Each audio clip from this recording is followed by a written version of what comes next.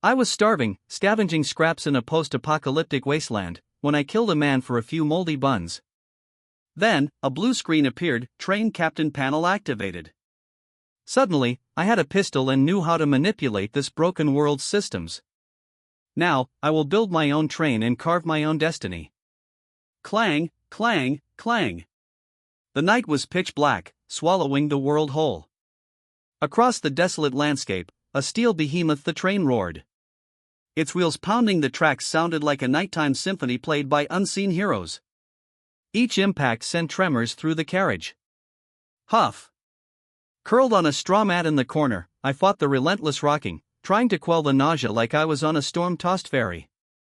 The carriage was dimly lit, windowless, only 2 weak bulbs illuminating the roof. A thick, acrid stench sweat, feet, excrement, vomit filled the air, worse than any summer outhouse. I'd managed a relatively clean spot, but my face was still pale. 3 days. 3 days of 2 cups of sandy water, 2 moldy bread pieces, and nothing else. Over 100 people crammed into this 3-meter-wide, 10-meter-long carriage, driven mad by hunger. If I hadn't been guarding it, the straw beneath me would have been devoured. They were practically ravenous animals. This was my 3rd day in this post-apocalyptic wasteland, a world stripped of order. Then a hulking man, filthy and ragged, sidled up. His eyes were glued to my straw. His voice, hoarse, rasped, "Brother, scoot over. You can't use all that straw." Seeing my lack of response, he licked his lips, glanced at the others. "What do you say?" His words died in his throat. I sprang up, pinning him beneath me.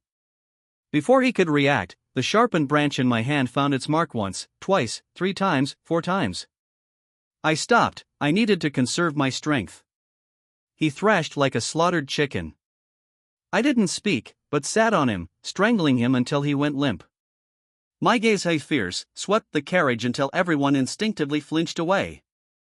Only then did I kick the corpse aside, resuming my place, controlling my breathing to appear strong. They'd all seen it.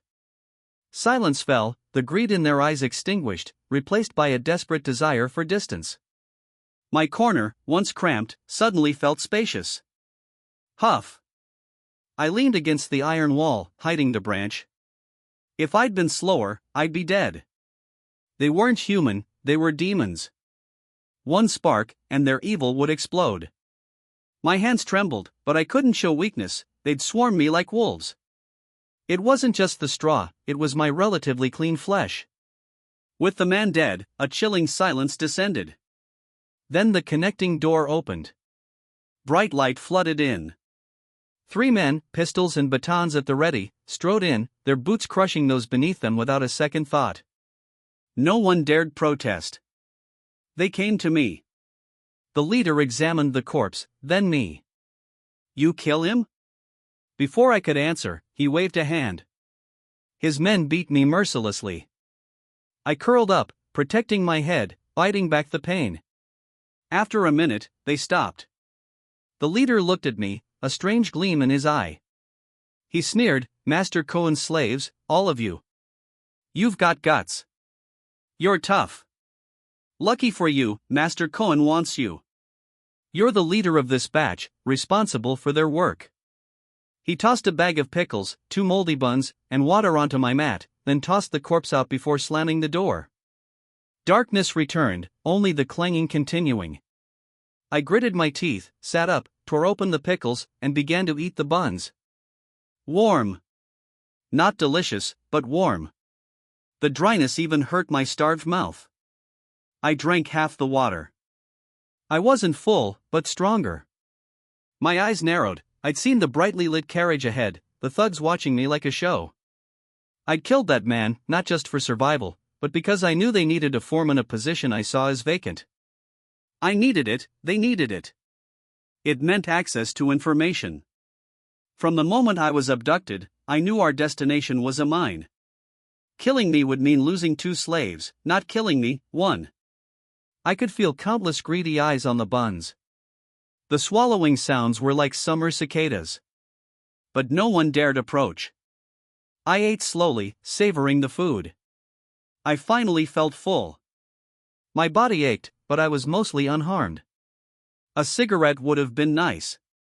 I looked at the silent figures leaning against the walls. This world, the shock was immense. From comfort to this apocalypse. Survival was the question. Cigarettes? What was I thinking? In this world, where was I going to find cigarettes? Then Big Brother. A dirt-covered bald man approached cautiously, a flattering smile on his face. He produced a cloth, revealing 2 wrinkled cigarettes. Big Brother, smoke? I looked down at the 2 wrinkled cigarettes on the cloth, then up at the bald man. Everyone in this carriage was starving, with nothing to spare. He'd hidden these cigarettes; if anyone knew, they'd be gone. Sure enough, several men eyed him greedily. If I refused, he'd be in trouble. His eyes pleaded with apprehension. After a long pause, I took the cigarettes, one to my mouth, the other I wrapped in the cloth and pocketed. He visibly relaxed, quickly producing a half box of matches. In the dim light, he lit one, carefully holding the flame to my lips. Big Brother, fire. Huff. Leaning against the carriage wall, I exhaled smoke, my brow furrowing. The greedy stares vanished. Thank you, Big Brother, he breathed, excitedly sitting beside me, careful not to touch the straw. The cigarette glowed in the darkness. Soon, it burned out. I crushed it on the floor. After a silence, I murmured, "Where'd you get those?" I needed information. I hadn't spoken before because these people had nothing to offer. This man was the first. I didn't mind someone submitting; one person wasn't enough. Whether he was sincere, that was a pointless question. This he looked around, whispering, "Big Brother, I was a deputy train conductor, a small one, not like this.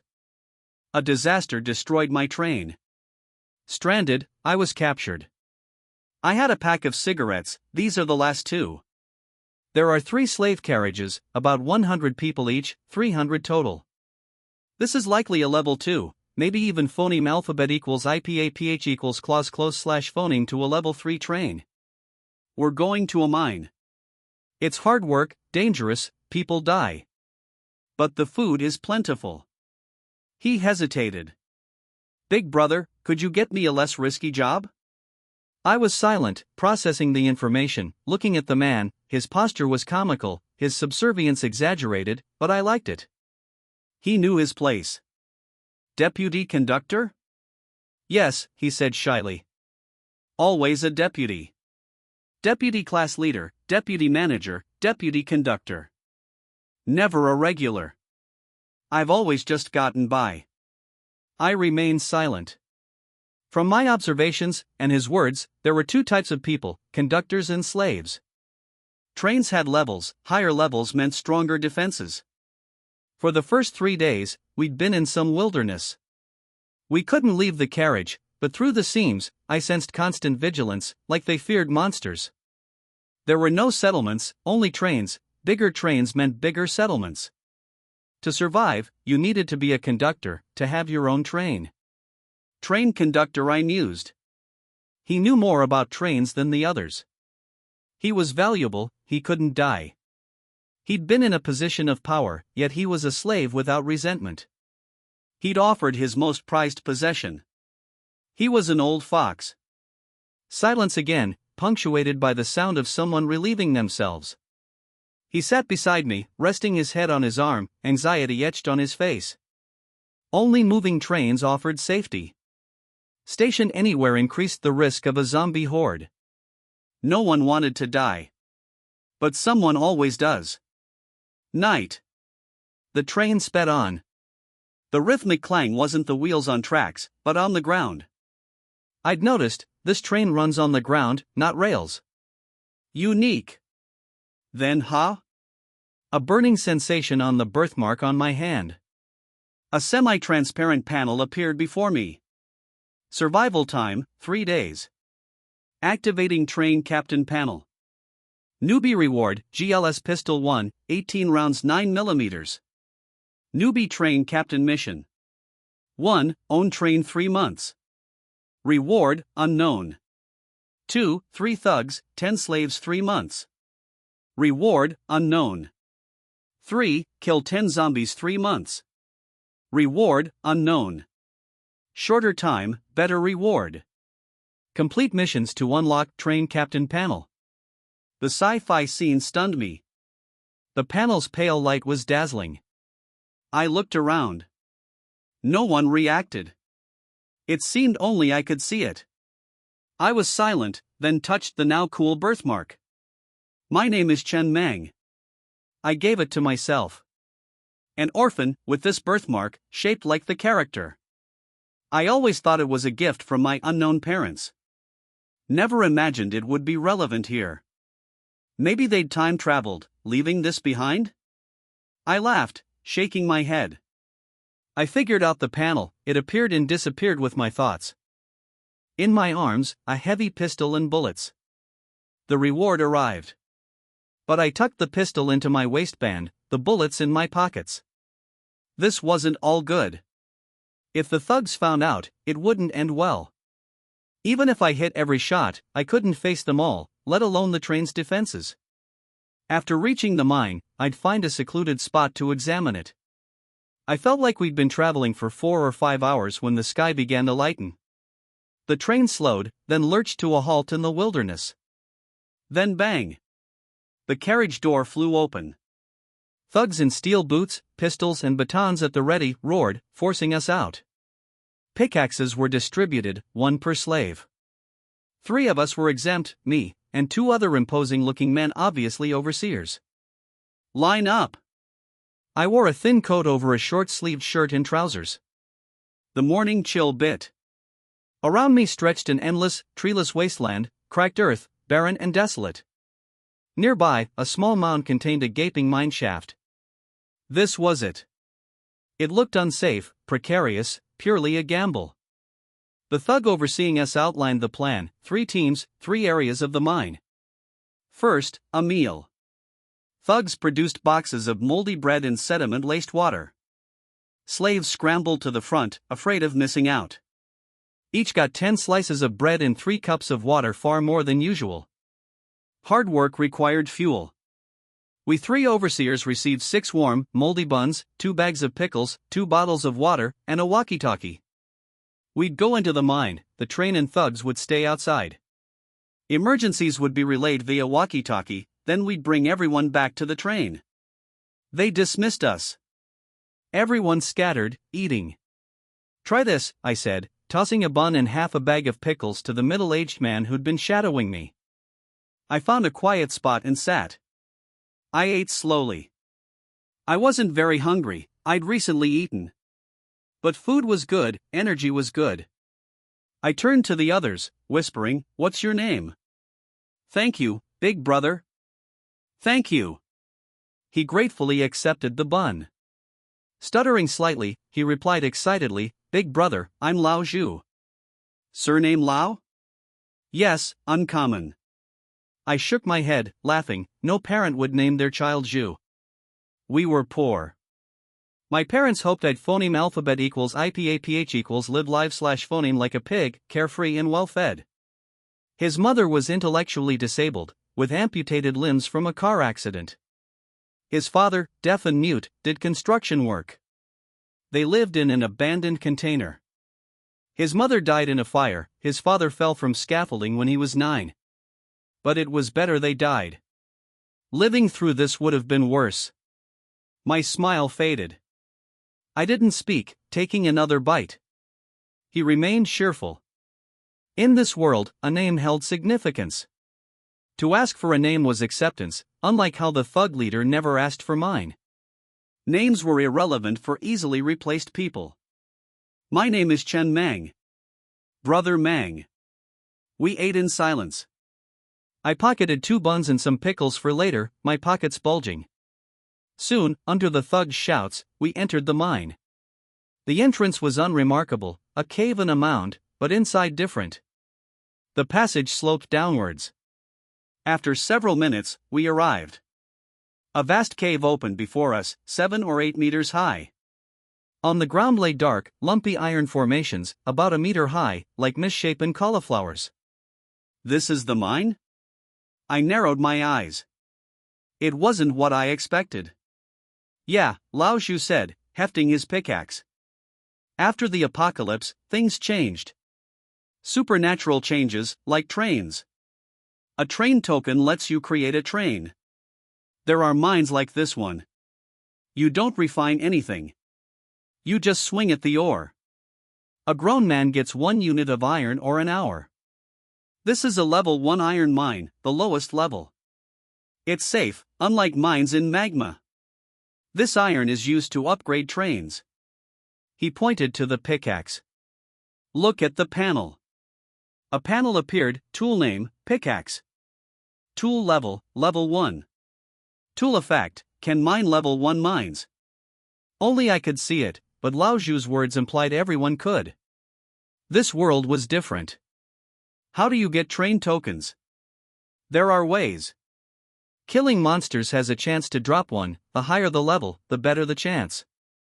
The most common monster is the level 1 zombie.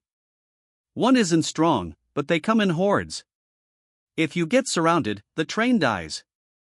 Our train has level 1 phoneme alphabet equals IPAPH equals wind wine / phoneme and firewheels, fast on plains but can get stuck easily and can't handle rough terrain. Level 1 track wheels would be better, slower though. It's a trade-off. There's also the market, where train captains trade. Slaves can't go there. Those are the only ways for now. Understood. I nodded, lost in thought. The slaves around me were already swinging their pickaxes at the iron lumps. No urging was needed, they knew the drill. No one was loafing. Upgrading a train requires resources, mining requires slaves. These slaves are the only productive force, their value is obvious. Brother Mang, I'll mine. Go ahead. Nearly 100 slaves worked, the rhythmic clang of pickaxes filling the cave. No dust rose, the ore remained unchanged. I surveyed the mine, then moved to a quiet corner to study my birthmarks gift the train captain panel. 3 novice missions, completing them unlocked further functions. This apocalypse has been ongoing, many trains must be highly upgraded.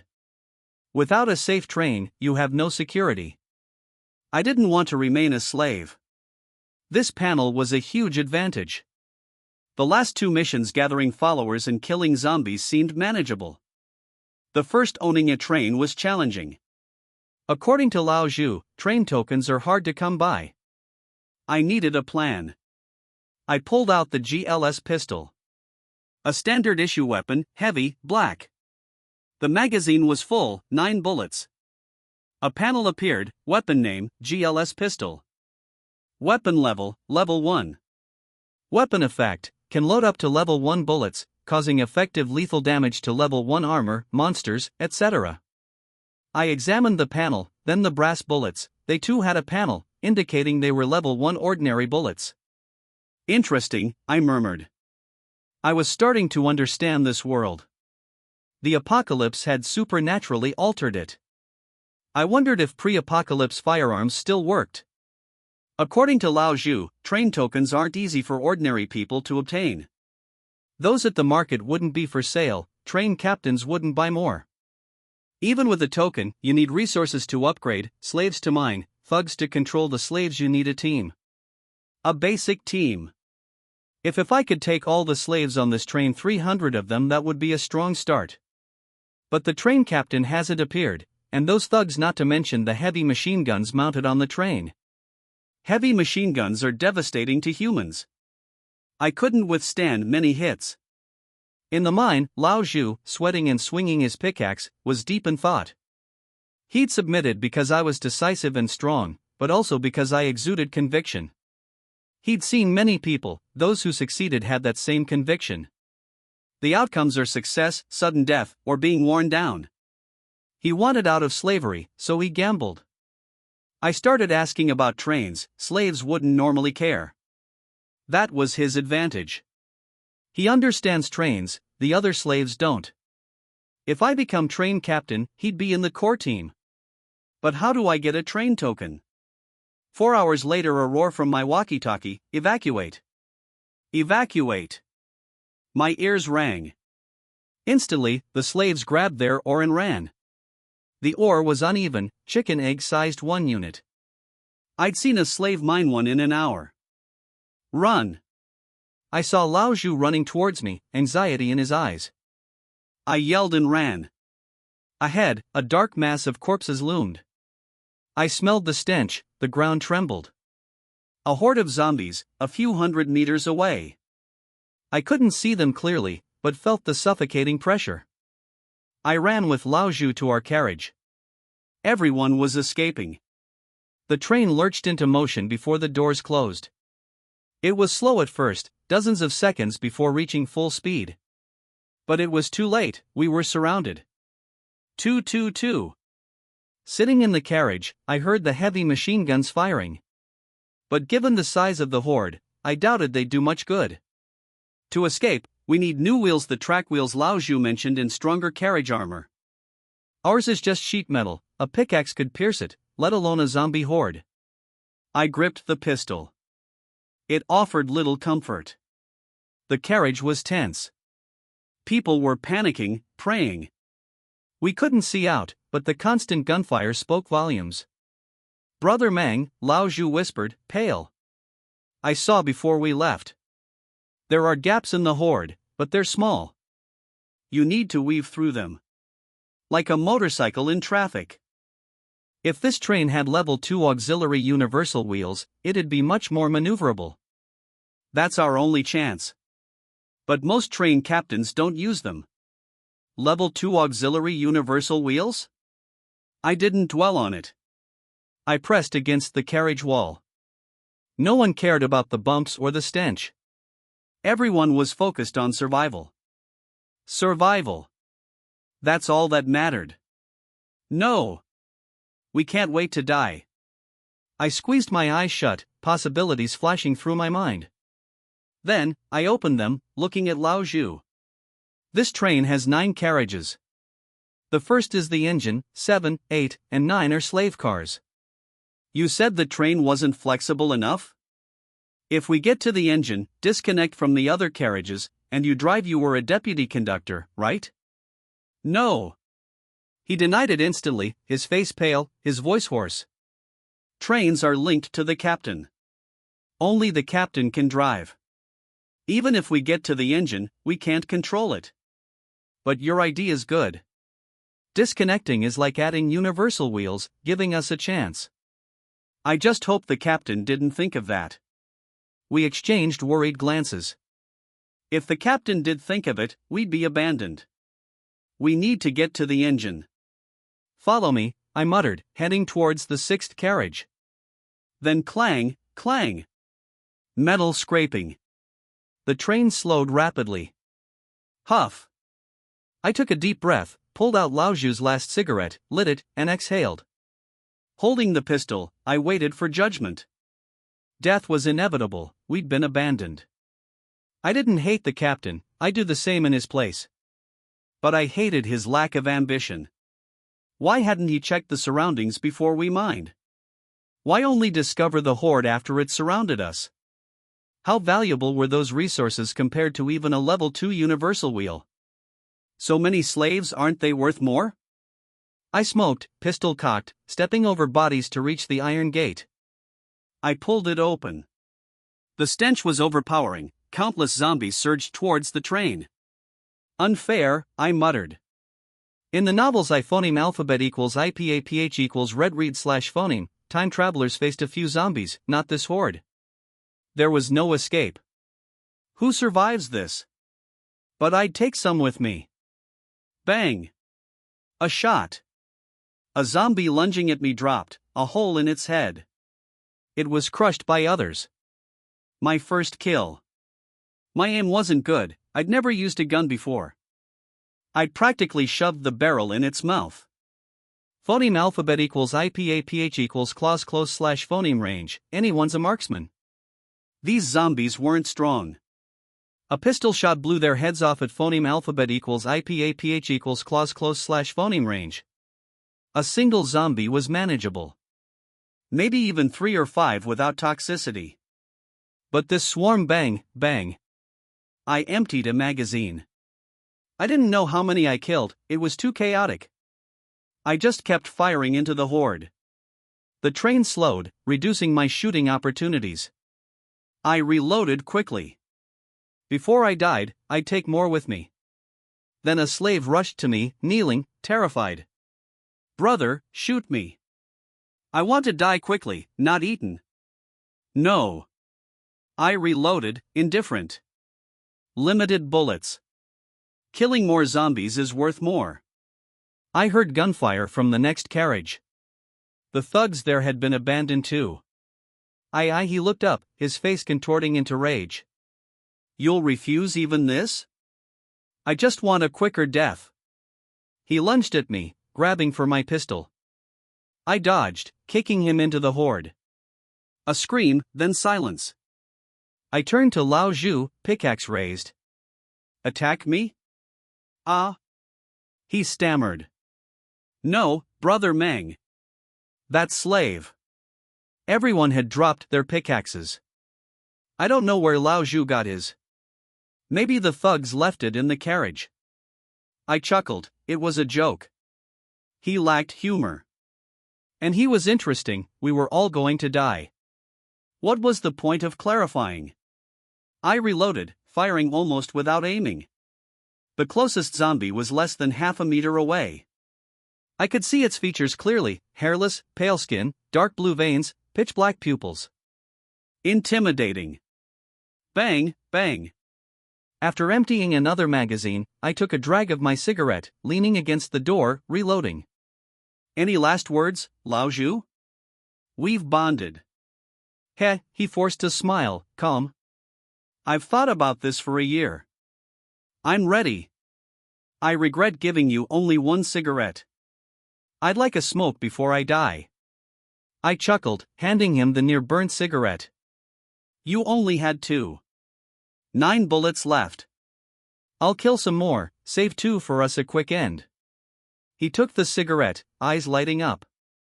He took a long drag, relaxed, then closed his eyes and smiled. Satisfying. The other slaves huddled, waiting for death.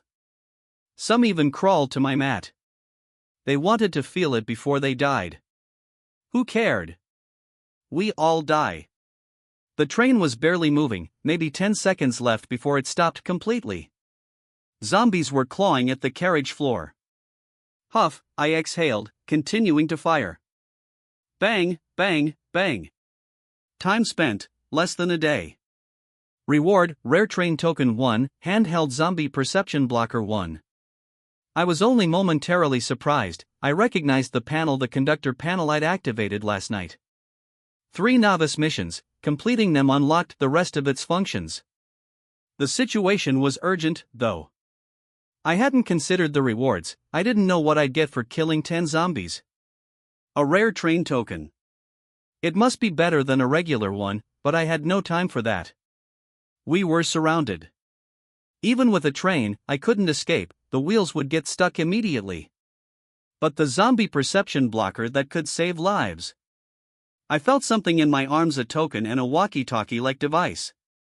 I grabbed the device. Another panel appeared, special item, handheld zombie perception blocker. Item effect, after activation, blocks perception from level 1 zombies within a small range. Lasts 1 hour, 24-hour cooldown. It had 1 green button. Zombies were about to breach the carriage. I slammed the button. Instantly, the zombies outside froze, like headless flies. They scattered, attacking the carriages ahead. We weren't the only ones abandoned, all carriages except the engine were likely abandoned. Huff, I breathed, relief washing over me. I'd expected to die, but I'd survived? The range seemed significant, it covered the whole carriage. But it only blocks level 1 zombies. I hoped there were no higher level ones. We were a small boat in a storm, vulnerable at any moment. The effect lasted only an hour. If the zombies didn't leave, we'd still be in danger. But if I survived, I'd have a rare train token and almost 100 slaves. I was practically starting a business. I grinned at the fearful slaves. A blessing in disguise. I hoped the zombies didn't eat bread. I'd scavenge other carriages for food and maybe dismantle those heavy machine guns and put them on my new train. I remember those weren't on the engine. Too bad those thugs who beat me probably didn't survive. It still stings. This Lao Zhu, clutching his pickaxe, noticed the zombies outside had fallen into disarray and dispersed. They were ignoring our carriage. Only screams from other carriages could be heard. He looked at me. He knew we couldn't have done this, it had to be me. I narrowed my eyes, observing the slaves. Fear and post-disaster excitement mixed on their faces. Nearly 100 in this small carriage. Managing them would be a problem after the horde dispersed. I only had 3 bullets left. Luckily, my initial image was that of a ruthless leader. They don't know how many bullets I have. With Lao Zhu's cooperation, I could try controlling them.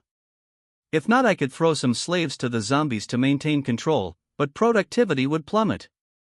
Death is common, especially for slaves, they are a resource. It's best not to waste them. If I hadn't inherited these slaves, gathering 100 in the wasteland would be impossible. All men, no women or elderly. After 10 minutes, the horde passed us by. Stepping out onto the wasteland, my heart finally settled. We were safe, for now. Brother Mang. Lao Zhu jumped down, pickaxe in hand. You saved us, but the engine's gone. Our carriages are powerless. We're stranded, we won't last long in the wasteland. I shook my head, producing the rare train token. It was black, with train token in scarlet. This Lao Zhu stared, confused. Where did this come from? Even if killing zombies has a small chance of dropping a token, I looked when the horde retreated, and there was nothing. Then boom! A train appeared in mid-air, crashing to the ground. Only the engine, no carriages. Jet black, matte, it looked like a steam engine, ancient and weathered. You have activated the rare train token and obtained a train of your own. Because it is a rare train token, you also obtained a level 1 component, geothermal core, which is exclusive to rare train tokens. The panel showed it was whiter than the other panels. A geothermal core? I looked at the panel, component name, geothermal core. Component grade, red. Component level, level 1. Component effect, can devour level 1 trains and decompose their carriage vehicle components into resource units. Upgrade condition, 100 units of level 1 iron ore. I tilted my head, looking at Lao Zhu. Can I take components from those abandoned carriages for my train? Yes, he said, still dazed by the train's appearance. As long as they're intact, you can. Damaged parts are useless. There are scavengers who collect usable parts and sell them. Damaged carriages and parts are left in the wasteland. Monsters eat people, not steal. Lots of abandoned trains are piled up. My eyes lit up. 2 key pieces of information: there are many abandoned trains for my engine to devour, and the rare train token is extremely rare and valuable. Otherwise, those trains would have been scavenged long ago. Excellent. I didn't immediately check my train panel. Instead, I led Lao Zhu back to carriage 7, pistol in hand, scanning each slave. I am the new train conductor. You are my slaves. I'll provide food, you mine. One rule, obey my orders. Understand? I didn't wait for a response, turning to Lao Zhu. Have them hand over their ore. If anyone refuses, use your pickaxe. Understood. His face was grim, forcing a ferocious expression. He stood at the carriage entrance, roaring, "Did you not hear Master Mang?" A hesitant voice replied, "Yes, Master Mang." Master Cohen was gone, now it's Master Mang. In the wasteland, all conductors are masters. Lao Zhu's heart pounded. He wasn't used to this, but we were short-handed. After exiting the carriage, I began searching the others. There should be resources. But I had to secure any weapons first. Carriages 7, 8, and 9 were slave cars. 8 and 9 were wrecked, clothing scraps and blood covered the floors, scattered or like stars in the gore. Only the frames remained, zombies had torn holes everywhere. I'd have the slaves collect from these later. The valuable carriages were 2, 3, 4, 5, and 6. Carriage 6 was the thug car. Everyone was dead, but less bloody than 8 and 9. Firearms, batons, bullets, and magazines lay scattered in the blood. I didn't mind the mess. A few hundred units of ore, plus mining tools. Carriage 3 was the combat car. 3 heavy machine guns were mounted on top, along with 2 level 1 bullet production lines for heavy machine guns and pistols and a pistol production line. It should have been stocked with ammo, but it was mostly empty, a few scattered rounds remaining. The production lines and 2 machine guns were damaged. Carriage 2 seemed to be for the leader's inner circle. 7 beds, far better than the slave cars. But it was clean, no blood or clothing. The leader had abandoned it, taking his people. I couldn't remove the machine guns alone. I collected the remaining bullets and pistols, moving them to the engine. Finally, I examined my train. The engine was small, 3 meters wide, 7 meters long. The engine itself took up 4 meters, leaving little internal space smaller than the slave cars. At the back was a steel door, much stronger than the iron sheet carriages. Only the conductor could open it. Controlling the train was simple mind control. Sci-fi. The engine room was about 12 square meters. The front was glass, offering a clear view. A sense of satisfaction flooded me. Owning a train in this wasteland was a major accomplishment. The control panel had many buttons, one red button labeled Train Panel. I pressed it, a detailed panel appeared, train name, pending. Train level, level 1. Train components, level 1 geothermal furnace. Number of cars, none at the moment. Or units, none at the moment. Upgrade requirements, requires 4 cars, all 7 essential vehicle components to be built, and consumption of 5,000 units of level 1 iron ore. Another red button, train members. I could appoint a deputy and attendants, assigning permissions, like using heavy machine guns. Weapons from the production lines couldn't be used against the leader or deputy. The conductor has absolute authority. Another red button, vehicle components. A list of level 1 components, and the required resources, appeared. 13 in total. 7 were essential, the train couldn't be upgraded without them. 6 were optional. Weight 14. The first 7 were green, the next 6 white. At the very bottom, a dark red component, only producible by trains from rare train tokens. Good heavens, I whispered, shocked. This token was even better than I thought. Component name, wheel changer. Component grade, red. Component level, level 1. Component effect, create space above each car's wheels for 2 extra sets, allowing switching between 3. Upgrade requirements, 100 units of iron ore. It seemed simple, but it was invaluable. Different wheels have different effects. With this, I could have 3 sets and switch freely without losing much speed. I could handle various environments. Each component had an animated demonstration. My train used tracks. With the wheel changer, phoneme alphabet equals IPAPH equals win-win/phoneme fire wheels could deploy. After landing, the tracks retracted. Quick changes without significant speed loss. Normally, changing wheels requires stopping, and a mechanic, which wastes time. In the wasteland, time is critical. I looked at the other 13 components, took a breath, and decided to collect all the ore first. I needed a warehouse car as a slave car. Then, I'd use the geothermal furnace to devour the damaged cars. It sounded like something out of a movie. Then, I felt a tingle on my birthmark. Another mission completed, only noticed after exploring the engine room. I peeked out at the slave carriages, all seemed quiet. I continued exploring. Nearly 100 slaves. Even 100 pigs could be dealt with, let alone slaves. I had plenty of bullets now, collected from the abandoned carriages. A panel appeared, Newbie Train Captain Task 1, possess a train of your own within 3 months, already completed. Time spent, less than a day. Reward, Soaring Dragon Assault Rifle Production Line Blueprint 1. I grinned at the panel's reward. An assault rifle. Fully automatic. The power, range, suppression, accuracy far superior to a pistol. And, according to the train rules, weapons from the train's production line can't harm the conductor or deputy conductor. I could confidently arm my thugs. But the production line must be built by the conductor. Lines from other trains don't have that restriction. Of course, I could ignore that rule. I could harm the deputy conductor if I chose to. And I already had a deputy in mind.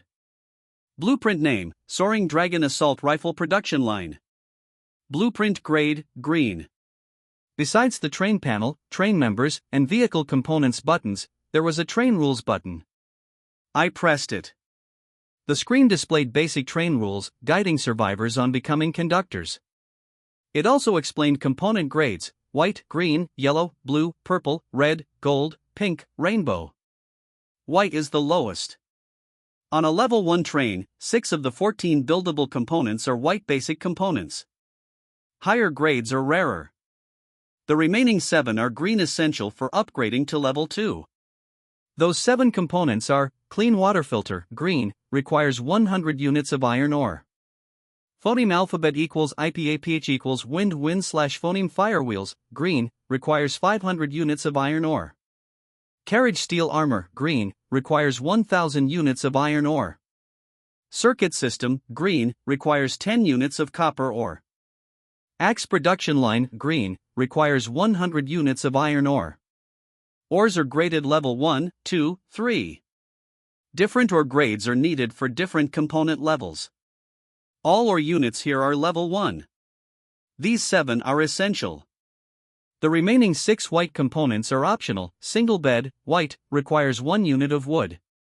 Refrigerator, white, requires 100 units of wood. Cola production line, white, requires 100 bottles of mineral water. Moldy bread slice production line, white, requires 100 slices of moldy bread. Telescope, white, requires 10 units of iron ore. Steamed bun production line, white, requires 100 steamed buns. I mused. The train could be self-sufficient. A mobile shelter. A highly upgraded train would be incredibly advanced. The moldy bread slice production line needing 100 slices of bread was odd, but I accepted it. Things were already pretty sci-fi.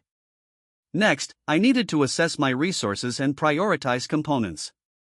I loaded my pistol, then 4 magazines from other pistols, and headed to Carriage 7.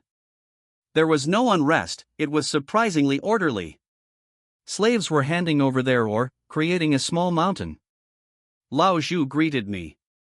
Brother Mang, 356 units of ore. I nodded, scanning the group. A train needs thugs. The next 3 days are an assessment period. The top 10 get promoted, get weapons, better food. Everyone, collect ore from the other carriages. Understand this, I saved your lives. I don't need gratitude, only obedience. Dismissed. Their eyes lit up. They snapped out of their lethargy, scrambling out to gather resources, ignoring the blood. I watched them, calmly. In train members, there are 4 positions: train captain, deputy train captain, train policeman thugs, and survivor slaves, but with a nicer name. You can add more. I looked at my hand. A panel appeared: newbie train captain task 1, possess a train of your own within 3 months, already completed. Time spent, less than a day. Reward, Soaring Dragon Assault Rifle Production Line Blueprint 1. Clang, clang, clang. The night was as dark as ink, so thick it seemed to swallow the entire world. Across the boundless wilderness, a train resembling a steel behemoth roared forward. The sound of the train wheels colliding with the ground was like a symphony played by nameless heroes in the night. With each impact, the carriage trembled incessantly. Huff. Inside the carriage, Chen Mang was curled up on a straw mat in the corner, trying his best to synchronize his body with the constant jolting of the carriage, hoping to alleviate some of the nausea, like on a ferry. The light inside the carriage was extremely dim. There were no windows, and the carriage roof was fitted with 2 faint light bulbs. A thick, acrid stench permeated the air, a concoction of sweat, foot odor, the smell of feces and urine, vomit, and other odors, its potency comparable to, or even surpassing, that of an outhouse in the dog days of summer. He had managed to claim a relatively clean spot in the corner, but even so, his face was still faintly pale. 3 days. In these past 3 days, he had consumed only 2 cups of muddy water mixed with sand and 2 pieces of moldy bread, and nothing else. The carriage, only 3 meters wide and 10 meters long, was packed with over 100 people, each of them driven mad with hunger. If he hadn't been guarding the straw beneath his buttocks, these straw would have already been snatched up and eaten by these ravenous wolves. These people were practically insane. This was the 3rd day since he had transmigrated to this world. A world reduced to post-apocalyptic ruins, having lost its basic order. Just then a burly man, reeking of filth and dressed in tattered clothes, had somehow moved to his side, his eyes greedily fixed on the straw beneath Chen Mang, his voice hoarse as he said, "Brother, move over a bit, you can't possibly use all that straw yourself." Seeing that Chen Mang didn't react, he licked his lips and looked at the crowd. "What do you all say?" However, the next moment, his voice abruptly stopped. Chen Mang, who had been sitting in the corner, suddenly sprang up, pinning the burly man beneath him.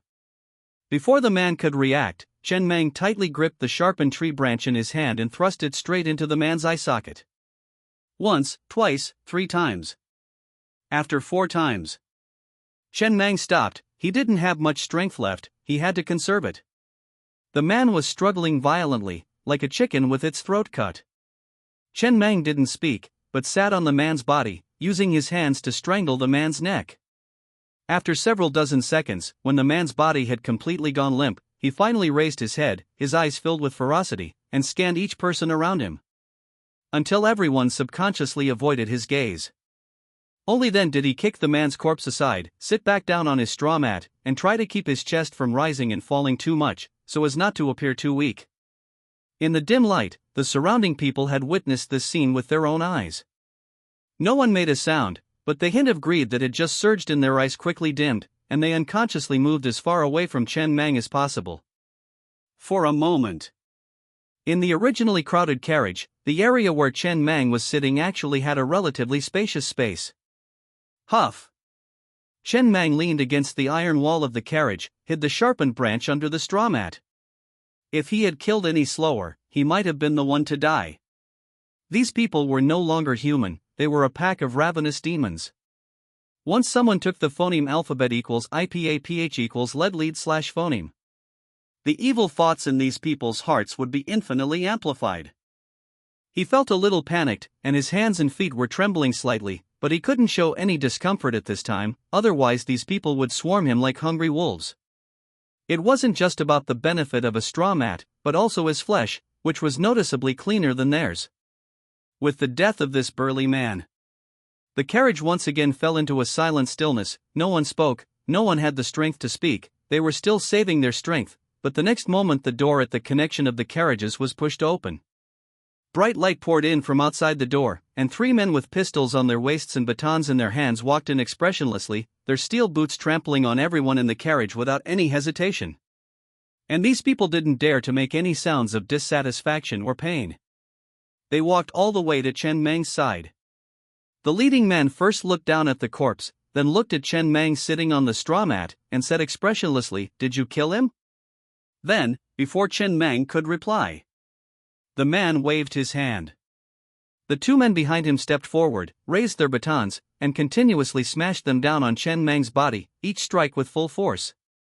Chen Mang could only curl up in the corner, trying his best to protect his head, biting his teeth tightly, not making a sound. After a full minute of beating, the batons in the hands of the 2 men stopped. The leading man looked at Chen Mang, who was curled up in the corner without saying a word. A strange look flashed in his eyes, and he sneered coldly and said in a hoarse voice, "Everyone here is Master Kuan's slave, you've got guts to kill someone here. You're tough enough. But you're lucky, Master Kuan has taken a fancy to you, from now on you'll be the leader of this batch of slaves. You're in charge of this batch of slaves, but you'll be fully responsible for any problems like them being lazy in their work." Then he waved his hand, and the subordinates behind him quickly returned to the bright carriage, took out a bag of pickles, 2 slightly moldy steamed buns, and a bottle of mineral water, and threw them on Chen Mang's straw mat. And in front of everyone, he threw the corpse out along the carriage connection before closing the carriage door again. Inside the carriage, darkness returned once more. Only the clanging sound continued, heading towards an unknown distance. After these people left, Chen Meng gritted his teeth and got up from the ground, sat back on the straw mat, leaned against the iron wall of the carriage, tore open the small bag of pickles in front of him, and slowly tore and chewed on the 2 slightly moldy steamed buns. Warm. Although it couldn't be considered delicious, it was, after all, warm steamed buns and pickles, and they tasted much better than the previous moldy bread slices. The moment the warm steamed bun entered his mouth, his palate even felt a slight pain because it was too hungry and unable to chew such dry food. He twisted open the mineral water and drank half a bottle in one breath. One steamed bun into his stomach, he didn't feel any fullness, but he did feel that his physical condition had recovered a lot. Chen Meng's eyes narrowed slightly, staring straight at the carriage connection. The moment the carriage door opened just now, he saw that the carriage in front not only had bright daylight lamps, but also many rows of seats. There were about 20 or so thugs sitting on them. When he was being beaten, those thugs turned around and looked at him as if they were watching a show, constantly talking and laughing. He guessed right. The reason why he suddenly killed the burly man was not only to protect himself, but also because he knew that in this kind of environment, these rulers' phoneme alphabet equals IPAPH equals FN often / phoneme needed a lower level manager, and he didn't see the existence of this person in this carriage. He needed this position, and the carriage in front also needed him. This position would allow him to access more information. From the beginning, when he was abducted into this carriage and learned that their destination was a mine, he knew that even if he killed someone, the people in the carriage in front would most likely not kill him. After all, killing him would be a loss of 2 slaves, and not killing him would only be a loss of 1 slave. And inside the carriage, Chen Meng could vaguely see countless pairs of greedy eyes staring closely at the steamed bun in his hand. The sound of throats rolling was like the chirping of cicadas in summer, rising and falling, but no one dared to step forward.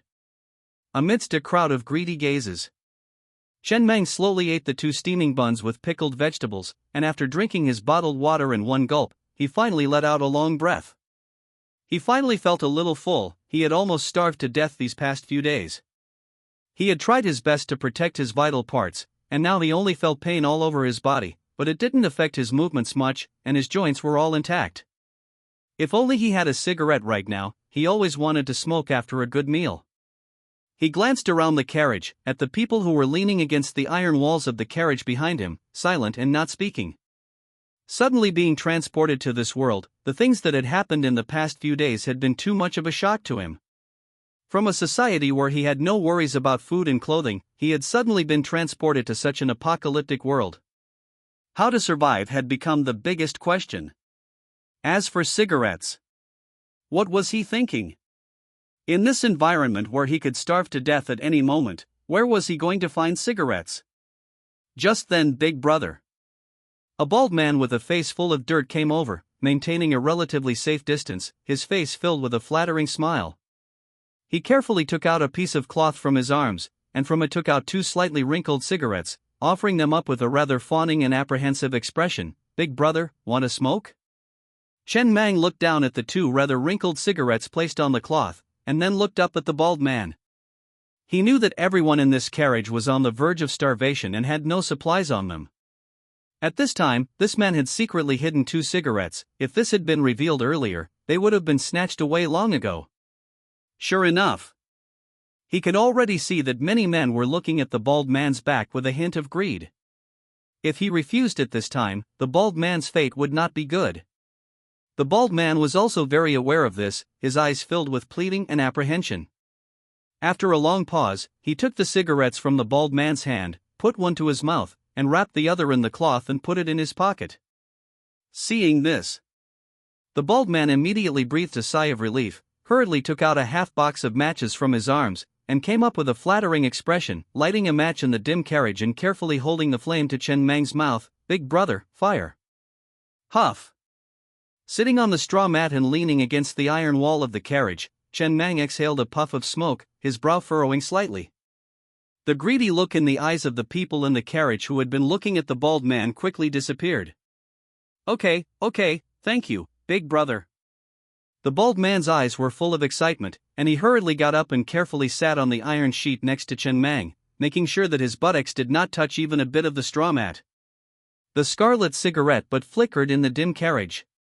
Soon, the cigarette burned out, and Chen Mang crushed the cigarette but on the iron sheet of the carriage floor. After a moment of silence, he said softly, "Where did you get the cigarettes?" He didn't know much about this world, and he needed to learn as much information as possible about this world through communication. He didn't communicate at first because these people didn't have the conditions for communication at all, and this bald man who took the initiative to surrender was the first person he had met who could communicate. He didn't mind someone surrendering, but rather accepted it. After all, one person's strength was not enough, and it was easier to get things done with more people. As for whether the other party was sincere or not, thinking about this question was as boring and meaningless as a young man entering puberty fantasizing. The bald man looked around, lowered his voice and whispered, "Big brother, I used to be a deputy train conductor, but only a deputy train conductor of a small train, not as big as this train. Later, in a disaster, that train was completely destroyed. When I was stranded in the wilderness, I was caught by this train and became a slave. I didn't finish a pack of cigarettes at that time, and I kept it until now, and there are only 2 left. There are a total of 3 slave carriages on this train. Counting 100 people per slave carriage, there are a total of 300 slaves. It should be a level 2 train, and it may even be phoneme alphabet equals IPAPH equals clause close / phoneme to a level 3 train. Now this train is going to the mine. Although mining is a physical job and it is very dangerous, and people die from time to time, during the days of mining, everyone's food is supplied in abundance, and everyone can eat their fill. It's just when the time comes, big brother, can you try to arrange a job with a low risk factor for me?" Chen Mang was silent for a long time, digesting all the information, before looking at the middle-aged man who was talking with his head phoneme alphabet equals IPAPH equals clause close / phoneme to his ear but his buttocks firmly seated outside the straw mat. The posture was quite comical, and even the expression of not daring to overstep was a bit over the top, but he enjoyed it. This was a person who knew his limits. "Deputy train conductor?" "Yes." The bald man said shyly and embarrassedly, "I have been a deputy all my life. Before the apocalypse, I was the deputy class leader in my student days, and I was the deputy manager when I joined the company. Later, after the apocalypse came, I was lucky enough to become a deputy train conductor. I have never been a regular in my life, and I have never thought about being a regular. The most new small say is at 6'9" book bar first hair. Limited ability. It's also luck that I have been able to make a living before and after the apocalypse." Chen Mang didn't speak anymore, but just lowered his eyes slightly. According to his observations these past few days and the information revealed by this man, there were basically only 2 types of people in this apocalyptic world. Train conductors, slaves. And each train has a different level, and higher level trains have stronger defenses and means of attack. The first 3 days after being transported to this world, they had been stationed in a wilderness somewhere. Although they were not allowed to leave the carriage, they could feel through the occasional opening of the connecting seams that the thugs were always on high alert, as if they were worried about some monster that would rush out at any time. In this apocalyptic world, basically, there is no such thing as a gathering place. All gathering places are trains, and the larger the gathering place, the larger the train. If you want to survive long enough and well enough in this world, you must become a train conductor and have a train of your own. Train conductor, he began to think silently and didn't speak anymore. This bald man used to be a deputy train conductor and definitely knew more about trains than other slaves. This person was very useful and couldn't die, he was a talent. Most importantly, this person had once been in a high position, but now he had become a slave, but he didn't have a trace of alienation, as if he was a born slave. And when he caught a trace of a clue, he immediately took out his treasured good things and clung to him, trying to get protection. He was an old fox. The carriage fell silent again, with only the occasional sound of someone walking to the other corner to pee. The bald man sat dutifully next to Chen Mang, resting his head on his arm for a nap. His eyes were full of anxiety about the journey ahead. In this world, only in the constantly moving train carriages can there be basic safety guarantees. Once stationed in a wilderness or a mine, the risk factor increases greatly, and there is a possibility of being surrounded by a large-scale zombie horde at any time. He didn't want to die. Everyone in the car didn't want to die. No one wanted to die. But someone always had to die.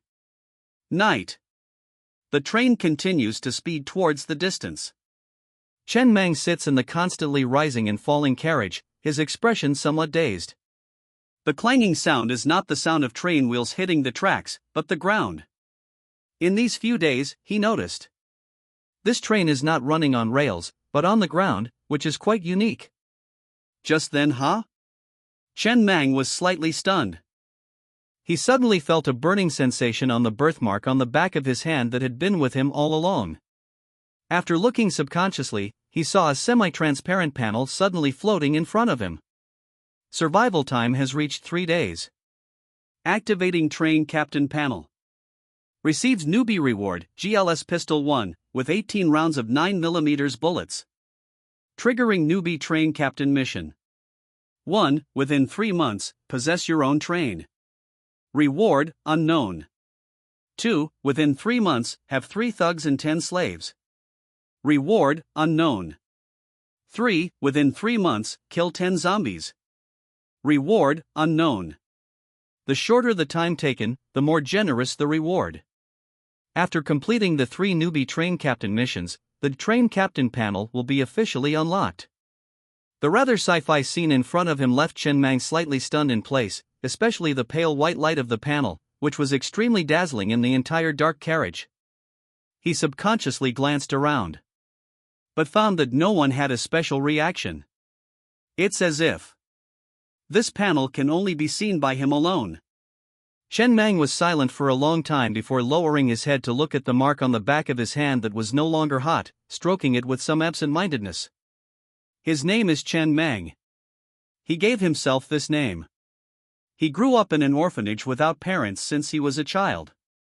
There is a very special birthmark on the back of his hand, which looks like the Chinese character. Many times. He also thought that perhaps this was something left to him by his parents who he had never met, so he named himself Chen Mang. It's just that he didn't expect that it was this birthmark that had accompanied him throughout his life that played its role in this world. Perhaps his parents had already traveled through time and left this thing to him before being forced to leave him? He couldn't help laughing, shook his head, and threw the absurd thoughts out of his mind. After groping, he probably understood how to use this panel. The panel could automatically float in front of him or be retracted according to his thoughts, and when he put his hand in his arms, he felt a heavy brass-handled pistol and a pile of bullets. The reward really arrived. But the problem is, he tucked the pistol into his lower back, covered it with his clothes, and stuffed all the bullets into his pockets. Only after doing all this did he breathe a sigh of relief. This thing is not entirely good news. If the thugs in the front carriage find out that a slave like him has this kind of thing, there probably won't be any good results. Even if he hits every shot, he can't face so many thugs head-on, not to mention the big killers installed on the train are the highlight, which can't be countered by a pistol. After arriving at the mine, find a place where no one is around, and then take it out to study it. Just like that. In a daze, he felt like he had been driving for 4 or 5 hours. When the sky turned white, the train finally slowed down slowly, and finally stopped somewhere in the wilderness with a clang. The next moment, bang! The car door was suddenly opened, and a group of thugs wearing steel boots, pistols on their waists and batons in their hands stood at the door of the carriage and roared loudly, driving all the slaves out of the carriage, and someone specially distributed pickaxes at the door of the carriage one by one. Each slave received one. Only 3 people were exceptions. Chen Mang, and 2 other strong men in the slave carriage who looked obviously fierce. Obviously, the main task of the 3 of them was to supervise the work. Stand up for me! Accompanied by a roar.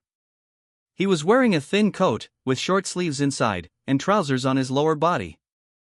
The coolness of the wilderness in the early morning was a bit penetrating. All around, all are wilderness.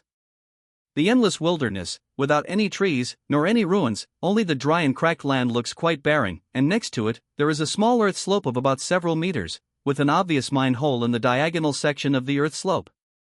This should be the mine. It looks obviously non-compliant, and there is almost no safety guarantee. It all depends on fate.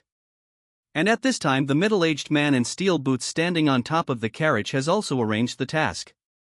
The 3 slave teams will enter the 3 areas of the mine for mining respectively. Before that, each slave needs to have a full meal first.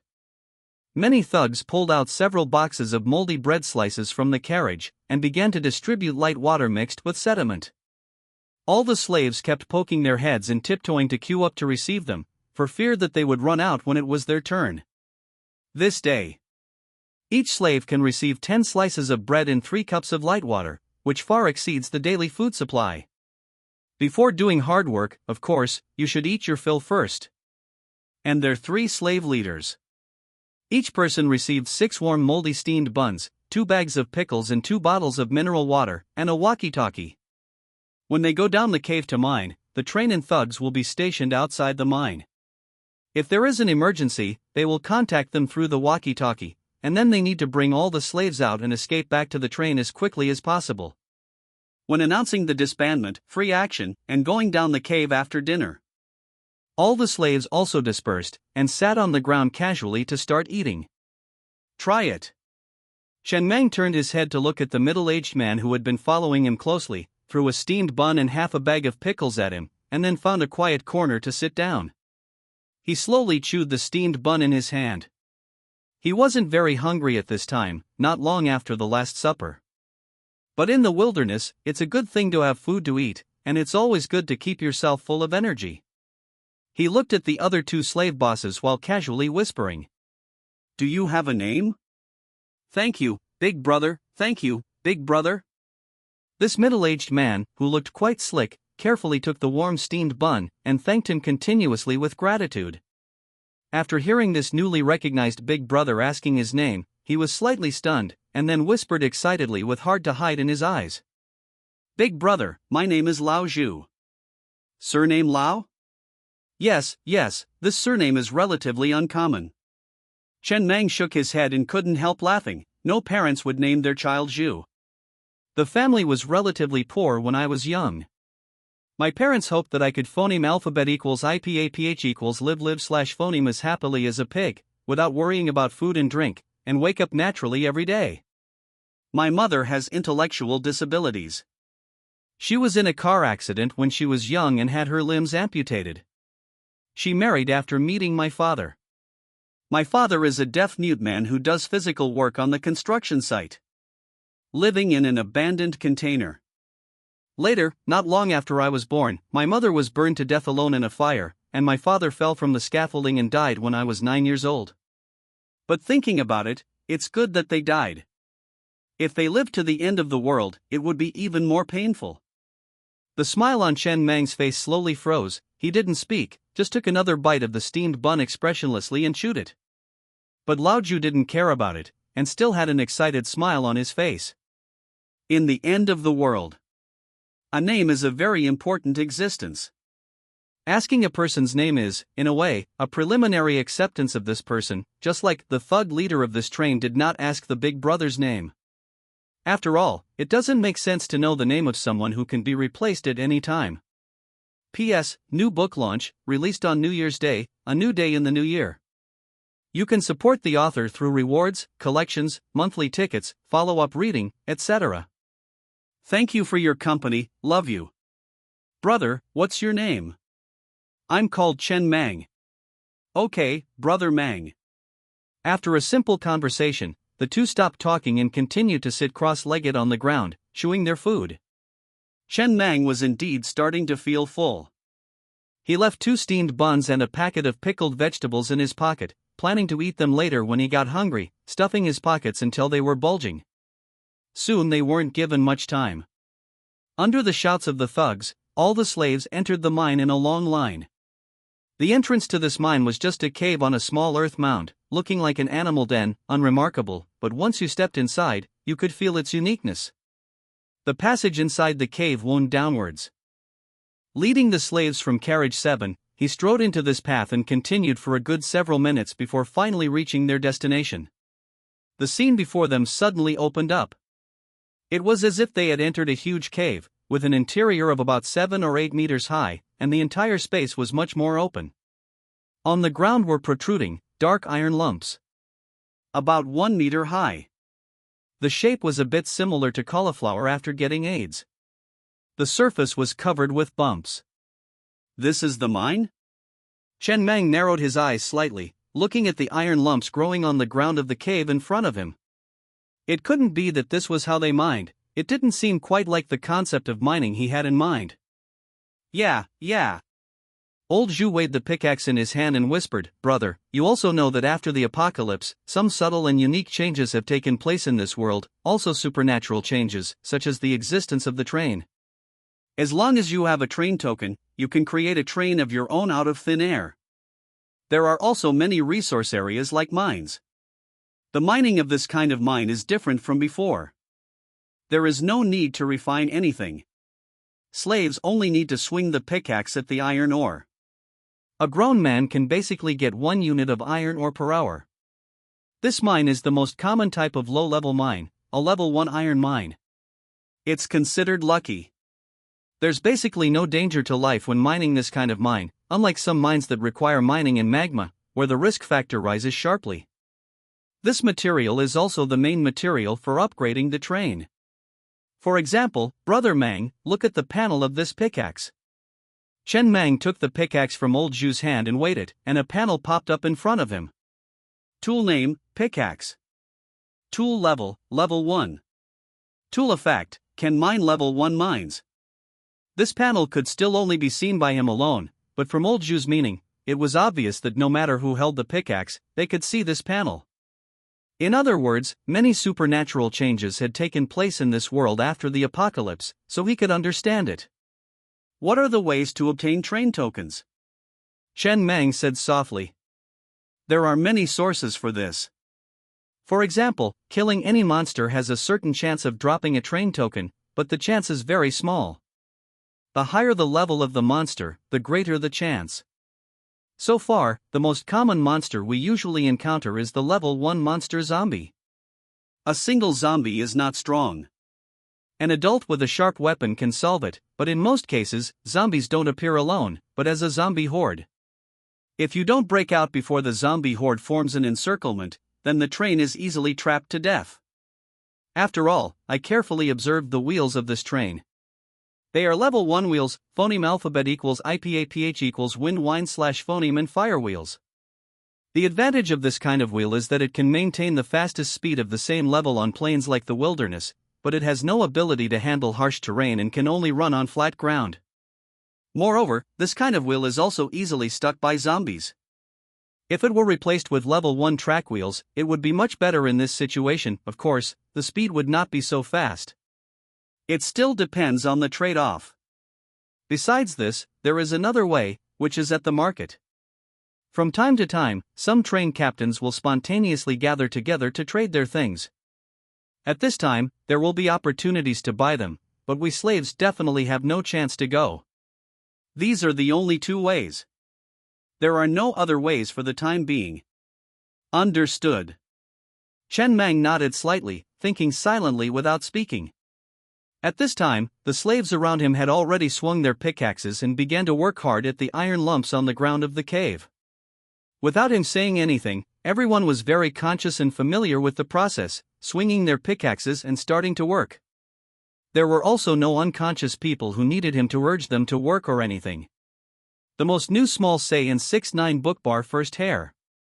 Upgrading the train requires resources, and mining resources requires slaves. From this perspective, these slaves are even the only productive labor force in this world, and their value is self-evident. Well, Brother Mang, I'll go mining first. Go ahead. Nearly 100 slaves were now gathered in this mine, swinging the obviously iron pickaxes in their hands, constantly swinging and smashing at the iron ore on the opposite side. Countless clanging sounds gradually merged into one. There was no dust. The iron ore on the ground had not changed. Chen Mang stood in the middle of the mine and glanced around before walking alone to a corner behind the mine, and began to study the train captain panel brought by his birthmark. There were 3 novice train captain missions. Only after completing these 3 missions can other functions be unlocked. The apocalypse has been going on for some time in this world. There must be many people whose trains have been upgraded to a very high level. In this obviously disorderly and dog-eat-dog environment, if you don't have a sufficiently safe train, you don't even have basic security. Living under someone else's roof is never a long-term path. He didn't want to be a slave. Phoneme alphabet equals IPA PH equals or either slash phoneme. And this train captain panel could be of great help to him in a situation where he was starting behind. Of these 3 novice missions, the latter 2, subduing followers and killing 10 zombies, didn't seem too difficult. Only the first one, owning a train of his own, felt a bit difficult. According to old Zhu, this train token is not easy to obtain, so he had to think of a way. While Chen Mang was thinking, he took out the GLS pistol from his lower back and studied it. It was a standard issue pistol, heavy in his hand, and painted black all over. The magazine was full. A total of 9 bullets. P.S. Daily update at 23:59. Please support the new book with monthly tickets. At the same time, a panel appeared again in front of him. Weapon name, GLS pistol. Weapon level, level 1. Weapon effect, can load up to level 1 bullets, causing effective lethal damage to level 1 armor, monsters, etc. He looked at the panel in front of him and touched the brass bullets in his pocket. The bullets also showed a panel, which stated that they were level 1 ordinary bullets. Interesting. Chen Mang murmured thoughtfully. He roughly understood this world. After the apocalypse, this world was supernaturally modified, and finally formed the current state. He didn't know if the firearms before the apocalypse could still be used. According to the information he got from old Zhu, it didn't mean much for ordinary people to pick up a train token. And the train tokens in the market should not be bought by many people. After all, those who go there are all train captains, who would buy another train token. Even if you have a train token, you need resources to upgrade the train, you need slaves to obtain resources, you need thugs to control so many slaves, and to control the thugs, you must first have a basic team. In other words, you must first have a basic team. If he could eat all the slaves on this train, then there would be 300 slaves, which would be enough for him to start his business, but the train captain of this train has not shown up until now, and those thugs alone are not something he can deal with, let alone the heavy machine guns embedded on the top of the train. Heavy machine guns are an absolute crushing existence for carbon-based creatures. At least he thinks he can't withstand a few shots. In the mine, old Zhu, who was sweating profusely and swinging his pickaxe, was frowning tightly and thinking quickly. The reason why he surrendered at the first time. It was not only because Chen Mang was strong and decisive enough, but also because Chen Mang had a strong sense of conviction. He had met many people in his life, and those who could achieve great things had Chen Mang's sense of conviction. People with a strong sense of conviction basically have only 3 endings: success, sudden death, or being smoothed out by setbacks. He didn't want to be a slave anymore. He wanted to take a gamble, so he leaned in. As expected, Chen Mang quickly began to ask him about the train. Normally speaking, slaves would not care about how to own a train at all. And this is precisely his advantage. Other slaves don't understand these things at all. Only he, who used to be the vice captain of the train, understands these things. As long as Chen Mang can become the train captain, he will definitely be a member of the core team. At that time, he will instantly turn over, but the biggest problem now is, how can he get Chen Mang a train token? For hours later, Chen Mang, who was groping around in the mine, suddenly heard a rapid roar from the walkie-talkie in his hand: "Everyone evacuate quickly, evacuate quickly." The sound of the walkie-talkie was so loud that Chen Mang's eardrums were buzzing. The next moment, before Chen Mang could react, the slaves in the mine almost instantly changed their expressions and stuffed the iron where they had dug out into their pockets, and ran frantically towards the way they came. The mine door has an uneven surface and is only the size of a chicken egg. This is 1 unit of iron ore. Chen Mang saw with his own eyes that after a slave had been digging for an hour, such a chicken egg-sized 1 unit of iron ore fell out of the iron lump on the ground. Run! Although he didn't know what happened, Chen Mang looked at old Zhu, who was running towards him with a look of anxiety, and after a loud shout, he turned around and ran towards the way he came. It's very reassuring. But in front of the dark mass of corpses not far away, it suddenly seemed extremely small.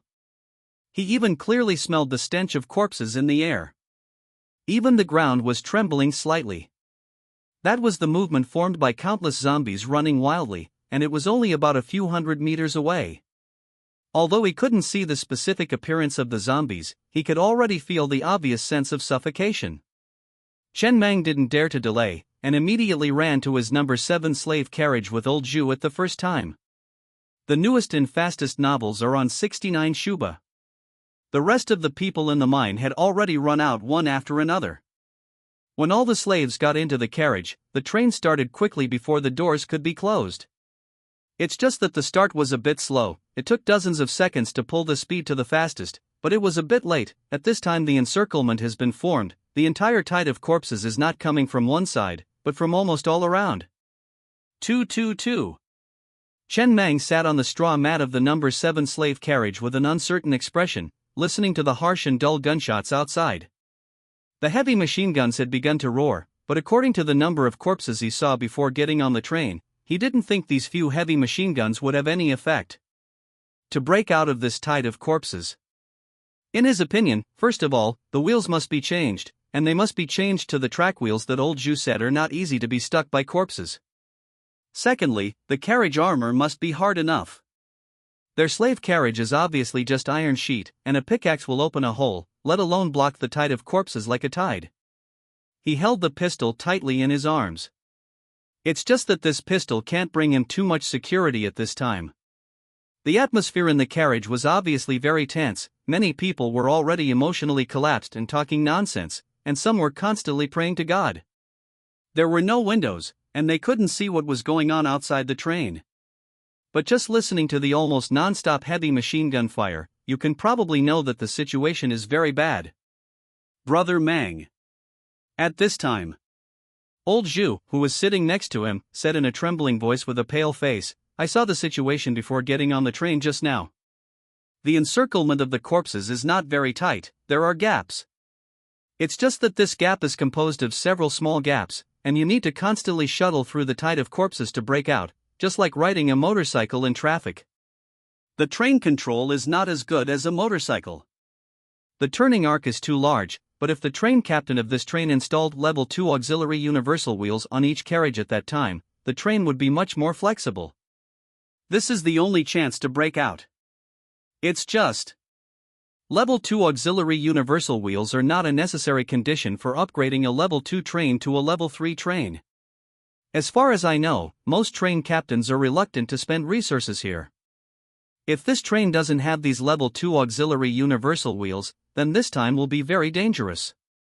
Level 2 auxiliary universal wheel? Chen Mang listened to this new name in his mind without much thought, but pressed his body tightly against the iron skin of the carriage. At this moment, no one cared about the bumps of the train, nor did anyone care about the foul smell inside the train. Everyone was in a state of extreme panic.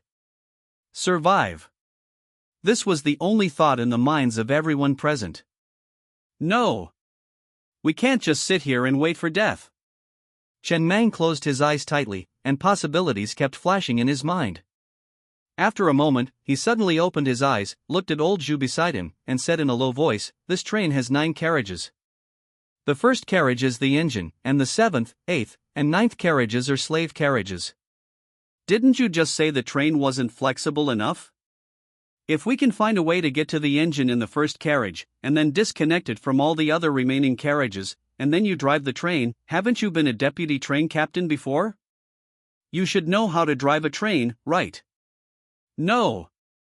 Old Zhu denied the suggestion almost without any thought, shaking his head with an extremely pale face and a hoarse voice, All trains are bound to the train captain. Only the train captain has the authority to drive the train. Even if we break into the driver's cab, we won't be able to take over this train, let alone control it. But Brother Mang, your suggestion is very good. If we disconnect from all the carriages, it's really like installing a universal wheel on the first carriage, giving us another chance to escape. I just hope the train captain of this train doesn't think of this. The two looked at each other, their faces not very good. Obviously. If the train captain thought of this, then they would immediately become abandoned children. However, Chen Mang immediately stood up, preparing to walk towards the sixth carriage, while muttering in a low voice with a grim expression, "Then we have to go to the first carriage first. Follow me." The next moment before the two could make any move. Clang, clang. Several metallic collision sounds suddenly came from outside the window, and then they felt the train's speed begin to slow down rapidly. Huff. Chen Mang took a deep breath, took out the last somewhat wrinkled cigarette that old Zhu gave him from his pocket, lit it on the straw mat in the chaotic carriage, and then exhaled a puff of smoke, holding the GLS pistol in his hand, his face calmly waiting for the arrival of judgment. Death was definitely inevitable. They had been abandoned. He didn't hate the train captain. After all, if he were in the train captain's position, he would do the same, but he just hated the train captain for not being ambitious enough. When stationed in the mine, did the person detecting the surrounding information slack off and fall asleep? Why was it only discovered after the zombie horde encirclement had formed? How precious could a little bit of resource be that they were unwilling to build even a level 2 auxiliary universal wheel? So many slaves, aren't they worth more than a level 2 auxiliary universal wheel? Just Chen Mang held the cigarette in the corner of his mouth, cocked the pistol in his hand, stepped on the bodies of the slaves in the carriage, and strode to the iron gate, suddenly pulling down the iron gate next to it, and immediately you couldn't see the end at all, you could only smell the almost fainting foul smell, and the densely packed zombies rushing towards the train with hideous faces one after another. It's really unfair. Chen Mang murmured at the scene in front of him. In the past, he had also phoneme alphabet equals IPAPH equals red phoneme doomsday novels. After those people traveled through time, they initially only faced 1 or 2 zombies. Why did he face this level of zombie horde as soon as he traveled through time?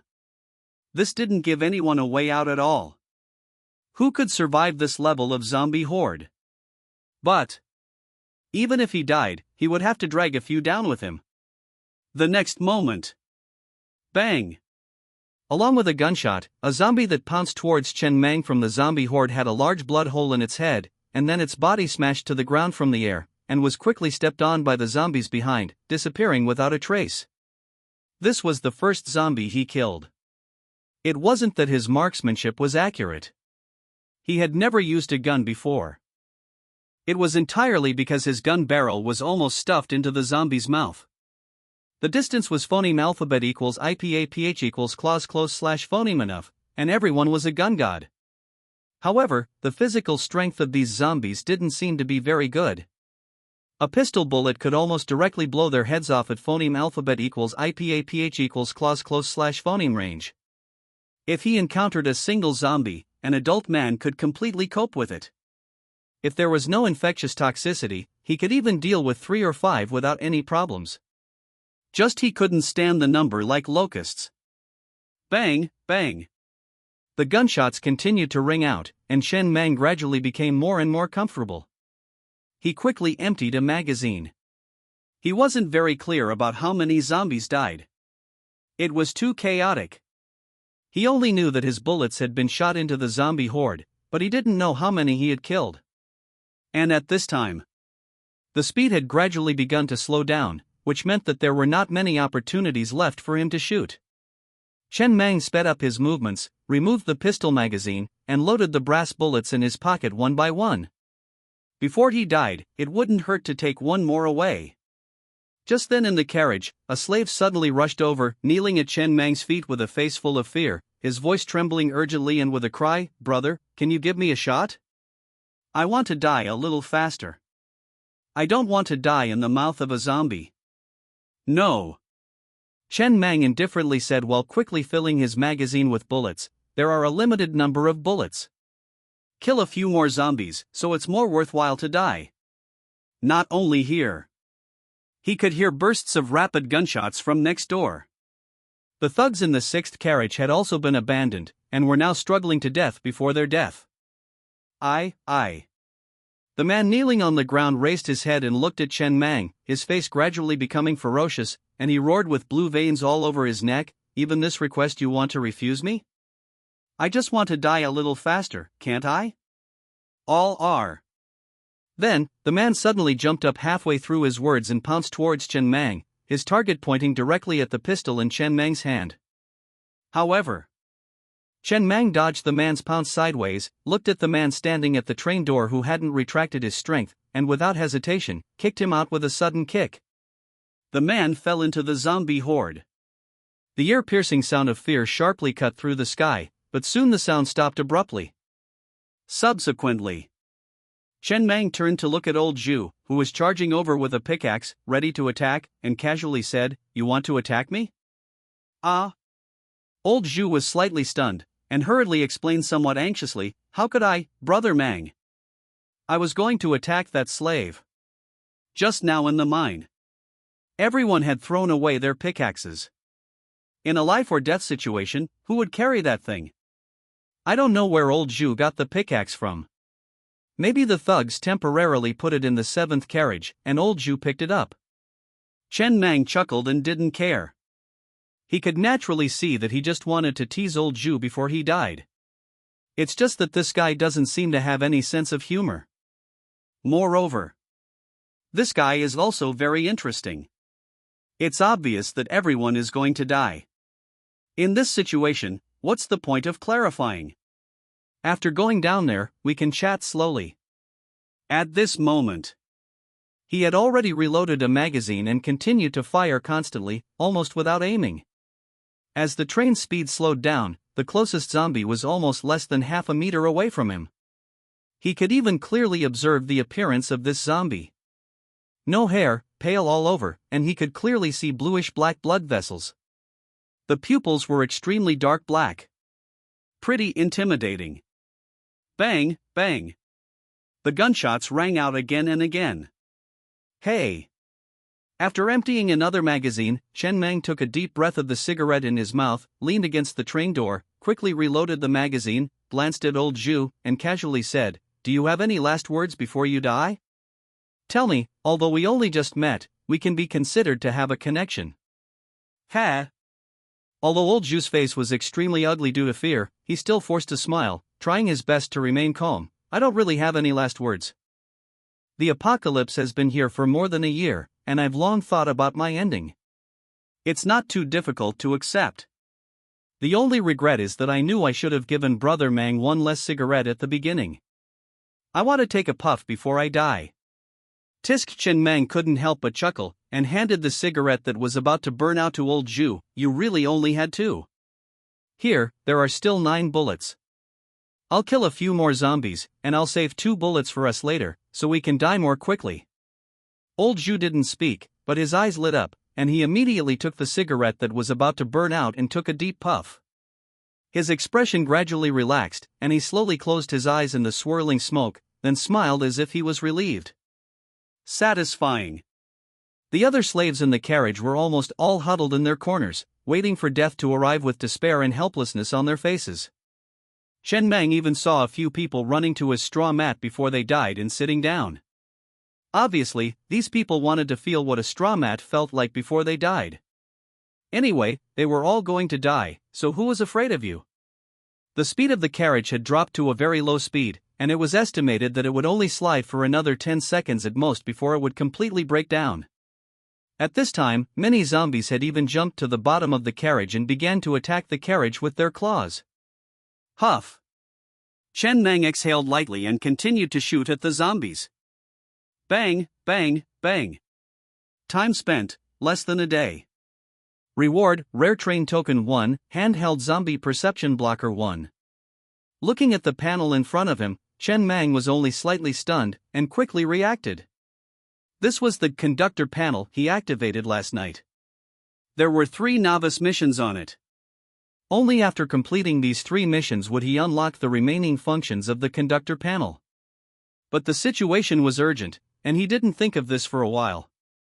After all, the rewards were unknown, and he didn't know what the rewards would be for killing 10 zombies. I didn't expect. Rare train token, this thing must be better than ordinary train tokens, but he doesn't have time to care about this thing at this time. The zombie horde has surrounded his carriage in the middle. Even if he gives him a train at this time, he can't rush out. The wheels will be instantly stuck and there is no starting space at all. But this zombie perception blocker is different. This thing can save lives. Feeling a token and something similar to a walkie-talkie suddenly appearing in his arms, he immediately took out the walkie-talkie and held it in his hand. Another panel popped up in front of him. Special item, handheld zombie perception blocker. The latest novels are available at 69 Shuba. Item effect, after activation, it can block the perception of all creatures in this area by level 1 zombies within a very small range. It lasts for 1 hour after activation, and can only be used again after 24 hours. There is only one button on it, which is green. At this time, the zombies were almost about to rush into the carriage. Chen Mang didn't have time to think too much and slammed the green button on the walkie-talkie. The next moment, all the zombies outside the carriage instantly became like headless flies that had lost their target, stiffened in place, but quickly dispersed and continued to pounce on the carriages in front. It wasn't just their carriage that was abandoned. If nothing unexpected happens, all the carriages except the locomotive should have been abandoned. Huff seeing this, Chen Mang breathed a sigh of relief, and a trace of relief appeared in his eyes. Damn it! He was ready to set off, but unexpectedly, he survived? He could still survive this? This range doesn't seem to be small. At least it can wrap the entire carriage, but it can only block the perception of level 1 zombies. He can only hope that there are no higher level zombies in this zombie horde. This carriage is now like a small boat on a stormy sea, with the risk of being destroyed at any time. And it only lasts for an hour. If these zombies don't leave within an hour, it is still in danger. But as long as he survives this zombie horde, he will not only have a rare train token, but also nearly 100 slaves in this carriage. It seems like he is starting a business directly. Chen Mang turned to look at the slaves in the carriage with fear and confusion on their faces, and suddenly grinned. It's really a blessing in disguise. It's a good thing. I hope those zombies don't eat bread or anything, so that after the zombie horde recedes, he can go to other carriages to find some scattered food resources, and it's best to dismantle those heavy machine guns and install them on his new train. He clearly remembers that those heavy machine guns are not installed on the locomotive. The only pity is, those guys who hit him with police batons are probably unlikely to survive. It's a bit of a pity, it still hurts. This clutching the pickaxe tightly in his hands, old Zhu, who had been ready to die, suddenly noticed that the zombies at the entrance of the carriage, who were about to rush in, had all fallen into a state of chaos, and then quickly dispersed. These zombies were actually ignoring their carriage. Only the terrified screams from other carriages could be heard. He subconsciously glanced around the carriage, and finally focused his gaze on Chen Mang. Although he didn't know what was happening, he was clear about one thing: these slaves definitely couldn't do this. The only one who could was Chen Mang. Chen Mang narrowed his eyes slightly and inadvertently looked back at the inside of the carriage. The expressions on each slave's face were wonderful, but overall, they were filled with a hint of excitement after surviving a disaster amidst the fear. The carriage wasn't big, but it was packed with nearly 100 slaves. If this zombie horde successfully disperses, how to manage these 100 slaves will be a considerable problem. He only has 3 bullets left now. Fortunately, the image he initially established was that of a cold and ruthless person. These people don't know how many bullets he has left. With old Zhu's cooperation, he should be able to give it a try. If it really doesn't work, the safest way, of course, would be to take advantage of the zombie horde still being around and throw some of the slaves out to feed the zombies, leaving a dozen slaves behind. This would ensure complete control, but productivity would decrease significantly. Death is constant in the apocalypse, especially slaves, who are a rare resource. If possible, it's best not to waste them. If he hadn't inherited this carriage of slaves from the train conductor, it wouldn't have been easy for him to gather 100 slaves in the wasteland. There are basically no women or elderly people, it's all men. Just like that, after more than 10 minutes passed, the zombie horde continued to sweep forward like locusts, only bypassing their carriage. When Chen Mang jumped out of the carriage and stood on the wasteland with both feet, the heart that had been constantly in his throat finally fell. He was temporarily safe. Brother Mang. Old Zhu, who had also jumped down with a pickaxe, glanced around and said in a somewhat helpless tone, "You led us to escape a disaster, but the train head ran away. These carriages of ours have no power. We're in the middle of nowhere, and we won't be able to survive in the depths of the wasteland for long. Chen Mang shook his head without speaking, but took out the rare train token he had just obtained from his pocket. It was shaped like a token, with a pointed top and a rounded bottom. The whole thing was jet black, and the 3 words train token were engraved on it in scarlet red font. This old Zhu, who was just about to say something, looked at the train token in Chen Mang's hand. His whole person suddenly felt a sense of confusion, and he looked up at Chen Mang in a daze. Where the hell did this train token come from? That's not right. Even if killing low-level monsters like zombies does have a very small chance of dropping a train token, he also looked outside when the zombie horde retreated, and no items dropped at all. The next moment, boom! Accompanied by a tremor in the ground, a train suddenly appeared in mid-air, and then crashed heavily to the ground. Only this train only had a train head, without any subsequent carriages. The overall color was jet black, with a matte, frosted texture. It didn't look like a modern train head, but more like a train head from the steam age, with a heavy sense of vicissitudes. You have activated the rare train token and obtained a train of your own. Because it is a rare train token, it is more powerful than ordinary train tokens. You have additionally obtained a level 1 component, geothermal core, which can only be obtained from rare train tokens. Chen Mang looked at the panel in front of him. It was just that the white panel of his train was a little whiter than the panels that originally existed in this world.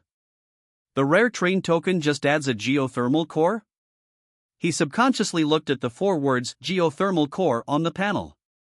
These 4 words were deep red and heavily marked. Component name, geothermal core. Component grade, red. Component level, level 1. Component effect, can devour level 1 trains and decompose their carriage vehicle components into resource units. Upgrade condition, 100 units of level 1 iron ore. Chen Mang paused for a moment, then tilted his head to look at old Zhu. Generally speaking, for example, these abandoned carriages, can I take their vehicle components and use them for my own train? Yes. Old Zhu had only just recovered from the shock of a train head suddenly appearing in front of him, and said in a somewhat dazed tone, as long as they are complete vehicle components, of course you can take them and use them for your own train. It's just that if the vehicle components are damaged, they are useless and can only be left there. There is also a group in the wasteland called scavengers. These people will drive motorcycles across the wasteland to collect usable components from those dilapidated trains, take them back and sell them. Some damaged vehicle components, along with the carriages, are left in the wasteland. After all, monsters only eat people, they don't eat steel. A lot of useless abandoned carriages have piled up in the wasteland. Chen Mang's eyes lit up, and he nodded with a satisfied expression. This passage is very informative. From it, he could obtain 2 pieces of information. There are many abandoned trains in the wasteland that his train head can devour, and the rare train token is very rare and valuable. Otherwise, these abandoned trains would have been devoured by people using geothermal cores long ago, and wouldn't have been left until now. Very good. Chen Mang didn't immediately continue to check his train panel, but instead led old Zhu back to slave carriage number 7 again, holding a pistol and scanning each slave one by one, saying coldly word by word. From now on, I am the new train conductor. You will be my first batch of slaves. I will provide you with food. You only need to continue mining as before. There is only one thing, I don't want anyone to defy my orders. Have you all remembered?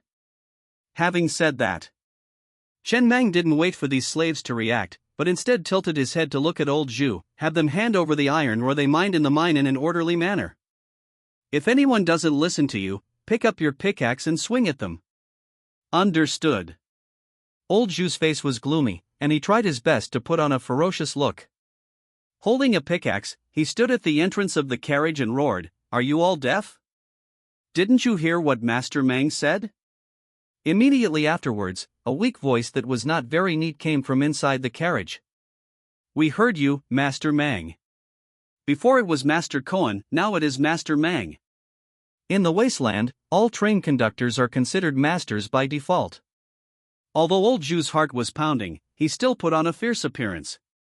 He had always been responsible for internal affairs and never for fieldwork. He himself wasn't really suited to looking fierce, but there was no other choice. They were short on manpower at the moment, so he had to bite the bullet and step up. After Chen Mang exited the train car, he immediately began searching the other cars. There should be quite a few resources in the other cars.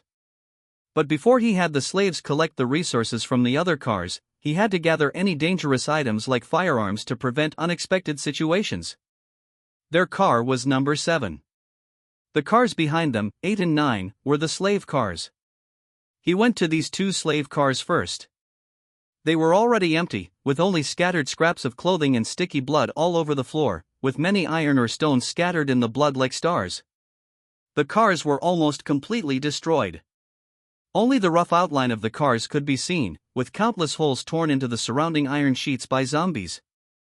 He would have the slaves come and collect the resources from these 2 cars later. Good heavens, they were all in the front cars, numbers 2, 3, 4, 5, and 6. Car 6 was the thug car. The people inside were all dead, but because there weren't as many people, it didn't look as bloody as cars 8 and 9. Many firearms, batons, bullets, and magazines were scattered in the blood. He didn't mind the dirt. Each ore was 1 unit, and there were probably only a few hundred here, which was only a few hundred units. Besides that, there were also many picks, axes, and other mining tools. Car 3 was the combat car. The 3 heavy machine guns were mounted on the top of this car.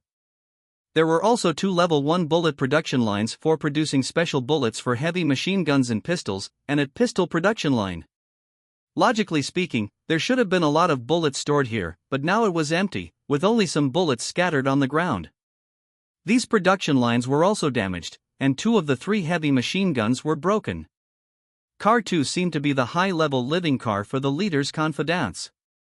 There were 7 single beds here, and the living environment was obviously much better than the slave cars.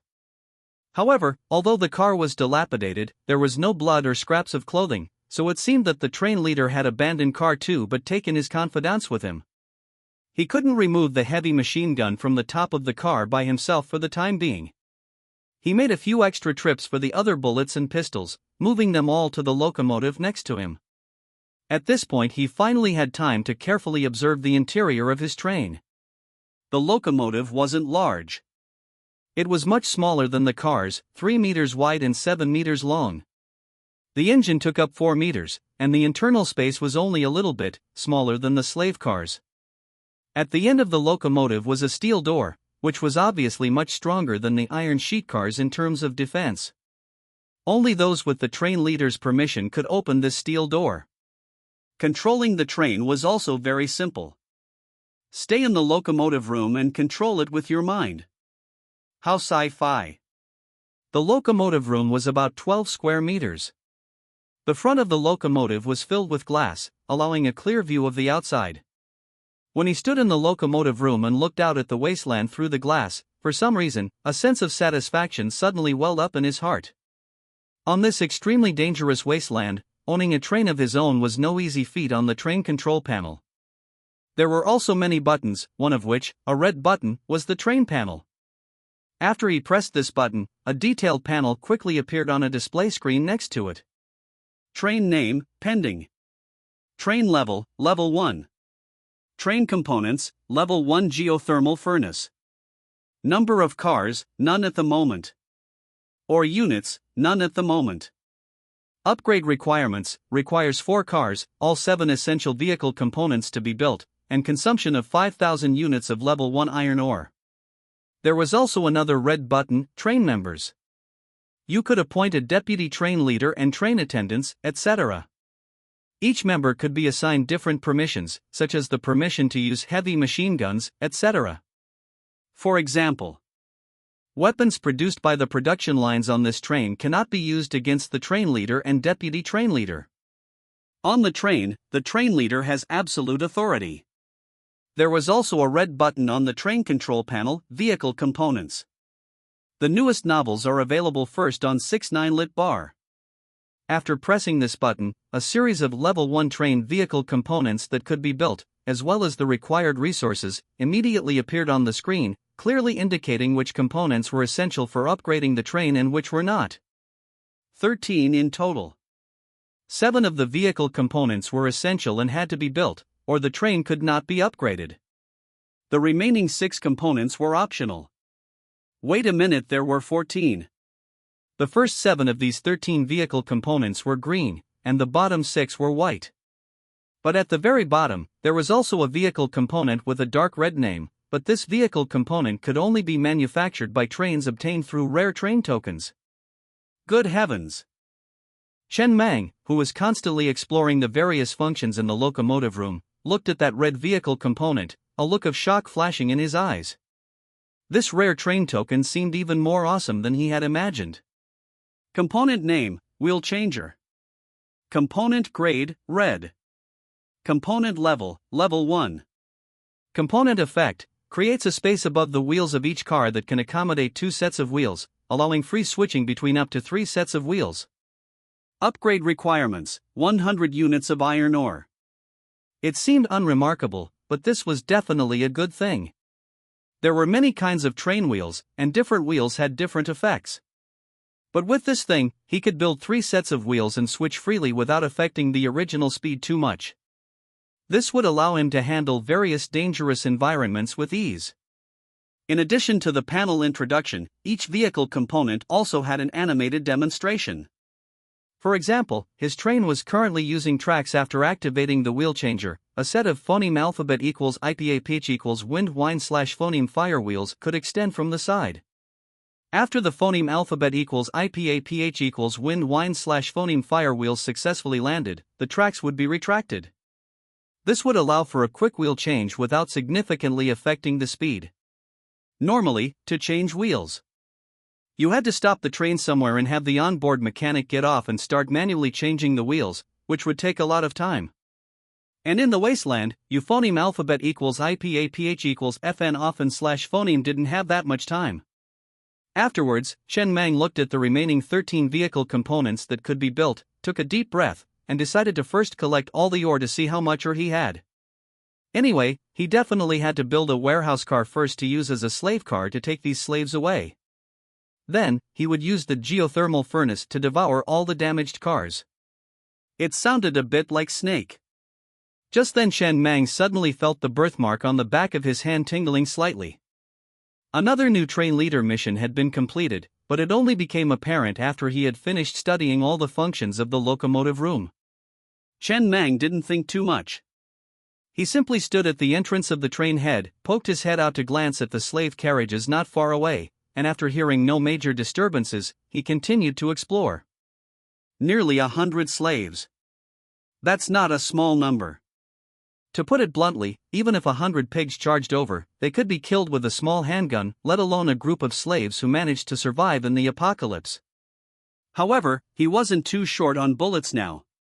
He had collected quite a few handgun bullets from the abandoned carriages earlier. Then, he looked at the birthmark on the back of his hand, and soon a semi-transparent panel floated in front of him. Newbie Train Captain Task 1, possess a train of your own within 3 months, already completed. Time spent, less than a day. Reward, Soaring Dragon Assault Rifle Production Line Blueprint 1. Looking at the reward on the panel in front of him, Chen Mang couldn't help but grin from ear to ear. An assault rifle. This thing is fully automatic. Whether it's power, range, suppression, accuracy, etc., it far surpasses a small handgun. What's more, according to the train rules, weapons produced on the train's production line cannot harm the train captain and deputy train captain.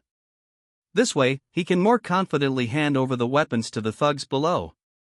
The premise is that this production line must be built by the train captain himself. Production lines removed from other trains do not have this rule. Of course, he can ignore this train rule. It's not like he can't use weapons produced on this production line to harm the deputy train captain. And he already had a candidate for the deputy train captain. Blueprint name, Soaring Dragon Assault Rifle Production Line. Blueprint grade, green. In addition to the train panel, train members, and vehicle components on the train control panel, there is also a train rules button. After pressing this button, The screen in the train compartment will display some basic rules about the train, which can better guide survivors to become train captains. Among them is an explanation of the grade of vehicle components. The grades of vehicle components, from low to high, are white, green, yellow, blue, purple, red, gold, pink, rainbow. The lowest grade is white. For example, on a level 1 train, among the 14 components that can be built, 6 are white. These 6 components are relatively ordinary. The higher the grade, the rarer the component. For example, the remaining 7 components are all green. To upgrade the train to level 2, all 7 components must be built. They are essential components for the train. And these 7 components are respectively: clean water filter, green grade component, requires 100 units of iron ore to build. Phoneme alphabet equals IPAPH equals wind/phoneme firewheels, green grade component, requires 500 units of iron ore to build. Carriage steel armor, green grade component, requires 1000 units of iron ore to build. Circuit system, green grade component, requires 10 units of copper ore to build. Axe production line, green grade component, requires 100 units of iron ore to build. Ores are graded, with level 1, level 2, and even level 3 ores. Different grades of ore are used to meet the construction and upgrade conditions of different levels of vehicle components. All ore units here are level 1. These 7 components are essential components for upgrading the train. As for the remaining 6 white components, they can be built or not. Single bed, white grade component, requires 1 unit of wood to build. Refrigerator, white grade component, requires 100 units of wood to build.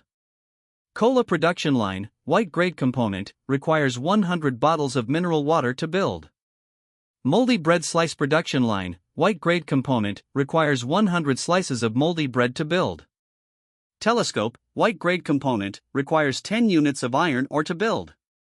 Steamed bun production line, white grade component, requires 100 steamed buns to build.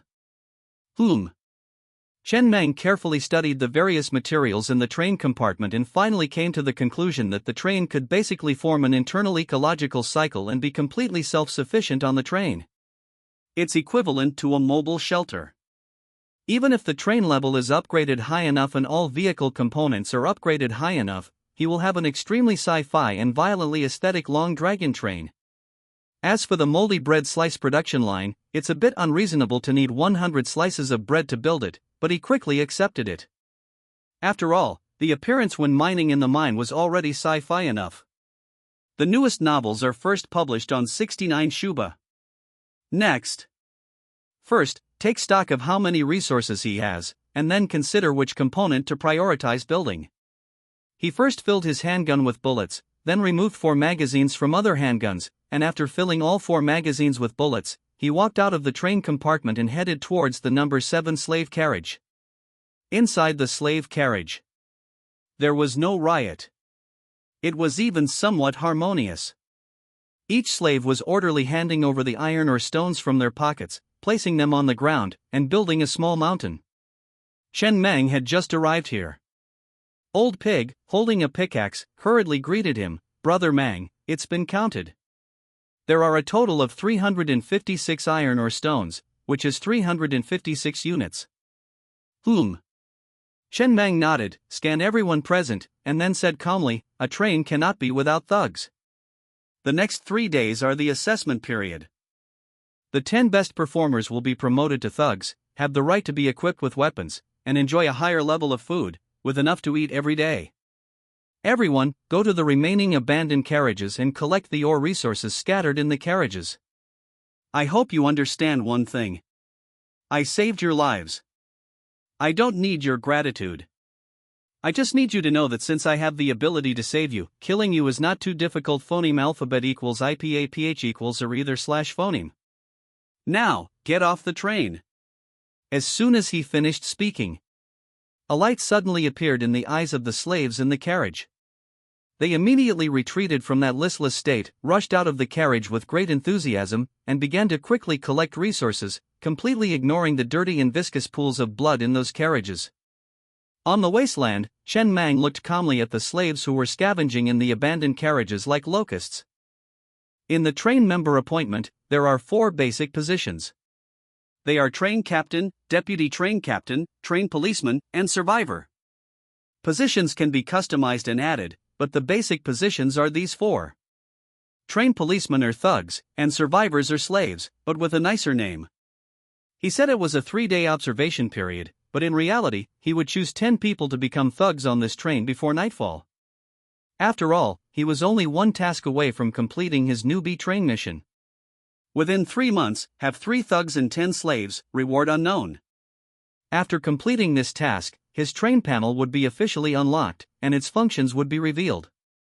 What's more, the shorter the time spent, the better the reward.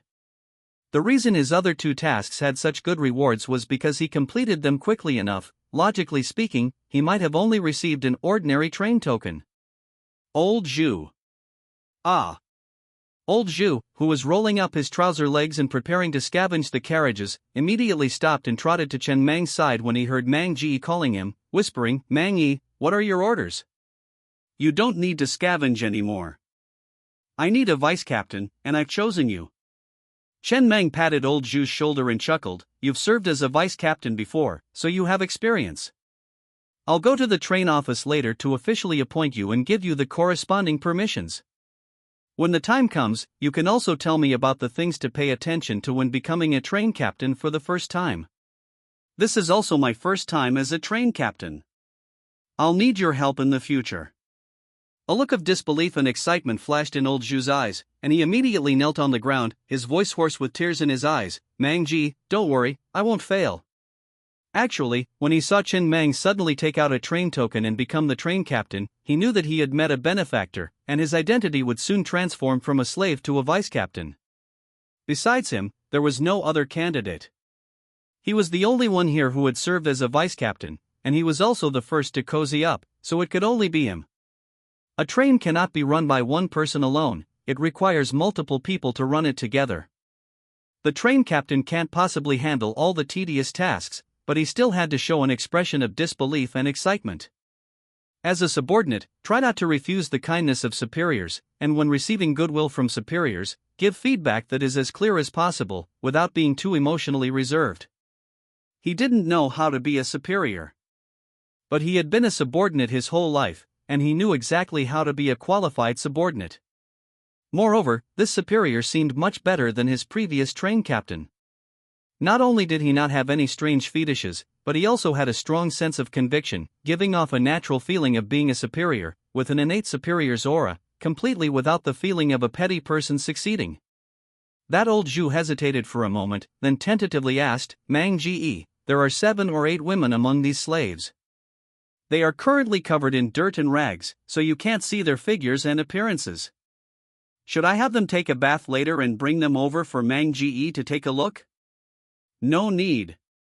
Chen Mang shook his head. "Our current situation is still relatively dangerous, and we don't even have basic security guarantees.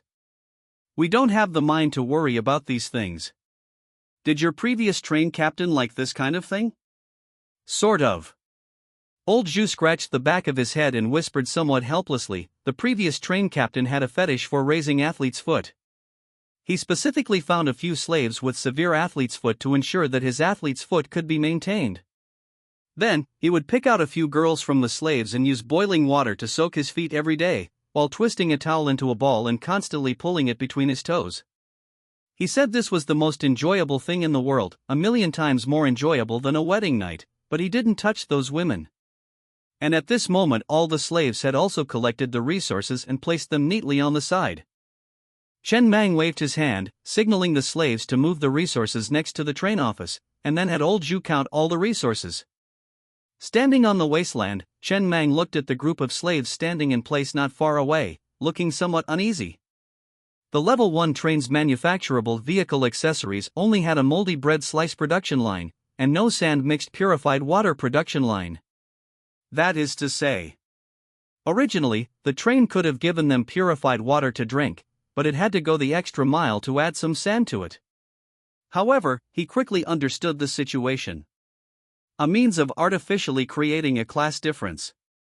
He planned to return to the mine later to continue mining. After becoming the train captain, he realized that it seemed like whatever he did, he needed iron ore, and he had to have enough iron ore. He also vaguely had a list of candidates for thugs in his mind, with a dozen or so people who were clearly stronger than the others. Soon old Zhu trotted over, Mang-ge, all the resources have been counted. Here's the list, please take a look. The newest novel is first published on 69 Shu. Com. Chen Mang took a small piece of paper filled with words from old Zhu's hand, not knowing where he got it. 12, 7mm heavy machine gun level 1 bullets, over 400 rounds. 9mm pistol level 1 bullets, over 200 rounds. 12 pistols. 1 heavy machine gun. A total of 1,500 units of iron ore, 120 units of copper ore, 100 units of wood. Over 600 slices of bread, 300 bottles of mineral water, 100 steamed buns, 80 packets of pickled mustard tuber. Chen Mang nodded slightly in satisfaction. This looked much more intuitive. Most importantly, he had actually already counted the number of pistols in advance. If the number counted by old Zhu was inconsistent with his, old Zhu should be lying in a pool of blood at this time. He clearly remembered that these pistols were not made by him, but could cause harm to the train captain. As long as the gun is manufactured by the train, even if the bullets are not manufactured by the train, this gun cannot cause harm to the train captain. This is the train rule. Mang-ge. Old Zhu standing on the side whispered a reminder, these pistols cannot be given to these thugs. All trains only give the thugs weapons manufactured by the train's production line, so that the train captain's absolute safety can be guaranteed. Usually, when going out to collect supplies, if a thug or slave picks up a gun and doesn't hand it over, they will be executed immediately once discovered. Chen Mang put the piece of paper in his arms before turning to look at the train behind him that belonged to him. He hadn't named this train yet. Currently speaking. For a level 1 train, the train itself basically doesn't have much lethality. The main combat tasks still need to be completed by thugs wielding guns.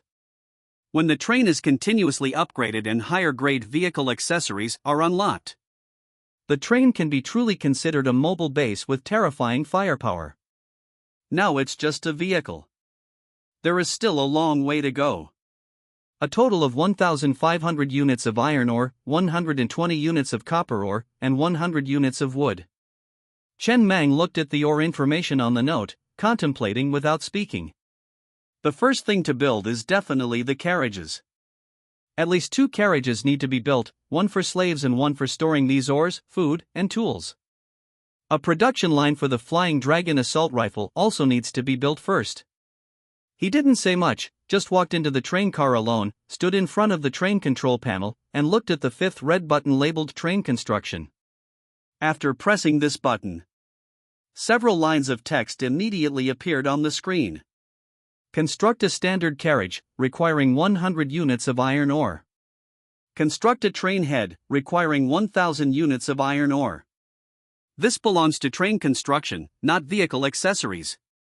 Building an additional train head allows for installation at the rear of the train, eliminating the need to turn around. Using the other train head as a power source can effectively increase the train's flexibility. He tapped the first option on the screen twice. The next moment he felt the train car tremble slightly.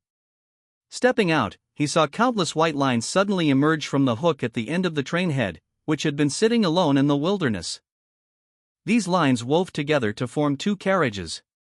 As the light from the lines gradually faded, the 2 carriages officially took shape. They were now connected to the train head. Looking again, his train had taken its initial form. Of course. The 2 carriages were bare inside, with nothing but iron sheets. But that was enough. What kind of treatment did slaves expect?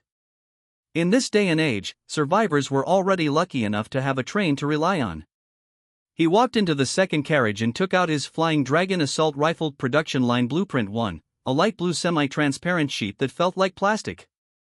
It looked a bit fragile, but he wasn't foolish enough to test its durability. With a blueprint, you could manufacture some special vehicle accessories. A train wasn't limited to the accessories displayed on the control panel.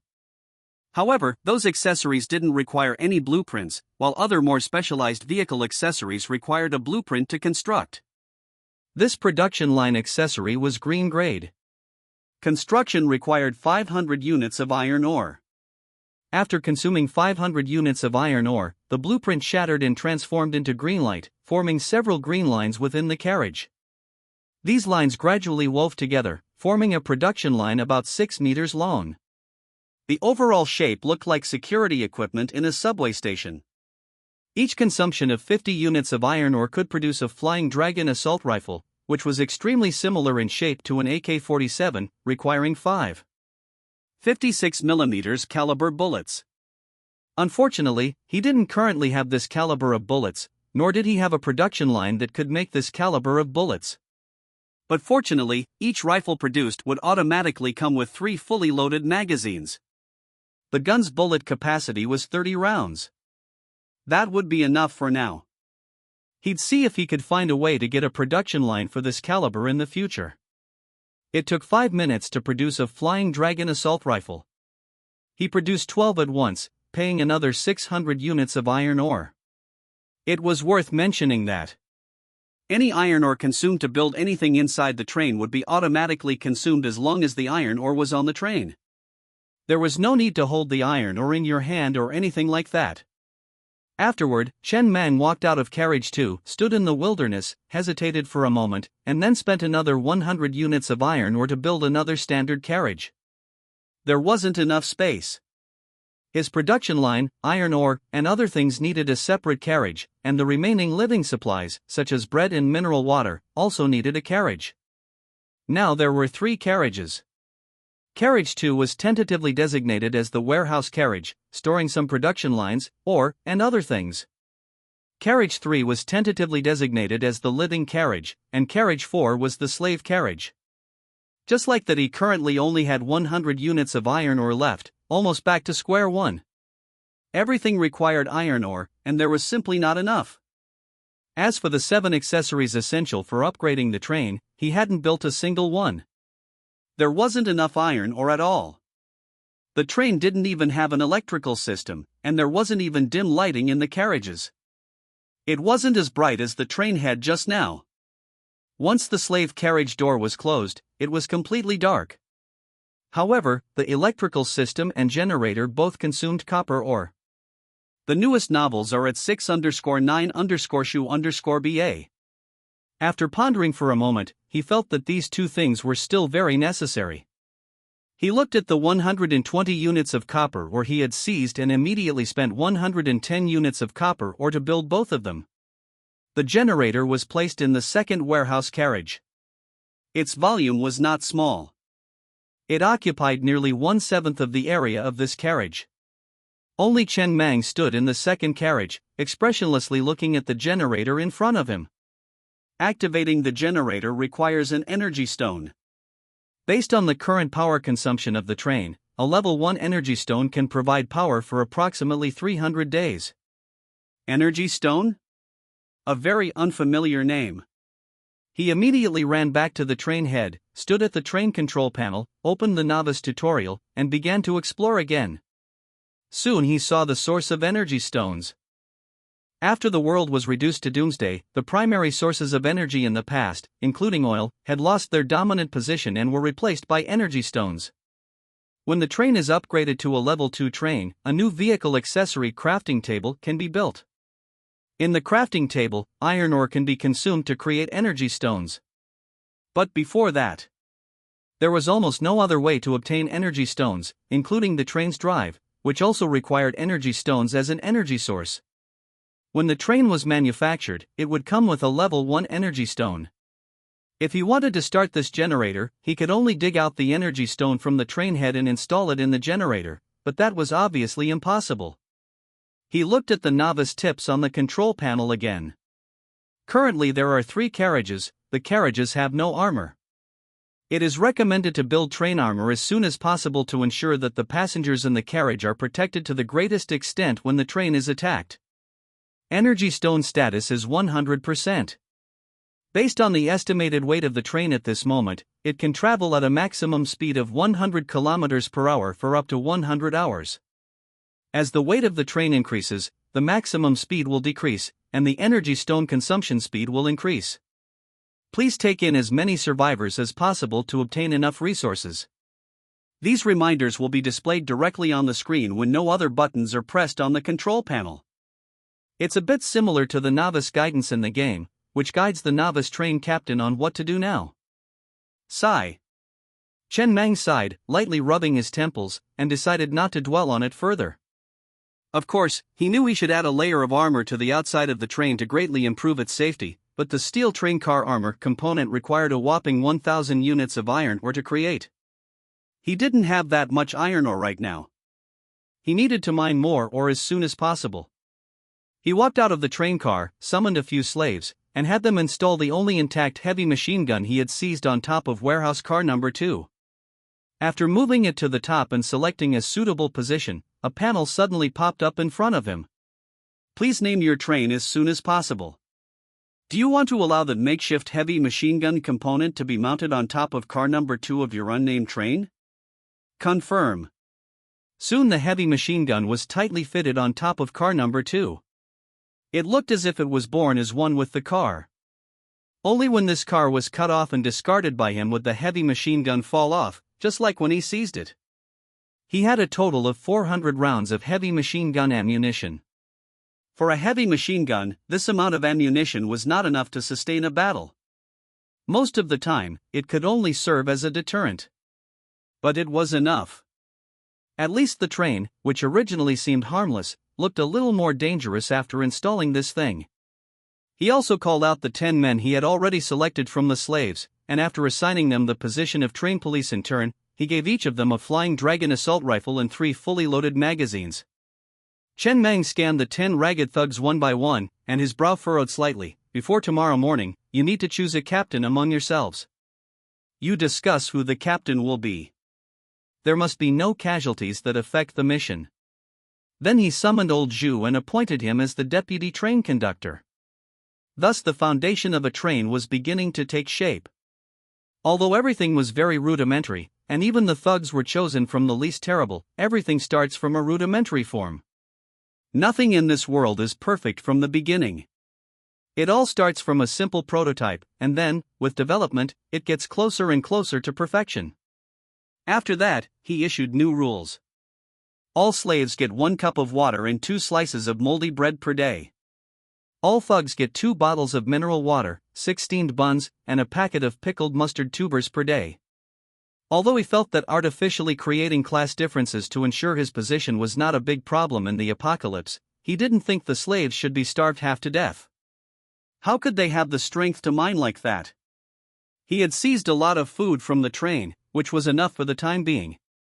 After mining the ore and building a food production line, he wouldn't be too short of food. Then, all the slaves walked into car number 4, while old Zhu and the thugs lived together in car number 3. The living supplies in car number 3 were not piled up very full at the moment, and there was still room for some people to phoneme alphabet equals IPAPH equals live/phoneme. But there was no way to build chairs for the time being, so all the thugs sat on the floor. Old Zhu, however, had a soft bed of his own. He seized a total of 7 single beds. He kept 2, one for old Zhu in car number 3, and one for his train room. He still liked to stay alone in the cab, so he could sleep more peacefully. After all, the steel door of the cab was relatively strong, and it was difficult to break open from the outside, and the glass in front of the cab was also reinforced bulletproof glass, which was difficult to break in a short time. The rest were all thrown away, there was no room to install them. Immediately after boom. With the roar of the train engine, this jet-black train finally ended its rest, and with the wheels rolling rapidly, it shot towards the distance. The target was the iron mine they came from. They were some distance from the iron mine. When he escaped, he stayed in the slave car, unable to see the road outside, and did not know where the iron mine was. However, the train would leave traces when driving on the wasteland. Just follow the roller marks back the way they came. His current wheels were still the most ordinary wheels, and the speed was not very fast, but it was enough for the time being, at least on the relatively flat terrain of the wasteland. Inside the train room, Chen Mang looked at old Zhu beside him and chuckled. Tell me about the reason for the demise of your previous train conductor, and see if we can learn any lessons. He had just used the walkie-talkie to have old Zhu come all the way from car number 3 to the train head. The walkie-talkie was also seized. It was also a zombie horde. Old Zhu shook his head, a trace of fear flashing in his eyes. Zombie hordes of this scale are actually rare on the Iron Ridge wasteland. The last time we encountered them, the scale was not so large. At that time, the train was only a level 1 train, and the speed was not fast. We fled in a panic and ran into the city ruins. The ruins blocked the train's progress. The most new small set is at 6-9 book bar first hair. In a panic, everyone abandoned the train and fled, and was eventually swept into the zombie horde, almost all dying in the mouths of zombies. I ran faster and plunged into the alleys of the city ruins without looking back, and only then did I save my life. Large-scale zombie hordes have commanders, and zombie hordes generally do not enter deep into the city ruins, so I saved my life. I see Chen Mang narrowed his eyes slightly and nodded. It seemed that he was a bit lucky to escape this time. The zombies that could command and have intelligence were definitely not level 1, but if that zombie had noticed him at the time, his jammer would not have worked. But logically speaking, a train car is still very conspicuous in a group of zombies. It shouldn't have gone unnoticed.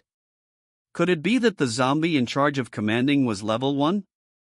He looked at the desolate wilderness outside the window thoughtfully, and finally his eyes fell on the car in front of the train head. Before leaving, he used the geocentric furnace to devour all the abandoned trains. It took a quarter of an hour and obtained a total of 600 units of iron ore. The scene was quite shocking. The train head opened directly, like a gaping mouth, swallowing the abandoned car into it, and then countless gears rotated rapidly inside, crushing all the iron sheets into powder. Are there no other gathering places after the apocalypse? There are, I guess. Old Zhu paused for a moment before continuing. Many monsters, for some reason, are unwilling to go deep into the city ruins, so many survivors are hiding in the city ruins. In addition, I learned from the train radio before that there are some large gathering places established after the apocalypse, and there are several trains in those gathering places. But the distance is too far, and the former train conductor did not plan to check it out. Oh? Chen Mang was immediately a little puzzled. Looking at it this way, the city ruins are still quite safe. At least getting food should be much easier than in the wilderness, right? Then why did these survivors all run to the train? Old Zhu was a little speechless for a moment, and then whispered after a while, "Brother Mang, the slaves were all caught on the train. No one wants to be a slave willingly." Oh. Chen Mang nodded expressionlessly and said nothing more. It seemed that the thugs, in addition to maintaining train order, also had the task of catching slaves. There were still many things he, the train conductor, needed to learn. Just then the birthmark on the back of his hand suddenly became slightly hot again. A smile appeared in Chen Mang's eyes. The last novice train conductor mission had also been completed. Thus, his train panel could finally be completely unlocked. He didn't know what functions it would have. Hopefully, it would be something that would allow him to obtain more resources. He was really short of resources. For example, getting 10,000 units of iron ore every day would be enough. He was quite content. Congratulations, you have completed all the novice train captain tasks and have become a qualified train captain. Officially unlocked the train captain panel and have the following effect: infinite upgrade. The vehicle accessories belonging to your train will have no level limit and can be upgraded infinitely. That's it? Chen Mang looked at the semi-transparent panel in front of him with some doubts. It didn't seem like the effect was very good. It only had the effect of vehicle accessories having no level limit and being able to be upgraded continuously? It didn't feel very useful. When in doubt, ask Lao Zhu. After all, Lao Zhu once served as the deputy train captain, and Lao Zhu knew more about this than him. This was also the main reason he gave Lao Zhu the position of deputy train captain. He already had a certain understanding of this world. The world itself had been semi-datafied, and many things had panels, such as trains and vehicle accessories. For example, the reason why gasoline had withdrawn from the energy stage was not because it could not be used, but because it could not be used by trains. Everything that could not be used by trains gradually withdrew from the stage of history. and his train captain panel was only owned by him alone. It was a bit like a small plug-in in a game. To put it simply, it was like plugging in a USB drive. Currently looking at it. After completing the 3 novice tasks, his golden finger had been completely activated, but after the activation, the effect, he was a little difficult to judge its strength for a while. He wasn't sure if it was a small peak or a direct start. After all, there were also differences between USB drives. Lao Zhu. Chen Mang immediately turned his head to look at Lao Zhu. Does every vehicle accessory have a level limit? Yes, yes. Lao Zhu nodded immediately. It was finally time to show his abilities. He hurriedly said with a serious face, vehicle accessories are divided into grades, such as white, green, and blue. The higher the grade, the rarer the accessories, and the higher the level limit. Like many white accessories, most of them have a maximum level of 2. For example, a white accessory I know is called car blade. The effect is that 2 sharp steel blades can be installed on both sides of the carriage. In this way, if you encounter a wave of corpses, the entire train will turn into a sharp blade, directly cutting off all the zombies blocking the way. It does not belong to the train's own buildable accessories. The blueprints will randomly drop after killing monsters in the wild. The previous train captain obtained this blueprint in a battle against the corpse tide. This accessory can only reach level 2 at most. Although the car blade is bigger and sharper after being upgraded to level 2, that's about it. After all, it's just a white accessory, which is used for transition when it's weak. A truly powerful train still relies on those high-grade accessories. Chen Mang slowly opened his mouth wide, and looked at the birthmark on the back of his hand with a dazed expression. At this moment, he completely understood what the 4 words infinite upgrade meant. That is to say, even a white accessory can be upgraded infinitely. The level 2 car blade may be used for transition when it is weak, as Lao Zhu said. But what about a level 10 car blade? What about a level 20, level 50, level 100 car blade? Wherever his train passes, not a blade of grass will grow. This is stable. Even in the USB drive world, his panel is far ahead. My parameters are above you. Huff. Chen Mang took a deep breath. Damn, although he didn't know why the birthmark he was born with would show such a powerful effect after crossing into this world, but who cares? It is very likely that he was a benevolent person in 9 lifetimes, and this is his blessing in this life. He now only has 1 vehicle accessory that is level 2, which is the Earth Core Furnace. First upgrade the train to level 2, and then go to the nearby city ruins to capture more slaves, so as to obtain more iron or to build a stronger train. Again and again, until his train roars unscrupulously on the wasteland. Half an hour later, Chen Mang returned to the iron ore entrance again. Just like before, under the roar of a group of thugs, a group of slaves walked out of the carriage in order and orderly to receive their pickaxes and go down to the mine to mine. This scene was extremely familiar, as if it had happened before. It's just. In the morning, he was standing in the pile of slaves, but now he was standing in the position of the train room. Perhaps the doomsday is not without advantages. As long as you are lucky enough, it only takes a few hours to go from a slave to a train captain. If you want to go from a slave to a train captain in peacetime, you need more than just luck. Inside the train room, Chen Mang looked at the train members displayed on the screen. So far, this train has a total of 10 thugs and 81 slaves. Each person's name is white. When someone dies, the name will turn black. This function allows the train captain to more clearly understand the life and death of his passengers. The latest and most complete novels are on 69 shu. Just. Chen Mang narrowed his eyes slightly and turned his head to look into the distance. Since he had this function, the original train captain must know that their group of slaves had not died, and even joined another train. Wouldn't that runaway train head come back to find them? But it was just a runaway train head. Even if he came back, he wouldn't be very afraid. After all, he still had 10 thugs with assault rifles and a heavy machine gun. It wasn't like he had no self-protection methods at all. And in another part of the wasteland, In a somewhat dilapidated train head that was fleeing on the wasteland, a fat man looked at the column of train members on the screen and suddenly froze in place. He was originally heartbroken about the death of those slaves. You must know that it took him a lot of effort to capture these 300 slaves. Now they are all dead. If you want to make a comeback, the difficulty is not ordinary. But in the train members column, it actually showed that nearly 100 of his slaves had not died, but had joined an unnamed level 1 train. One of the slaves named Chen Mang had even become the train captain. How is that possible?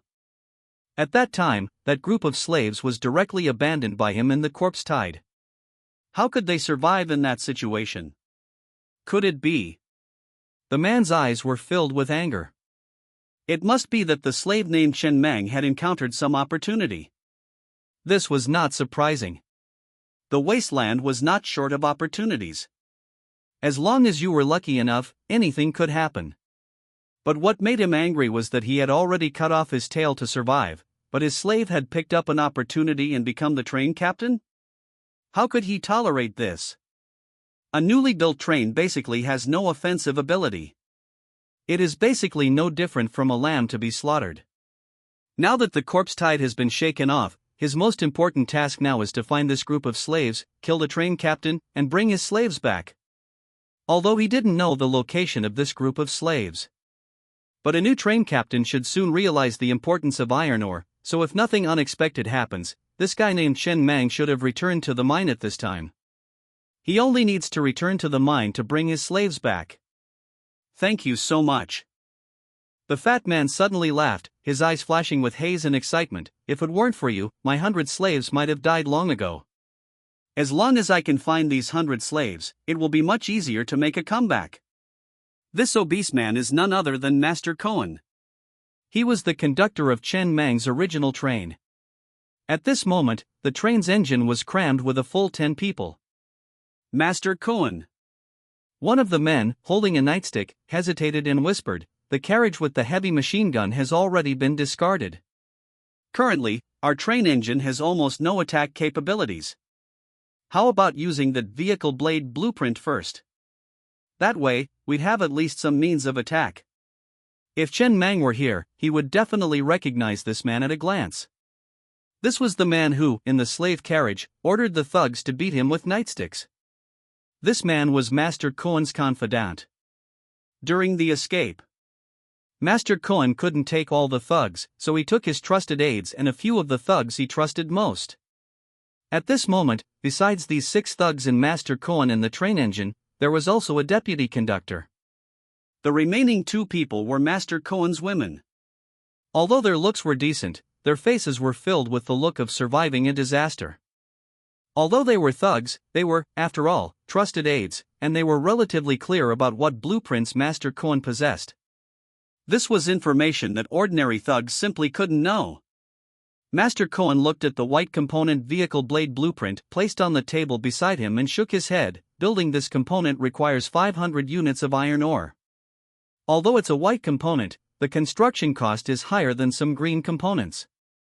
Currently, there are only over 200 units of iron ore in the car, which is not enough to build it at all. However, who was Chen Mang? He hadn't heard of him, but he had an extremely strong feeling that this person was very likely the slave leader he appointed in slave carriage number 7. A ruthless person, his impression of this person was quite deep. Relying on just a few of them and these few guns, would it really be alright? He didn't know how these people survived the zombie horde, but since they survived, then picking up some guns and bullets from other abandoned carriages shouldn't be too big of a problem, right? Why did Master Cohen look so fearless? Wait, the man suddenly reacted and said excitedly in a hoarse voice, trembling, "Master Cohen, I know what you mean. Even if they picked up pistols and bullets, those guns were all produced by our train and cannot cause harm to you." Humph! Master Cohen put his arm around the woman beside him and grinned with a satisfied expression. Only figured it out now? It's not too late. Did you really think I, Master Cohen, would rush over without using my brain? No fool can survive long in the wilderness. Let's go. With this group of slaves, making a comeback is a sure thing. I only hope that Chen Mang will go to the mine and not be scared into running around in the wasteland, causing us to be unable to find him and letting someone else eat this piece of fat. That's right. The man nodded in agreement. Normally speaking, a level 1 train would be considered good to have 10 slaves. Many times, even the conductor himself had to personally mine.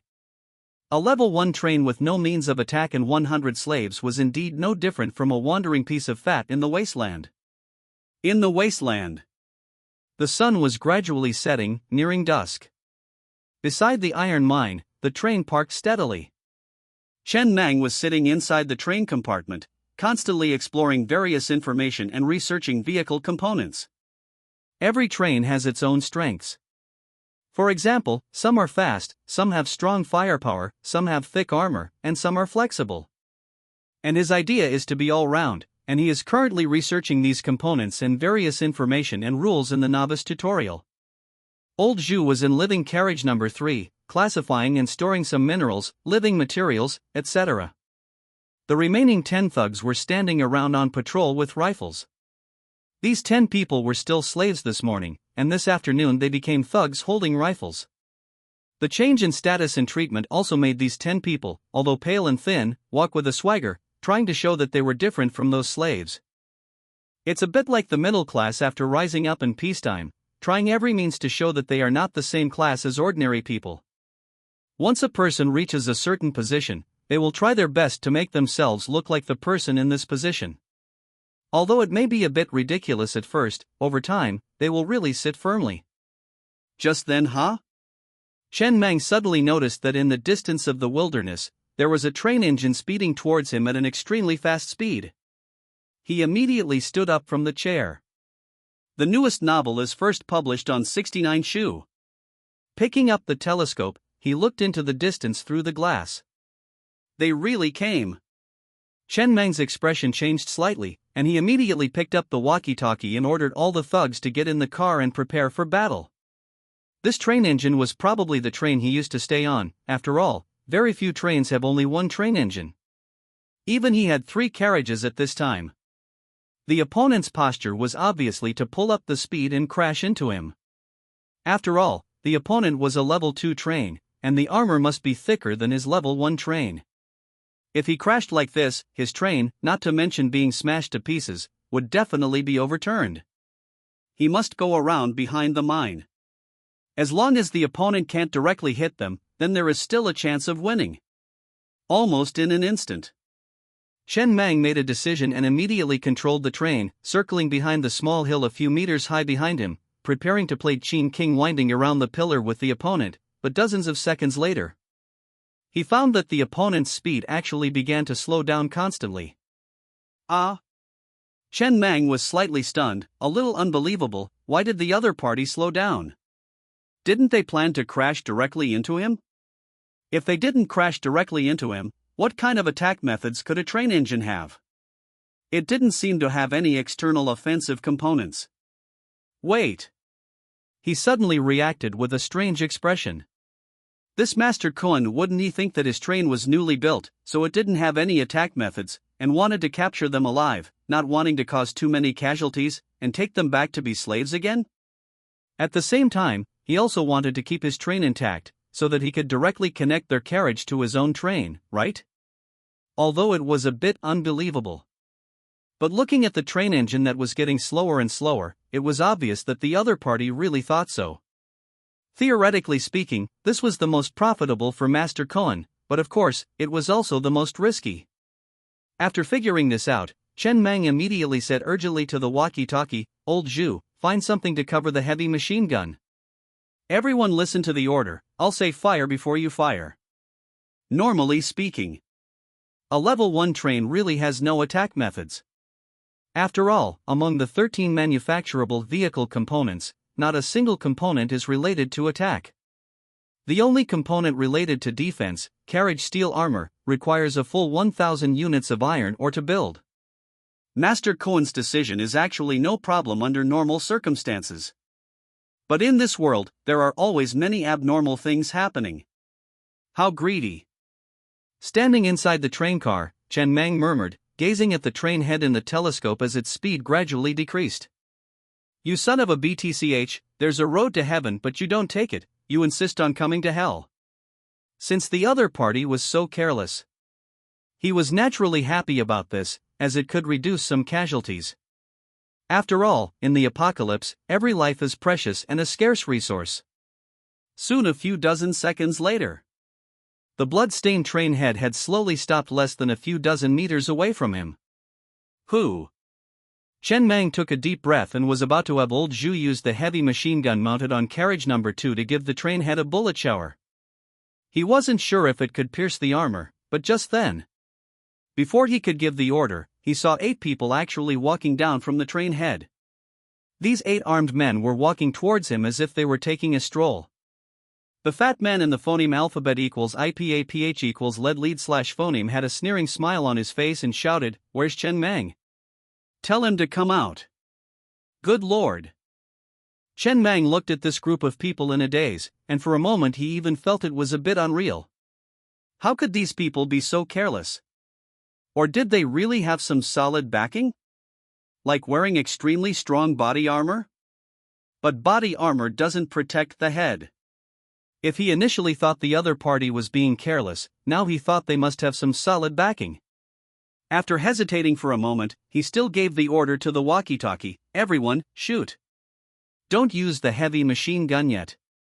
The next moment, the side of carriage number 3 of his train, which was parked horizontally next to the mine, was completely opened, and a full 10 men holding fully automatic Flying Dragon assault rifles stood on the edge of the carriage, aiming their guns at the group. Without the slightest hesitation, they pulled the trigger.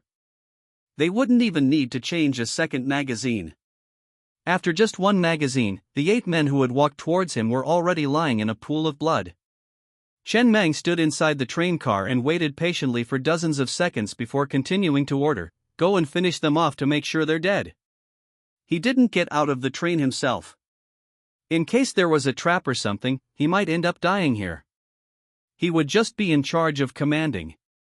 When the 10-man team, under his gaze, walked up to the 8 men and put the muzzle of their guns against their heads and fired one shot each, the definite news of their deaths was finally transmitted from the walkie-talkie. "Really?" Chen Mang sighed softly. At this moment, he just wanted to say that he had scared himself. He originally thought it would be a fierce battle, but who knew it would be so simple? Through this incident, he learned a lesson, which was that no matter what kind of enemy he faced, he had to use all his strength. Afterwards, he personally got up, grabbed an assault rifle in his hand, and walked out of the train head under the escort of a group of thugs, towards the train head parked not far away, wondering if there was anything good inside. With the death of the train owner, this train head had also become an unowned object. Inside the train car, 2 women were curled up in the corner, covering their mouths tightly with fear and panic in their eyes. Chen Mang waved his hand, signaling the thugs to take the 2 women out first, and then he searched the entire train car carefully by himself. There were only a small amount of iron ore and some food. It could be seen that in the rush to disconnect the carriages when surrounded by the horde of corpses, this Master Cohen had hardly taken anything away. Wait! He suddenly noticed a drawing on the control panel. He immediately went closer. Blueprint name, Car Blade. Blueprint grade, white. Crafting cost, 500 units of iron ore. Chen Mang was slightly stunned. Wasn't this car blade the white accessory that old Zhu was talking about, an accessory that could only be upgraded to level 2 at most, and was only used for the transition period when one was weak?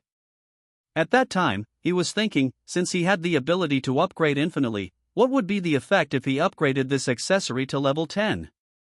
However, this accessory was not a built-in accessory of the train and would randomly drop after killing monsters in the wild. He didn't think about it anymore. He didn't expect he would have the car blade blueprint so soon. Master Cohen had sent it to him from afar. Sending a blueprint from 1,000 miles away, the gift is heavy and the sentiment is deep. Very good. Chen Mang grinned with a satisfied expression and carefully put the blueprint into his pocket. He would use this blueprint later to see what the effect was. The newest and most complete novels are at 69 shu. Come. It would be best to upgrade it to level 10 as soon as possible to see if there would be any qualitative changes. After doing all this, he waved his hand to signal the thugs to come up and move away the resources and food in the train car before preparing to return to his own train and use the core melting furnace to devour this train head, so that he could also recover some resources. When passing by the 8 people lying in the pool of blood, Chen Mang looked at the corpse of Master Koan, whose eyes were full of unwillingness, and sighed softly. He only felt a little emotional. This incident made him, who was already a little vigilant, have to become more vigilant when facing enemies in the future. In the apocalypse, any act of carelessness was like wanting to see his great-grandmother sooner. Then he noticed. Among the 8 people, there were actually 3 familiar faces. It turned out to be the 3 people who had used batons to hit him. He originally thought that these 3 people had already been buried in the mouths of zombies, but he didn't expect them to appear here. It was indeed fate. Chen Mang curled his lips. He originally planned to raise his rifle and give these 3 people a magazine, but then he thought about it and decided to forget it to save some bullets. Old Zhu was quickly collecting the guns carried by these people. This kind of gun made by other trains was contraband and should not fall into the hands of thugs and slaves as much as possible. Chen Mang didn't say anything, just returned to his own train car, controlled the train, drove the train in front of the unknown train head, and after activating the core melting furnace, he saw his train head open its bloody mouth, revealing countless rapidly rotating gears, and devoured the entire unknown train head. Iron ore units plus 1,000. As expected of the train head of a level 2 train, it had more iron ore than he had obtained by devouring so many carriages. This train head looked like its armor was thicker than his, presumably it had upgraded its armor. If it had crashed over at full speed just now, it would have been enough to give him a hard time. This encounter battle came to a phoneme alphabet equals IPAPH equals clause close slash phoneme in such a hasty process. Inside the train car, Chen Mang was thinking about 2 questions. The first question was, what name should he give to his train? The second question was, he now had a total of 1,600 units of iron ore, what accessory should he craft first? After thinking for a moment, he finally thought of a name for the train. Let's call it Stellar. Stellar, not a bad name. Sitting in the train car, Chen Mang contentedly repeated the name he had chosen several times. The Stellar train, grand enough, perhaps one day he could even control this train to fly out into the universe. At that time, even in the universe, the name Stellar would be imposing enough. Actually, he had wanted to name it Fuck Everything, but after thinking about it, he felt that this name seemed a bit too uncouth.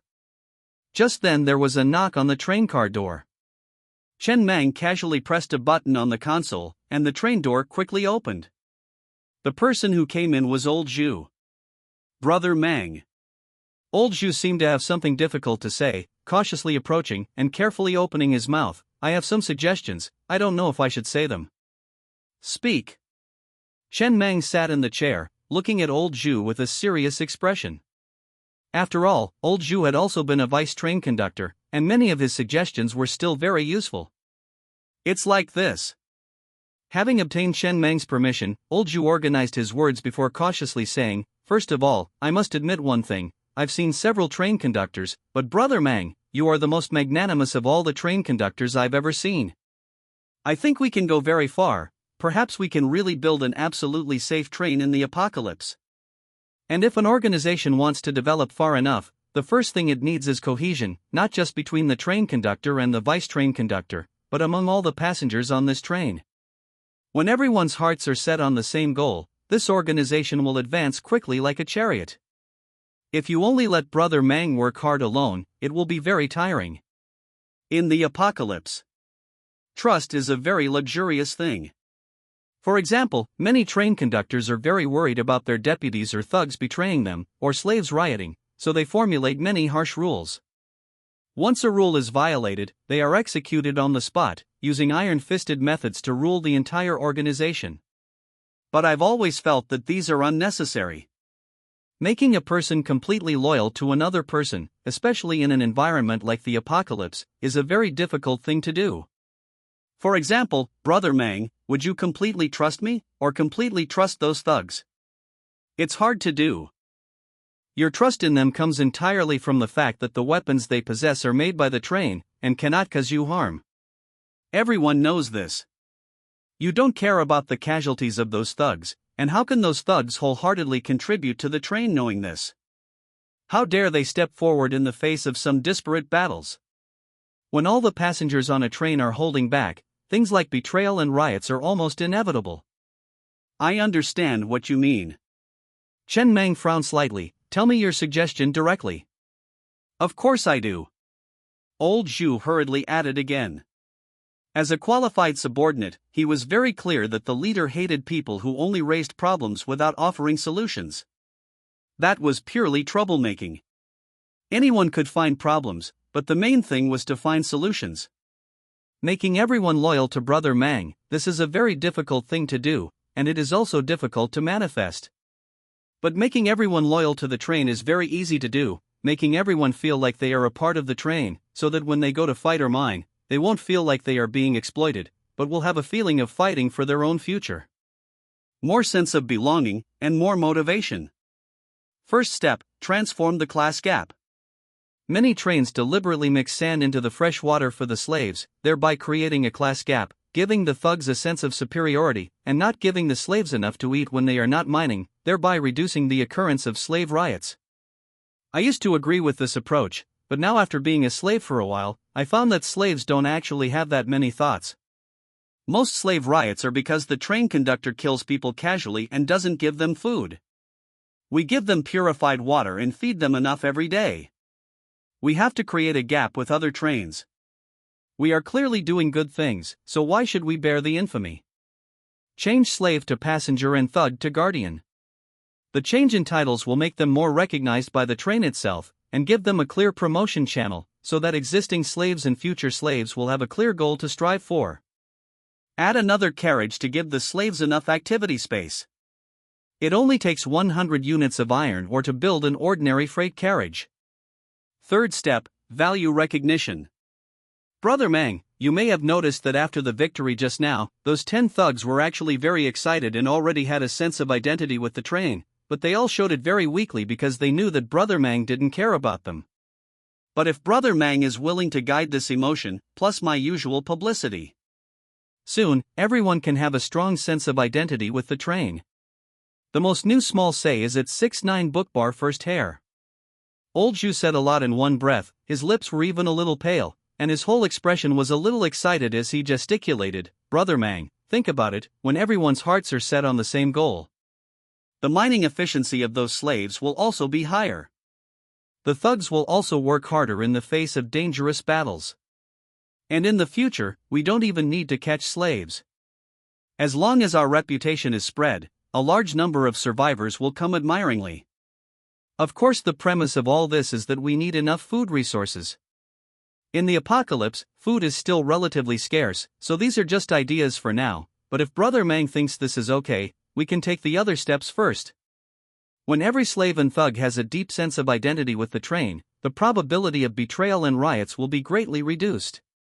Chen Mang narrowed his eyes slightly, looking up and down at Old Zhu. He had to admit that this guy Old Zhu still had some ideas. He looked like an ordinary bald man, but he really had a lot of ideas in his head. Although it was a bit rough, it seemed that only he could try this plan. Old Zhu was right about one thing. Why call them slaves? Are they slaves just because they mine? Don't people work in peacetime? The most important thing is, this plan may be difficult to implement on other trains. After all, a very important point in this plan is that it requires enough food, but this point is the easiest to achieve here with him. Moldy bread slice production line, white grade accessory, requires 100 moldy bread slices to build. This accessory can only produce moldy bread slices at level 1. But what about level 10? Wouldn't it produce fragrant filled bread? If a survivor in the apocalypse eats this kind of thing every day, it will be difficult for them to have the idea of rioting and escaping. The food problem is not a problem for him. Since this is the case, then this plan is completely feasible. A moment later, Chen Mang looked at the 10 thugs patrolling outside the train and chuckled. Old Zhu, I'll leave this matter to you. I think it's feasible. Don't worry about the food problem, I'll take care of it. But don't be too hasty. We still have to wait for future development before fully implementing it. By the way, the train has a name. It's called Stellar. Before that, he needed to use the car blade blueprint first. In the apocalypse, organizational cohesion can only be said to be a side dish. The main course is still the strength of the train. Without a train with sufficient offensive and defensive capabilities, even if the cohesion is strong, it is useless. He had to see what changes there were in the level 3 car blade. Old Zhu came anxiously and returned excitedly. Inside the train car, Chen Mang watched old Zhu's departing back and shook his head with a slight smile. He naturally knew why old Zhu was so happy. On the one hand, he genuinely hoped that the train would develop better and provide a safe haven in this crisis-ridden apocalypse.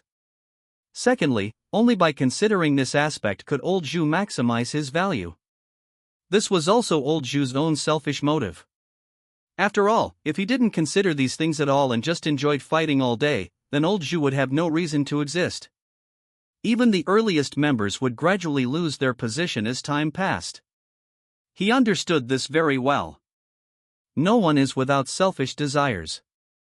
If a person has no selfish desires, they are probably thinking about destroying the world or some other nonsense. At this moment, he was the only one left alone in the train car. He picked up the pen and notebook on the table and began to write and draw. If you can use the train to hit people, don't waste bullets. This was his summary of today's battle. Yes. He regretted it a little. When those people got off the train, why did he waste those bullets? He could have just controlled the train to run them over. But if they had scattered and fled back to their own train, it would have been much more troublesome to deal with.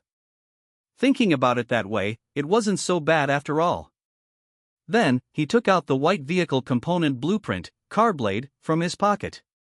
With a thought, 500 units of iron ore in warehouse car #2 slowly turned into powder and melted into the car. Immediately afterwards he felt the entire train car trembling slightly. He immediately walked out of the train car, stood on the wasteland, and looked at his train number. Ha! Standing on the wasteland, Chen Mang looked at the scene before him and couldn't help but grin. Steel blades had appeared on both sides of the stellar train head and its 3 cars. The position was about 1 meter above the ground. Just enough to cut zombies in half. The car blade completely covered the entire car, with a thickness of about 10 centimeters. The front end was not sharpened and was not very sharp. Even if you rubbed hard on the blade with your hand, you wouldn't bleed because the blade was too thick. Component name, car blade. Component grade, white. Component level, 1, component effect, steel blades will be installed on both sides of the car, causing damage to enemies approaching the car during driving. Can be retracted freely. Upgrade condition, 100 units of iron ore. This. Chen Mang was slightly stunned. He originally planned to look at the component panel first and upgrade it later. After all, it cost 500 units of iron ore to create it, and the iron ore required for upgrading would definitely be more. He didn't have that much iron ore at the moment. He didn't expect that it would only take 100 units of iron ore to upgrade to level 2. Then what was there to hesitate about? Upgrade. With the subsequent upgrade, the white vehicle component car blade had already reached level 2. The thickness of the steel blade seemed to be a little thinner, and the blade seemed to be more obvious, but the width of the steel blade had increased by a full 10 centimeters. At this time, the width had reached 40 centimeters. During driving, all creatures approaching the car within 40 centimeters would become souls under the blade. The panel basically didn't change, except for an extra line of small print. The upper limit of this vehicle component is level 2 and cannot be upgraded again. I don't believe it. Chen Mang shook his head and said again with some anticipation, upgrade. However, there really wasn't any change, as if it really couldn't be upgraded again. Chen Mang lowered his head to look at the birthmark on the back of his hand, put his right hand on the birthmark on his left hand, and said again in a deep voice, upgrade. The next moment level 0 permission detected. This vehicle component can continue to be upgraded. This upgrade will consume 200 units of iron ore. Immediately afterwards, the car blade began to change again in his eyes. The blade became thinner again, and the width also increased again by 10 centimeters, reaching a full 50 centimeters. Not bad. Chen Mang couldn't help but smile. The main purpose of this upgrade was to test the effect of the unlimited upgrade plugin. It seemed to be quite good. Although he didn't understand what level 0 permission meant on the panel, it didn't matter. As old Zhu said, the Carblade White component was a novice transition component. The newest novels are first published on 69 Shu. Com. In terms of effect, even if it is upgraded to the maximum level, it may not be as good as some green-grade offensive vehicle components. Even if it is upgraded to level 3, it is not much stronger than level 1. But he has no upper limit. The effect of each upgrade of this component is that the blade surface becomes thinner and the blade becomes wider. As long as he has enough iron ore, he can completely have a car blade with a width of 10 meters. Like wings, hanging on both sides of the train. If you slam the accelerator, you can take off directly if you encounter a bump or something. And no upper limit for upgrades means that if he has enough iron ore, he can even strengthen the car blade to be as thin as a cicada's wing, even completely invisible, only seeing people killed invisibly. Wherever it passes, not a blade of grass grows. No, he needs more iron ore. Only in this way can he complete his grand plan. Chen Mang withdrew his gaze from the car blade and looked at his train captain panel. He only had 700 units of iron ore left at this time, and he was reluctant to upgrade the car blade again. This thing doesn't show too much effect below level 10 and cannot produce qualitative changes. A slave can obtain 1 unit of iron ore per hour of mining. If they mine for a full 12 hours a day, they can obtain 12 units of iron ore. He has 81 slaves. The maximum amount of iron ore he can obtain in a day is basically 972 units. The mining time is at most 12 hours. Any more than that would be a bit too much. The main thing is that it is difficult to guarantee that there will be or to mine every day. After all, there are too many accidents in the wasteland. He currently only knows about this one mine and has no means of discovering other mines. Most importantly, his train only has the initial energy stone that comes with it, and one energy stone can only allow the train to travel at full speed for 100 hours. The train must be upgraded to level 2 and a crafting table must be created before energy stones can be manufactured. In other words, if he doesn't upgrade the train to level 2 within these 100 hours, his train will have to be completely stranded. He just calculated it simply.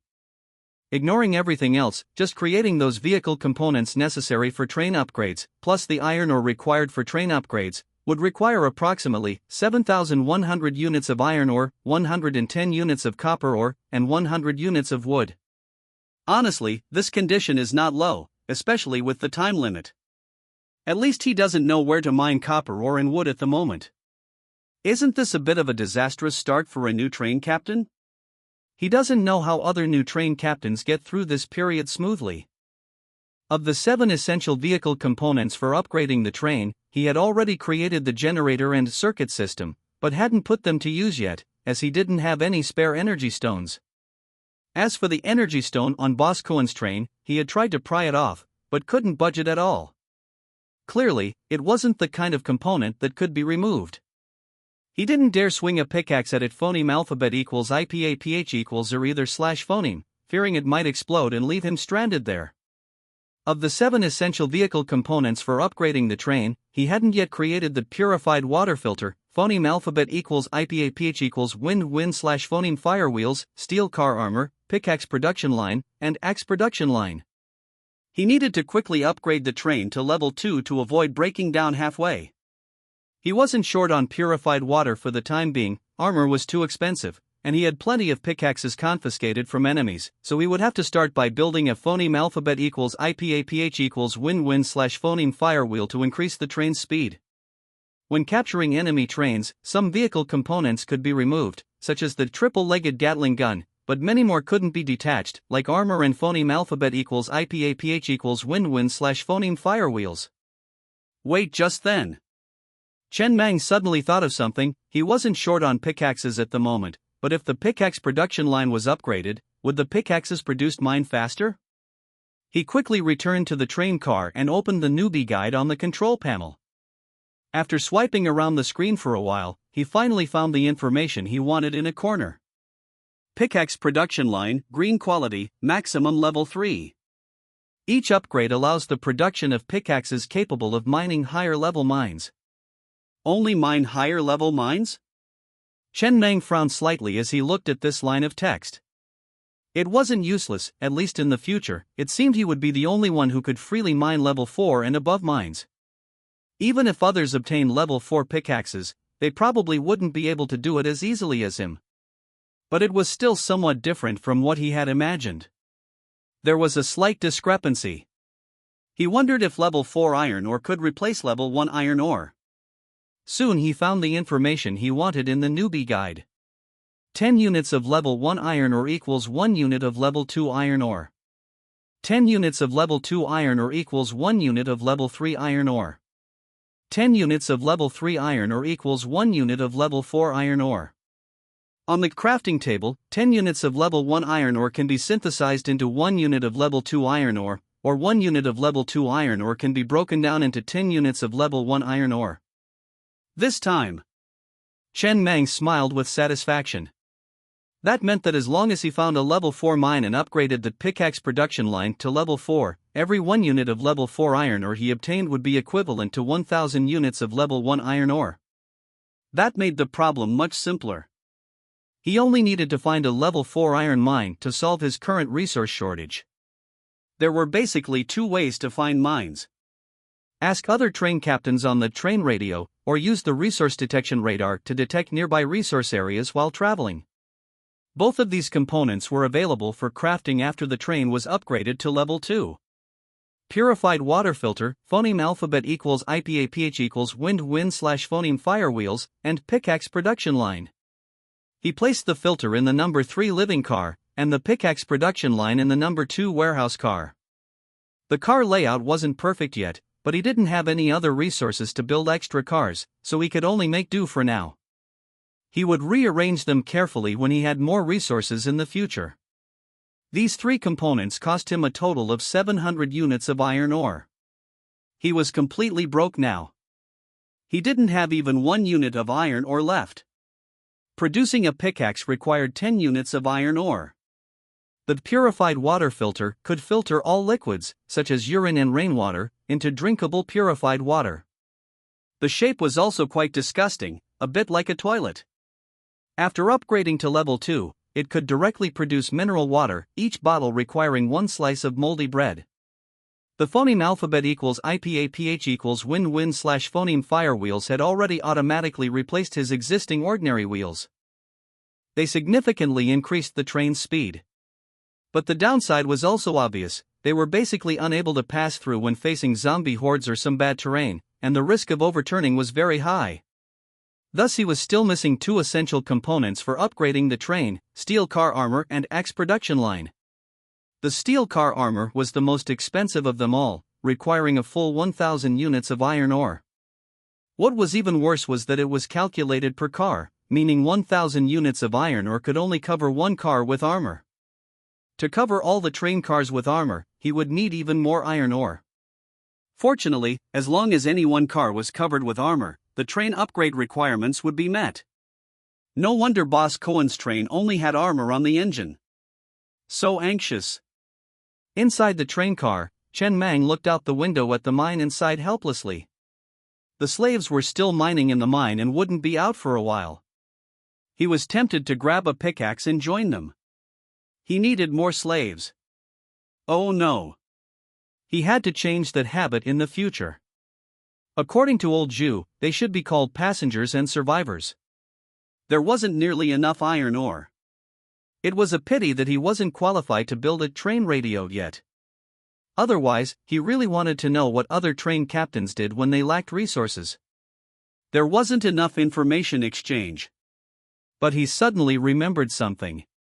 He didn't know if his geothermal furnace could refine all the confiscated pistols and pistol bullets.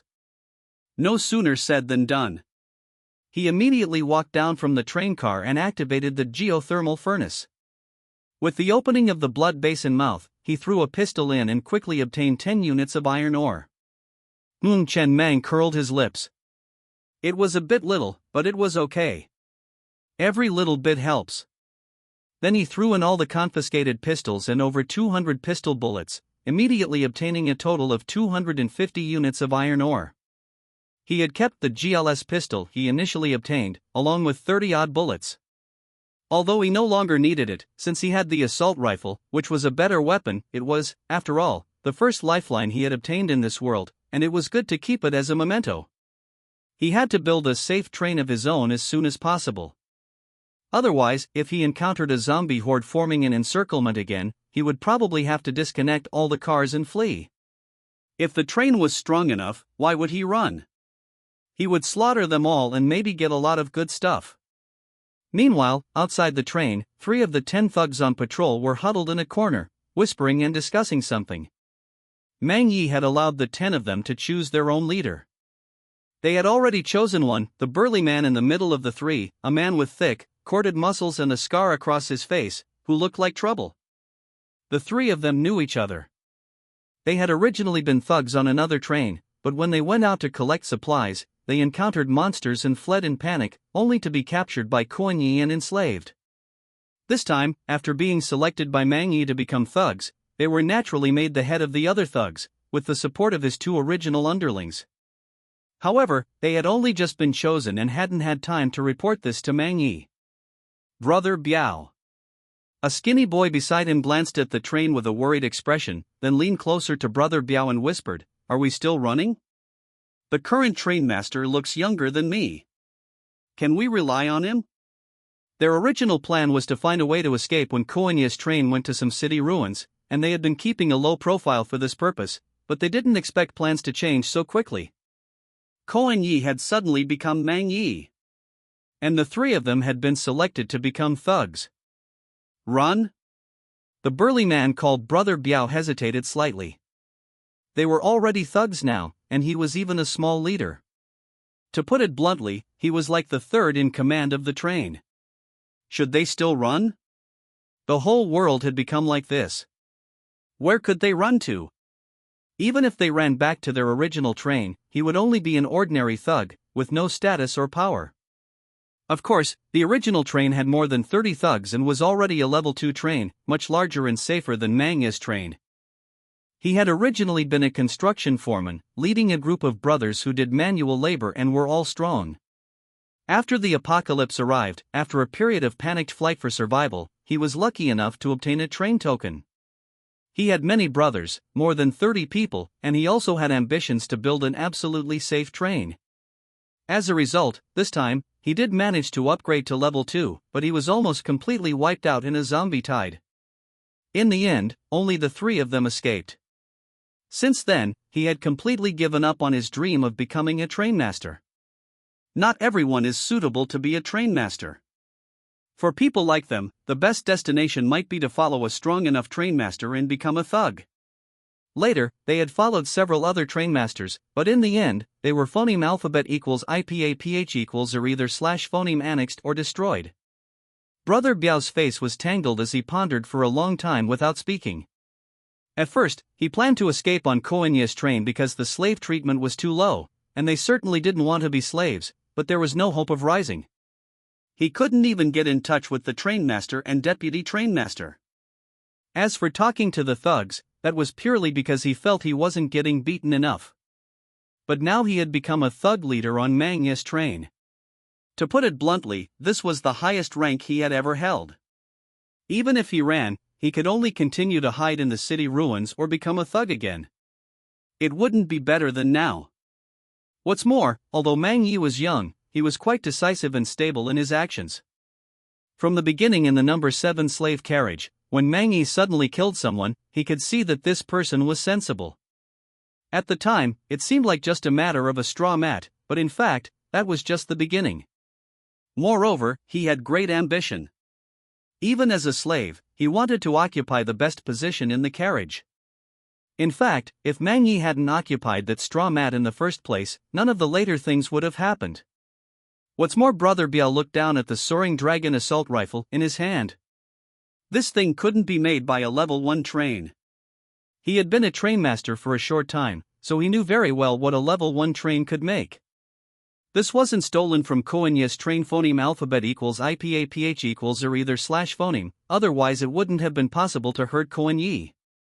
Mang Yi had his own opportunities. In the wilderness, an excellent trainmaster must meet one of 3 conditions. First, have ability. Anyone can become a trainmaster with good luck, but that doesn't mean that the trainmaster has ability. He had met many trainmasters who had no overall view, and even some who didn't want women to be slaves and made all women their harems, resulting in extremely slow resource collection and self-destruction. Second, have opportunity. Even without any ability, as long as the opportunity is sufficient, you can pick up a vehicle part blueprint of sufficient grade just by walking around. Then even a brainless idiot can phoneme alphabet equals IPAPH equals live slash phoneme a good life for a while. Third, have methods. If you don't have enough methods, you won't manage at all, and you won't even know if you've been hollowed out. Then it's only a matter of time before the people below rebel or run away with resources. It is enough to have any one of these points, and Mang Yi seems to have all 3. There is no need to say more about his ability. His opportunity can be seen from the assault rifle in his hand and the blood basin mouth with countless gears on the train head.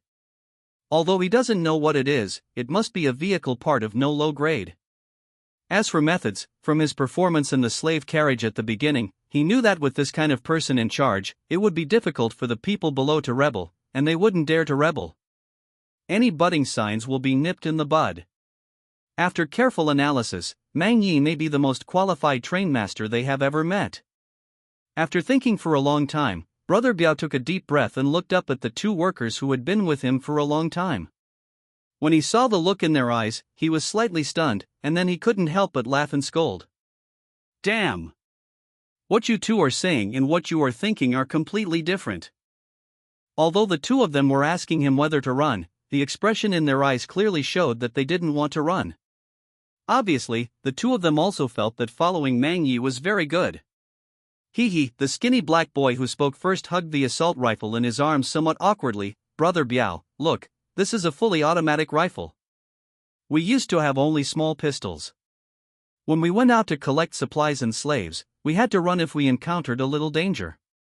Now that we have this thing, we are not afraid of 10 or 8 zombies at all. In the apocalypse, what is everyone looking for?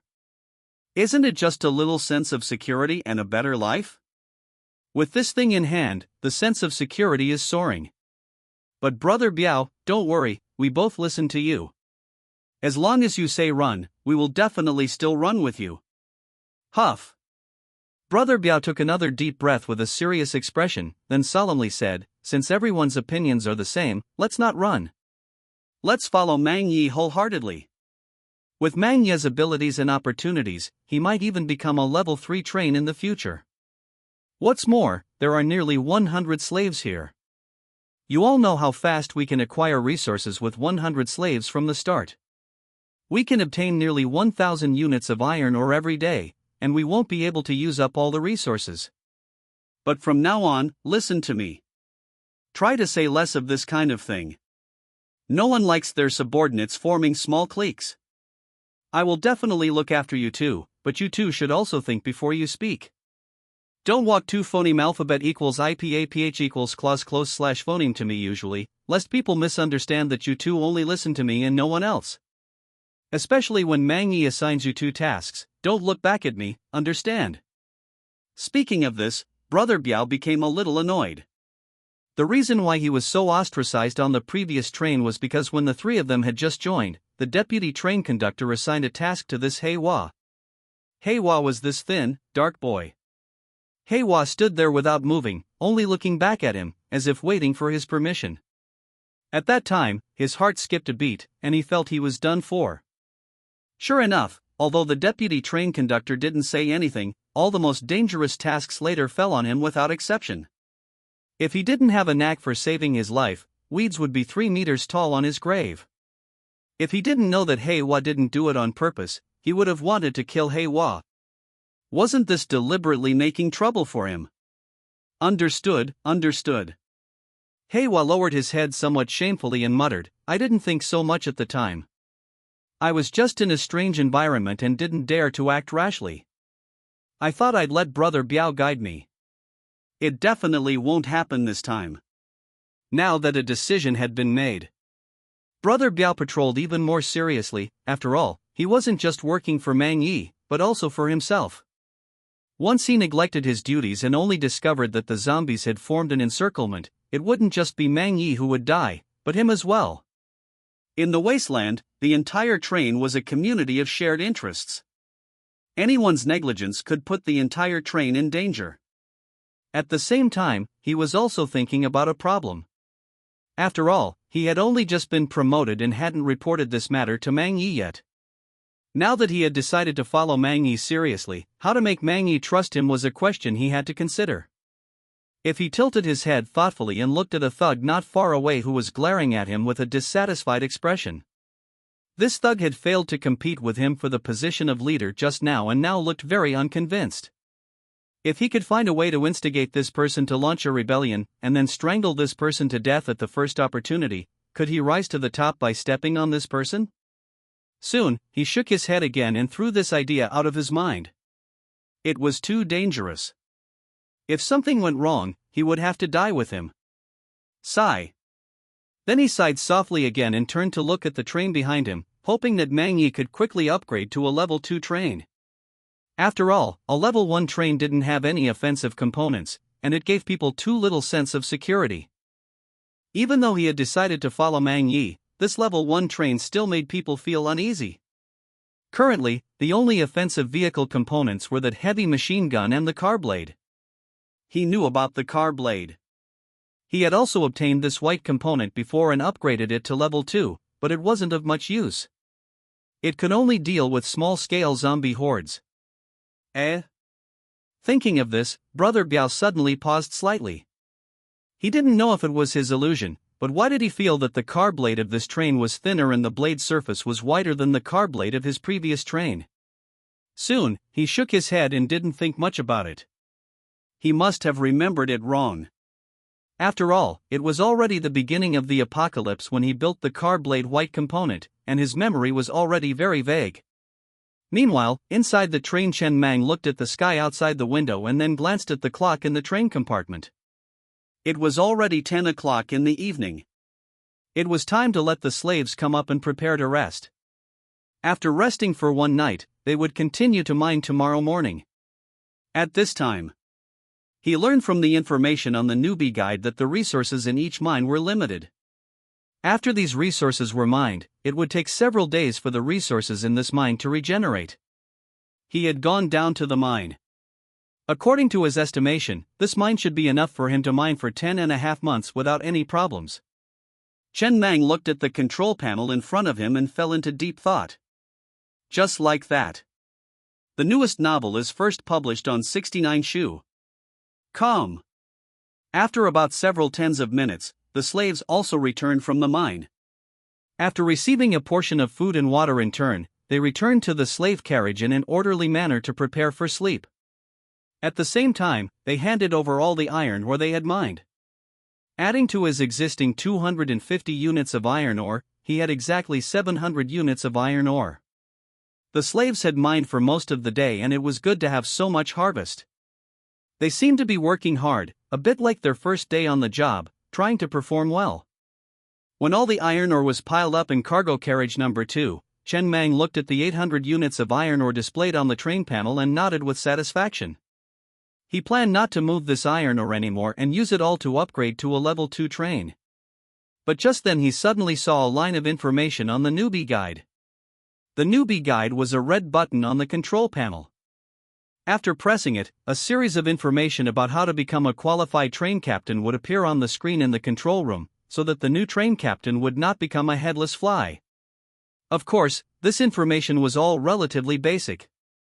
This information was, all vehicle components will unlock the first supermodel effect after being upgraded to level 5. This Chen Mang paused slightly when he saw this message. The higher the grade of the vehicle components, the higher the upgrade limit. Many white and green components simply didn't have a level 5 limit. This information would not be used in a short time and was useless. But he had the infinite upgrade plug-in. If a white vehicle component was upgraded to level 5 by him, would it have this supermodel effect? This was an uncertain thing. He calculated that his white vehicle component car blade was currently level 3. It cost 100 units of iron ore to upgrade from level 1 to level 2, and 200 units of iron ore to upgrade from level 2 to level 3. According to the calculation of increasing 100 units of iron ore for each level upgrade, it would cost 700 units of iron ore to upgrade to level 5. And he now had exactly 700 units of iron ore. If he tried, he might upgrade the train to level 2 one day later, but if he didn't try this, he might not be able to sleep tonight. Chen Mang looked expressionlessly at the message on the newbie guide in front of him. He knew that there were always many temptations on the road ahead. He had just made up his mind to save all the iron ore for train upgrades. The temptation came. But who could resist this? Although upgrading the train to level 2 was also very important, if upgrading the car blade to level 5 could have a supermodel effect, then this supermodel effect could completely make the car blade more powerful. Having a powerful offensive component would also be of great help to him. And this experiment would also affect the focus of his future resource allocation. After hesitating for a moment, Chen Mang quickly made a choice. On this dangerous wasteland where danger could appear at any time, a powerful offensive component was more important. What's more, even if the white vehicle didn't have a supermodel effect, a level 5 car blade would be a good offensive vehicle component. Upgrade. Upgrade the white vehicle component car blade to level 5. The next moment, the 700 units of iron ore stored in cargo car number 2 instantly turned into powder and merged into the interior of the car.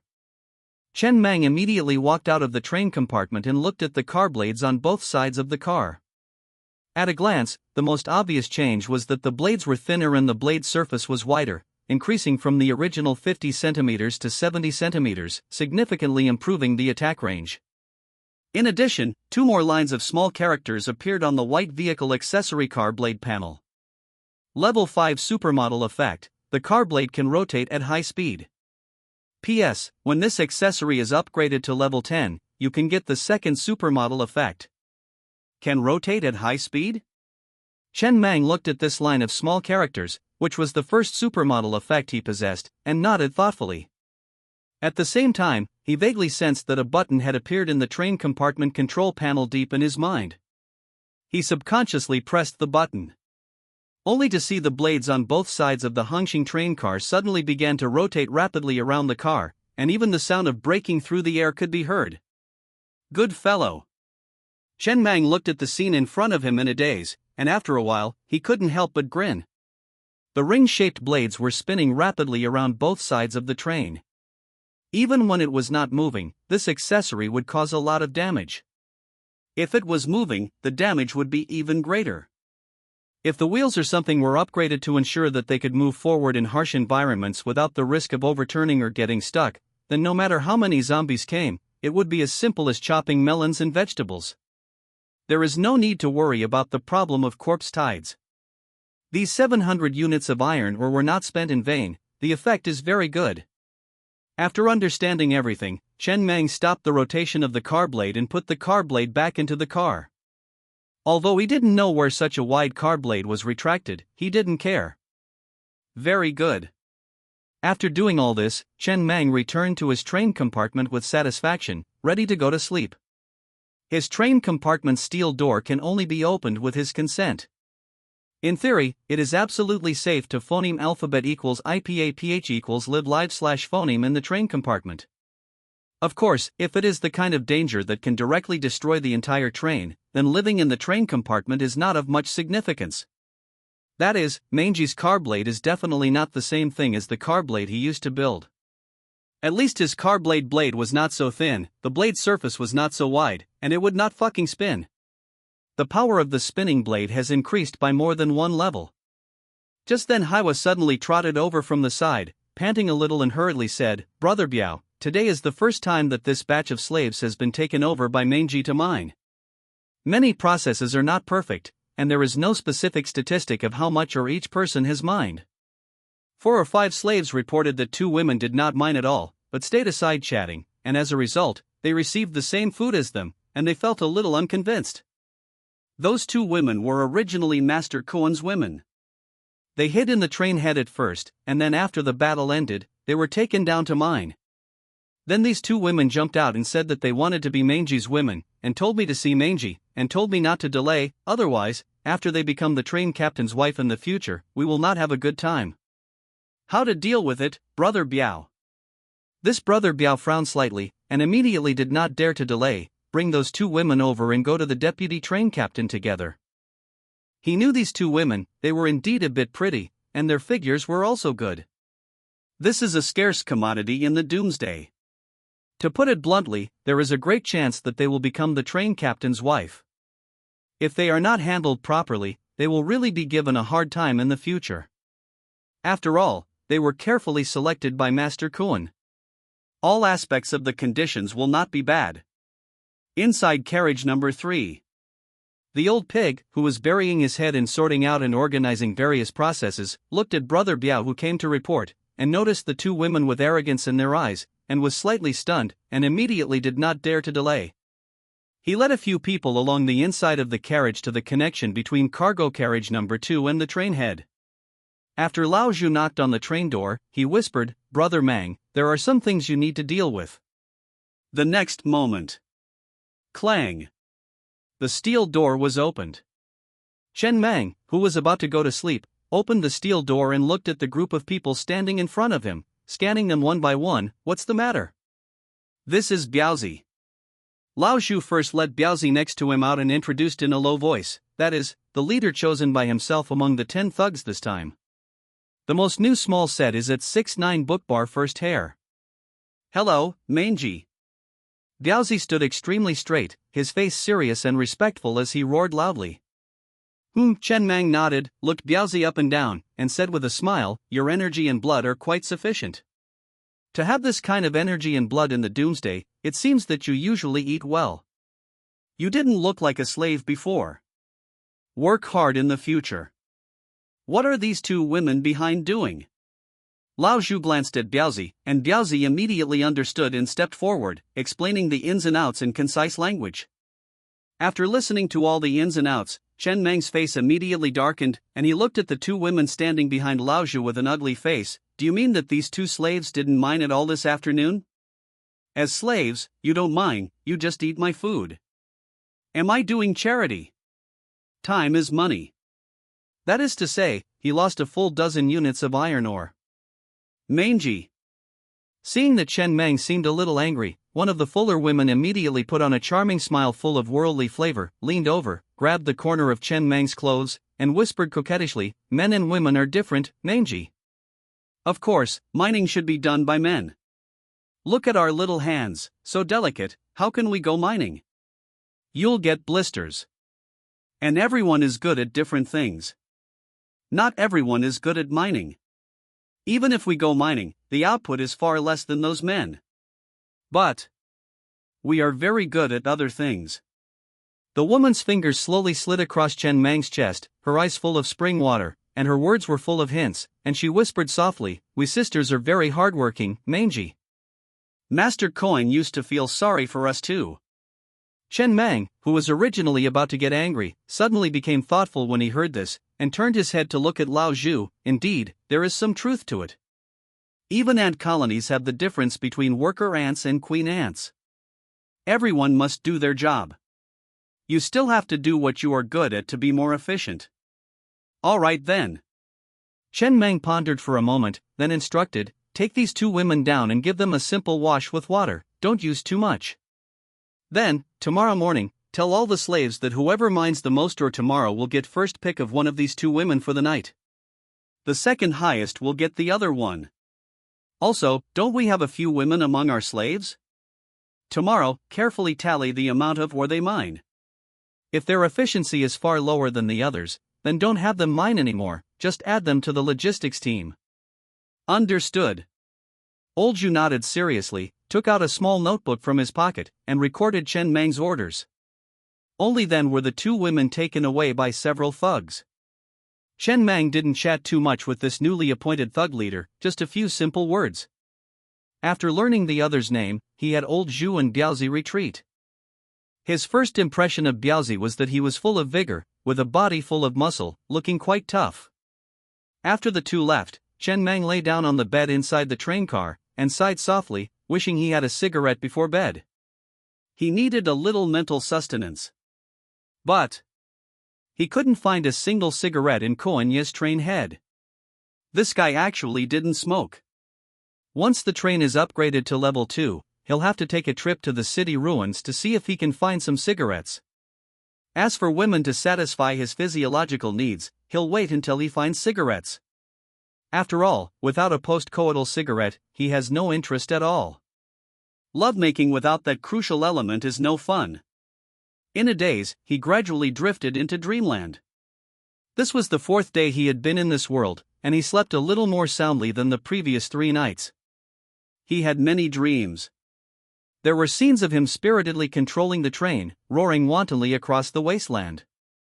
There were also scenes of the train encountering a zombie horde, with everyone being buried in the mouths of the zombies. There were also scenes of his subordinates betraying him, ultimately leaving him a lonely figure. The next moment Chen Mang instantly woke up, all sleepiness gone. He jumped out of bed and stood on the train control platform, looking around. In the dark rainy night, he could vaguely see a group of wolf-like creatures surrounding the train, constantly growling softly. Although they hadn't launched an attack, they were already surrounded. Damn it! His expression changed slightly. He immediately sat on the control platform, his mind united with the train. Along with the roar of the train's engine, the feeling of being pushed back gradually increased. The train began to move forward in the dark rainy night. At the same time, the level 5 car blades around the car body extended and began to rotate at high speed.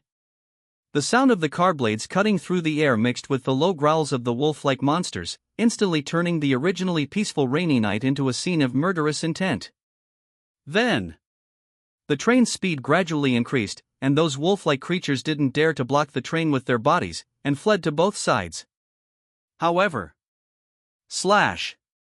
the high-speed rotating car blades on both sides cut any approaching wolves in two.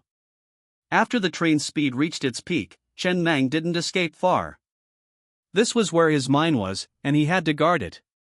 He couldn't escape too far. Moreover, he glanced at these wolves. There were only 20 or 30 of them, far less terrifying than a zombie horde, not something he couldn't handle. In terms of speed, these wolves were far inferior to the train. Although they were more agile, Chen Mang quickly, with several collisions by the train, the last wolf was also buried in the rainy night. After the crisis was resolved, Chen Mang slowly stopped the train, left the train car, walked into the rainy night, and came to a wolf corpse. He lowered his head and looked at it expressionlessly. At this time, old Zhu, Biaozi, and a group of thugs also rushed down from the number 3 living car with weapons in hand, surrounding Chen Mang and guarding the surroundings. Master Mang. Chen Mang remained silent and didn't speak, just lowered his head and looked at the wolf corpse at his feet. He had seen this kind of monster in the newbie guide. They were zombie wolves, basically level 1 monsters, who mainly ate carrion in the wilderness. Such as zombie corpses, human corpses, and the corpses of other monsters, etc. Their aggressiveness wasn't very strong. Although they were social creatures, they weren't as exaggerated as zombie hordes. The number wouldn't exceed 100 at most. Even if he hadn't been awakened, these wolves wouldn't have been able to breach the train's defenses. It would be difficult to tear open the train's iron skin. But this incident reminded him that the train urgently needed vehicle accessories like radar. Since there was no way to get them for the time being, someone needed to be on night watch. This time there was no danger, but what if it was a zombie horde next time? Being surrounded by a zombie horde, whether the train could be successfully started was a problem. And the rotation of the car blades required the energy stone in the train head as an energy source. Although the consumption wasn't much, it couldn't rotate continuously. As time passed, they would definitely be trapped to death by the zombie horde. Biaozi. Chen Mang stood in the dark rainy night, turned his head and looked at Diaozi beside him, and said softly, "Arrange for a few people to stand guard at night. If we encounter this kind of situation again, you and I might both die here." "Yes, this kind of thing won't happen again," Diaozi said in a somewhat ashamed and hoarse voice. He had actually arranged for someone to stand guard, but the other thugs didn't listen to him very well. He could only arrange for his own man, Haiwa, to stand guard, but who knew that this son of a bitch actually fell asleep? He really couldn't say this out loud. If he did, Haiwa's life might not be spared, so he could only take the blame himself. Although Master Mang didn't order it at first, this kind of thing was something that he, as the thug leader, should have arranged himself. Just then old Zhu stepped forward, squatted in the rain, picked up a piece of broken wolf meat, smelled it, and suddenly frowned, looking a little uneasy. "Brother Mang, the situation is a bit wrong. Normally speaking, this kind of zombie wolf is a relatively easy to bully monster in the wilderness. They usually don't go too deep into the wilderness, and basically wander in the city ruins, looking for some carrion to eat. Unless some seriously injured or seriously ill elderly zombie wolves are driven to the depths of the wilderness by the wolf pack. But these zombie wolves are all very healthy adult zombie wolves. Logically speaking, they shouldn't appear in this location. Unless a more terrifying monster has appeared in the nearest city ruins, causing them to have to migrate. But if that's the case, the survivors in this city will be in danger. Perhaps many survivors around the city have already begun to flee, but the rainy night wilderness can only be a graveyard for them. These survivors usually hide deep in the city ruins, making it difficult to find them. At this time, there may already be trains going to receive this group of survivors. If we go now, we might be able to catch some survivors fleeing from the city ruins. No. Chen Mang stood in the dark, rainy night, looked at the desolate wilderness where he couldn't see his fingers, and shook his head. "Let's not wade into this muddy water. We'll continue to rest tonight. Diaozi, you leave some people on night watch. Tomorrow morning, we'll get up early in mine. Before the train reaches level 2, I don't want any trouble to occur. Only when the train reaches level 2 does it have the basic qualifications to roam the wasteland. Before that, the train can only be regarded as in its infancy. Not to mention that it doesn't have any offensive accessories. Many key accessories are missing, such as high beams. Currently, none of the lights in the train are on. The generator and circuit system have been built, but there are no spare energy stones. Driving at high speed in the dark, rainy night without high beams is a very dangerous thing, no different from playing parkour with your eyes closed. Just now, when he controlled the train to kill those zombie wolves with the car blades, he tried to control the train's speed as much as possible. Chen Mang's expression changed slightly, and he immediately ran quickly towards the train head. All the thugs also returned to their positions as soon as possible, ready for battle. The tarpaulin on the heavy machine gun on the roof was also lifted, and the car blades on both sides of the carriage began to rotate rapidly. But just as he was about to start the train playing deafening DJ music had already arrived in front of them, with no intention of slowing down at all. However, it didn't crash into them, but brushed past them and sped towards the more distant place. When passing by them, the train even honked 3 times as a signal. Chen Mang looked with a somewhat unsightly expression at the train that was gradually moving away in the rainy night until he could no longer see its back. The other party seemed to have no malice at all, or was in a hurry to go to the city ruins. But when passing by, he saw that the train had a full 13 carriages, and the armor on each carriage was the same as the armor on Boss Kuen's train head, which was obviously the green-grade vehicle accessory carriage steel armor. This armor alone requires a full 13,000 units of iron ore. In addition, each carriage of that train had 2 heavy machine guns on top, and the top of the train head also had 2 extremely powerful machine cannons that looked extremely powerful, with a caliber as thick as an adult man's forearm. This was the strongest train he had ever seen. It was much stronger than Boss Kuen's train. The firepower was obviously not at the same level, and he was even less of a match for it. In addition, the other party's high beams, audio equipment, and a series of other living accessories had already been built. Perhaps only such a train can be so unscrupulous and loudly play DJ music and roam around the wasteland. His originally urgent mood became even more urgent after seeing this scene.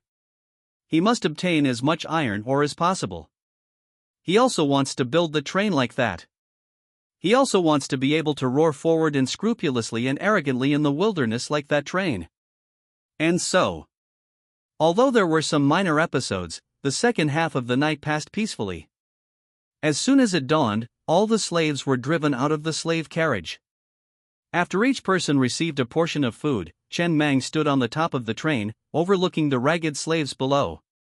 Lao Zhu and a group of thugs stood in front of the slaves with guns in their hands and cold expressions. After he paused for a moment, he took a deep breath and shouted, "My name is Chen Mang, and I am also your train captain. Here are two fair-skinned and clean women, who used to be Boss Cohen's women. Boss Cohen is your former train captain. Today, whoever mines the most or will be able to choose one of these two women. The second place gets the remaining one. And the top three will have hot steamed buns and pickled vegetables to eat. I only have one requirement for you: mine enough iron ore for me. Whoever mines the most iron ore, I'll give him a good look. Whoever tries to slack off, I'll chop him into 9 pieces. Now, everyone, go down into the mine." Perhaps Boss Cohen rarely did mobilization work for this group of slaves before, or perhaps these slaves really haven't touched a woman in a long time. At this time, many slaves' eyes really lit up. After swallowing the food in their hands, they rushed into the mine with their pickaxes. It's not just a matter of one woman. For many slaves, when survival is difficult to guarantee, no one really thinks about women. But these are Boss Cohen's women, the women of Boss Cohen who used to oppress them. This is different. This is not just a matter of one woman, but there is a faint feeling of revenge. It's the same reason why ancient rebels always can't put down the imperial concubines after they break into the palace. Admittedly, the imperial concubines may indeed have some beauty, but the feeling brought about by the contrast in status is what truly makes people lose their minds. Normally speaking, an average adult can produce 1 unit of iron ore per hour of mining. This output is not fixed. In fact, the logic of mining is after swinging the pickaxe on the ore a certain number of times, a piece of iron ore will drop. It's just that most adults take an hour to complete this number of times. If the physical strength is strong enough, or if you used to do the work of demolishing walls and have experience swinging hammers, and the speed of swinging the pickaxe is fast enough, then the speed of producing 1 unit of iron ore can be shortened to 50 minutes or even 40 minutes. However, constantly swinging a pickaxe is actually a very strenuous task. If you haven't been doing hard labor before, don't even mention doing it for a day. Your arms will be sore after doing it for a few tens of minutes. Basically, the average is about the same.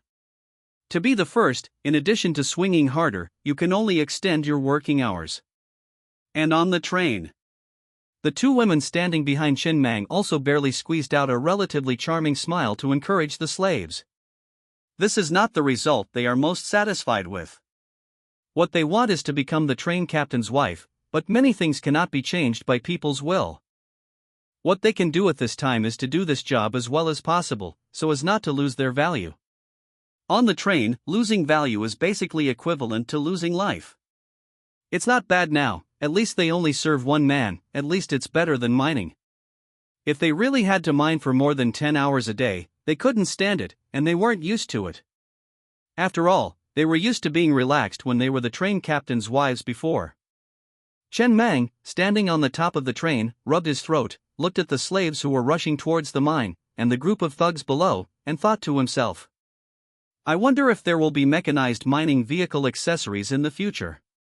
Human efficiency is still a bit low. There is not much moldy bread stored in the train. And manufacturing the moldy bread slice production line requires consuming 100 slices of moldy bread. You can't use up all the bread slices. Wait a while and build the moldy bread slice production line. He's just curious. He was able to build the moldy bread slice production line because he seized Boss Cohen's resources and had these bread slices. Then, where do other people get the bread slices to build the production line? Or can the bread slices collected from the city ruins also be used as consumables?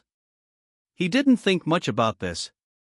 Instead, he immediately walked to the number 3 living carriage, consumed 100 slices of bread, and built the white-grade vehicle accessory moldy bread slice production line.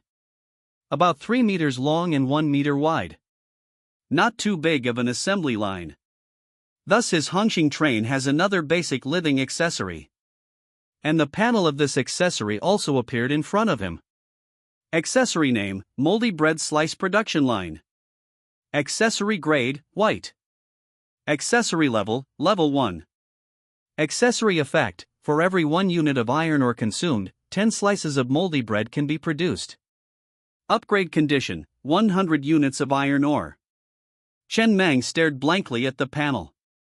He finally understood why Master Koan was unwilling to feed the slaves their fill on normal days. It wasn't deliberately mistreating them, but these moldy bread slices weren't cheap phoneme alphabet equals IPA PH equals or either slash phoneme. 10 slices of moldy bread required a full 1 unit of iron ore. If each slave was fed their fill, they would need 10 slices a day. He had a total of 81 slaves, which meant that the daily bread slice expenditure for the slaves alone would be 81 units of iron ore. It was indeed not a small amount. Master Koan wasn't even willing to build a universal wheel, let alone provide the slaves with a full meal every time. After all, there wasn't mining to be done every day. When there was no mining, it was pure consumption. In this way, it seemed understandable that only basic food was provided during mining. Quite expensive. However, he didn't plan to upgrade this accessory for the time being.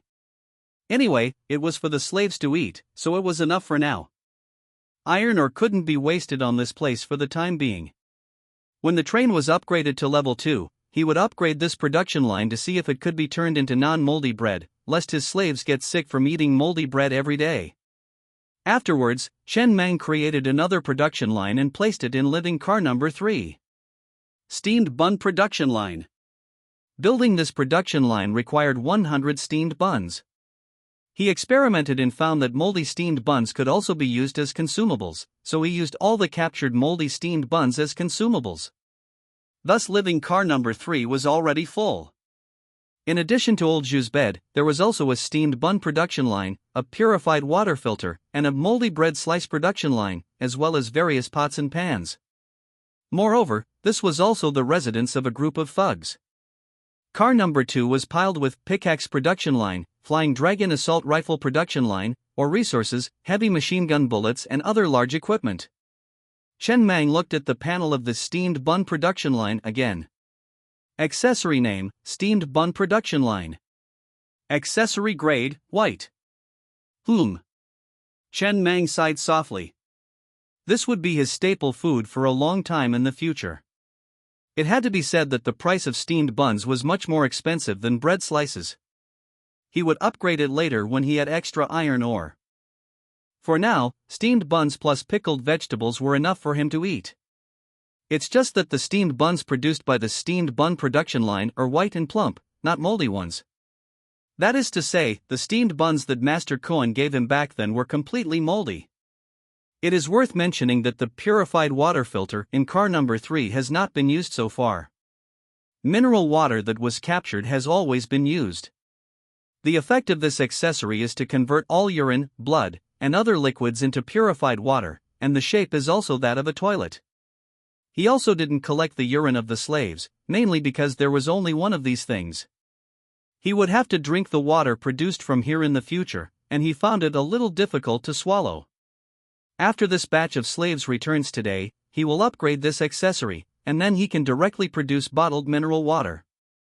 If the price of producing a bottle of mineral water is too expensive at that time, he will create another purified water filter specifically for collecting urine, etc. for the slaves to use.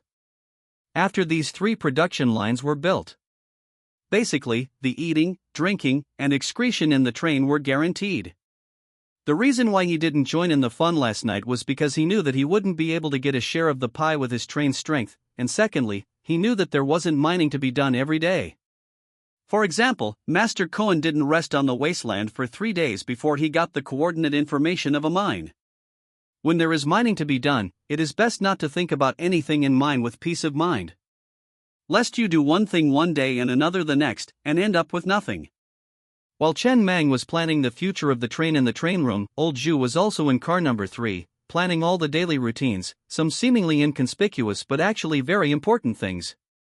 For example, counting the iron ore handed in by the slaves every day, distributing food, counting inventory, and a series of processes. As for Biaozi, he took Haiwa and another experienced subordinate of his, and with gloomy faces, found the thug who refused his order yesterday. Last night, he arranged for other thugs to keep watch, but no one listened to his orders, which led to a mistake in the end, leaving a not very good impression on Master Mang. He had clearly become the head of the thugs. But there were still people who were not very convinced by him. So, today, he needs to completely establish his prestige, at least to prevent the situation of being unable to order people from happening again. And the way to establish prestige is very simple. Biaozi found a man who clearly showed a mocking look last night, and without saying a word, punched him down, and then took Haiwa and the two of them and directly gave him a beating. When he gave the order last night, everyone else pretended not to hear, only this person not only pretended not to hear, but also sneered. The most new small say in 6-9 book bar first hair. Thorn? What he hits is the thorn. Mang, Master Mang. Master Mang. Seeing this, Biaozi, who was punching, also stopped subconsciously. After waiting for a few breaths, seeing that there was no other movement on the wasteland except for the thorn's loud roar, and Master Mang had no intention of coming out at all, he immediately grinned and slowly rolled up his sleeves. The front is an appetizer. Next is the main course. Also remember to call me Brother Biao in the future. Chen Mang in the train room casually glanced at the movement outside the car, then retracted his gaze again and continued to study the novice guide on his console. There was a lot of information on it that he actually couldn't access for the time being. But knowing it in advance, he would know what to do when he encountered it in the future. It's just that most of the information is about novices, and there is very little information about level 2 trains and even above level 3 trains. For example, one message he just learned was that when the train is upgraded to level 2, one of the buildable accessories that is unlocked is the built-in fire control system. This thing can be installed with heavy machine guns with muzzles facing inward in every corner of the car. With this thing, as long as he moves his mind, all carbon-based creatures in the entire train, except for him, will have to be buried in a pool of blood. It can be said to be the train reset key. Directly replace the thugs and slaves, including the deputy train captain, with another batch of people. This thing will also strengthen the train captain's absolute control over the train again, including when the train is really severely damaged and unable to move forward, and the enemy has already broken into the inside of the car, then this thing is also the last line of defense. The more he understood, the more he realized how extravagant it was for Master Koan to have 300 slaves. With Master Koan's strength, he was not worthy of having 300 slaves at all. The daily iron ore output of 300 slaves is probably 3,000 units. If he can guarantee that there is mining to be done every day, he can have a fully equipped level 2 train in at most 1 month. However, when he seized Master Koan's remaining resources, he realized that Master Koan's family fortune was really pitifully small. He didn't know where he wasted all the iron ore. There were no high-level accessories on the train. It couldn't be that he had never found a mine, right? P.S. New book asks for monthly ticket support, it's really important. Love you all. Time always passes quickly. In the blink of an eye, it was already dark. Chen Mang spent almost the entire day in the train compartment studying his beginner's guide, including the train's existing accessories. Now that he possessed the unlimited upgrade plugin, the white-grade vehicle accessories were definitely inferior to the higher-grade ones. After all, his high-grade vehicle accessories could also be infinitely upgraded. He currently only possessed 2 high-grade vehicle accessories, both of which were red. They were the level 2 geothermal furnace and the level 1 wheel changer. Both of these accessories were auxiliary types. The former was mainly used to devour abandoned trains and decompose them into iron ore resources, while the latter could replace train wheels during travel, allowing him to cope with different driving environments. However, upgrading the geothermal furnace from level 1 to level 2 only required 100 units of iron ore, but upgrading from level 2 to level 3 required 10,000 units of iron ore. Each upgrade allowed him to decompose the corresponding level of abandoned trains. The wheel changer required a full 10,000 units of iron ore to upgrade to level 2, and each upgrade added an additional wheel slot. According to the information in the beginner's guide, the higher the grade of the vehicle accessories, the more resources were required for each upgrade. Therefore, the path he planned for himself was very clear. In the early stages, with limited resources, prioritize upgrading the white grade vehicle accessories. He didn't need to upgrade them too high. As long as he upgraded them to have supermodel effects, such as the level 5 wheel blade, he could usher in the first qualitative change. This way, he could obtain the greatest improvement with the least amount of resources. Then, he could use the improved effects to plunder or mine more resources to continuously improve the level of the train, thereby upgrading those higher grade vehicle accessories to a sufficient level. At that time his train would usher in a real qualitative change. Chen Meng sighed, rubbed his somewhat dry eyes. The plan could be said to have no problems at all, it's just that the process was a bit arduous and far-reaching. After all, this wasn't a game, and he couldn't be given enough time to develop. Unexpected events that could occur at any time would interfere with his development plan. What he could do was to try to avoid some accidents and, when he could develop, try to develop with peace of mind. At this moment, the last slave also emerged from the mine. This mining time had far exceeded 10 hours, basically around 12 hours, with the longest one having mined for 14 hours. Far exceeding his expectations. He chuckled, immediately got up and walked out of the train compartment, waved to Old Pig who was guarding the train entrance, "Gather all the slaves." Understood. Old Pig respectfully nodded in response and handed over the list that he had prepared. "Master Mang, this is the mining ranking of all the slaves today." Night.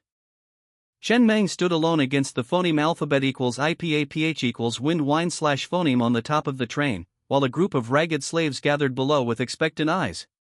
Although there seemed to be many people, it still brought a strong sense of loneliness in the vast wasteland. The thugs also stood around with guns, guarding against possible dangers. Slaves would not escape in the wasteland. Everyone gathering together still had a sense of security. Once alone and relying on their legs, it was impossible to run out of the wasteland in this lifetime. That sense of near death would make people feel what true despair is. People, no matter where they are social animals. Even as slaves, a group of people staying together as slaves is better than one person wandering the wasteland. Chen Meng swept over everyone, feeling the slightly cool night breeze, and couldn't help but laugh after looking at the list in his hand for a moment. Everyone performed very well today. The person who mined the least also mined 11 iron ores. Very good. What makes me most gratified is that none of you gave up because you had no hope of competing for first place. Everyone worked very hard. The upper limit of a team is phoneme alphabet equals IPAPH equals FN often / phoneme determined by its weaknesses. I hope everyone can maintain this mining speed in the future and strive for a higher level. Everyone will get 2 more slices of bread for supper tonight. Besides that first place, Zhang Haoping, mined 20 pieces today. Stand out, let me take a look. As soon as he finished speaking, a dark-skinned middle-aged man in the crowd immediately walked out of the crowd, stood in the open space, looked up at Chen Meng, and said in a somewhat simple and honest voice, "Master Meng, it's me." Very good. Chen Meng looked up and down at the man, and could vaguely see the man's legs trembling in the night. He looked a little tired today, and waved with a smile. "According to the agreement I said in advance, you choose one of these 2 women." The man, who looked a little honest, pointed to one of the tall women almost without any hesitation, and grinned excitedly. "Master Mang, I want this woman, she's tall, I like her." There was a burst of low laughter from the crowd. However, no one dared to say anything. "She's yours tonight." Chen Meng waved his hand, and the tall woman standing in front of the slaves immediately walked up to the honest man with cat-like steps, bent down, and rubbed the man's forehead with her nose, with a smile in her voice. "Do you still have strength?" "Yes, yes, yes." The man, who was originally exhausted, stood up almost instantly, and said in a hoarse voice full of expectation, "I have nothing on my body, just brute strength." Chen Meng smiled when he saw this and didn't say much, just looked at the list in his hand and continued. Second place, Li Kuei, mined 16 pieces today. The remaining one is yours tonight. And if everyone can still maintain a minimum daily mining quantity of 11 in the next 5 days, everyone can still guarantee 5 slices of bread a day when there is no ore to mine. If everyone can maintain a minimum daily mining quantity of 12, an additional carriage will be added on this basis. As soon as he finished speaking, there was another burst of cheers and excitement from the crowd. This was a benefit that was truly implemented on everyone. Each additional carriage meant that it would be much more spacious, and they no longer had to curl up in a ball at night, and they didn't have to worry about the slaves going to the toilet stepping over them. After doing all this, Chen Mang walked down from the top of the train. Gaozi, who was standing aside waiting, immediately waved to distribute tonight's dinner. Each slave was given 2 more slices of bread, while the top 3 were given steamed buns and pickles separately. Master Mang. Old Pig, who was waiting below, sighed with emotion. I have to say, most of the time, women are very good stimulants to mobilize emotions. But Master Mang, you are generous enough. Ordinary train captains don't easily give women of this quality to their subordinates. After all, cosmetics are not easy to find in the apocalypse, and there are not so many good-looking clean clothes. Women with good bare faces and figures are absolutely scarce goods in the apocalypse. Very precious. Chen Mang tilted his head to look at Old Pig, didn't say much, just patted him on the shoulder, and then returned to his train car. The iron ore had already been moved back to cargo warehouse number 2.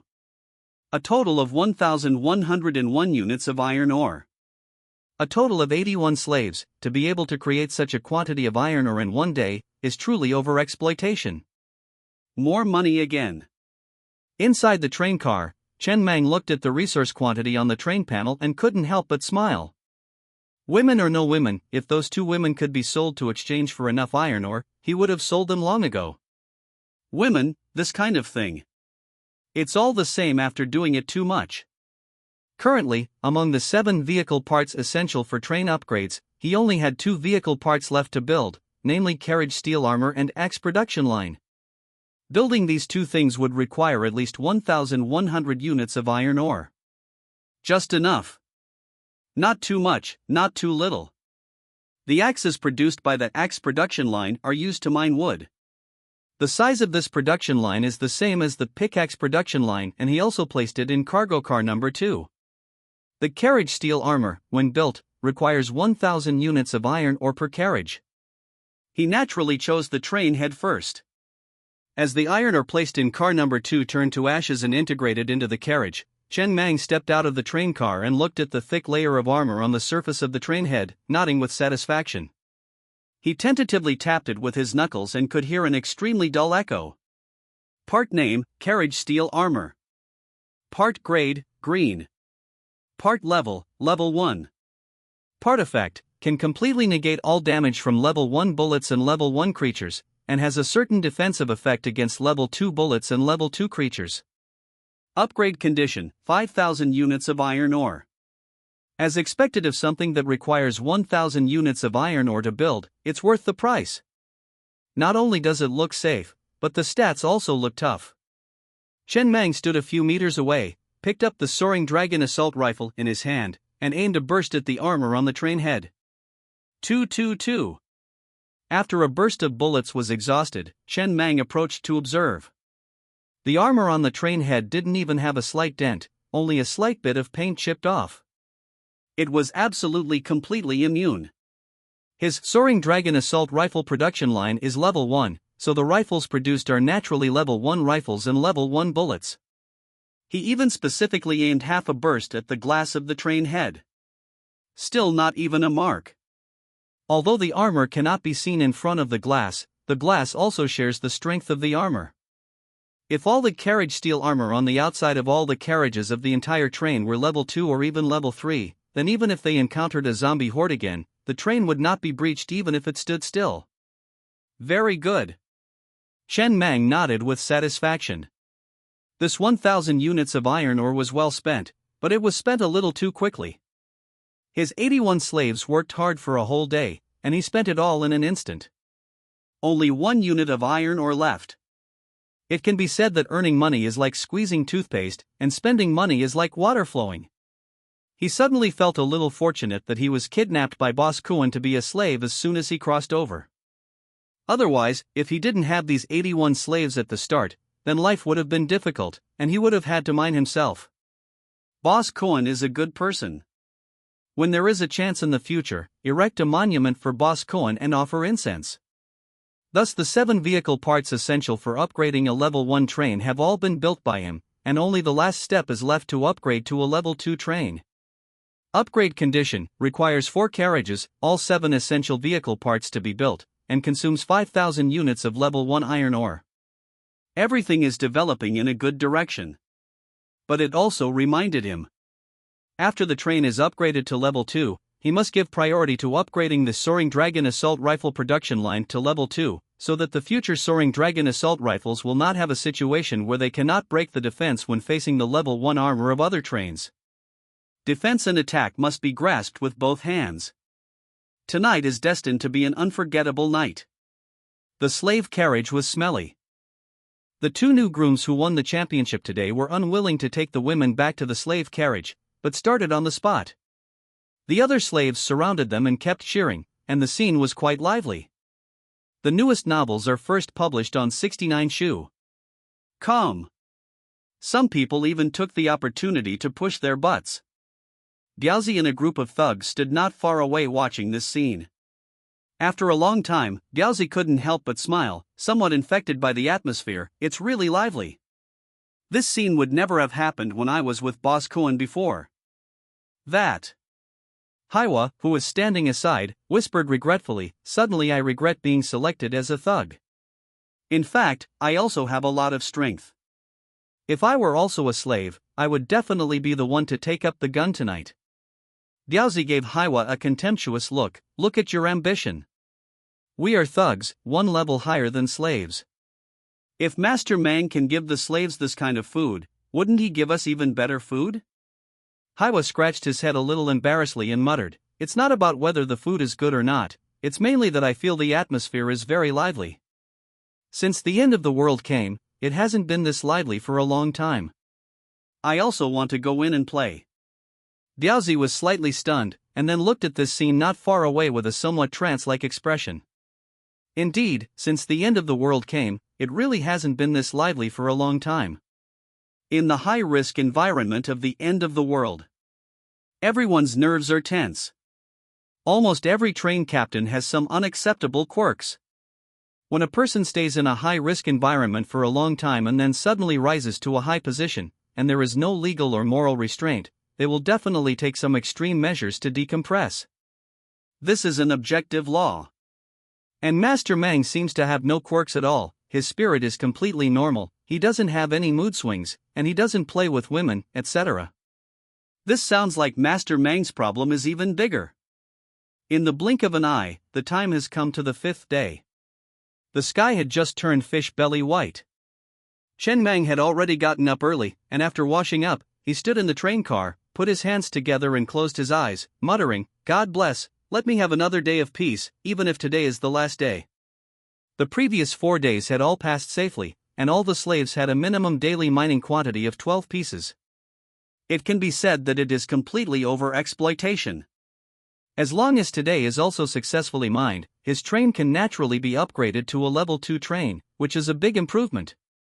Putting aside everything else, with the energy stones produced by the train radio and crafting table, he can safely explore the wasteland at full speed to find higher level iron ore and opportunities. He had spent these few days in trepidation. After all, Boss Cohen had only been mining for a few hours when the zombie encirclement came. It is conceivable that the wasteland is really changing rapidly. He was already very satisfied to be able to mine smoothly for 4 days. Of course, if he could mine smoothly for another day today, he would be even more satisfied. Inside the train car, Chen Mang stood before the control panel, picking up his binoculars and gazing into the distance. There wasn't a single movement, just utter silence. After spending these past few days in the wasteland, he had grown accustomed to this. Although, he did feel a slight sense of unease. After all, when he was in Boss Cohen's slave carriage, he had seen those thugs remain vigilant throughout, including during train stops. Even though there weren't large-scale monsters like the zombie tides, there were still scattered monsters. But these past 4 days, he hadn't seen a single monster. It was utterly silent. The glass observation window at the front of the train covered 180 degrees, only allowing him to see movement in front and on the sides. Chen Mang then stood on the control panel, opened the sunroof on top of the train, and looked towards the rear of the train. It was still quiet, without any movement. After doing all of this, he finally breathed a sigh of relief, hoping that today would be uneventful. Then, he looked at the resource quantity on the train panel. 4,819 units of iron ore. This was all he had accumulated over the past 4 days. After today, he could upgrade to a level 2 train. Everything was progressing in an orderly manner. And at this moment a lot of noise was already coming from outside the train. The slaves had also woken up, taking the pickaxes from the thugs one by one and heading towards the mine. In these past few days, Lao Zhu had arranged the basic procedures, so he no longer needed to show his face for this kind of thing. All the slaves had gone down into the mine. Chen Mang also began his breakfast. Lao Zhu had already brought over steaming hot steamed buns and pickled mustard tuber, which was the best food on the train. Sigh. He looked at the pickled mustard tuber in his hand and sighed softly. Pickled mustard tuber with steamed buns wasn't bad, but he couldn't stand eating it every day. He wanted to change the flavor a bit. But then again, he didn't know how the pickled mustard tuber was obtained. Was there a corresponding production line after upgrading to a level 2 train, or was it collected from the city ruins? He had seized a lot of pickled mustard tuber from Boss Cohen's train back then, and there were still more than 80 packets left. Once this batch of pickled mustard tuber was finished, he wouldn't even have pickled mustard tuber to eat with it. Outside the train, Biaozi found Lao Zhu, licked his lips, and tentatively asked, "I heard that you used to be a deputy train chief? What is it?" Lao Zhu looked up at Biaozi and continued to stand in the wasteland, writing something in the small notebook in his hand. "It's nothing." Biaozi scratched his head. He had specifically told Haiwa not to tell anyone that he had once been a train chief. Lao Zhu, who had once been a deputy train chief, was a bonus, but him, who had once been a train chief, was a drawback. Although he had resigned himself to fate, this train chief position really couldn't be secured just by luck with a train token. But he couldn't stop Boss Mang from believing this. It was like in a peaceful society, if someone who had once been a boss was asked to work for someone else again, there would definitely be a big gap, and naturally, many unnecessary thoughts would arise. In case Boss Mang thought that he still wanted to become a train chief again, then he definitely wouldn't phoneme alphabet equals IPAPH equals live/phoneme comfortably on the Hongqing train, such as his head and stomach sleeping in separate beds. "It's just that I have something to report to you, Train Chief Shu." Biaozi smiled obsequiously and said in a low voice, "That's the nearest city ruins, Taiping City, although it has been searched by many people these days. I know there's a tobacco and liquor store in the suburbs of Taiping City. That tobacco and liquor store used to smuggle cigarettes. There's a hidden compartment in the store, filled with cigarettes. It definitely hasn't been searched. I see that Boss Mang seems to be craving cigarettes these days. Why don't we take a trip to Taiping City?" Lao Zhu hesitated for a moment. Biaozi was obviously trying to curry favor with him by telling him this. As long as he reported this matter to Boss Mang and successfully obtained dozens of cartons of cigarettes, he would definitely be credited. Except, the train is currently still level 1. We'll talk about it after it's upgraded to level 2. The most important task now is to upgrade the train to level 2. But I've noted this matter down. When we find it, I'll tell Boss Mang that you provided this location. He. Biaozi scratched the back of his head with a silly smile. "Okay, then I won't bother you anymore, Train Chief Shu. I'll continue to patrol." However, he secretly slandered in his heart.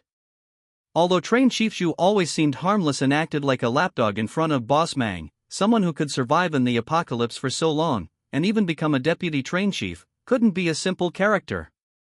If he didn't curry favor, he might be given a hard time in the future. Perhaps becoming a train chief only required enough luck, but becoming a deputy train chief really depended on skills and abilities. Of course, becoming a train chief required some luck, but becoming a qualified train chief would directly max out the difficulty. Not to mention anything else. Just like him, being able to survive until now in the apocalypse, to put it bluntly, he also admitted that he wasn't a good person. A year ago, the apocalypse descended. After the order collapsed instantly, basically two groups of people gradually formed. One group was the trained chiefs in the wasteland, and the other group was the survivors in the city. These survivors, whether lone wolves or in gangs, gathered together and found a safe enough place in the city, such as a large infrastructure like an air raid shelter. They collected supplies in the city every day like hamsters, and were able to barely survive. Of course, when this group of people was captured onto the train, they changed their name from survivors to slaves. After the apocalypse, all thermal weapons became ineffective. These people didn't have much room to resist when facing monsters, and basically focused on hiding.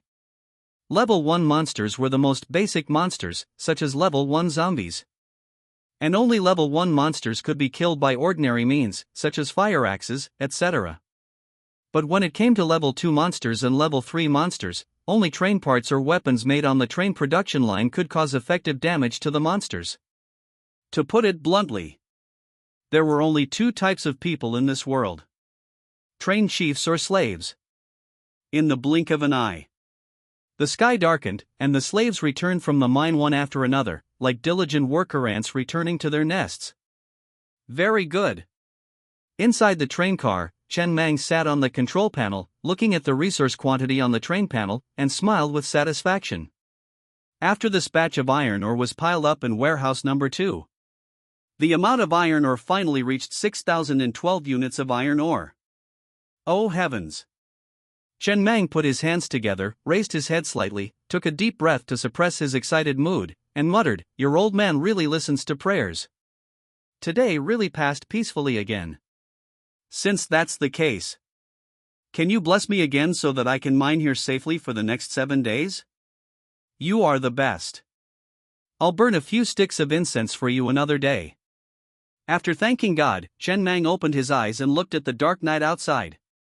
He couldn't hold back any longer and grinned, nodding repeatedly. He finally collected enough iron ore. The train could finally be upgraded to level 2. All his conditions were met, and now he just needed to build another carriage. He had also promised these slaves that as long as they maintained a daily mining output of more than 12 pieces for these 5 days, he would build another slave carriage to give them a more spacious living environment. Immediately, a thought crossed his mind. The 100 units of iron ore in cargo carriage number 2 instantly turned into powder and merged into the carriage. Immediately afterward, several white dotted lines forming a carriage suddenly appeared behind the stellar train in the wilderness. After a few seconds, as these white dotted lines emitting faint light gradually dimmed, a brand new carriage appeared at the rear of the stellar train and was coupled together. At this point the train had its fourth carriage, which was slave carriage number 5. Now that all the conditions for upgrading the train had been met, another thought crossed his mind, and a full 5,000 units of iron ore turned into powder and merged into the carriage. This was the necessary resource consumption for the upgrade. After all the powder was absorbed by the train, the next moment, a semi-transparent panel instantly popped up in front of Chen Mang. Your train has been upgraded to level 2. More buildable accessories will be unlocked, and you will have more personalized and practical functions. Chen Mang skipped this prompt panel with anticipation and opened his train panel. Soon, an extremely detailed panel appeared on the screen inside the train car. Train name, Stellar Train Level, Level 2 Train Accessories, Level 2 Geothermal Furnace, Level 1 Wool Changer, Level 5 Car Blade. Number of cars, 4 ore units, 913 units of iron ore, 100 units of wood, 10 units of copper ore.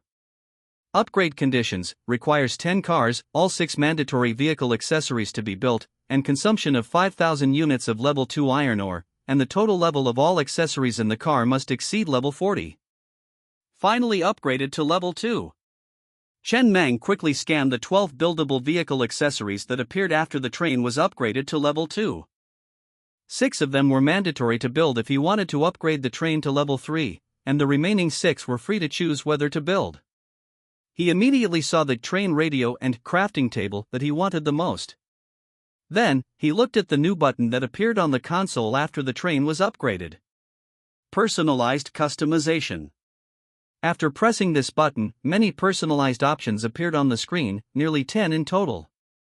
For example, customizing the internal structure of the car, creating a hard seat or even a sleeper car with seats like Grandpa Kuan's, which could be used by the thugs for their daily lives. Chen Mang curled his lips. Each option here consumes resources. There are not many useful personalized options. At least, he doesn't think any fool would be willing to waste resources on changing the color of the train's exterior. Just as he was about to carefully check the 12 buildable accessories that appeared after this train upgrade. Woo! A piercing and dull train whistle suddenly sounded from far to near. Chen Mang, who was still studying what changes had taken place after the upgrade at the console, almost jumped up instantly, quickly grabbed the telescope next to him and looked towards the source of the sound. I saw a train that looked full of dust and was pitch black was quickly approaching in his direction in the night. It's a long whistle. The whistle had been sounding for several seconds, and it didn't stop at all. As the train approached, the whistle became louder and louder. Almost subconsciously, Chen Mang grabbed the walkie-talkie next to him and said in a very fast and hoarse voice, "All slaves return to the car as quickly as possible, and other thugs prepare for battle." He didn't know what happened. But he knew one thing. In the wilderness, most emergencies are basically not a good thing. At the same time, the hurried voices of Biaozi and others came from the walkie-talkie. "Master Mang, everyone is in position and ready to fight at any time. Waiting for orders." He didn't know what was going on with this train, but he didn't intend to easily hand over this mine to others. At least he had to try it out. If he was not as skilled as others, he would run away. After all, finding another iron mine was not an easy task. The train in the telescope was very fast, faster than his train, and it didn't show any signs of slowing down. It sped past him while whistling all the way. Quickly disappeared at the end of the field of vision. At the moment of passing by, he noticed that the other party's train only had 3 cars, and the outside of the car was full of potholes and bloodstains, and there were pieces of minced meat and limbs hanging on the car, fluttering in the phoneme alphabet equals IPAPH equals win wine / phoneme. It can be clearly seen that these 3 cars are armored, otherwise it would not be just potholes. The newest and most complete novels are all on 69 Shuba. Calm. Immediately afterwards 3 more piercing whistles came from far to near. As the sound gradually became clear, Chen Mang also clearly saw that there were 3 more trains coming from the same direction, almost side by side, whistling all the way towards him. He even knew one of the trains. It was the level 2 train that sped past him after he was attacked by zombie wolves that night a few days ago. At that time, he was extremely envious. That train had a full 13 cars. Not only was each car covered with armor, but each car had 2 heavy machine guns on top. The front of the car even has 2 large caliber machine cannons. At that time, at night, this train, guided by the high beams, played DJ at maximum volume, and sped past him in a very arrogant and unscrupulous manner. It even honked 3 short whistles when passing his train. From that time on, this train became his goal. He secretly vowed at the time that one day, he would also have a train with this configuration and roar so arrogantly in the wilderness.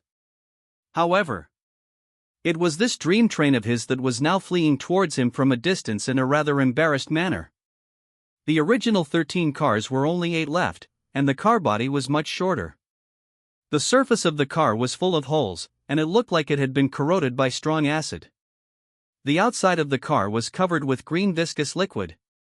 DJ is not playing phoneme alphabet equals IPAPH equals or either / phoneme. Start whistling long. The hoarse and piercing whistle filled the originally silent wilderness with a bleak and desperate atmosphere. Something happened. After seeing this scene, Chen Mang reacted instantly with a look of embarrassment. Whether it was the train at the beginning or the 3 trains behind, they were obviously in a state of escape. There must be terrifying existences such as a zombie tide chasing after them. Although he didn't see anything, perhaps it was because the visibility was not enough in the dark night. But he still stepped on the accelerator to the end at the first time, controlled the train and also pulled the speed to the maximum, aimed at the direction where the train that passed by at the beginning was going, and drove at full speed. Even the almost fully equipped level 2 train ran away.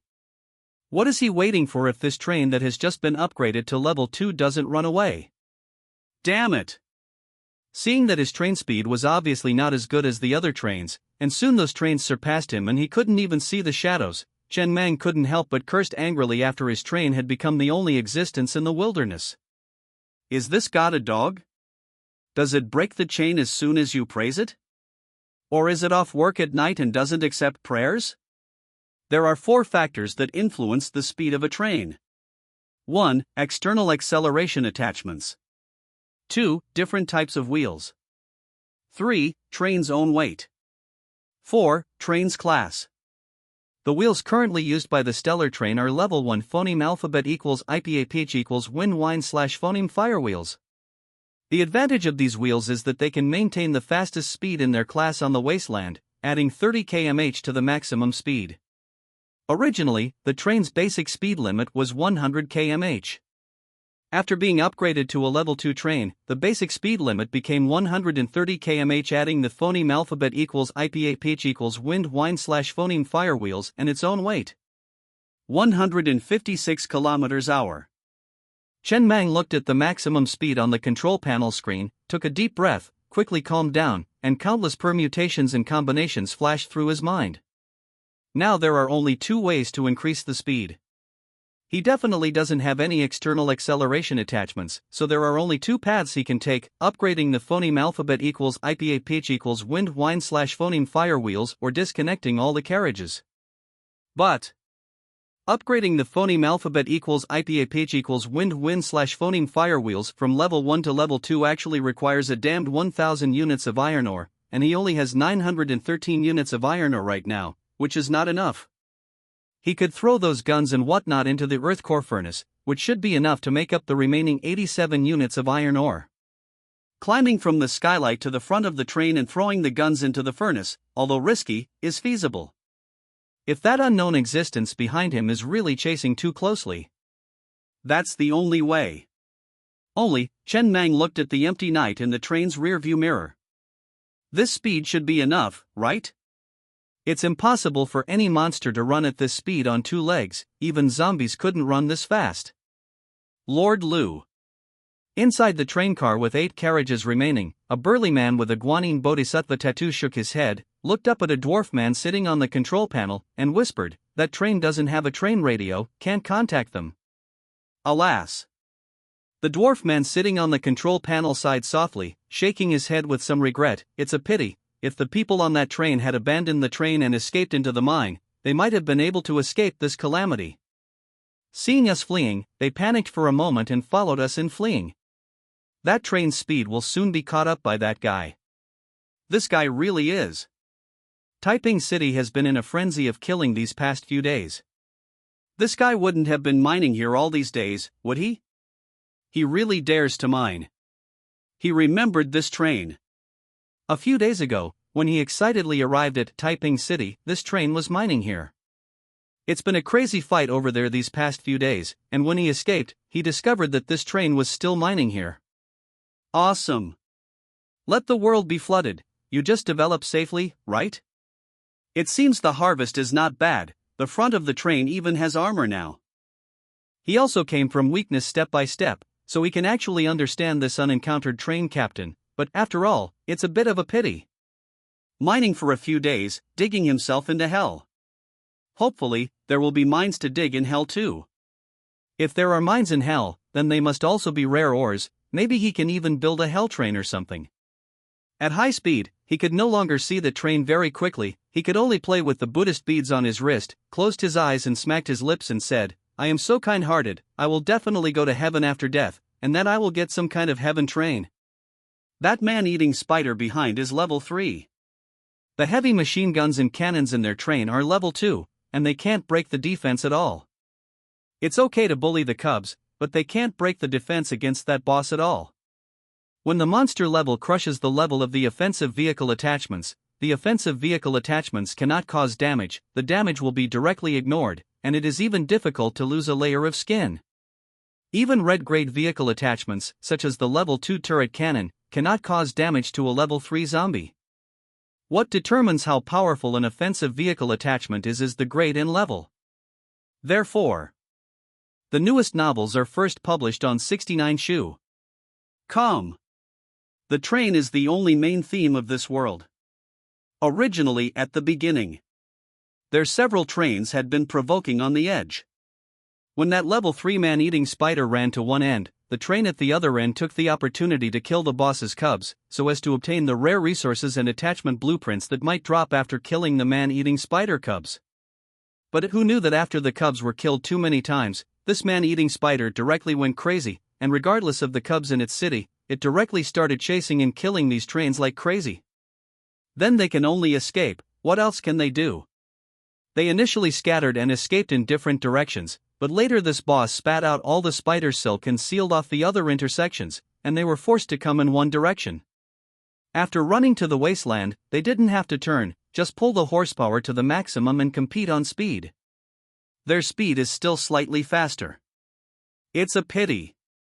The dwarf man sitting on the control panel looked with some regret at the wasteland full of yellow sand behind him.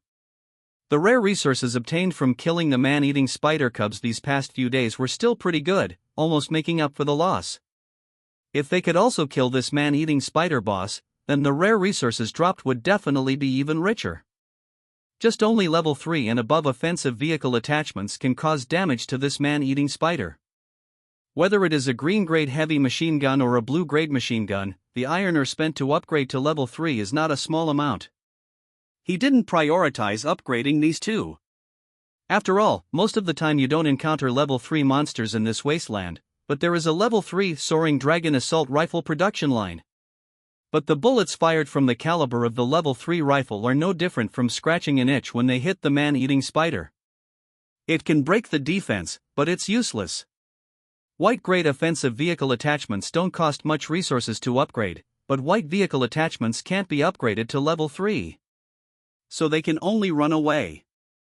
And at this moment inside the stellar train, Chen Mang, sitting at the control panel in the train car, suddenly clearly felt the ground shaking. He subconsciously looked at the train's rearview mirror, and with just one glance, his breathing almost stopped. Only to see in the distance, a spider that was a full dozen meters tall was rushing towards him at an extremely fast speed.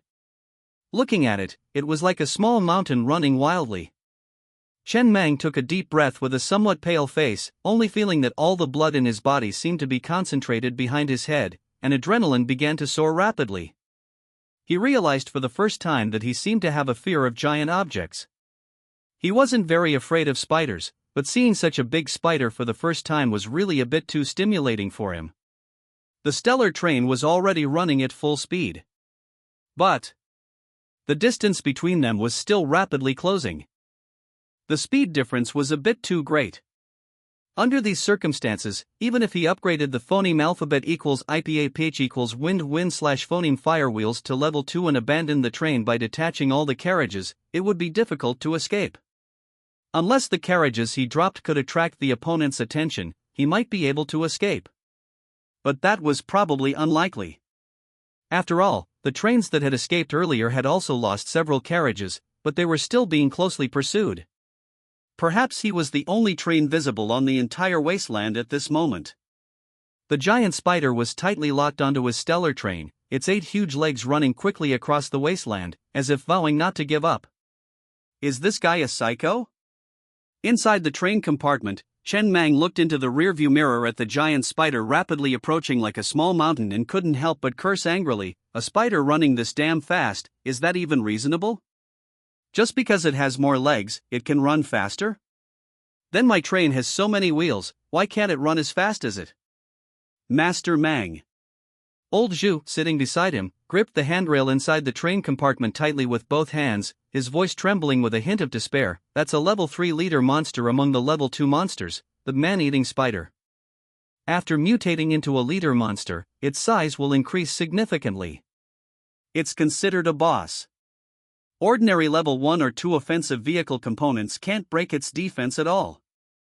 You need level 3 or higher offensive vehicle components to deal effective damage to this leader monster. Generally speaking, a level 3 man-eating spider leader monster wouldn't have this kind of speed unless it was extremely angry, and after this kind of outburst, it would be weakened for a long time. Even if we abandon the carriages to survive, our train head can't outrun it. The level 1 armor of the train head can't withstand its attacks. Phoneme alphabet equals IPA PH equals or either slash phoneme. Then, his car blade is level 5. He originally thought that this white vehicle component would have to be upgraded to level 10 or even dozens of levels before it would undergo a real qualitative change. He didn't expect the level system in this world to be so strict. As long as he had level 3 offensive vehicle components, he could deal enough effective damage to this boss? If that's the case. Chen Mang's eyes narrowed slightly. Anyway, he definitely couldn't outrun it, so he might as well take a gamble. The spider's abdomen was basically phoneme alphabet equals IPA PH equals claws close slash phoneme to the ground. On both sides of its abdomen, it had a total of 8 legs that were constantly running wildly. As long as he cut off all of the spider's legs, the rest would be much easier. The next moment, car blade activated. 2 blades, 70 centimeters wide and rotating at high speed, flashing with a cold light, quickly extended from both sides of the stellar train carriage. Then, under Chen Mang's control, the stellar train turned towards the direction it had come from at the maximum angle. In almost a few seconds, the train had completed the turn, but because it didn't have universal wheels, the turning angle was too large, circling around a large area, wasting a lot of time. When the U-turn was successful, the mountain-like man-eating spider was only a few hundred meters away from them. Master Mang. Old Zhu hadn't even had time to react when he saw the scene through the train's observation room. His heart instantly jumped to his throat, and he shouted in a trembling voice, "Our train can't ram it. Don't panic." At this time, Chen Mang had completely calmed down. He sat at the control panel, his brainwaves completely integrated with the train. He took a deep breath to calm himself and gripped the control lever, preparing to make micro-adjustments, his eyes fixed on the man-eating spider that was phoneme alphabet equals IPA PH equals claws close slash phoneme at hand. Everything around him seemed to slow down. A few hundred meters. In the state of both sides moving at full speed, it was almost instantaneous. In an instant, the two sides were only a few meters away. Just as they were about to collide, Chen Mang gripped the control panel tightly with both hands and slightly deviated to the left. The entire train, like a long snake, swept past the spider's huge head, heading straight for the spider's right legs. As it swept past quickly, the steel blades rotating at high speed on both sides of the carriage, with the addition of inertia, easily chopped off all 4 legs on the right side of the spider like a guillotine. Indeed. Because the steel blades were located at a height of 1 meter above the ground, they didn't cut off the 4 legs completely, but the legs that were cut off were obviously not very useful. When the train turned around again and faced the man-eating spider, Chen Mang, standing in the train compartment, looked at the scene in front of him and smiled. The mountain-sized man-eating spider was now heavily fallen on the wasteland due to the loss of balance. It was now struggling to get up again, constantly letting out bursts of ear-piercing roars. This was the first time he had seen a spider with vocal organs. Next, as long as he chopped off the other 4 legs, this spider would be trapped in the wasteland, and it would be difficult to maintain its previous speed. A few more times, and all the shortened legs would be cleaned up, then this spider would completely lose its ability to move. The spider's 4 legs were not on a single line, so to cut off the 4 legs all at once with the car blade, it was necessary to use the control lever to assist in micro-manipulation in movement, requiring the entire train to be able to twist and advance quickly like a long snake. This was considered a high-difficulty move. One mistake and it would crash. Chen Mang was also trying this high-difficulty control technique for the first time. Now it seemed that the result was not bad. He had also practiced the train control when he was free these days. Ah! Old Zhu looked at the scene in front of him. Although he quickly realized what was going on, he still muttered blankly with a dazed expression, "What's going on?" However, the newest and most complete novels are at 69 shu. Calm. Chen Mang didn't answer this question at this time, but his eyes flashed with a hint of greed. If he could kill this boss, he would definitely drop a lot of good things. His eyes narrowed slightly, and he immediately prepared to continue the attack in one go. Although greed had already surged into his head, he still maintained a strong vigilance at all times. He remembered that the armor on the surface of the trains that had fled at the beginning had a green viscous liquid hanging on it, as if it had been corroded. The boss's attack methods were obviously more than just its legs. Moreover, just now he had caught it off guard, and the spider hadn't reacted, so he could take such a victory. At this time, the spider had completely reacted. Its 8 legs, in pain, were constantly hitting the wasteland ground, and each hit could create a large pit in the ground. It was true that he could break its defense, but his defense was completely worthless in front of this spider. He was a typical high attack, low defense character. If he drove the train over again at this time, his train would be poked with many holes. But he had a better solution. Chen Meng stopped the train on the wasteland, disconnected the train head from the 4 carriages behind it, then disconnected the 4th carriage from the 3rd carriage, and then connected the 4th carriage to the train head. At this point a short and capable train had been assembled. It would be nice to have a cigarette at this time. Inside the train compartment, Chen Meng licked his lips, trying to calm his breathing as much as possible, and then stepped on the accelerator. The next moment, the entire train rushed towards the giant spider struggling in the wasteland like a wild horse, the target being the 4 intact legs. Just as it was about to crash into it, Chen Meng disconnected the link with the carriage, and at the same time, the train head suddenly turned sharply to the left, away from the boss. And this carriage, under the effect of inertia, shot straight towards the 4 legs that were constantly hitting the ground. Slash! Slash! Along with several slashes in the boss's roar, the 2 originally intact legs on the left side of the boss had been cut off by the high-speed rotating car blade. As for the carriage, it was pierced by the other 2 legs and raised high in the air, constantly waving, and finally thrown heavily to the ground in the distance. The plan was successful. Chen Meng, in the train head, looked at this scene in the rearview mirror and grinned. He really should have a victory cigar at this time. A carriage only cost 100 units of iron ore. As long as he repeated this a few more times, this boss would die here. As long as the mind doesn't slip, there will always be more solutions than difficulties. And old Zhu, in the train compartment, after witnessing this scene from beginning to end, was once again subconsciously opening his mouth slightly with a face full of shock and daze. After repeating the same trick several times, Chen Meng also controlled it more and more smoothly. Along with the scrapping of several carriages, all the legs of this mountain-like spider had been cut off, and its entire body collapsed on the wasteland, completely losing its ability to move, like a lamb to be slaughtered. Finally, it's time to eat.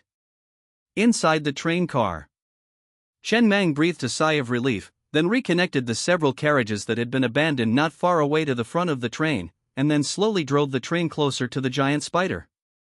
And around to its rear. Spiders shoot silk from their abdomen.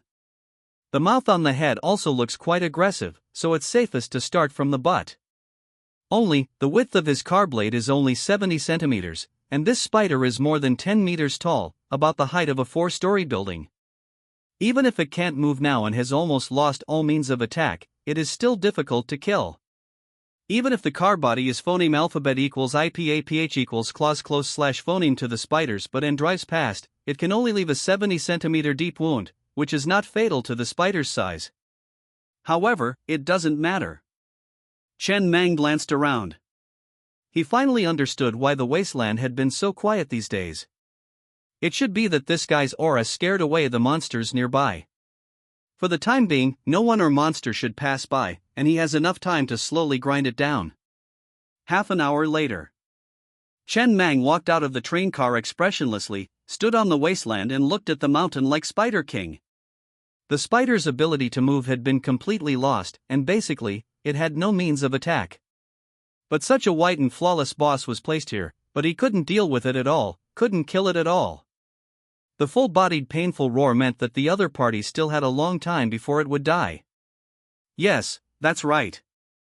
The level 5 car blade can break through the defense. After all, there is level suppression, but after all, it is only a white-grade vehicle accessory. The power is so great, the blade width is only 70 centimeters, even if it is upgraded a few more levels, upgraded to 1 meter, it is useless.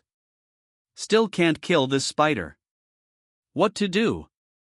Standing aside, Lao Zhu looked at this scene, and he was also a little helpless at this time. This was completely beyond his scope of understanding. According to his understanding, a level 2 train would only run away when encountering this level 3 leader man-eating spider. It was already very good to have such a result. But at this moment, there is obviously a chance to kill it. This boss will definitely drop good things, but even if this boss does not resist, they have no ability to kill this boss at all. Alas! Chen Meng sighed softly, gently rubbed his temples, and thought without speaking. If there was a level 5 machine gun at this time, he would blast it for more than 10 minutes, and he didn't believe that this spider could withstand it. If he leaves at this time, he is really unwilling. Master Meng. At this moment, Biaozi put forward an idea, hesitatingly saying, "Can we remove the car blade? That would be much more convenient to use." No. Chen Meng shook his head and denied this suggestion. The reason why the car blade can rotate at high speed is that the energy drive comes from the energy stone of the train head. When disconnecting from the train head, it will also lose its energy supply, and it will stop rotating at high speed after a while.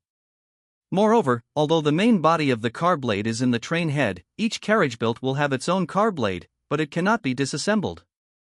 After forcibly disassembling it, it will turn into countless fragments and not be a whole. Wait, he suddenly thought of a solution. His tightly frowned brows immediately relaxed. He strode towards the train car and manufactured another carriage. After disconnecting the carriage, he beckoned all the slaves to come down. With the concerted efforts of nearly 100 people, the car blades on both sides of the carriage were soon forcibly removed. The removed car blades instantly shattered into countless fragments flashing with cold light. So far, he only spent 100 units of iron ore to obtain nearly 100 steel fragments that could break the defense of the level 3 leader man-eating spider. Although the volume was a little small, it was a bit inconspicuous in front of this 4-story high spider. But he has a lot of people. And Lao Zhu and Biaozi also instantly understood what Chen Meng meant. After distributing each steel fragment to the slaves, under Chen Meng's order, all the slaves rushed to the butt of the man-eating spider with the fragments and began to chisel away. Yes. Chiseling. The whole scene looks like mining in a mine. After all, nearly 100 slaves are really too small in front of this man-eating spider. A group of thugs also did not rest, including Biaozi and Lao Zhu also rolled up their sleeves and participated. 1 hour later.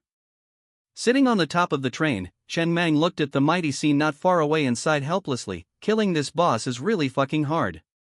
It has been chiseled for an hour, and the results are not bad. A large gap has been chiseled on the butt of the man-eating spider.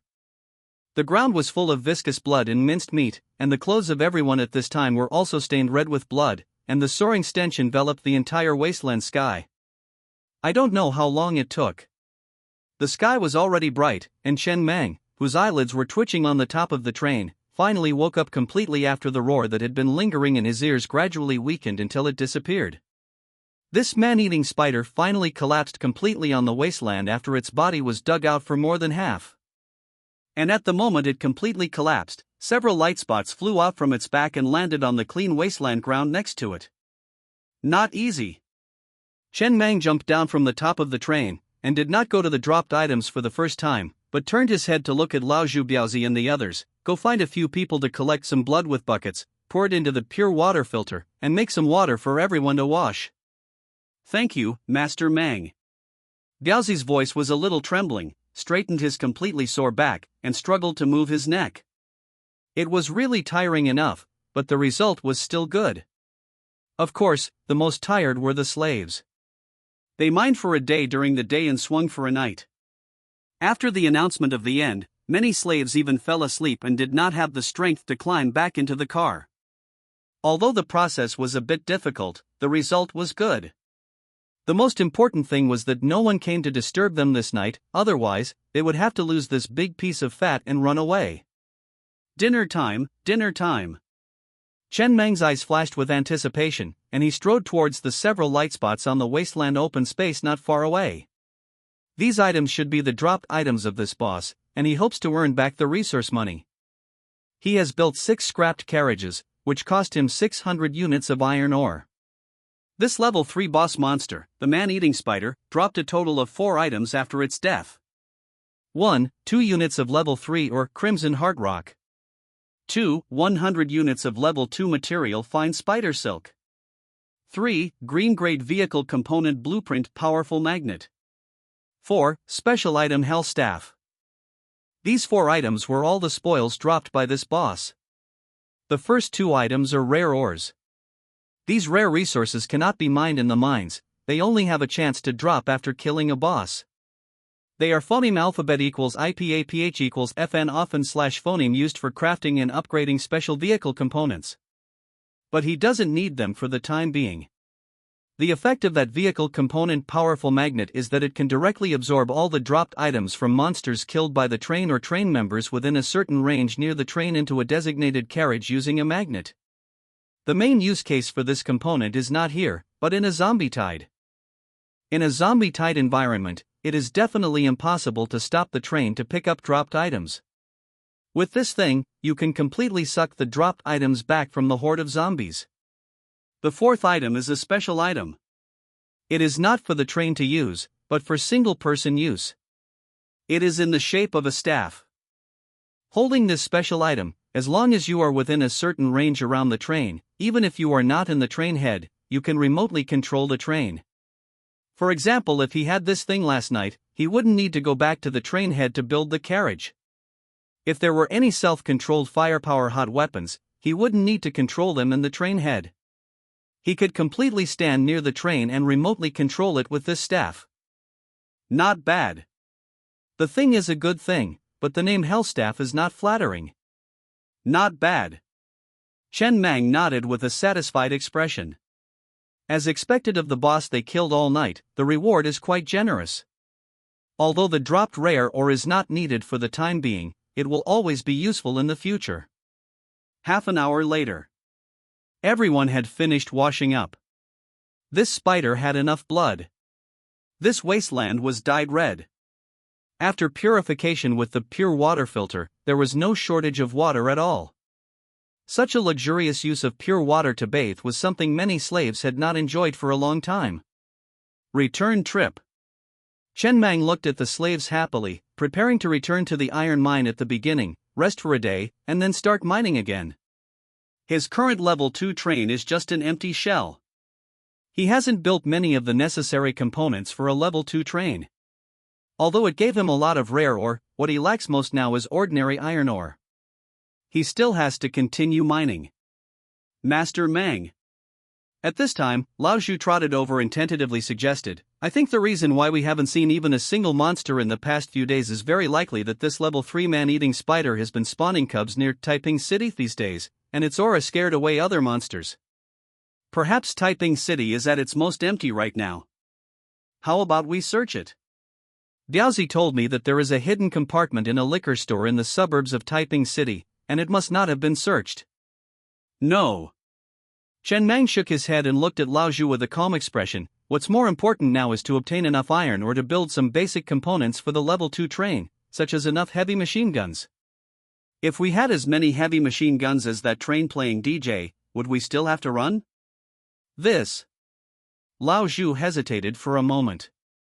He actually wanted to add that the train playing DJ also ran away, but he didn't say the last sentence. He just weakly added, there may be many man-eating spider cubs in Taiping City at this time. Killing them will drop a lot of good things. No one should be fighting with us at this time. Chen Mang was silent for a moment, then looked at Lao Zhu and said hoarsely, get on the train, go to Taiping City. Do you know the way? Inside the train car. Chen Mang sped along the obvious traces on the wasteland. These were the traces left by the man-eating spider when it traveled at night. As long as you follow these traces, you can quickly find Taiping City. After all, the vast wasteland is almost bare, and there are no good landmarks. Lao Zhu doesn't know the way phoneme alphabet equals IPAPH equals or either slash phoneme. He looked at the energy stone in the train head. 72%. After driving for a full 4 hours, Chen Mang finally saw the relatively modern city ruins on the distant horizon. However, many high-rise buildings had collapsed, and the entire city looked riddled with holes. As the distance closed, more scenes came into view. There were many traces of fierce burning, as well as cars piled up on the road, fallen leaves and garbage all over the ground that no one cleaned up, but he didn't see a single corpse. Chen Meng silently looked at all of this. The scene in front of him gave him a clearer understanding of his crossing into the doomsday world. He had been in the wilderness for the past few days and couldn't see too many traces of human civilization at all. In this kind of environment, how many survivors can hide here? After the train had approached the city ruins, Chen Meng slowly reduced the speed of the train, and finally stopped at the edge of a ruin, unable to move forward.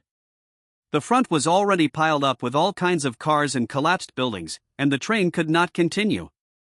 They needed to proceed on foot for the rest of the journey. The newest novels are at 6-9 books bar.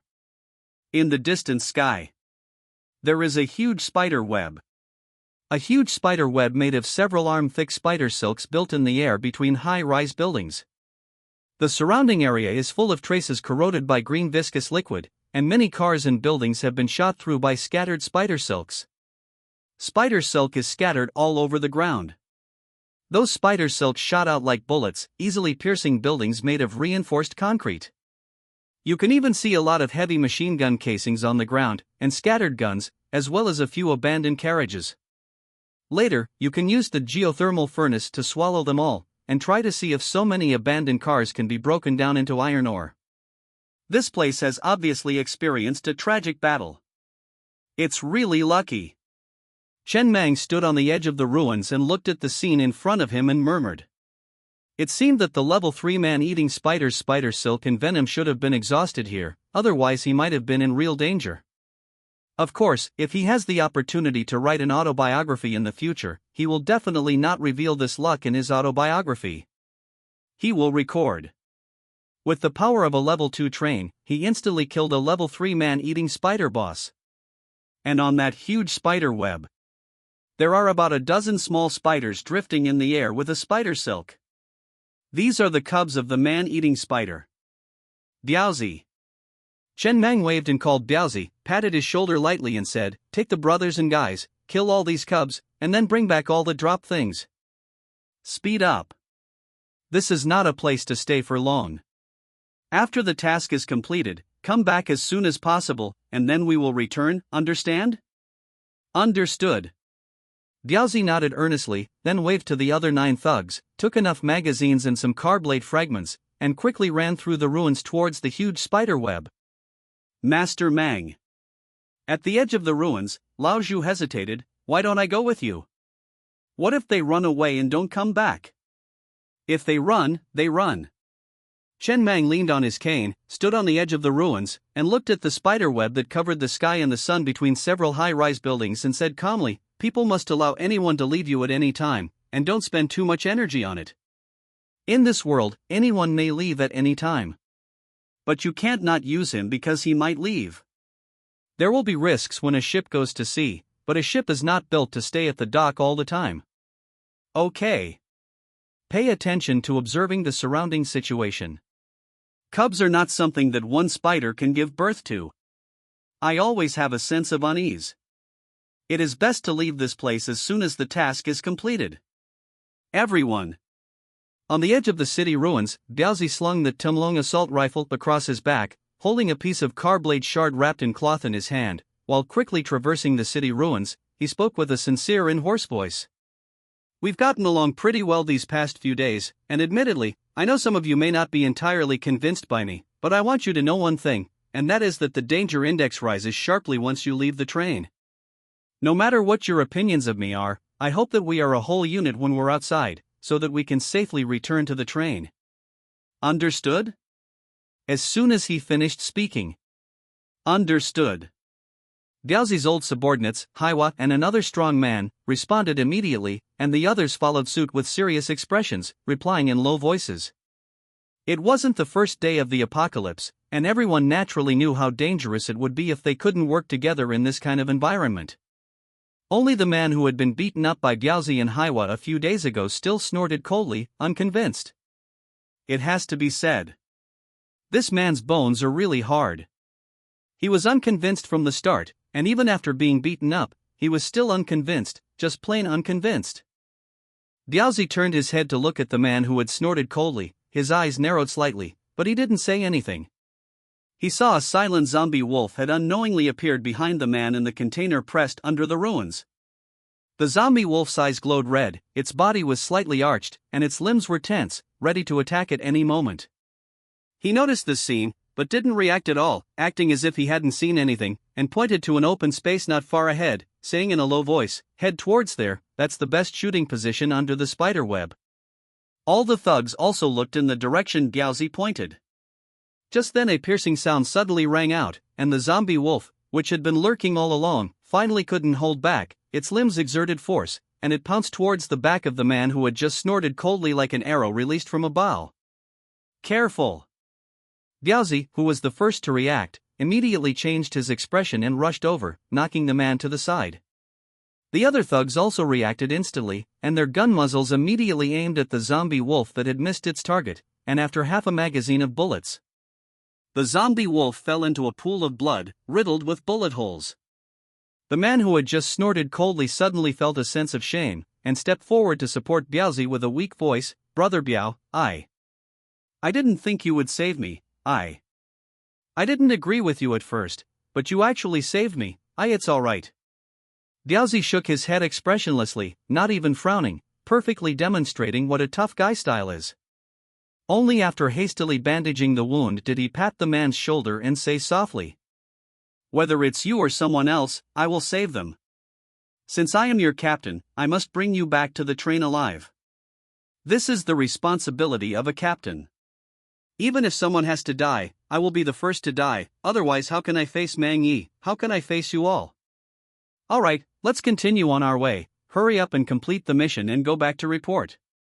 The man, who hadn't been convinced even after being beaten up, was suddenly convinced at this moment. Only this kind of person is qualified to be their captain. He had received too much malice since the end of the world, and it was the first time someone was willing to risk their life to save him, which suddenly made him feel a strong sense of teamwork. Immediately, he clenched his fists and stood in place, looking at Biaozi's departing back, gritting his teeth and saying hoarsely, "Brother Biao, my name is Shan Maozi. I will repay you for this life." Biaozi, who was walking in front of him, heard the voice behind him, the corners of his mouth slightly raised unconsciously. He coughed lightly and waved his hand without turning his head. "Hurry up and keep up, don't fall behind." Fighting with him. Did he really think that just because he could take a beating and fight, he could be the captain? You have to use your brain to get ahead these days, understand? His left arm was not injured by the zombie wolf. He didn't control his strength well, and the zombie wolf only brushed past him, not injuring him at all. Helplessly, he could only secretly use the car blade shard to give himself a cut on his left arm. Of course, he wasn't that reckless, he just rubbed it lightly, drawing a little blood. It would be almost healed after wrapping it up for a while, no need for stitches. This car blade shard was new and hadn't been used to cut man-eating spiders.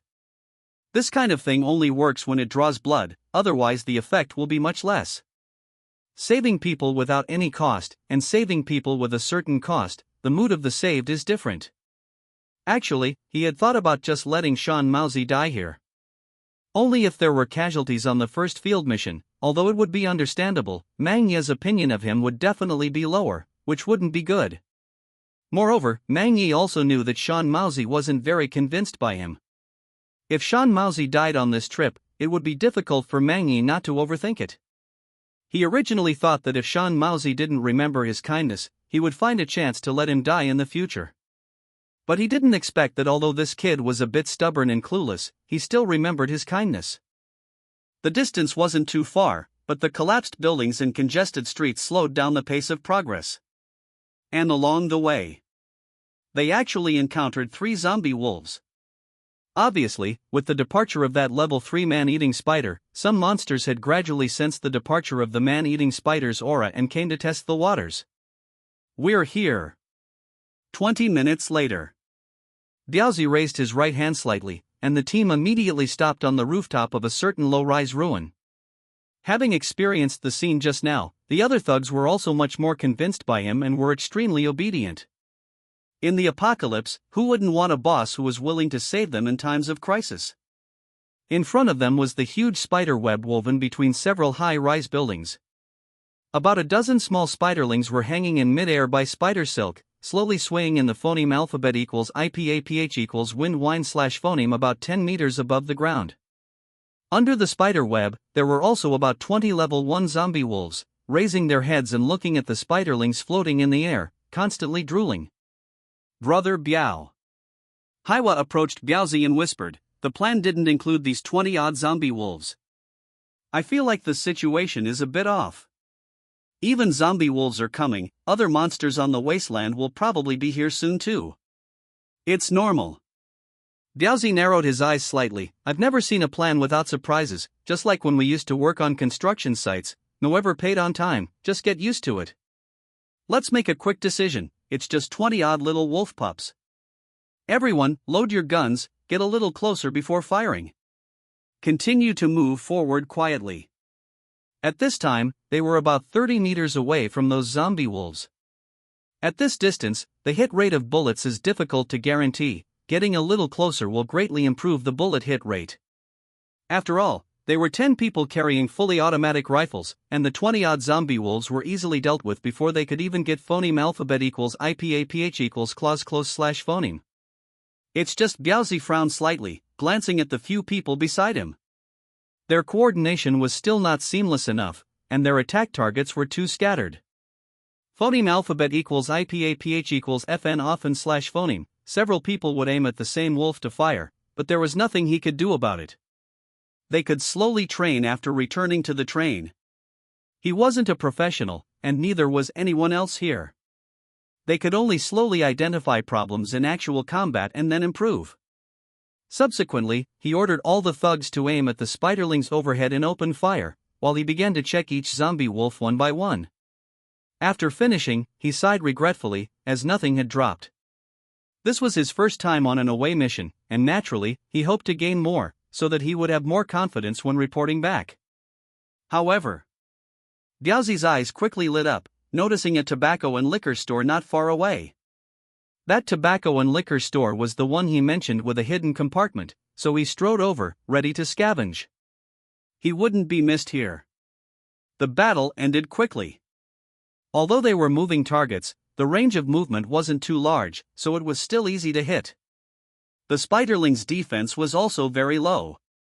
Biaozi, who had returned, had the others stand guard on the spot, and one by one, he stuffed all the glowing dropped items on the ground into the sack he had picked up from the convenience store. It wasn't until he saw a familiar dropped item that he paused slightly, then couldn't help but rub the back of his head and grin. "Damn it, this time, I've really struck gold. Mang Yi, this is a checkmate.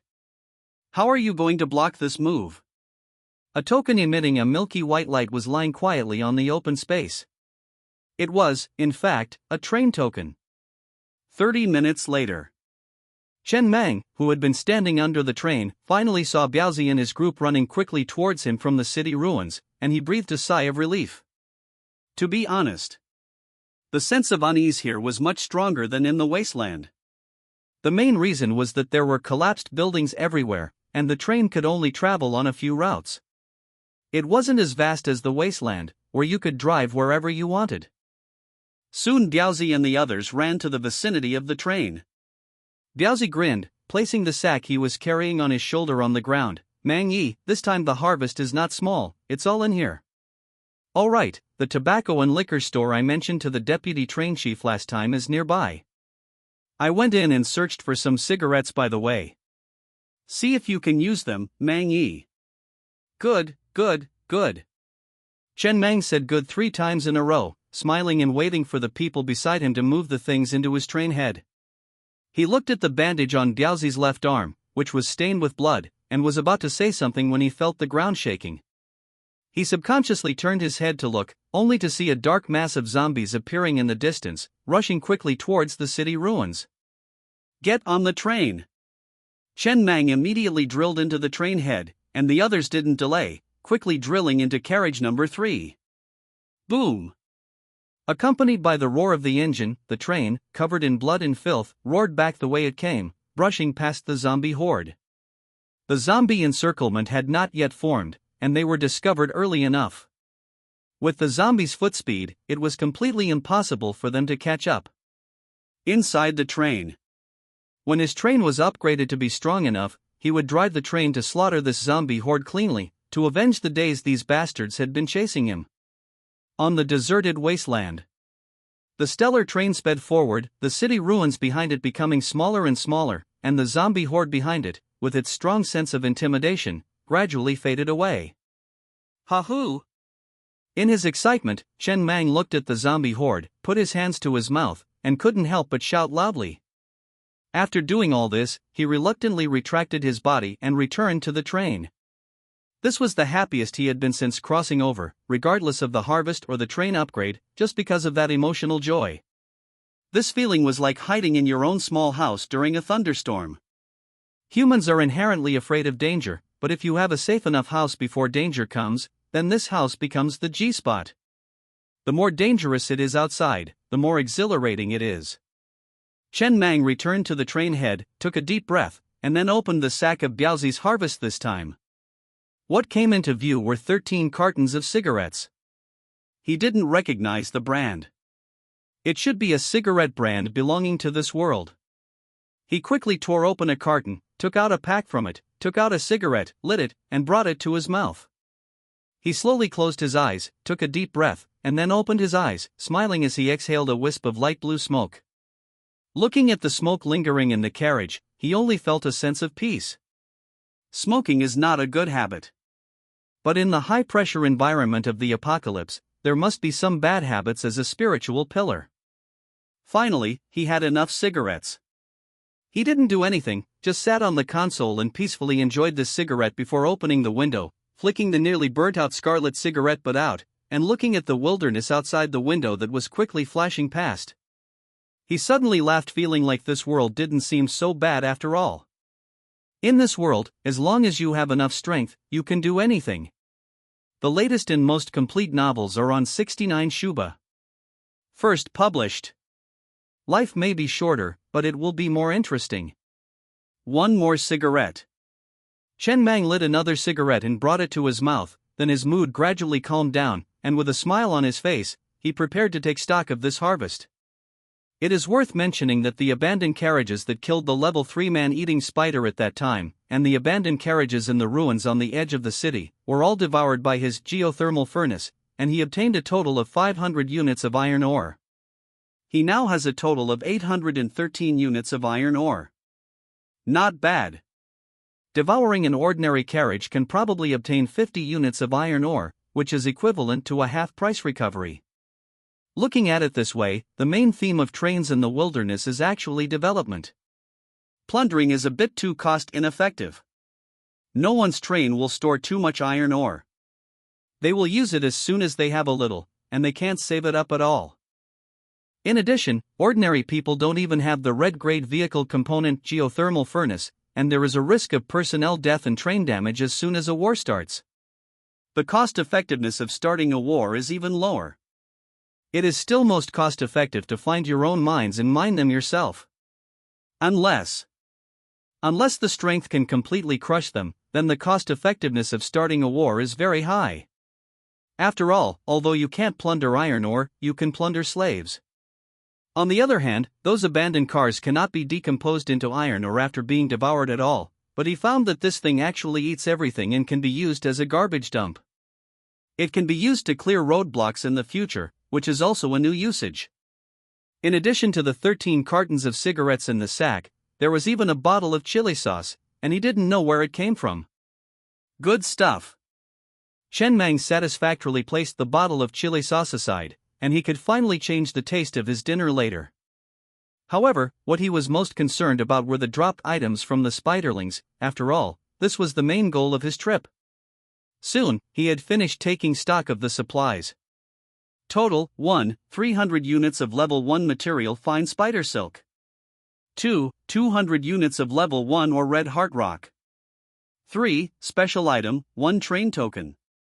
4. Green grade vehicle component blueprint spider leg. Chen Mang looked at the things in front of him, paused slightly, then picked out the train token from the pile of ore. After weighing it in his hand, he couldn't help but chuckle, tilted his head, and looked out the window, exhaling a long puff of smoke. This guy, isn't he secretly laughing right now? Chen Mang casually stuffed the train token into a drawer of the nearby cabinet, shaking his head with a smile. He wouldn't be using this thing for a while. A person could only own one train.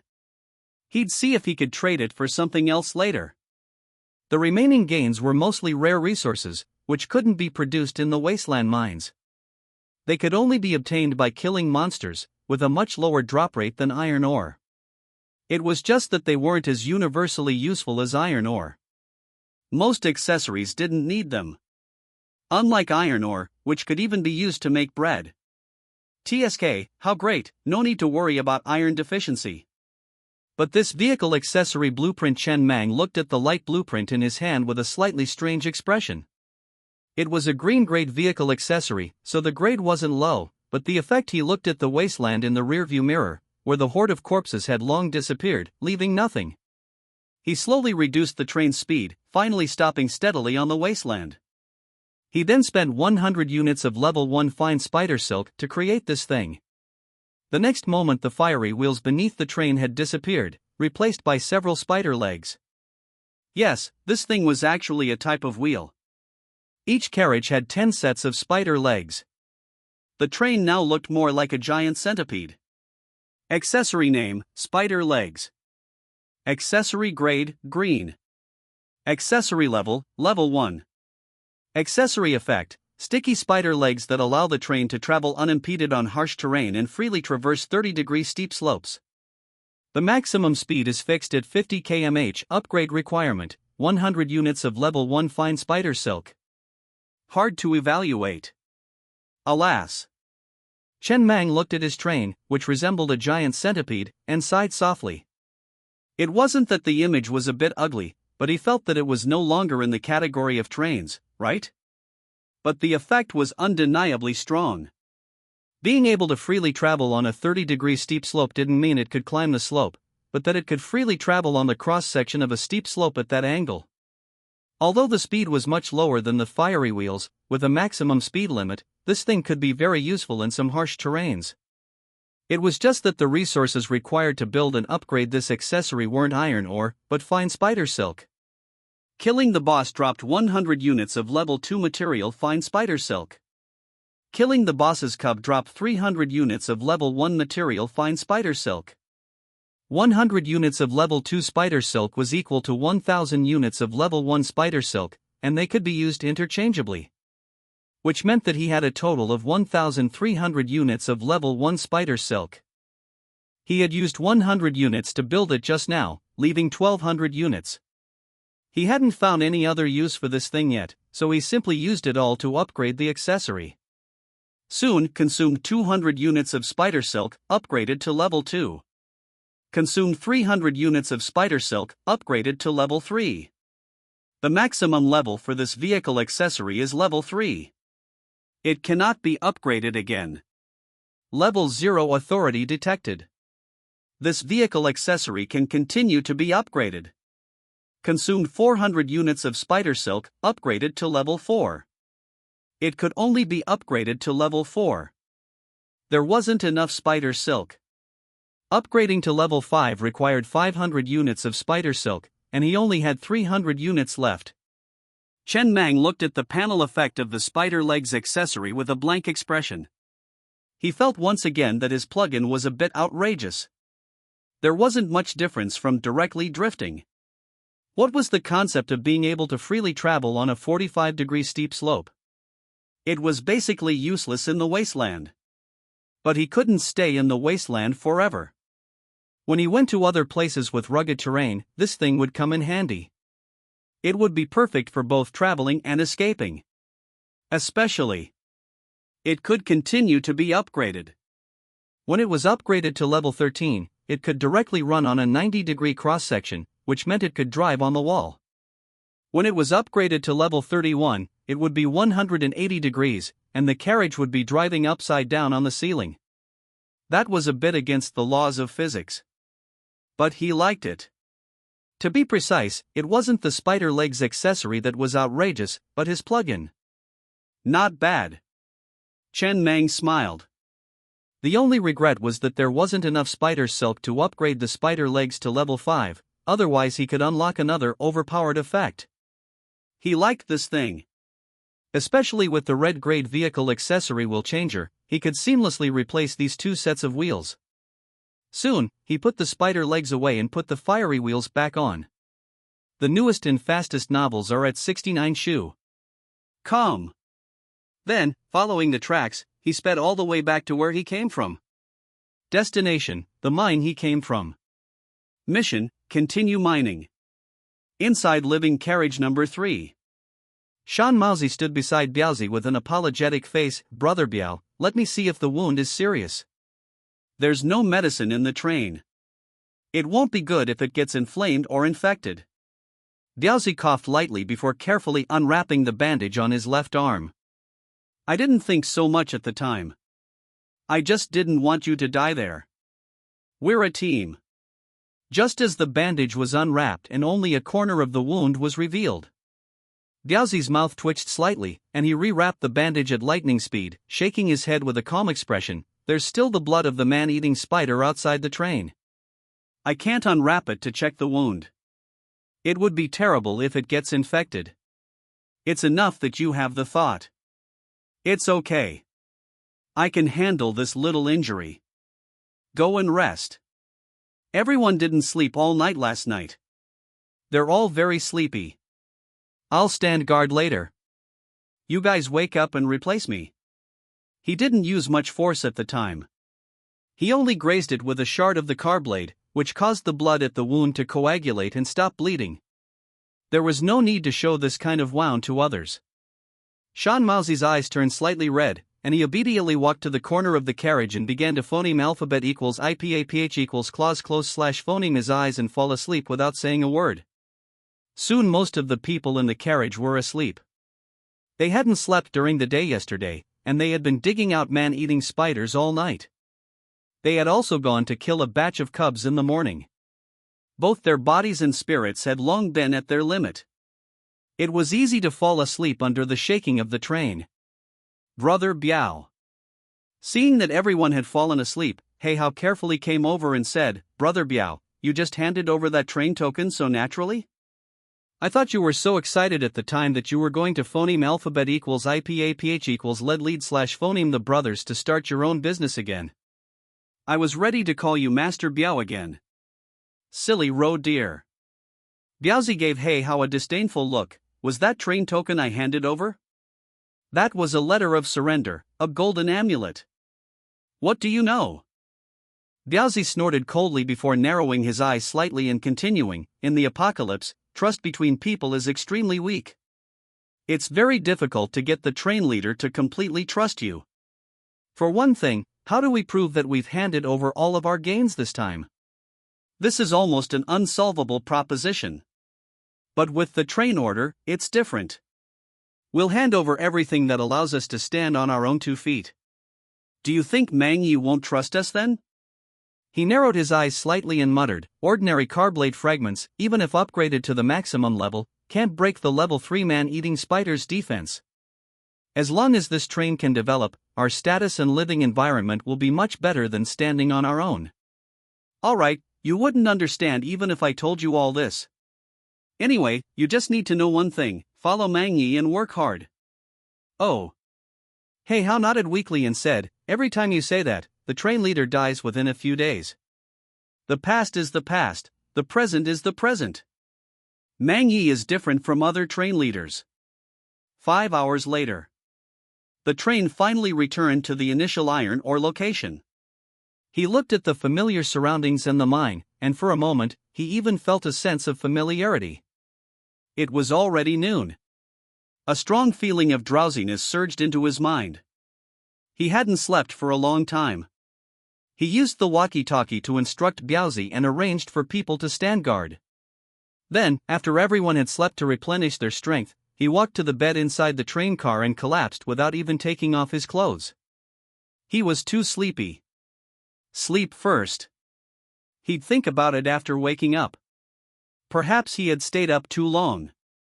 When he woke up, it was already 4 or 5 in the morning of the next day. Huff. Chen Mang groggily finished washing up inside the train car. He jumped out of the train car with a cigarette in his mouth. He saw that the wilderness was already quite lively. Many slaves were walking out of the carriages one after another, heading towards the mine. Mang Yi. Seeing Chen Mang wake up, Lao Zhu, who was directing from the side, hurriedly trotted over to report some slaves woke up earlier and said they couldn't sleep and wanted to go down to the mine. I thought about it and didn't dare to bother you with this little thing, so I agreed. They are distributing bread slices and water to the newly awakened slaves over there. We should mine more today.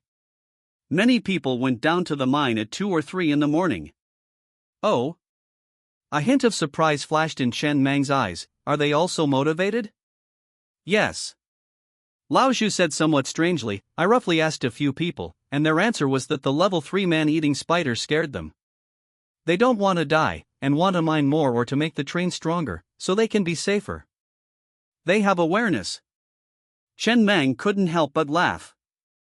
Then he took out 2 packs of cigarettes from his pocket and threw them into Lao Zhu's arms. Give one to you and Gaozi to share, and give one to the slaves. As long as they work hard, they won't be treated badly. The enthusiasm of the slaves must be mobilized.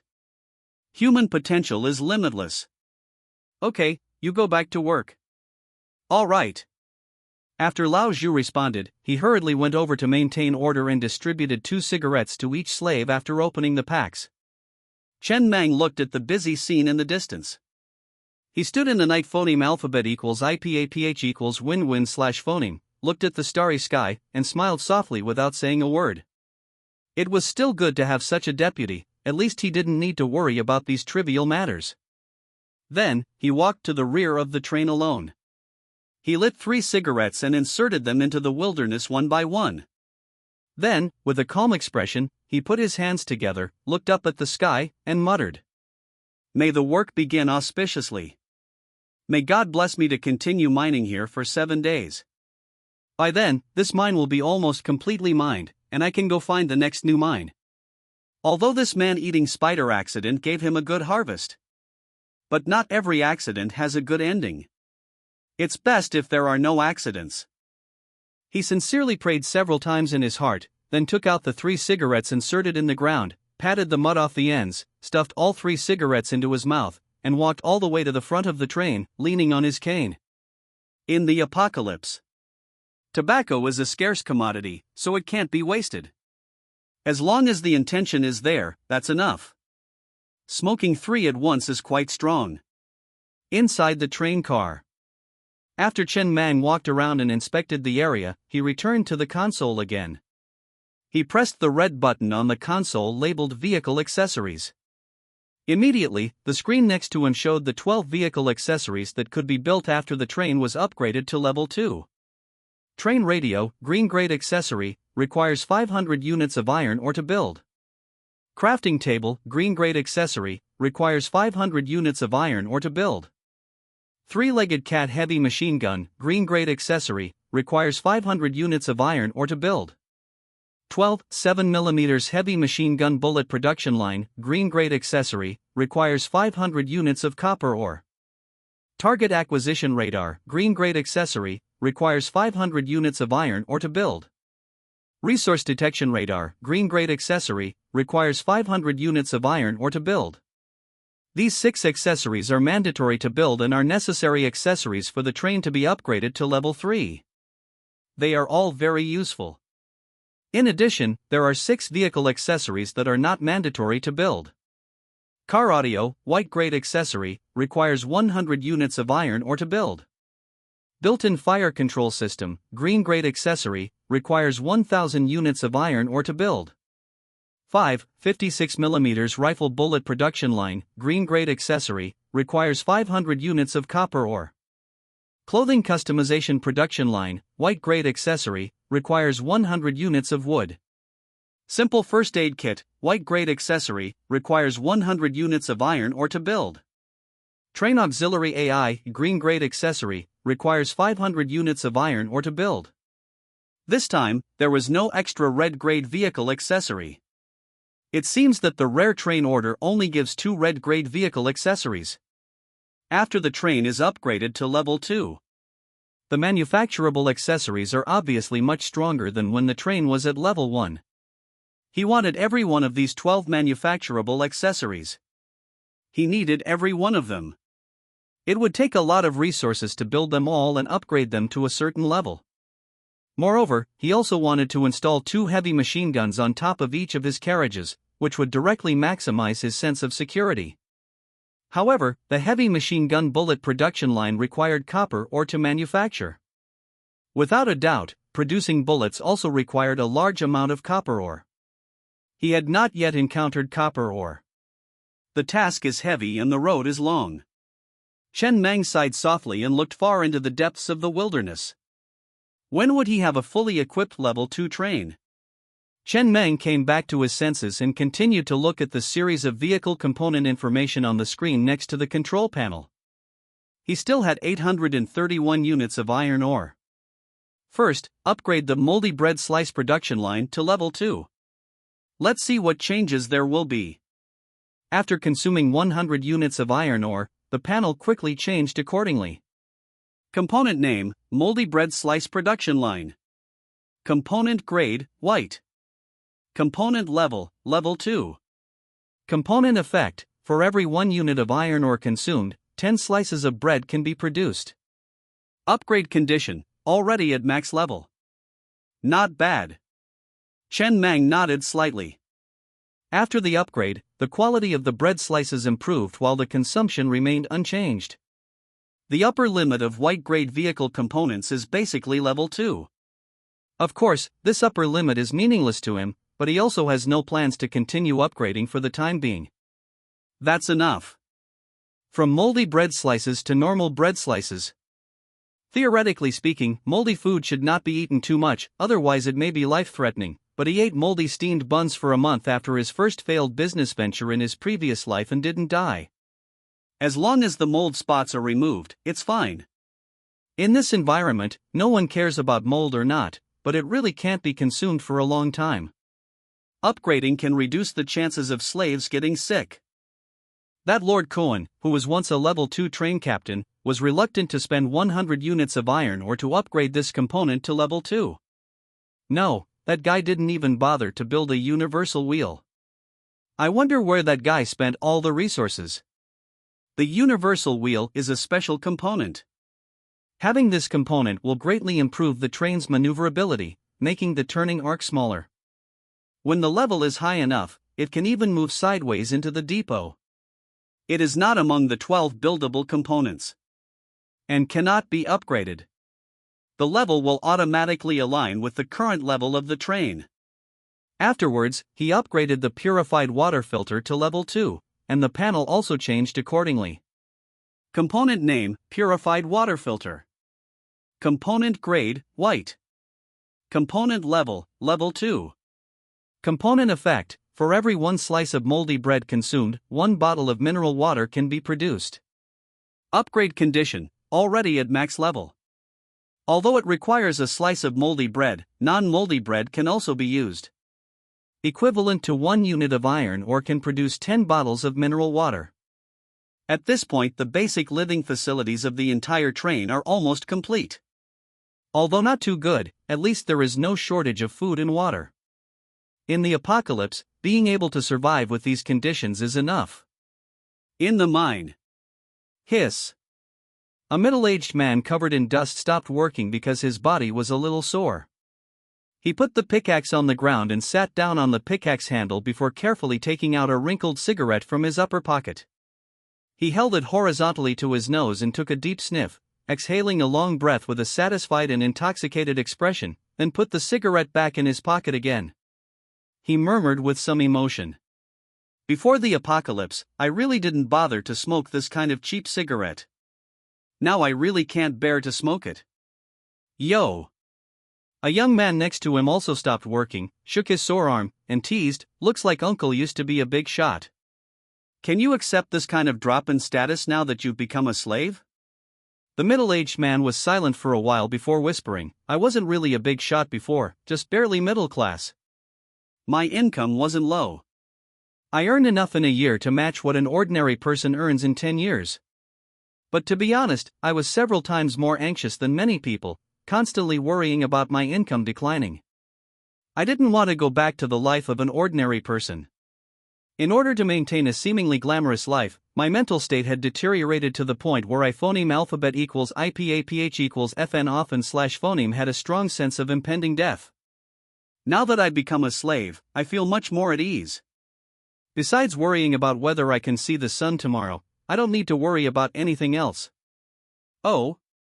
The young man became interested and curiously moved closer. Then haven't you thought about climbing up, like becoming a vice train captain or something?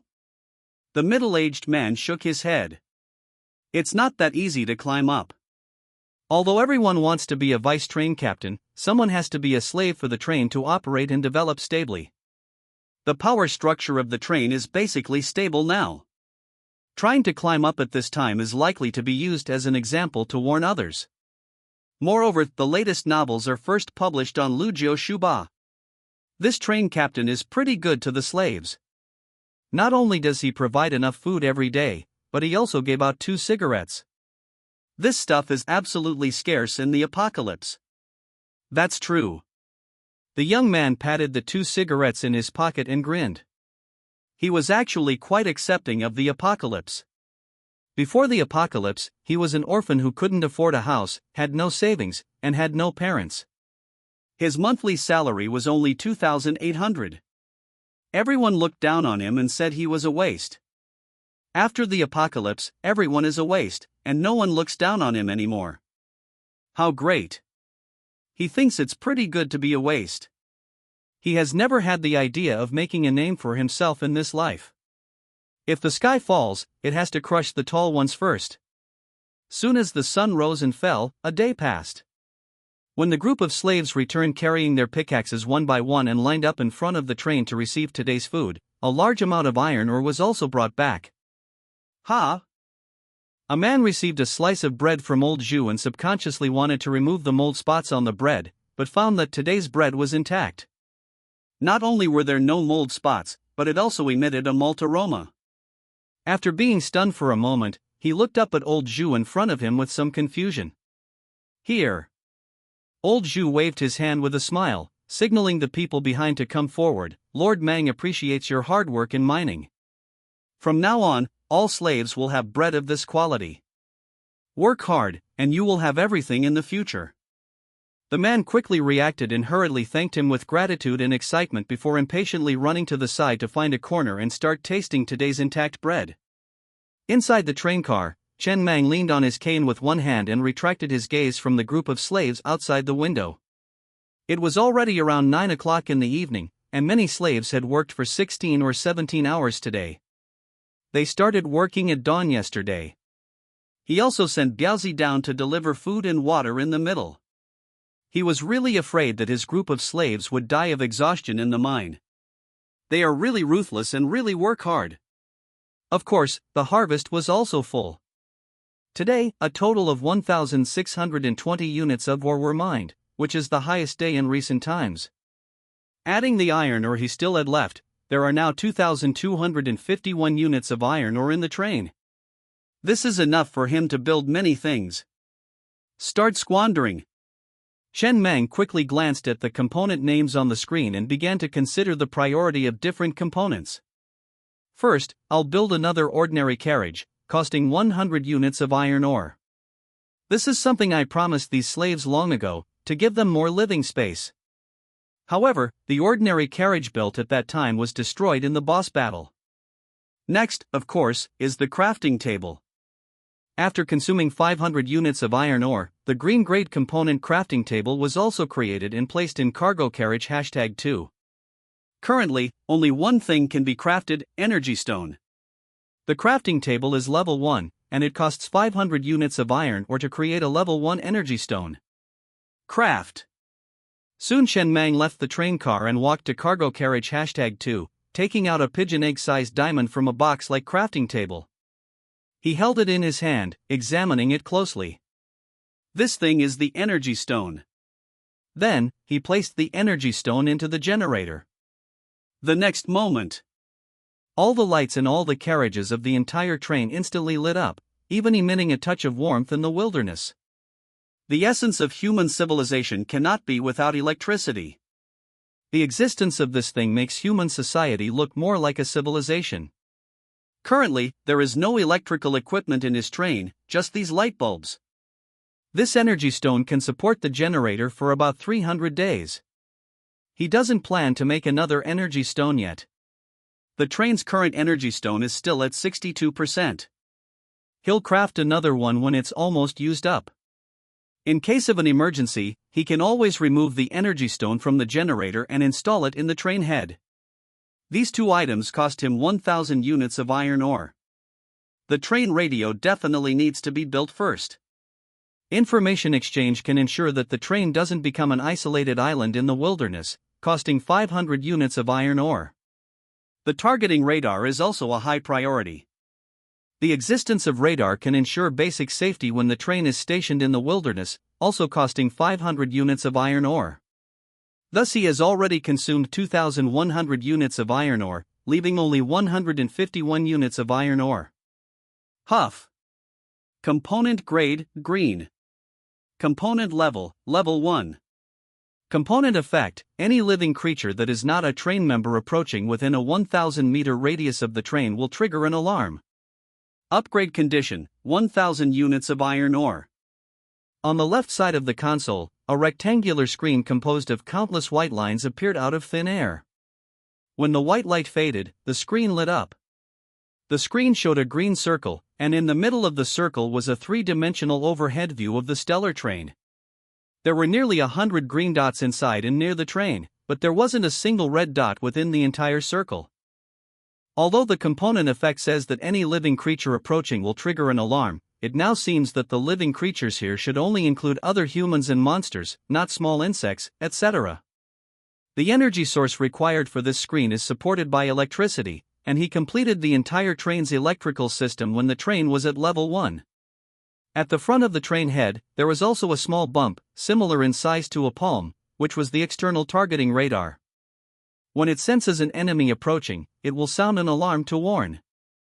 However, he doesn't have the car audio component yet, so it can't make a sound, only visual warnings on the screen. Chen Mang raised his eyebrows and spent another 100 units of iron ore to create the white-grade vehicle component car audio. This component is an audio system. A large speaker is mounted outside the train head. 6 small speakers are embedded in the corners of the train car, and each carriage also has 6 speakers, distributed in different positions in the front, middle, and rear of the carriage. At that time warnings, as well as the sounds of components such as the train auxiliary AI, will be emitted through the speakers. And he can also use the speakers to accurately convey his orders to the ears of every train member in the first time. He can even imitate that level 2 train, playing DJ music and roaring unscrupulously across the wilderness towards the distance. Now his pockets are really empty. There's nothing left. He only has 51 units of iron ore in his pocket. He has to save some iron ore to make food and water early tomorrow morning. Night. Everyone was already asleep, and several thugs were patrolling and guarding the outside of the train. Chen Mang couldn't sleep, so he simply walked down the train car with his cane and walked to the open space not far away, looking at his stellar train quietly lying on the ground like a sleeping behemoth. A sense of satisfaction suddenly welled up in his heart. At the beginning, this train only had a simple train head, but now this train has gradually become full-fledged in his hands.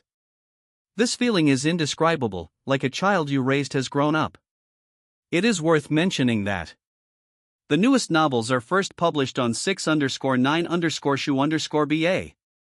Although the spider legs wheels are modeled after the structure of spider legs, they are not real flesh and blood, but a mechanical form with an all-steel structure.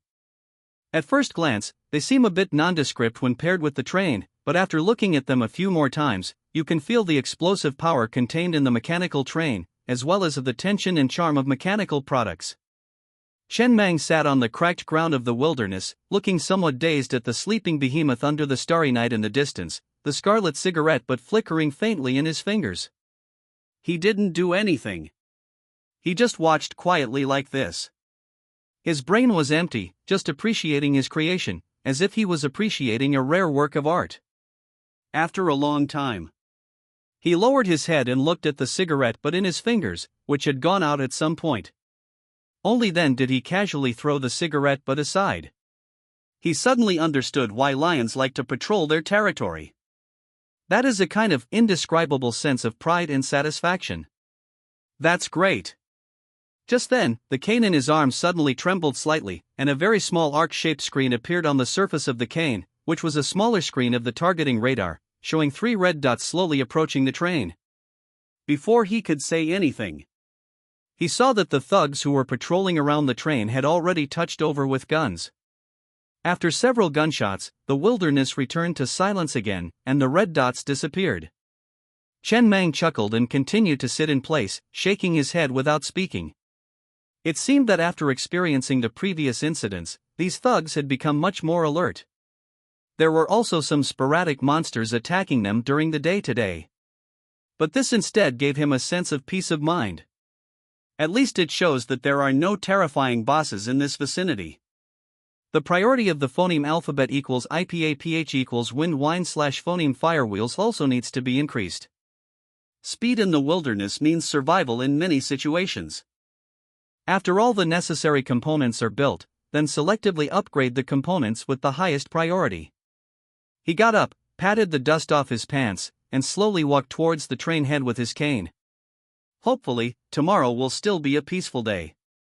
God bless, may nothing happen tomorrow. The autumn night phoneme alphabet equals IPAPH equals wind wine / phoneme was still somewhat bone-chilling. After sitting in the wilderness for a while, Chen Mang got up and walked into the train compartment. As he took off his clothes and prepared to go to bed, the corner of his eye suddenly caught the numbers on the console panel seeming to flicker. Ha! He immediately stepped forward to examine it carefully. After checking around, he found that the remaining capacity of the energy stone embedded in the train's front had become 61%. Chen Mang stared at the number blankly, remaining silent for a long time. It was still 62% during the day. The train hadn't moved anywhere all day, and the car blade hadn't been running. How could the energy capacity inexplicably drop by 1%? Thinking carefully, the energy stone issue seemed significant, but he hadn't had time to pay attention to it these past few days. With his current train load, an energy stone could roughly sustain the train at full speed for 100 hours. When he went to Taiping City, the train's energy stone had 72% remaining. The round trip consumed about 10 hours, reducing it from 72% to 62%, which was normal. Full speed travel for 1 hour roughly consumes 1% of the energy stone. But before he went to Taiping City, he hadn't operated the train to go too far. After fighting the man-eating spider, it consumed nearly 30% of the capacity? He had always assumed that the car blade might be an energy black hole, since the energy source for maintaining the car blade's constant high-speed rotation was the energy stone in the train's front. So, he didn't think too deeply about it. But today, he hadn't done anything, yet the energy stone inexplicably dropped by 1%.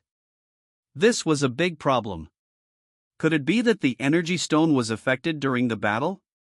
Chen Mang stepped forward to carefully examine the energy stone embedded in the train's front. There weren't any cracks. Then how could the energy disappear inexplicably? After hesitating for a while, he didn't go to sleep immediately. Instead, he turned on the newly built accessory, the train radio, to see if he could obtain some intelligence and communication. He immediately put on his clothes again, sat at the console, and looked at a green button next to the console. After pressing it, a chat box in the form of a chat room immediately appeared on the screen. The upper right corner showed that there were 397 people in this chat room. At this moment, messages were popping up on the screen from time to time. Bloodthirsty Mad Bull Train, has that level 3 man-eating spider from Taiping City left? I've seen that area recently hasn't had much activity. Even zombie wolves are coming out. Unlimited train, it should have left, right? I haven't been to the unmanned wilderness lately. I've been in the Moat Hills these days. Hell train, the Moat Hills are a good place for logging, but the terrain is too bad. My train can't run on it at all. Unlimited train, I can't run phoneme alphabet equals IPAPH equals either / phoneme. I'm parked on the edge, letting the slaves go deep into the hills to cut down trees and then rush back. The efficiency is quite low, but there's no way around it. There are too few trees in the unmanned wilderness. They're not enough. There are some in the city ruins, but I'm not going to go near Taiping City until I get confirmation that the man-eating spider has left. Hal Train, I remember you have a level 3 machine gun. Why are you afraid of it? Unlimited Train, hey, do you know how expensive the shells for a level 3 machine gun are? I'm not going to waste so many resources just to kill a boss. The man-eating spider is a fire attribute boss. It only drops rare fire attribute resources in fine spider silk. I don't need phoneme alphabet equals IPAPH equals or either slash phoneme of those right now. Isn't it better to save resources for something else? Bloodthirsty Mad Bull Train, then you wasted your effort upgrading that machine gun. If you upgrade it and don't use it, it's just a waste of resources. I'm better off not upgrading at all, like me. Everyone's code name was their own train name. This was a chat room that only train captains could join. The people in this chat room should all be from this wilderness. That is to say, this wilderness has at least 397 level 2 trains. This number is more than he thought. After all, since he transmigrated, he hasn't seen many trains. After considering his words, Chen Mang entered a line of text in the chat box. Stellar Train, may I ask, will the energy stone in the train's front suddenly lose 1% of its capacity when it's not running at all? He was originally worried that no one would reply to him, but he didn't expect these people in the chat room to be quite enthusiastic and reply quickly. Unlimited Train, well, basically no. Because the energy stone in the train's front is basically only responsible for driving the train. Your other vehicle accessories that need energy support are basically provided by the generator. If there is this problem, it should be that your circuit system is not done well, and some vehicle accessories that need to consume energy at all times are connected to the energy stone in the train's front. Hell Train, +1, you should have just been upgraded to a level 2 train not long ago, right? Go and see if the circuits of your search radar or built-in fire control system, which require constant energy consumption, are connected to the energy stone in the train's front? Change the circuit and connect the socket to the generator. Bloodthirsty Mad Bull Train, the circuit system must be built when it is a level 1 train. After upgrading to level 2, it is best to relay the circuit so that the energy stone in the train's front is only responsible for driving the train, and all other vehicle accessories are connected to the generator. This is better. Chen Mang stood behind the console blankly, looking at the circuit system connecting the enemy radar and the train head energy stone, and couldn't help but sigh softly. It was really like that. This old Zhu looked unpopular before. He didn't seem to know about this. He immediately adjusted all the circuit systems of the car blade and enemy radar, which required energy support accessories. From then on, all the accessories on the train that needed to consume energy were connected to the generator. There should be no problem this time. There should be no sudden drop in energy stone capacity in the future. This train radio is really useful. If no one told him this knowledge, he wouldn't know when he would have figured it out himself. Stellar Train, thank you, brothers. The problem has been solved. It is really because the enemy radar is connected to the train head energy stone. There is another question. I experienced a battle yesterday, which lasted for less than 2 hours, and the energy stone dropped by nearly 30%. Is this normal? It seems that only these few people are currently online in the chat room, and he quickly received a reply again. Bloodthirsty Mad Bull Train, it's normal, I guess. After all, some offensive vehicle parts consume a lot of energy. I heard some people use up 3 energy stones in a single battle. But you just leveled up to 2 not long ago, and the level 1 train parts basically don't need energy support. That's a bit abnormal. Infinite Train, indeed abnormal, but I'm not exactly sure what's going on. Hell Train, some monsters' attacks can cause the energy stones in the train head to lose capacity. For example, the level 3 man-eating spider boss's venom. I suggest you build the train auxiliary AI as soon as possible. It will tell you the specific information of the monsters displayed on the radar. It's quite useful. Infinite Train, that's definitely not the reason. This guy's train is only at level 2. If it gets sprayed by the level 3 man-eating spider's venom, it means the distance isn't far. How could a train that just leveled up to 2 outrun a man-eating spider? It would definitely die. Hell train, but I remember that in the No Man's Wasteland, it seems that only this monster has the means to make energy stones lose capacity. Infinite train, there must be other reasons, just not clear what they are. If it really doesn't work, just get another train order, change the train, and restart. It's always been the best way to solve all problems. Bloodthirsty Mad Bull Train, going to sleep. See you at the gathering in a few days. Chen Meng silently looked at the messages constantly scrolling in the chat room, and he had a rough answer in his mind. It should be that he accidentally got some venom on the energy stone during the attack, which led to the loss of capacity. As long as he got the answer, that was enough. After all, one energy stone is only 500 units of iron ore, which he could afford. Time to sleep. At this time, drowsiness surged into his heart again. After taking off his clothes, he fell headfirst on the bed. In the blink of an eye, it was dawn. After Chen Meng simply washed up with mineral water in the train compartment, he sat at the table next to him, sandwiched hot steamed buns with chili sauce, and swallowed while looking at the slaves outside the field who had already gotten up and were preparing to go down to the mine. What a group of lovely worker ants! He needed more slaves.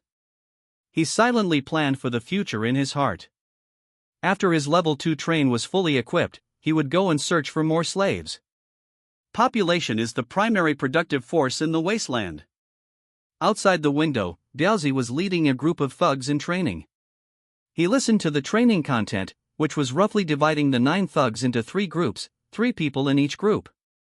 Biaozi said that whichever group attacked in the direction of a certain o'clock, they would attack in that direction, so as to ensure that the firepower coverage area did not overlap as much as possible. He didn't interfere, he wasn't a professional in this area.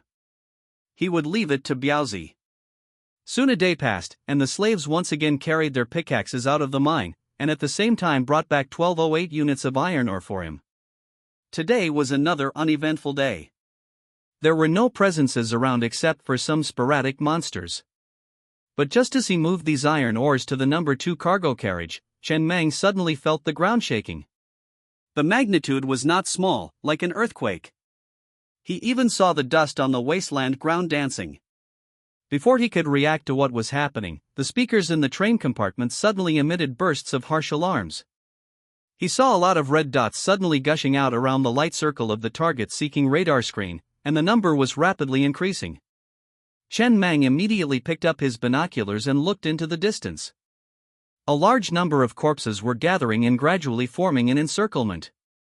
As for the dozens of scattered zombies blocking the road, almost at the moment of impact, they flew into the sky, and the high-speed rotating car blades on both sides also cut all the approaching zombies into 2 sections.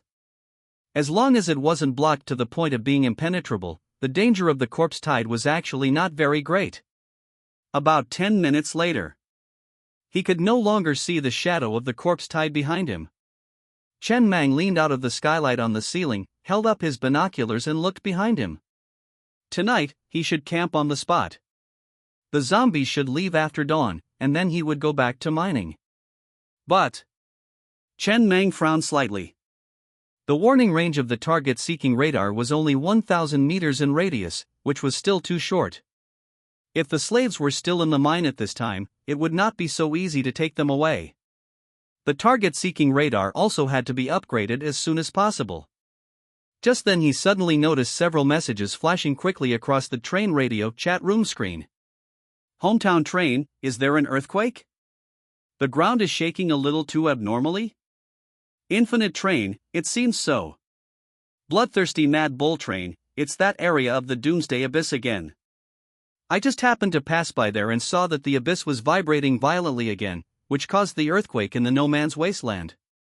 Chen Meng looked at the messages flashing in the chat room with a slightly strange expression. From the chat in the chat room, he learned that after the end of the world, a abyss-like crack appeared on this No Man's Wasteland. The abyss was almost perpendicular to the ground, and he couldn't see the bottom at all. He didn't know how deep it was. Because it phoneme alphabet equals IPAPH equals FN often slash phoneme vibrated here, and each vibration was like the gate of hell about to open, people named it the Doomsday Abyss. It is said that someone used a resource detection radar to detect that there was a level 2 iron ore and a level 1 copper ore below. Most knew small say in 6-9 book bar first hair. It was considered a high-density resource point. In the no man's wasteland, level 2 iron ore was rare, and copper ore was even rarer. Moreover, all bullets had to be made of copper ore. It was a consumable, and no matter how much there was, it was not enough. It was even rarer for two mines to be together. Therefore, some people found some ziplines and other devices from the city ruins and tried to lower the slaves to let them mine. However, because it was too deep, no one had seen the bottom so far, so it ended there. No one had gone to mine that resource point so far. Moreover, other places in the no man's wasteland were not without level 2 iron ore and level 1 copper ore. But Chen Mang's eyes narrowed slightly, and his mind began to work quickly. He could go down to places where other people couldn't. His spider legs could now travel on a 45-degree cross-section. When he leveled up to a certain level, he could travel freely on a 90-degree cross-section. Then this doomsday abyss would not only be a resource point for him, but also a safe house. The corpse tide would definitely not be able to get in. He would never be chased around by the corpse tide like now. However, upgrading the spider legs part required enough fine spider silk. Just then he saw a message popping up in the chat room. Bloodthirsty Mad Bull Train, I have a green-grade rare vehicle part blueprint nitrogen tailjet. Is anyone going to pre-order it? Slaves, women, resources, blueprints, tobacco, etc., anything of value can be exchanged. We can trade at the gathering site at that time. You can chat privately to discuss the price first. Gathering? Chen Meng frowned slightly. He learned from the chat in the chat room that this was a transaction activity spontaneously organized by a group of train captains.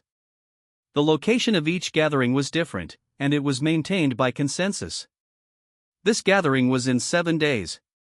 His train had only just been upgraded to level 2, so going to join in the fun didn't feel very safe. But he could ask first. Stellar Train, does anyone have materials like fine spider silk? As soon as he finished speaking, someone quickly replied. Bloodthirsty Mad Bull Train, yes, brother, yes, I have a lot. How much do you want? How much do you want?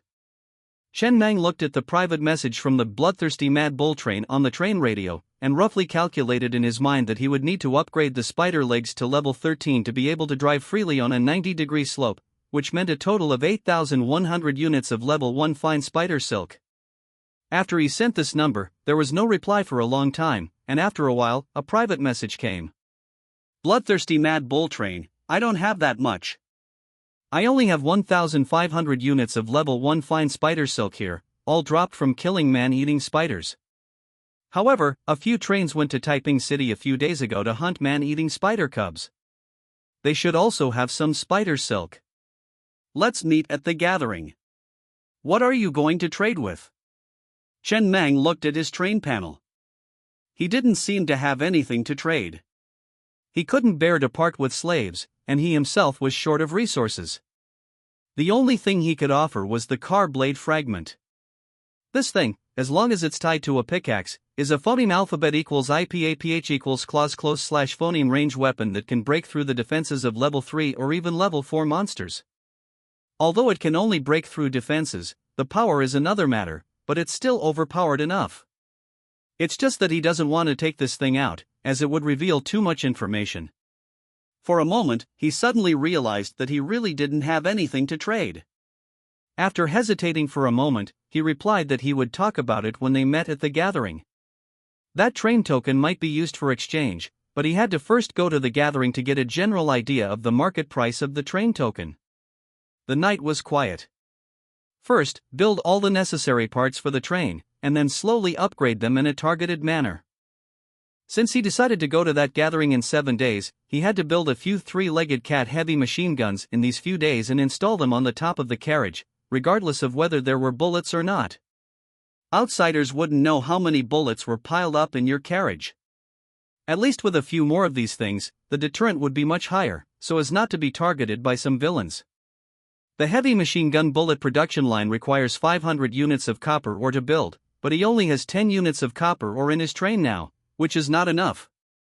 As for tonight, he spent a total of 1,100 units of iron ore to build 3 parts, namely Train Auxiliary AI, Resource Detection Radar, and Simple First Aid Kit.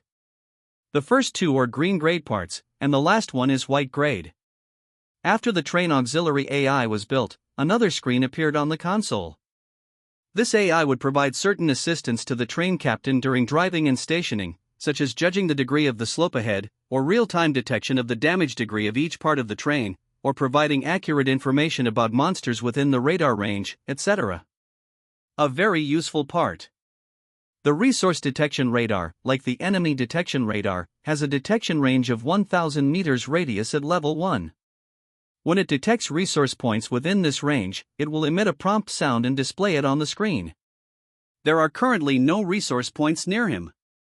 The Simple First Aid Kit only needs to consume 100 units of iron ore. It is a one-time product. It contains some basic bandages, disinfectant, spray, a kit for suturing wounds, etc., mainly for treating external injuries. In addition, there are also some painkillers, fever medicine, etc. Not too much, about enough for 3 people. He would go to disinfect Biaozi later, which could be regarded as showing the train captain's humanistic care. Although the temperature in this season does not easily cause inflammation and suppuration, it is better to prevent it if possible. Finally, he spent another 100 units of wood to build a new part, the clothing customization production line. This is also the only wood in the train. His clothes were already a little smelly, and he didn't have any clean clothes to change. After building this production line, he placed it in cargo car number 2. This production line will create completely fitting clothes according to each person's body shape. There are more than a dozen styles of clothes to choose from, and the prices are all the same. It costs 10 units of wood to make a piece of clothing. But he doesn't have any wood now, so he has to put it aside for the time being. He would just wear these clothes for the next few days, and wash them the night before going to the gathering, and they would be almost dry after drying them outside for a day. It doesn't matter how you are at home, but you still have to be decent when you go out. In this environment of the end of the world, having a decent outfit also proves a person's strength from the side. After doing all this, Chen Mang carried the first aid kit, passed through cargo car number 2, and came to living car number 3. At this time, in this carriage, Biaozi was competing with another young man in push-ups. Several other thugs around were constantly cheering. Seeing Chen Mang coming, the sound suddenly quieted down, and Biaozi hurriedly got up from the ground, looking a little embarrassed, and whispered, "Master Mang." "Yes." Chen Mang waved his hand to signal everyone to relax a little, and then walked to Biaozi with the first aid kit. "Roll up your sleeves and put some medicine on your wound to prevent inflammation." The corners of Biaozi's mouth twitched slightly, and he turned his head to look at Shan Maozi on the side, feeling a little embarrassed for a while. He actually wanted to say that his wound had already scabbed over, so why put medicine on it? If he rolled up his sleeves at this time, wouldn't he be exposed? It's just that he had to obey Master Mang's orders, so he could only grit his teeth and slowly roll up his sleeves and tear off the bandage. Chen Mang looked expressionlessly at the already scabbed and quite neat wound on Biaozi's left arm, and glanced at the person in the carriage who was originally unconvinced by Biaozi, who was now getting along quite harmoniously with everyone, and immediately understood everything. He took out the disinfectant spray from the first aid kit and sprayed it symbolically, and after changing a new roll of bandages, he patted Biaozi on the shoulder and said softly, "Be careful when going out on duty in the future." "Okay, you guys continue playing." Then he returned to his train room again. Such a neat wound didn't look like it could be caused by creatures like zombie wolves. It was more like it was scratched by a car blade fragment himself. He didn't have much opinion on this. There are not many entertainment activities in the wilderness. Back in the train room, Chen Mang had nothing else to do. He had already memorized the information in the novice guide, and just as he felt sleepy, he fell on the bed and entered dreamland. If you have to talk about entertainment activities, maybe the only entertainment activity is the adrenaline rush of escaping from the monster's mouth. In a daze, he suddenly remembered one thing: shouldn't he have offered incense to Master Cohen yet? Master Cohen is a good person, he gave him such a big novice gift package, he should thank him. Forget it, I'm sleepy today, I'll talk about it tomorrow. It's always lonely in the wilderness. Even though there are many people on the train, you can hardly see other trains on weekdays. The entire train is like a lone boat drifting on the vast sea. No one knows what will happen in the next moment, and no one knows whether they will see the sun tomorrow. When it was dawn, the slaves in carriages number 4 and number 5 also woke up. The train was speeding across the wilderness. They didn't know their destination. They only knew that if there was a mine, they would work, and if there was no mine, they would stay in the carriage. Finally, when the train slowly came to a stop, a group of slaves got off the train and found that they had returned to the familiar mine from yesterday. The horde of corpses had receded. They are back.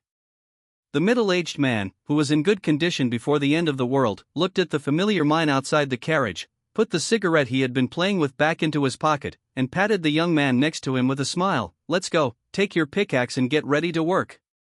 This young man had a good chat with him these past few days, and the two could be considered to be familiar with each other. Okay. The young man was also happy to follow behind this uncle, listening to the uncle talk about his glorious past before the end of the world, which was something he had never come into contact with. Before the end of the world. Capital called him a small-town youth. He didn't like this title very much. He tried to speak out on the internet and gain recognition. As expected, the title changed and became social trash. Then small-town youth sounds better. It's just that he has always had a lot of complaints about this.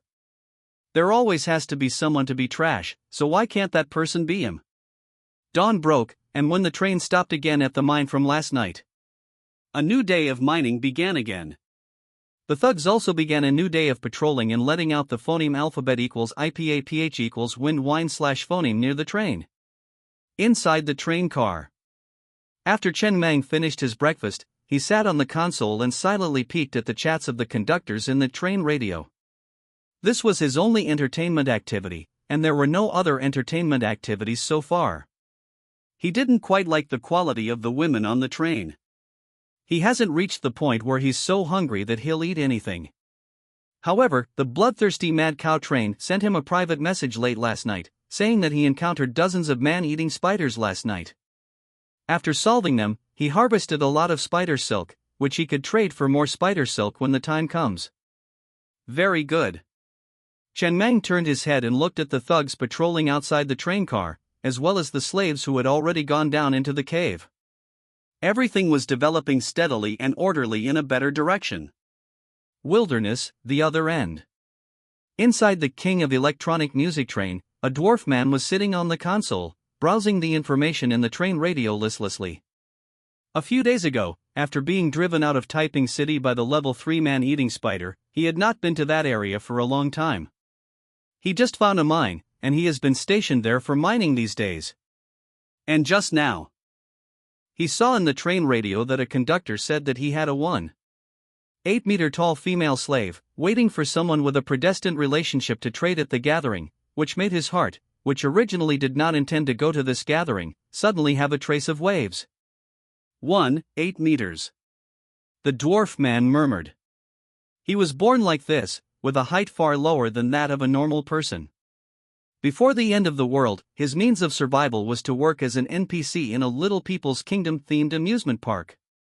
There are many dwarfs like him in that amusement park for tourists to visit.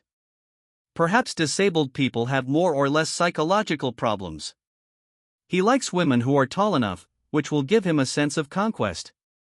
No matter how tall they are, they still have to submit to him. The more people lack something, the more they will pursue it. After a long silence, he sent a private message to that person in the train radio, and agreed to meet and talk about the transaction at the gathering.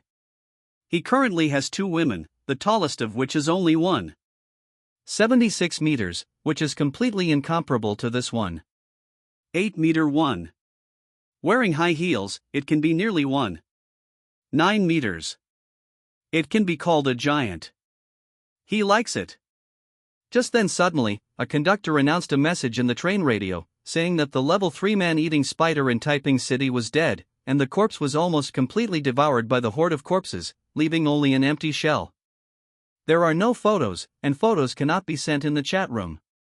And it also included the coordinates of the man-eating spider's corpse. Ah. The dwarf man entered the coordinates into the console and found that these coordinates seemed to be on the phoneme alphabet equals IPAPH equals root/phoneme he escaped that day. Moreover, this location is not far from the level 1 iron mine. He remembered that when he escaped that day, he met a train that was mining next to the level 1 iron mine. He wanted to remind this train to escape back to the mine as soon as possible at the time, so that they could escape this disaster, but because that train was level 1 and did not have a train radio, he could not contact them, so it was over. With the speed of that train, it would definitely not be able to outrun the level 3 man-eating spider. They should already be building trains in hell now. Should it be a big shot with level 3 vehicle parts who happened to pass by at the time and killed this level 3 man-eating spider boss? But, why bother? With the size of that man-eating spider, even a level 3 heavy machine gun is not enough. At least a level 3 autocannon is needed. Is it worth wasting so many shells just to kill a boss? Do you have so much copper or that you can't use it all? Although the things dropped by that boss must be good, they are definitely not as good as the many copper or resources consumed.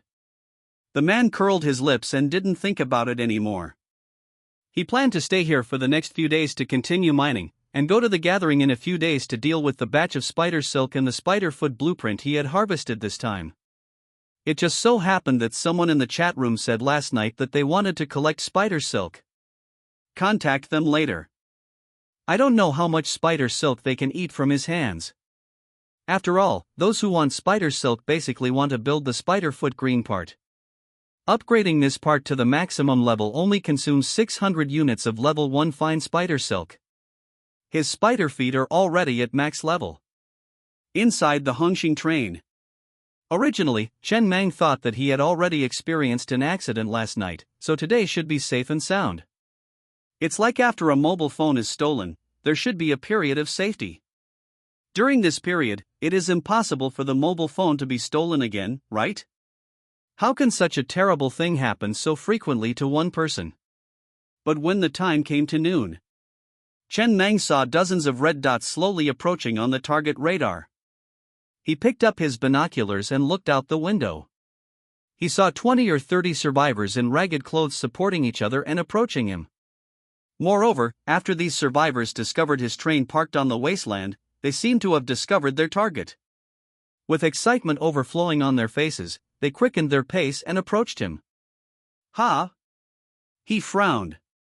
The closest city ruin here is Taiping City. It took him a full 5 hours to drive from Taiping City to here. This is the result of driving at full speed. How did these survivors run over? By leg? Didn't they encounter a monster on the road? But he didn't have time to think about these questions for the time being. He only knew that a group of slaves had come to his door to deliver goods. He would stop them first, and immediately picked up the walkie-talkie. Biaozi, stop this group of people. Search them thoroughly and remove their weapons. Those who do not cooperate will be shot dead on the spot. Yes. The moment the order was received, Biaozi led a group of thugs to block the survivors' path. First, he fired a warning shot into the air, then shouted at the group of survivors who were quickening their pace towards them. Hands up! Anyone who makes a suspicious move dies. His body was tense, the Tinglong assault rifle in his hand was already loaded, the muzzle aimed at the group of survivors, his finger on the trigger, ready to fire at any moment. He would rather face zombie wolves than these unknown survivors. After all, the reason his train was destroyed the last time was because an opposing train sent a group of thugs disguised as survivors, who infiltrated the train and opened fire, causing heavy losses and the train captain's immediate death. Learning from past mistakes, he didn't want to make the same mistake again. Biaozi's eyes stared intently at the approaching survivors. If anyone reached into their clothes, he would not hesitate to open fire directly. In the wilderness, far from any village or shop, the sudden appearance of such a group of survivors was already a very strange thing. But this group of survivors also seemed to understand Biaozi's thoughts. Everyone raised their hands high and slowed down as they approached, shouting in trembling voices, "Don't shoot, don't shoot!" When the distance between the two sides was only a dozen meters. The thugs behind Biaozi quickly stepped forward and pinned all 20-odd survivors to the ground. Each of them was searched thoroughly, and after confirming that they were not carrying any weapons, they turned to Biaozi and nodded to signal that everything was safe. Biaozi also breathed a sigh of relief and picked up the walkie-talkie to whisper. "Can anyone speak?" Me. As soon as the words fell, a man among the survivors tremblingly raised his hand and stood up. "We were originally slaves on the Changxing train. Last night, the train was attacked by a zombie horde, and the slaves in our carriage were thrown down as sacrifices. But for some reason, the zombie horde didn't attack us, but continued to chase the train. After the zombie horde left, it was late at night, and we didn't dare to move around. After dawn, we thought about whether we could find a train in the wilderness to continue working as slaves and mining. We are all in good health and very capable." Chen Mang looked calmly at the middle-aged man in front of him, and then looked at the other survivors again. There were about 20 people, 17 of whom were men and the remaining 5 were women. The basic age is around 30 years old, not too old, nor too young. He was naturally happy to have such a group of miners. However, rather than believing that the zombie horde did not attack these survivors, he was more inclined to believe that someone among them might have a handheld zombie perception jammer. He had escaped the zombie horde with this special item back then. It's just that it was hidden too deeply and may not have been found during the search. That thing is not big and can be completely hidden in the body. Chen Mang tilted his head to look at Biaozi, waved his hand, and said softly, "Take off all their clothes and search again. Search those women carefully, they can hide things in many places." Biaozi was slightly stunned, then quickly understood, and said in a deep voice, "Understood." What Chen Mang didn't see was, after hearing this order, a trace of panic and anger flashed deep in the eyes of the man who had just stood up tremblingly. 10 minutes later, all the survivors were stripped naked and gathered in one area. Chen Mang squatted down and used his cane to poke at a device similar to a walkie-talkie on the ground. It was still stained with some viscous liquid. Next to it were a pistol, 3 magazines, and even a train token. These things were all found on a middle-aged woman. Chen Mang was silent for a moment, then waved his hand. Biaozi quickly dragged a woman to Chen Mang. "You're quite good at pretending." He raised his cane and gently patted the middle-aged woman's cheek and said calmly, "You were planning to bring weapons on the train without telling the truth. What were you trying to do?" The woman's hair was disheveled and she knelt on the ground in a very disheveled state. Her arms were tied behind her back by thugs, and she had no room for resistance. She just screamed in fear. "It has nothing to do with me, it was him, he forced me to do it. He is the head of the thugs on the Changsheng. He coerced us to conceal his identity and prepared to join a train and rise to power one day. I was forced by him." Chen Mang followed the woman's gaze and saw the middle-aged man who had just spoken to him among the survivors. The unwillingness and fear in his eyes were almost overflowing, perhaps knowing that he was already doomed. This man was also tough, stood up from the crowd and walked to a position 2 meters away from Chen Mang, staring at Chen Mang and gritting his teeth. "I'm willing to admit defeat. Since the situation is clear, I have nothing to say, give me a quick death. What I admire most in my life is people like you, meticulous and resourceful. Pity. The latest and fastest novel is at 6-9 Shuba first. It's a pity, if I had met you a little earlier, I would have definitely become your most loyal subordinate, but if you are willing." The next moment. Day. The crisp sound of the assault rifle echoed in the wilderness. Chen Mang threw the rifle in his hand to Biaozi and then casually said, "What are you babbling about?" As the gunfire died down, the man had already fallen in a pool of blood. Soon after questioning them one by one, the situation became completely clear. This group of people was indeed from the Changxing train. After encountering the zombie horde, this group of slaves was abandoned as bait. This thug had been hoarding a lot of things on the previous train, such as a handheld zombie perception jammer and a train token. The things had been hidden in this old lover's body. Originally, he was preparing to find an opportunity to kill the original train captain and take over. He didn't expect to be abandoned directly when he encountered the zombie horde. After being abandoned, this thug relied on the handheld jammer to phoneme alphabet equals IPAPH equals lead lead slash phoneme this group of slaves to survive. The idea was also very simple, to join another train again, and then try to infiltrate the inside again and kill the train captain. Then, with this train token, he would plunder the existing resources and slaves of this train to establish his own train. Also, if you use the train token directly, without enough resources, you will have to anchor in the wilderness before you can upgrade to level 2. Joining a train and plundering its resources is the best way. After all, the interior of most trains is the weakest. Especially when there is no built-in fire control system accessory. As long as you can get phoneme alphabet equals IPAPH equals clause close slash phoneme to the train captain, a small pistol is enough to kill the train captain, and with this group of people, there is indeed a chance to borrow a womb to give birth to a child. Chen Mang didn't make too many comments on this plan. He only knew one thing, that he had 21 more slaves. Oh, no, it's 20. The man's old lover was also sent away by Biaozi at his command. Inside the train car, Chen Mang had already thrown the pistol and magazine into the Earth's core furnace. As for the handheld zombie detection shield and the train token, he cleaned them up and put them away, just in time for trading at the gathering in a few days. However, he had a problem he couldn't decide on and needed to discuss it with old Zhu. Old Zhu. Chen Mang sat on the console, lost in thought, and said, "I'm planning to attend the gathering in 6 days to exchange for some materials. What do you think, should we keep these slaves for our own use, or sell them directly at that time?"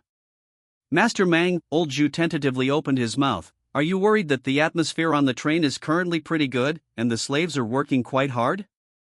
That adding a group of outsiders might give the current docile slaves some unwanted ideas?" "Yeah."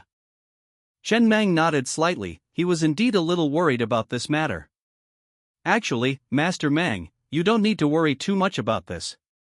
Old Zhu took a deep breath and began to explain. "First of all, the treatment of slaves on our train is among the best in the entire wasteland. If it were right after the apocalypse, many people might indeed have different ideas. But our batch of slaves has probably been passed through the hands of several train captains. They are very aware of the slave treatment on other trains. Not to mention the distant past, Master Cohen's matter was just a few days ago. Moreover, and let this new batch of people be level 3 slaves, and our old people will be level 2 slaves. In this way, after those level 2 slaves enjoy the corresponding treatment, it will be difficult to incite anything. After all, the price of a riot is different. Moreover, we will definitely accept more slaves in the future. We can't just not use them because of their improper origins. In the wasteland, people are an extremely scarce productive force, and how many people can have proper origins if they can survive in the wilderness? With this system, it will be much easier for us to absorb slaves in the future, gradually integrating them into the stellar train. In addition to this, I can also set up some reward mechanisms. Fulfilling certain contributions can be exchanged for many things, such as women, delicious food, a day of rest, etc. After patiently listening, Chen Mang suddenly laughed. He finally understood why even a hero like Cao Cao needed a strategist like Gui Jia's 10 victories, 10 defeats theory. In fact, he also vaguely had this idea in his mind, but he always felt something was wrong. After listening to old Zhu's words, he suddenly became confident. Many times, people still need to absorb some confidence from the outside world. Good. Let's do it this way. You can draft the promotion mechanism and corresponding contribution values yourself. You will receive this batch of slaves first and give them some simple training. Understood. Old Zhu said with a serious expression, "I will go and do it now." Time flew by, and 6 days later arrived in the blink of an eye. It was now late at night, and the slaves were carrying their pickaxes back from the mine. They would have to set off early tomorrow morning to attend the gathering at coordinates 239, 1923. This place was more than 600 kilometers away from him. The journey would take several hours, so they needed to set off early. These few days had been relatively peaceful, except for being chased away by the zombie horde twice. There were no major accidents. A total of 8,100 units of iron ore were obtained. With the addition of this new batch of slaves, the mining speed had also increased a lot. This batch of iron ore had already been spent by Chen Mang for the most part. Currently, the stellar train, in addition to the engine, has a total of 4 cars, namely, Cargo Car 2, Living Car 3, and Slave Cars 4 and 5. Chen Mang had spent a huge sum of money, a full 4,000 units of iron ore, to build steel armor for the cars for all 4 cars. On the wasteland, Chen Mang stood on the open space, leaning on his cane, and looked at the thick and dark armor on the dragon-like train in front of him, his eyes filled with satisfaction. After the whole body was built with armor, this train had a bit more of a ferocious and heavy aura on its exterior. It looked strong. Unlike before, when it looked like a newbie. Of course, they were all level 1. He didn't have that much iron ore to upgrade the steel armor for the cars to level 2. It would cost 5,000 units of iron ore to upgrade this thing to level 2. In addition to this, he also built a total of 3 heavy machine guns, plus the one he had seized before. Each car had one installed on the top, which looked powerful and full of deterrence, costing him 1,500 units of iron ore in total.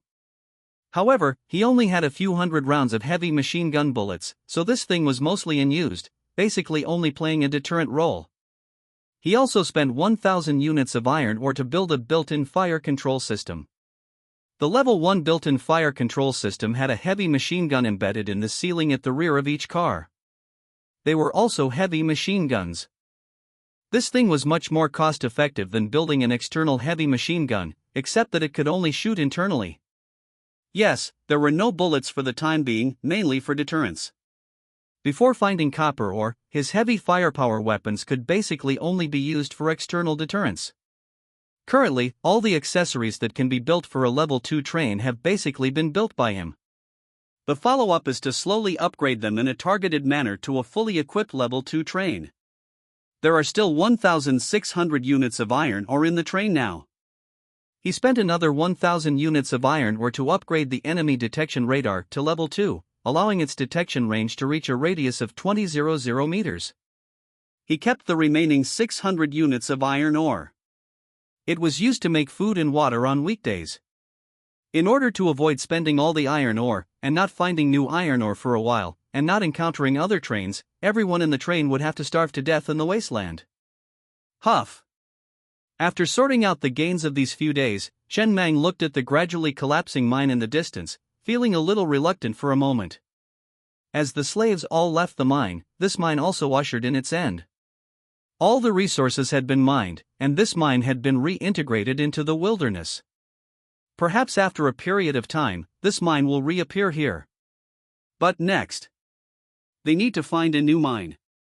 Chen Mang took a deep breath, stuck the cigarette that was about to burn out in his hand into the soil, stood on the wasteland, clasped his hands together, closed his eyes, and muttered, "May God bless us, may everything go smoothly tomorrow. As long as we can successfully exchange for enough spider silk at the gathering, we can go to the abyss of doomsday to mine level 2 iron ore and level 1 copper ore." They camped in place for the night. At the first glimmer of dawn, the constellation train was already roaring across the wasteland, speeding towards coordinates 239, 1923. Before the apocalypse, this wasteland was originally called the Teeling Wasteland, but perhaps because it was too difficult to pronounce, many people preferred to call it the No Man's Wasteland after the apocalypse. More than 4 hours later, the constellation train gradually slowed down. At first, there wasn't a single train in sight, but in the latter half of the journey, a few trains could be seen sparsely. Now, a train could be seen from time to time, and the destination was just around the corner. Finally, as the train came to a stop, Chen Mang, who was sitting at the control panel, looked at the crowds gathered in the wasteland not far away, a strange look flashing in his eyes. The gathering had arrived. He just didn't expect this gathering to be so simple. There wasn't even a tent or anything.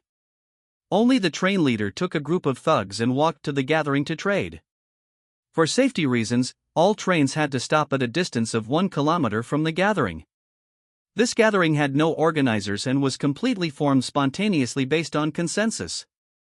He also followed the local customs and parked the train 1 kilometer away from the gathering, leading Biaozi, Lao Zhu, and 3 other thugs out of the carriage. The remaining thugs stayed in the carriage to maintain order and guard against unexpected situations. Standing in the wasteland, Chen Mang leaned on his cane and looked back at his train. With this cane, he could remotely control his train.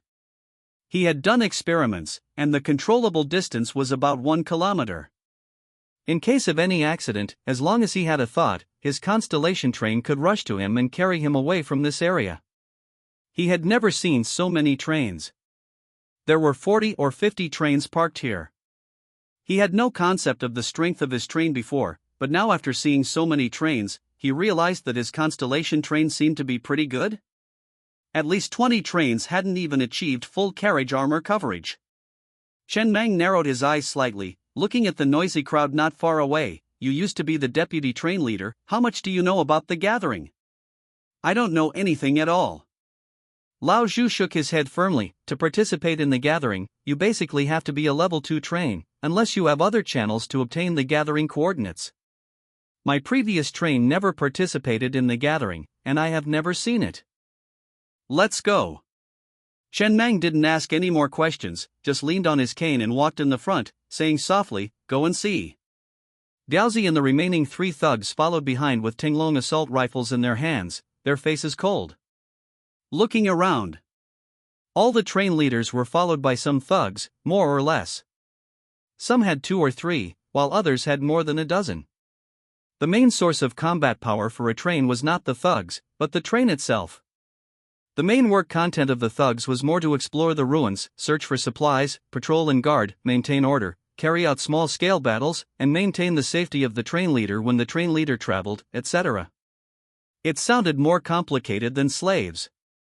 Slaves only needed to know how to swing a pickaxe. Basically, each train leader maintained a certain sense of distance from each other, without too much eye contact, so as not to cause misunderstandings. Everyone tacitly walked into the gathering. Phoneme alphabet equals IPAPH equals or either slash phoneme wandering around, or finding an empty seat to sit down and writing their tradable items on the wooden board next to them. There were only 40 or 50 train leaders in total. It was also a small gathering, and there weren't many things to choose from. The moving line of the gathering was very simple, only one line, from north to south. Many train leaders sat on both sides of this line, waiting for other train leaders to come to trade. Chen Mang led Lao Zhu and the others into the gathering. The first stall that came into view had 2 sentences written on the wooden board next to it. Seeking various green grade and above vehicle accessory blueprints, high prices can be offered. Selling slaves. What is the price of slaves? Chen Mang looked at the old man with white hair sitting behind the stall, squatted down and asked. This was the first time he had seen such an old train leader, who looked to be over 70 years old. The old man, who was dozing off, looked Chen Mang up and down. Young adults are 500 units of iron ore, and older ones with disabilities are 300 units of iron ore. The price of women varies, ranging from 300 units of iron ore to 1,000 units of iron ore. The newest novels are at 69 shuba. Chen Mang narrowed his eyes slightly and calculated. The currency system had also collapsed after the apocalypse. Currently, iron ore, a mainstream resource, had become the new trading currency. Everyone needed iron ore, and everyone didn't have enough. A normal young adult can mine about 10 units of ore per day, which means the payback period is about 50 days. This is under the condition that you can always find a mine within these 50 days. He felt that the price was a bit inflated. The logic here is different from the logic before the apocalypse. Before the apocalypse, businesses that could break even in 50 days were basically in the criminal law. Those that weren't in the criminal law were top-notch deals. But in the apocalypse, there were too many uncertainties in 50 days. It was a bit irrational to put so much iron ore here instead of increasing the strength of the train. So he was very curious if anyone would really buy slaves with iron ore. If you are interested, I can take you to my train to take a look. The quality is good. The white-haired old man's eyes stayed on the Tinglong assault rifles in the arms of Diaozi and the others for a moment, then he coughed lightly to clear his throat, and then began to promote it seriously. Little brother's train must be strong. If you buy in bulk, we can still talk about the price. Last time, someone bought a lot of slaves from me. It is estimated that they have already left the no man's wasteland and went to areas with more abundant resources. With so many slaves in hand, finding a good location for the mine can pay back in dozens of days, and then every day is pure profit. That guy is a big deal person. He bought 100 slaves from me in one go. They were all top-notch young adults. Chen Mang was silent, just took out a cigarette from his pocket, lit it, and sighed softly. He was really curious who would take 50,000 units of iron ore to buy 100 slaves? With so many units of iron ore, what's wrong with doing something? It's almost enough to have a half-full level 2 train. What is the picture of buying so many slaves? From a long-term perspective, it is naturally a sure profit without loss. If you encounter a level 2 iron mine, the payback period will be greatly shortened. But in the apocalypse, there are not so many long-term lines. No one knows what will happen tomorrow. The premise of considering the long-term must be to stabilize the short-term first. If this person is not stupid, then he is really capable. What does 50,000 units of iron ore even mean? From building the train until now, he hasn't spent that much iron ore in total. Chen Mang waved his hand and got up to leave the stall. The price was too high, and he wasn't considering buying slaves for the time being. He would consider purchasing slaves when the train was strong enough in the future. Besides, many times, the train's lack of resources wasn't because there weren't enough slaves, but because finding mines in the wasteland wasn't easy. Even if you found a mine, the occasional tide of corpses would let you know what God's care was. After walking down the road, he found that the things at the market were strange and varied, with everything available. For example, all kinds of daily necessities, liquor, vacuum-packed snacks, etc. There were also copper ore, iron ore, accessory blueprints, and other resources for sale. Mang Yi. Old Zhu leaned phoneme alphabet equals IPAPH equals clause close slash phoneme to Chen Mang's ear with a strange expression and whispered, "Isn't that woman Ji Chu, who was very popular in a variety show before the apocalypse? This guy, did he bring a film crew from before the apocalypse here? The other people are the main guests in that variety show. They are all very popular. But it will probably be difficult to sell them at a high price. No one is willing to spend too many resources to buy a woman back, unless he sells them by the time. Maybe someone will be willing to try something new. What's the price?" Chen Mang turned his gaze away from these women and looked at the merchant and asked. Hearing the voice, the popular actress kneeling on the ground immediately looked at Chen Mang with pitiful eyes full of expectation, squeezing out a pitiful and bitter smile, which easily aroused a man's desire to protect her. The train captain sitting in front of the stall's eyes lit up when he saw the Tinglong assault rifle in Biaozi's arms. Any blue-quality accessory blueprint can be taken away directly. If you don't have one, 50,000 units of iron ore or copper ore will do. If that doesn't work, you can say that you have some rare green quality accessory blueprints, as well as some special props, etc., and you can take them out to sea, and we can discuss it. This is Ji Chu, who is a first-class dancer. Definitely worth the price. Chen Mang didn't react. He just looked at the young men behind her. What's the price for these men? These prices are slightly lower. The merchant at the stall said seriously, I have been urging them to persevere in exercising these days, and their physical condition has been very good. If you like this, then they are simply too suitable. And the merchant pulled out a young man behind him, took off all his clothes, revealing his standard abdominal muscles, and patted them hard, saying seriously, look at these abdominal muscles. It took me a lot of effort to maintain these abdominal muscles like this in the apocalypse. The price is a bit expensive. I'll take another look. Chen Mang looked up and down, then sighed softly, turned and left the stall. Were these people crazy, or was he the only one in a state of poverty? An actress, and you dare to ask for 50,000 iron ore? Why don't you ask for 100,000? Seeing Chen Mang and the others leave, the smile on the merchant's face disappeared immediately. He immediately turned around and slapped Ji Chu in the face with a gloomy expression. Didn't I tell you, when guests come, you should try to show a pitiful look? What do you mean by giving me a bitter smile? Are you acting in a bitter love drama? Has your rotten acting skills never improved in your entire life? Ji Chu knelt on the ground, with tears in her eyes, and said in a low voice, Old Lu, Old Lu? Call me Master Lu. Do you think I'm still your agent now? Or am I someone you can order around at will? The merchant slapped her even more angrily, and then sat on the ground with his chest heaving up and down, his eyes constantly flickering. Ji Chuchu must be a good product, a popular A-list actress, and she can definitely sell for a good price, but everyone's strength in the no man's land is here, and no one can afford the price. He comes to every market, but he hasn't sold her yet. Should he go to Kunlun Mountain to take a look? Kunlun Mountain is located in the westernmost part of the no man's land. There, resources are more concentrated, and of course, there are more dangers. In the no man's land, the level 3 man-eating spider leader monster that can serve as a boss is just a small leader among the monster groups there. The trains that can develop there are stronger, and they can definitely afford the price. It's just that, with the strength of his train, he will basically never return if he goes. The most new small say it's 6'9" book bar first hair. Moreover, if the strength gap is too large, who will buy him? They will just rob him. He doesn't even have the ability to inflict mutual damage. After that, Shen Mang asked about the prices of the goods sold at several stalls. For example, tobacco. The price of a pack of cigarettes is 200 units of iron ore. And for example, a fitness equipment. Sir, let's think about the long-term direction. How can we make slaves mine more resources in a day? Isn't a strong body necessary?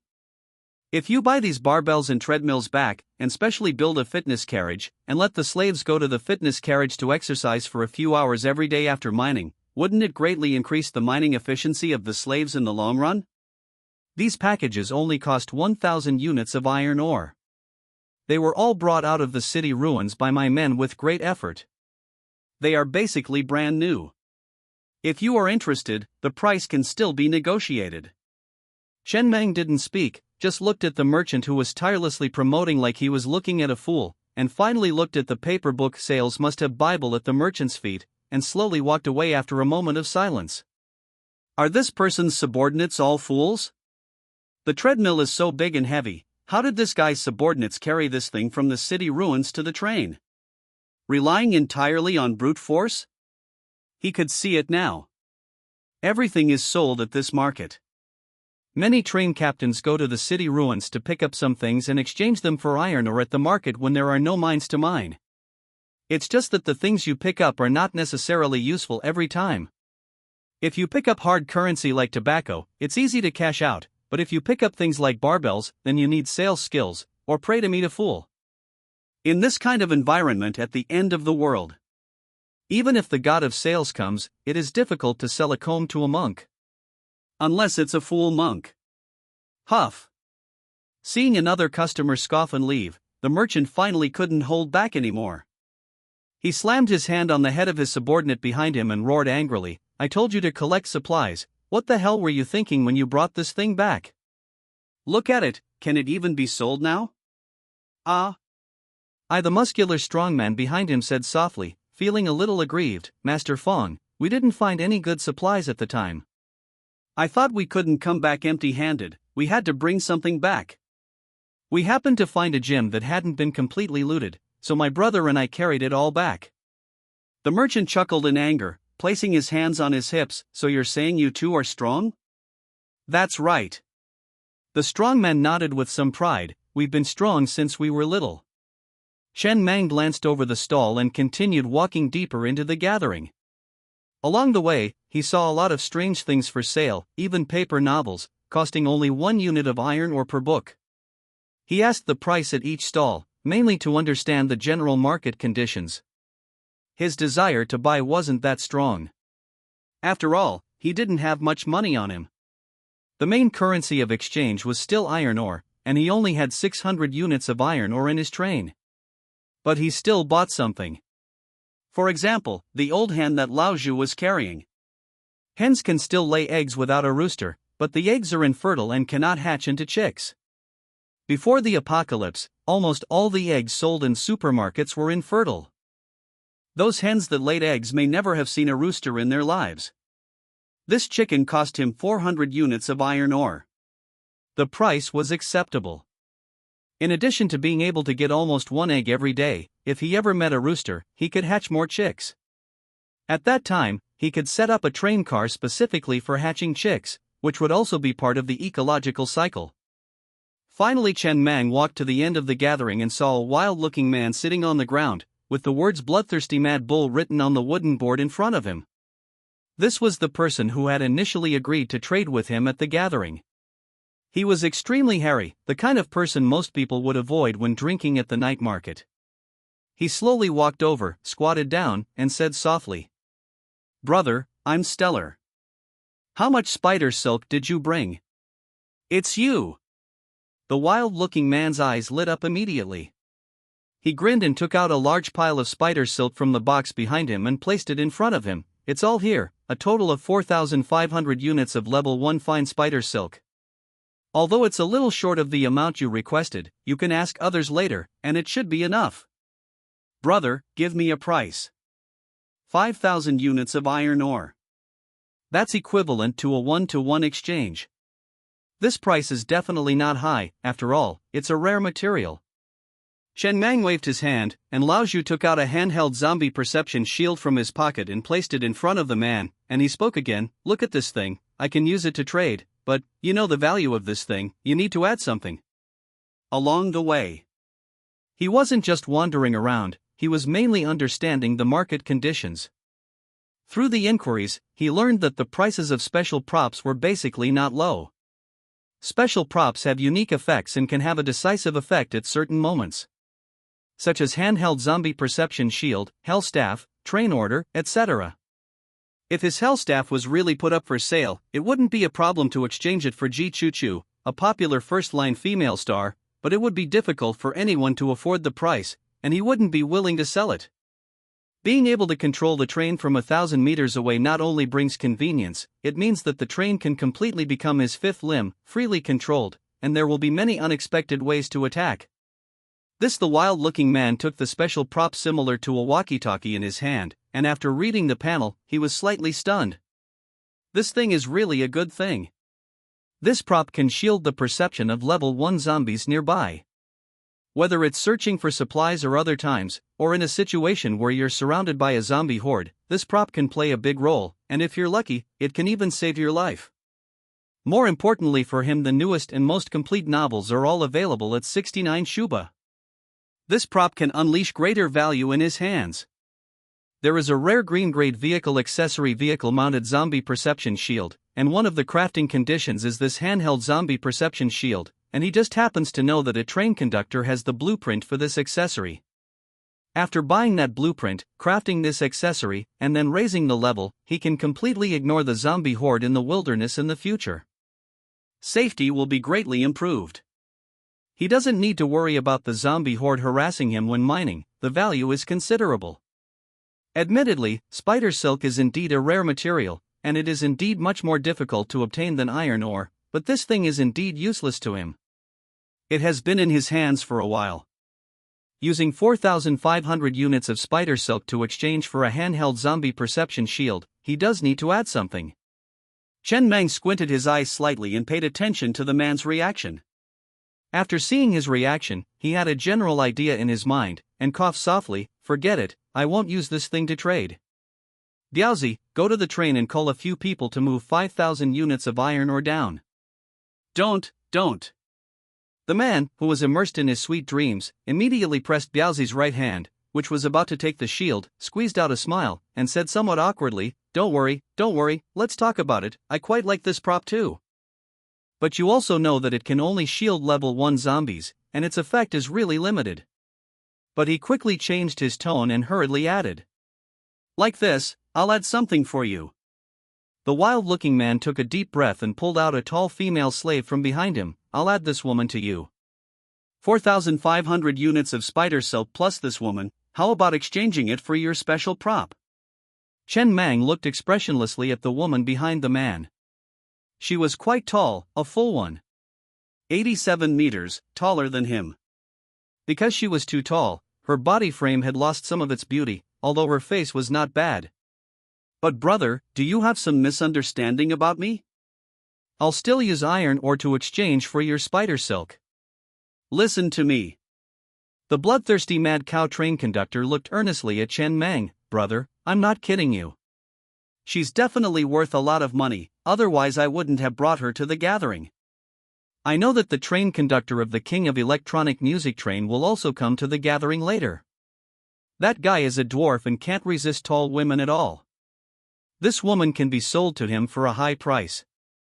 I saw on the train radio that he also has spider silk for sale. If you take this woman, you will definitely get all the spider silk in his hands.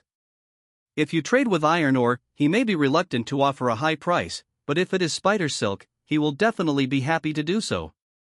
Chen Mang couldn't help but laugh. Didn't you just say that spider silk is a rare material? Why is spider silk not as valuable as iron ore now? The man coughed lightly, somewhat embarrassed. Spider silk is indeed a rare material, but there are not many places where it can be used after all. It doesn't have the versatility of iron ore. You should also be clear about this. Deal. Chen Mang didn't say much, just smiled and completed the transaction. He really knew that the train conductor of the King of Electronic Music train had this habit. That day, a train conductor said on the train radio that he had a female slave who was 178 meters tall waiting for a destined person. He noticed that the train conductor of the King of Electronic Music train had appeared. In that case, the spider silk in the hands of the King of Electronic Music was also stable. After all, his was taller, a full 187 meters. He was originally planning to exchange it for a train token. The train conductor of the King of Electronic Music train had not yet arrived. Chen Mang imitated the other train conductors, found an open space to sit down, and also found a wooden board to write on stellar. Selling train token, seeking spider silk. The 3 words stellar were mainly written for the train conductor of the King of Electronic Music train to see, so that they could recognize each other. He was quite satisfied with the transaction with the bloodthirsty mad cow train. His initial psychological expectation was actually to exchange the spider silk for the handheld zombie perception jammer. The current result was better than he imagined. And there was an extra woman. He had already received 4,500 units of spider silk. He needed a total of 8,100 units of spider silk. He was still short of 3,600 units of spider silk. His spider leg accessory could be upgraded to level 13. Not long after, he saw a dwarf man followed by 7 or 8 thugs walking towards him. Before Chen Mang could say anything, he saw the man's eyes staring straight at the tall woman behind him, saying word by word, "Brother, name a price, I'll buy this woman." Chen Mang sighed lightly. He thought the dwarf man had recognized him, but it seemed that he had seen the woman behind him in the crowd and came straight for her. He had no choice but to point to the 3 words stellar on the wooden board with his cane. The dwarf man followed the cane's line of sight and suddenly realized, his face immediately filled with a smile. "So it's you. It seems you've already learned about me in advance. Then I'll be straightforward. I have a total of 1,800 units of spider silk, exchange it for this woman." Too low. Chen Mang shook his head and said seriously, "Do you know how much money I spent to buy this woman back? A woman who is 187 meters tall, do you know how scarce that is?" The dwarf man frowned slightly, and after thinking for a moment, "How much spider silk do you need in total?" 3,600 units of spider silk. 5 hours later, the dwarf man came back and placed 3,800 units of spider silk in front of Chen Mang's stall, then took a deep breath and looked at the tall woman behind him with some impatience, licking his lips. "Is it okay now?" "Happy transaction." Chen Mang smiled and shook hands with the man to indicate that the transaction was complete. At this time, the gathering had basically dispersed. In a few more hours, it would be dark, and half of the trains had already left. His train token had not been sold. Phoneme alphabet equals IPAPH equals or either slash phoneme. Not many people inquired about the price, and the highest offer was only 2,000 units of iron ore. Most train conductors bought this thing basically for insurance. If the train crashed one day, having a train token on them would give them a chance to make a comeback. But after all, it was just insurance, and they were unwilling to offer too high a price. He wasn't in a hurry to sell it. Phoneme alphabet equals IPAPH equals or either slash phoneme. 20,000 units of iron ore couldn't solve any major problems for him. It was only about 2 days' worth of production for the slaves, so he might as well keep it himself. The latest and most complete novels are at 69 shu. Com. Phew. Chen Mang stood on the edge of the stellar train, looking at the several trains not far away that were speeding away into the distance amidst the roar. This gathering was over, and for him, it could be considered a perfect end. The spider silk was oversubscribed, with an extra 200 units of spider silk. Then next, it was time to upgrade the spider legs and go to explore the doomsday abyss in the wilderness. It is worth mentioning that throughout the entire gathering, no conflicts arose.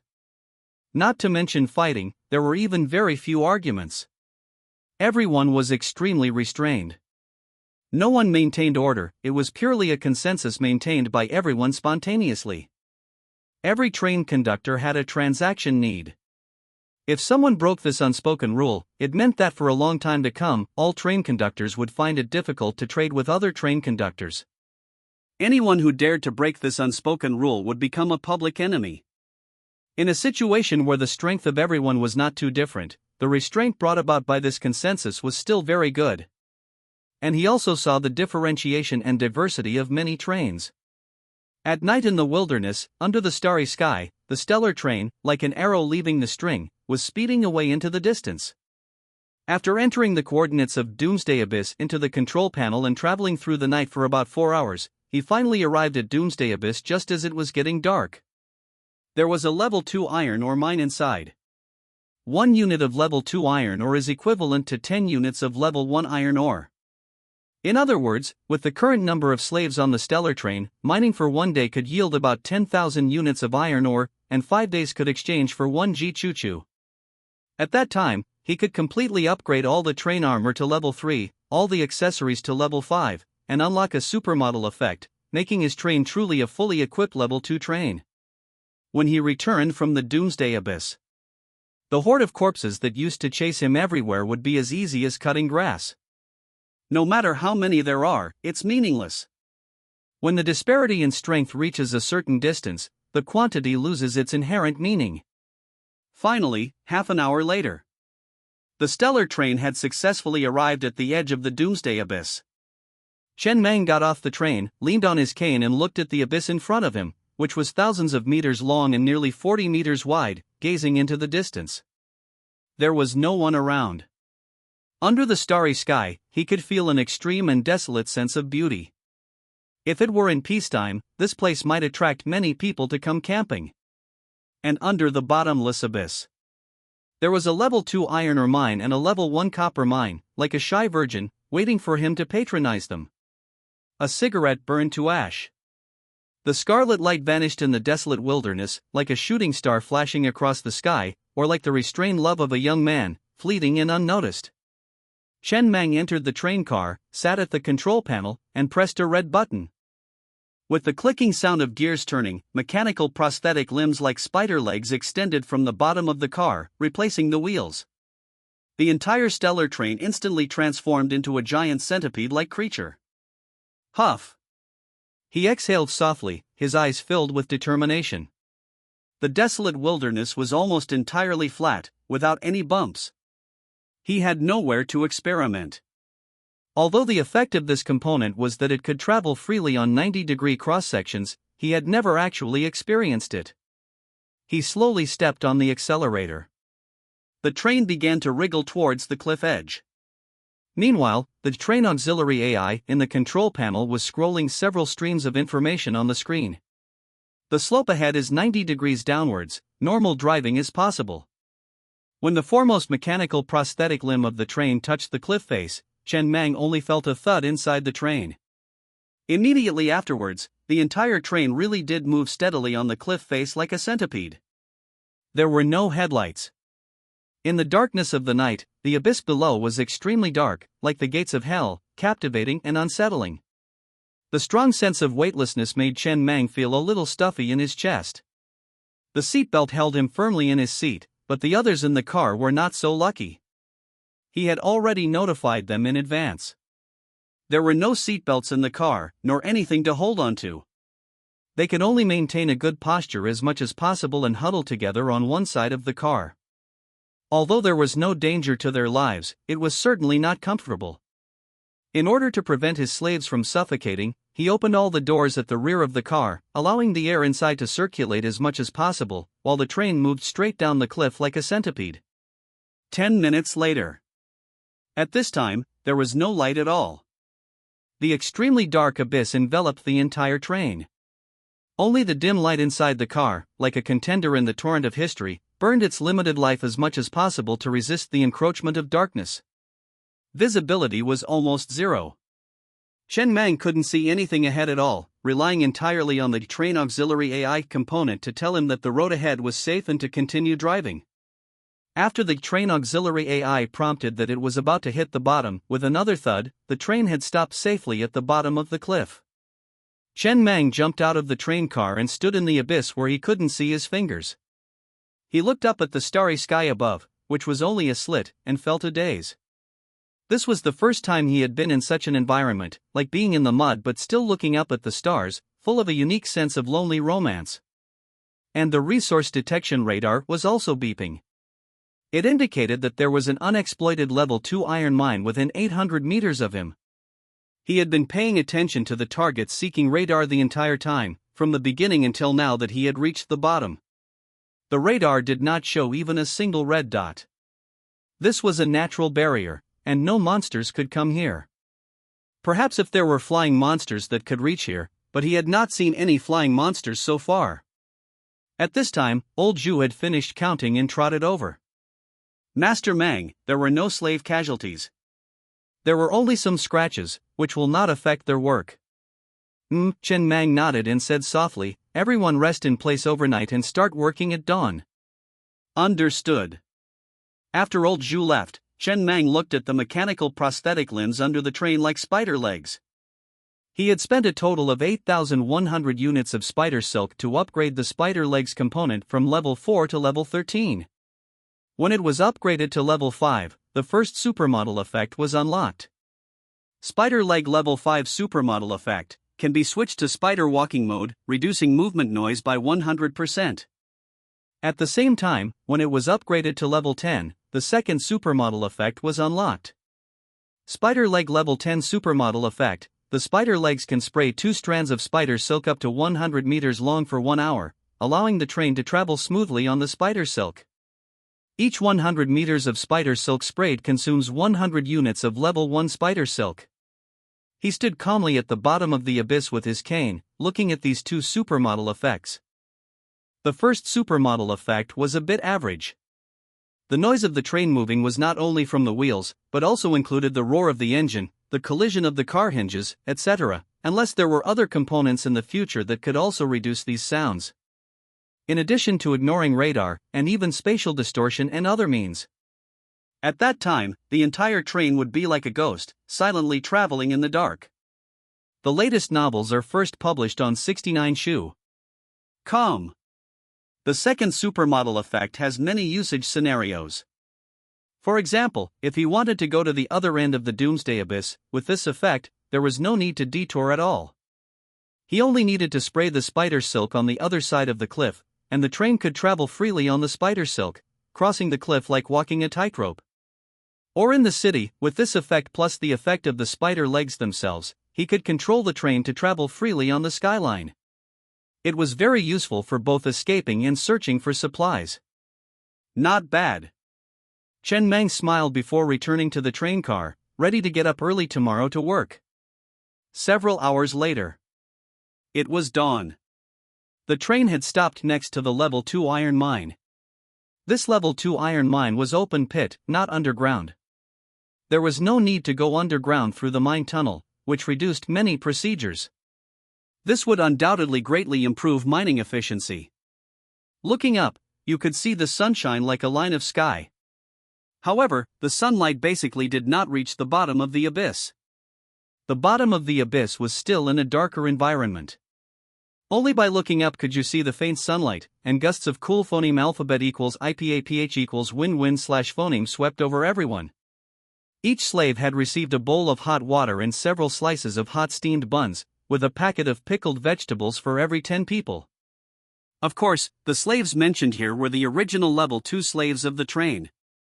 The newly received batch of level 3 slaves received slices of bread.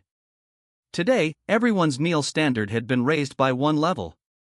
On weekdays, only the thugs and the train captain could eat steamed buns to drive away the cold. Last night, Chen Mang had consumed 100 units of iron ore to upgrade the pickaxe production line to level 2. Now this production line could produce pickaxes that could mine level 2 resources. However, it required 10 units of iron ore to make a level 2 pickaxe. He only had 70 units of iron ore left, so he can only make 7 level 2 pickaxes. However, this was not a big deal. After all, there was a level 2 iron mine next to him. Just digging a little could produce enough iron ore to make level 2 pickaxes. The door of the stellar train was open and parked aside, with dim lights providing a faint light source. This was the best resource that these slaves had enjoyed in recent days. It was also the best resource that the train could currently provide to the slaves. Everything was for this level 2 iron mine. Quickly, every slave had a level 2 pickaxe in their hands.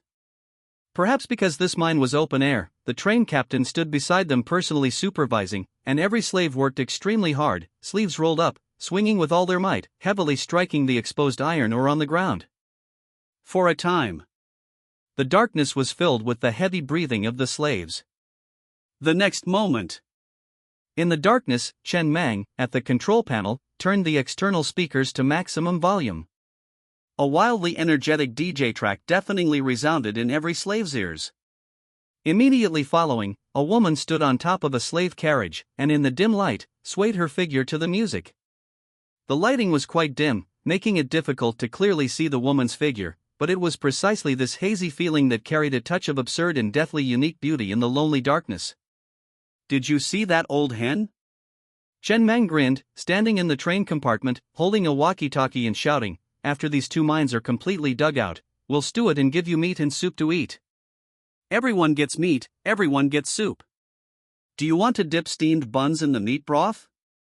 As soon as the words fell, a group of slaves looked towards the train captain standing in front of the train compartment window, and the taste of steamed buns dipped in meat broth involuntarily surfaced in their minds. They subconsciously licked their lips, their throats bobbed, and their eyes were filled with anticipation as they roared, "Yes." Chen Mang's neck veins bulged, and with a voice full of passion, he grabbed the walkie-talkie and continued to shout, "Did you see this woman dancing? Is she beautiful? But I'm telling you, as long as you work hard, women of this quality are nothing. I went to the market yesterday and saw Ji Choo Choo, a popular celebrity. Does everyone know Ji Choo Choo?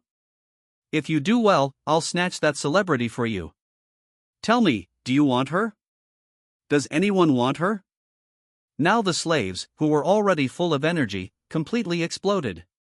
They looked at each other in the darkness, their eyes filled with excitement as they raised the pickaxes in their hands and roared, "Yes. I never thought I'd have this opportunity in my life. Is this even being a slave? I wasn't a slave before the apocalypse, but I never had the chance to play like this before the apocalypse. Phoneme alphabet equals IPAPH equals or either slash phoneme. Master Mang, don't worry, we'll definitely work hard. If anyone dares to be lazy, we'll be the first to deal with him. Master Mang, is what you said true? Do we really have a chance?" "Ha!" Chen Mang smiled, holding the walkie-talkie in his hand and shouting, "I, Chen Mang, have never gone back on my word. After the iron and copper mines are completely dug out, I'll go snatch Ji Choo Choo and give her to you as a reward. Everyone gets a share. Even if you're slaves, you're my, Chen Mang's, slaves. How can my, Chen Mang's, slaves be the same level as other people's slaves? What other train captains aren't worthy of playing with, I'll let you play until you're tired of it." He also wanted her. He had never come into contact with a first-line female star before. However, compared to the price of 50,000 units of iron ore, he preferred to bring his fully equipped level 2 train and snatch the Ji Choo Choo back. Trading was for making guns, and making guns was for seizing grain. If after making guns, you still have to continue trading, then what's the point of making guns? He went to so much trouble, running into the abyss of the apocalypse to mine iron ore and copper ore. Was he just bored? What a wonderful sound! Chen Mang listened to the crisp sound of pickaxes constantly hitting the iron or coming from outside the train, and the corners of his mouth couldn't help but rise slightly. The water cup in his hand seemed to turn into a glass of red wine at this moment. His train plan would officially begin here. One day, his train would become the most terrifying existence in the wasteland. Among the slaves, a middle-aged man covered in dust also had the corners of his mouth raised at this time, constantly swinging his pickaxe to strike the iron ore. It was clear that he was in a rather good mood. Uncle Lee, a young man, panting slightly, came over, his eyes full of teasing as he blinked. It seems Uncle Lee is very eager for this Ji-Choo-Choo. You're smiling so happily? During these days together, he had already learned the name of this middle-class man before the apocalypse, but he preferred to call him Uncle Lee. Ji-Choo-Choo? Uncle Lee smiled and shook his head. It's the end of the world. I won't hide anything from you. If there's a chance to play around, who wouldn't want to? But the real reason I'm happy isn't because of that. It's because, haven't you noticed that besides our stellar train, there are no other trains here? Last night, the train directly descended vertically on the cliffs. No one has mined the resources here, and no one is competing with us. This means the train captain has his own unique, scarce methods. The real reason I'm happy is here. With so many resources and the train captain's methods, the train will definitely be able to develop to a very good stage, and our safety will be better guaranteed. In the apocalypse, survival is always the top priority. Who wouldn't want to follow a train captain who is strong enough? Who wouldn't want to have a little security? Especially this train captain, who can promise to take out the old hen and that Ji-Choo-Choo for us to play with. This can explain 2 points. First, this train captain is generous enough and willing to give profits to those below him. Second, this train captain doesn't particularly value these things. Even Ji-Choo-Choo, who is extremely scarce in the eyes of others, is just so-so in Master Mang's eyes. His ambitions are even greater. These 2 points are what make me happy. Moreover, we are now level 2 slaves, and the newly joined batch are level 3 slaves. With Master Mang's temperament, he will definitely seize more slaves in the future. In other words, as long as the train can develop smoothly, with more slaves joining, there is a high probability that we will escape slavery in the future. As the ones who joined the longest, we will become lower-level managers who manage the slaves. Such a train, with a clear vision, generous leader, and clear promotion path, shouldn't we be happy that we are fortunate enough to be among the first batch of people? The young man was slightly stunned, and then muttered in a daze, Uncle Lee, you really think deeply. My mind was full of Ji-Choo-Choo just now, and I didn't think so deeply at all. Let's continue working. Uncle Lee smiled and patted the young man on the shoulder. His goal was also very clear. He felt that he had management experience before, and with the development of the train, he would most likely become one of the grassroots managers. He didn't have this idea originally because he thought there would always be someone to be a slave, but when this batch of new slaves joined, he suddenly realized that it was true that someone had to be a slave, but Master Mang would snatch enough slaves. This young man was the confidant he had reserved in advance. He would cultivate him first, so that he wouldn't have no confidants to use after he took office. Although he wasn't the train captain, he believed that the prototype of the train might be extremely rough, but in the end, it would definitely be a small social form. Everyone would show their value in this social form in exchange for the train's protection. As long as he found an opportunity, during the development of the train, let Master Mang notice him, he could stand out from the slaves. One day in the future, he might not be able to become the second vice train captain. There can only be one train captain. But with the development of the train and the increase in population, there can't be only one vice train captain. The abyssal chasm was about 6,000 meters deep. At this depth, sunlight struggled to reach the bottom. In the darkness, slaves tirelessly hammered at the iron or to the deafening sound of DJ music. Chen Mang walked alone to the edge of the chasm, reaching out to touch the wall, lost in thought. The cliff face was perfectly vertical. Or rather, its verticality was almost too perfect, forming a precise 90-degree angle. The cross-section was incredibly smooth. Whether it was rock or soil, it looked as if it had been cleaved with a single, perfectly vertical strike. I don't remember this chasm existing before the apocalypse, do I? No. Old Zhu, who was accompanying him, nodded. This chasm definitely wasn't here before the apocalypse. No one knows when it appeared. It's a bit bizarre, but after the apocalypse, so many strange things have happened that this isn't particularly surprising. The abyssal chasm stretched for thousands of meters and was nearly 40 meters wide. He had seen chasms before, but never one with such a clean, even cross-section. This wasn't something that could be formed naturally, it seemed more like the result of external intervention. Perhaps. He looked up at the sliver of sunlight overhead. Could this chasm really be an entrance to hell? Were they really going to mine in hell, building a hell train? With 18 carriages, each carriage representing a layer of hell? Soon as night fell once more, the entire bottom of the chasm was instantly enveloped in endless darkness. Only the dim light inside the train provided a faint source of illumination. Without the target acquisition radar, the thugs would be virtually useless as guards in this situation. Throughout the entire day, the target acquisition radar had remained silent. Hardly any creatures could reach their location. Of course. Under these conditions, if the radar issued a warning, it meant something big was coming. Without a word, they would simply flee. Just as Chen Mang was about to squander all the resources he had acquired today, he inadvertently glanced up at the starry sky visible through the sliver of opening above and suddenly froze.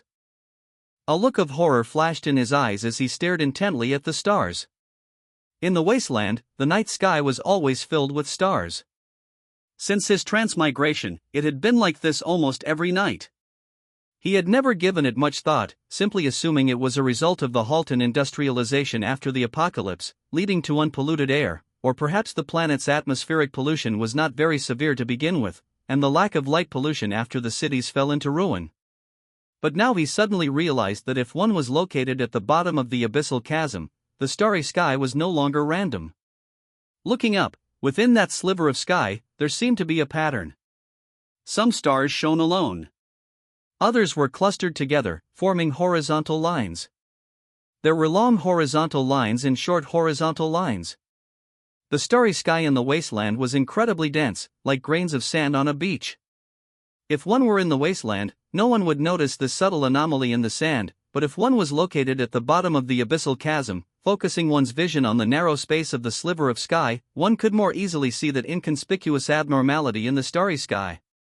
Among the starry sky above, which people had long grown accustomed to and ignored, a string of stars formed Morse code.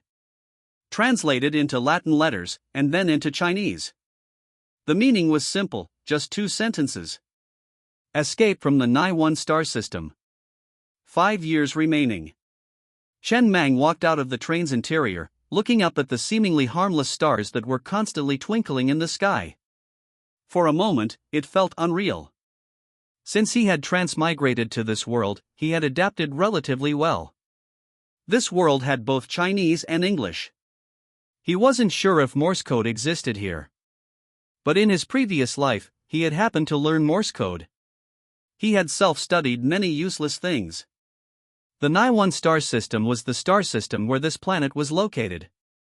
After seeing the Morse code formed by the stars overhead, he suddenly seemed to understand the meaning of the abyssal chasm. This abyssal chasm wasn't some gate to hell, it was just an information receiving point, or perhaps an observation window? The latest and most complete novels are at 6-9 book bar. Some higher civilization was trying to find ways to transmit information to the creatures of this planet. This abyssal chasm existed for that reason. The occasional tremors were perhaps meant to remind people to pay attention to it. Furthermore, the presence of high-level resource mines at the bottom of the abyssal chasm might have been to attract people to come here. Only. Perhaps this higher civilization had never imagined that it would be so difficult for people to reach the bottom of this chasm, just as this higher civilization had tried as much as possible to use methods that the inhabitants of this planet could understand to transmit information, but it was still difficult to truly understand their civilization, just as humans don't understand why ants keep circling on a circular line on a piece of paper. Huff. After a long while, Chen Mang lit a cigarette in the night breeze, leaning against the train, retracting his gaze and feeling the unease and silence enveloped by the surrounding darkness. It had been more than a year since the apocalypse. He didn't know if the information in this string of stars had ever changed. In other words, he didn't know how much time was left in these 5 years, whether it was 5 years from now, or whether tomorrow would be the last day. But this information was all too distant. People shouldn't think about things too far away from themselves, as it can easily trap them in a sense of insignificance. But at least he was clear on one point. That was, if the goal was really to escape the Nai-1 star system, then this train was the only hope, even the only means, for him and even the entire civilization. There was no other way. After the apocalypse, all technological development of the entire civilization had been forcibly suspended. To escape this planet, the only thing to rely on was the train. Chen Mang leaned against the train, looking down at the flickering scarlet light at his fingertips. He always felt like he had guessed something, but when he tried to grasp it, it was difficult to form a coherent line of thought. Perhaps this apocalypse was not just the apocalypse of this planet. It was the apocalypse of the entire star system, even the entire universe. In the apocalypse, the train was the only means for civilization to continue. And whether it was the train, the vehicle components, or the resource mines, they were all products of a higher civilization, like Noah's Ark in God's hand, the only ticket for them to escape the apocalypse, only presented to them in an almost game-like form, making it look more accessible and understandable. Just like the string of Morse code above the abyssal chasm. A moment later, Chen Mang extinguished the cigarette that was about to burn out between his fingers, took a deep breath, expelled the stuffiness in his chest, and finally looked up at the starry sky above before turning back to the train. Placing that string of stars in the vast galaxy. Extremely inconspicuous. So inconspicuous that, if it weren't for this abyss of doomsday, perhaps no one would have noticed the information conveyed by this string of stars when this planet was completely destroyed. Returning to the train car, Chen Mang sat alone at the console. After a long time, he came back to his senses. The impact of this matter was indeed a bit too great, even greater than the impact of time traveling. Doomsday descended a year ago. If calculated from the time of the Doomsday's arrival, then the time limit should be 4 years. Within 4 years, he must build the train to be powerful enough, even to the point where it has the ability to fly out of the Nai-1 star system and roam the galaxy. Only then can he truly escape this doomsday. It's just. He looked down at the train's console. Could he really build the train to such an extent within 4 years? Even if the train's limit could achieve this, how many resources would it require? Was this really something that could be accomplished? But he had to try, right? Chen Mang looked at the 12,827 units of iron ore on the train panel, temporarily put these thoughts behind him, and began today's crafting. The first thing he did was to spend 3,500 units of iron ore to upgrade the car blade to level 10. The resources required to upgrade white accessories were still far lower than those required for high-quality accessories. After upgrading to level 10, the most obvious change was that the car blade became wider again, reaching 120 centimeters, and the blade was also thinner. He had experimented, and the thinning of the blade did not affect its hardness. It is worth mentioning that on the console, you can see the integrity of each train accessory. So far, all of his accessories are basically 100% undamaged, only the car blade accessory has an integrity of 97%. Since there is a visual display of integrity phoneme alphabet equals IPAPH equals det data slash phoneme, it means that it can be repaired, but Old Pig doesn't know how to repair it. It's not in the novice guide, and the train captains of the Berserk Bull train and King of Electronic Music train don't know phoneme alphabet equals IPAPH equals or either slash phoneme. Their answer was: a decrease in integrity of 20 to 30% does not affect normal use. If it drops to 60 to 70%, then there's no need to worry about these things, just focus on staying alive.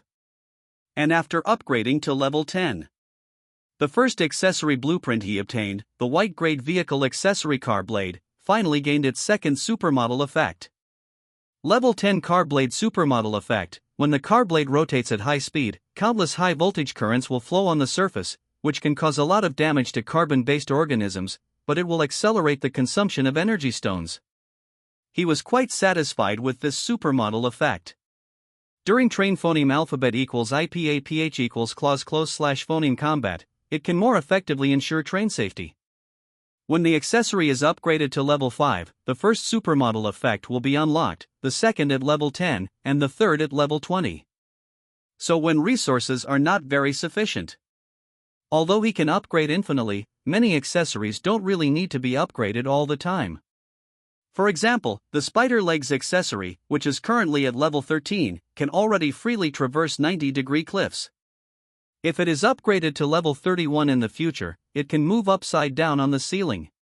Going further up is meaningless. There can't be 360-degree cliffs, let alone 720-degree cliffs. Subsequent upgrades can only unlock supermodel effects when reaching the corresponding level. The improvement of the accessory is almost meaningless, so the cost performance of such upgrades is much lower. But maybe in the high-dimensional world, there really are 720-degree cliffs. It's just that he can't imagine it at all. This is no longer something that humans can imagine. After upgrading the car blade, he set his sights on the moldy bread production line. In fact, he really wanted to upgrade all the carriage steel armor to level 3. After upgrading to level 3, it can completely immune the damage caused by level 3 monsters. At that time, even if his train stopped in place, the level 3 man-eating spider leader monster would almost be unable to hurt him at all. However, the resources consumed to upgrade the armor are too expensive. It takes a full 5,000 units of iron ore to upgrade just one carriage to level 2. He plans to upgrade these green-grade vehicle accessories in the next few days, prioritizing upgrading some white-grade accessories in the first 2 days to level 10 to obtain the corresponding 2 supermodel effects. Then save resources and upgrade the carriage steel armor to level 3 completely. This way, he can also safely mine at the bottom of the abyss of doomsday. Even if there are really any monsters coming to attack, with level 3 armor, as long as the monster's level does not exceed level 3, even level 4, he can easily escape.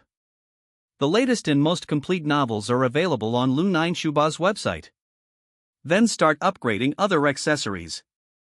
Chen Meng tentatively upgraded the moldy bread slice production line to level 5.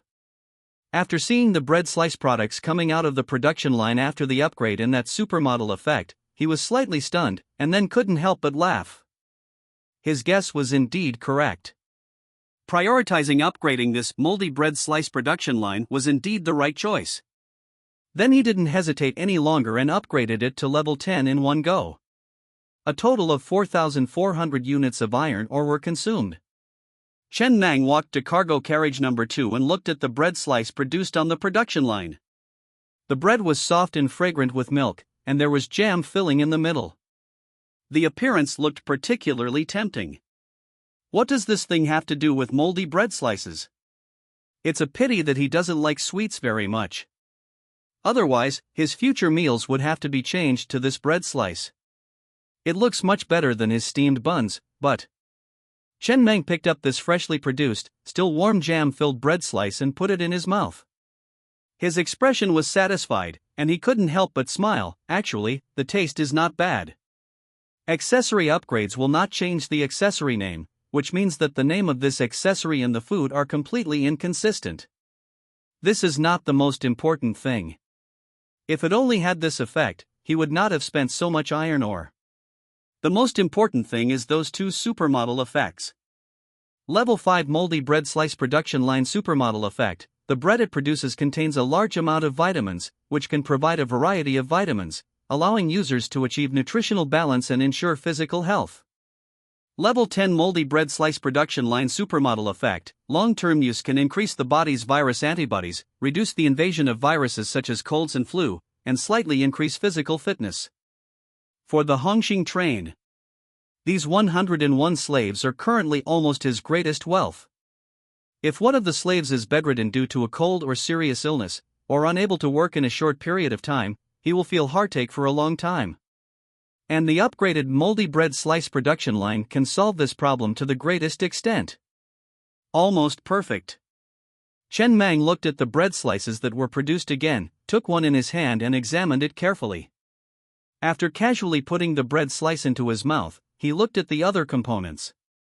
After the moldy bread slice production line was upgraded to level 10. Not only did the taste and flavor change, but there were also two special supermodel effects. Long-term consumption could ensure that his slaves would basically not get sick, and it could also slightly enhance their physical fitness. Although it was unknown exactly how much it would enhance, judging from the word slightly, it probably wouldn't be much. Most importantly, the price didn't change. It was still 1 unit of iron ore for 10 slices of bread. More for the same price, not bad. He currently had 3,927 units of iron ore left. He wanted to upgrade all the components to level 10, such as the telescope, and the refrigerator and cola production line that he hadn't built yet. The latter two components were non-essential components to build when the train was at level 1. At that time, he didn't have many resources, and these components weren't essential, so he temporarily put them aside. Now that he had enough resources, he would naturally make up for all these components. At this point, all the buildable components of the train had been built by him. Just as the slaves were scratching their heads in confusion, looking at each other, the train door of the number 3 living carriage was suddenly opened. Several baskets were filled with soft bread slices containing jam, and Chen Mang also walked out at the right time, leaning on his cane and standing at the train door, looking at the slaves in front of him with excitement in their eyes, and the slaves behind him who were standing on tiptoes, eagerly wanting to see what was happening. He smiled and raised his hand. The scene instantly quieted down. From now on, this will be your daily food, delicious bread with jam. This is my sincerity. If you want to always have the best treatment, I hope to see your sincerity. Repay me with resources, and I will not mistreat anyone. Now, let's eat. He waved his hand, and Lao Zhu and the others stepped forward to carry the baskets full of bread down and prepare to distribute them. He then walked to the front of the train alone, considering whether to add another carriage. There were a bit too many things in the train. It was a bit inconvenient to always have Lao Zhu and the other thugs stay in the same carriage as the bread production line. There was also copper ore here, and he would definitely have to build enough bullets as a reserve later. Then the number 2 cargo carriage couldn't put some production lines and mineral resources together.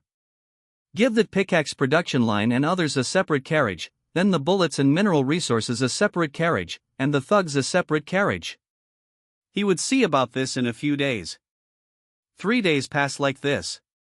During these 3 nights, Chen Mang would look up at the starry sky, the stars forming that string of words. Whether it was the position or arrangement, there wasn't much change. After nightfall, those stars would always reappear. During these 3 days, he saved a lot of iron ore, basically spending none of it. Adding to the original accumulation, he now had 43,091 units of iron ore. It was an astronomical figure.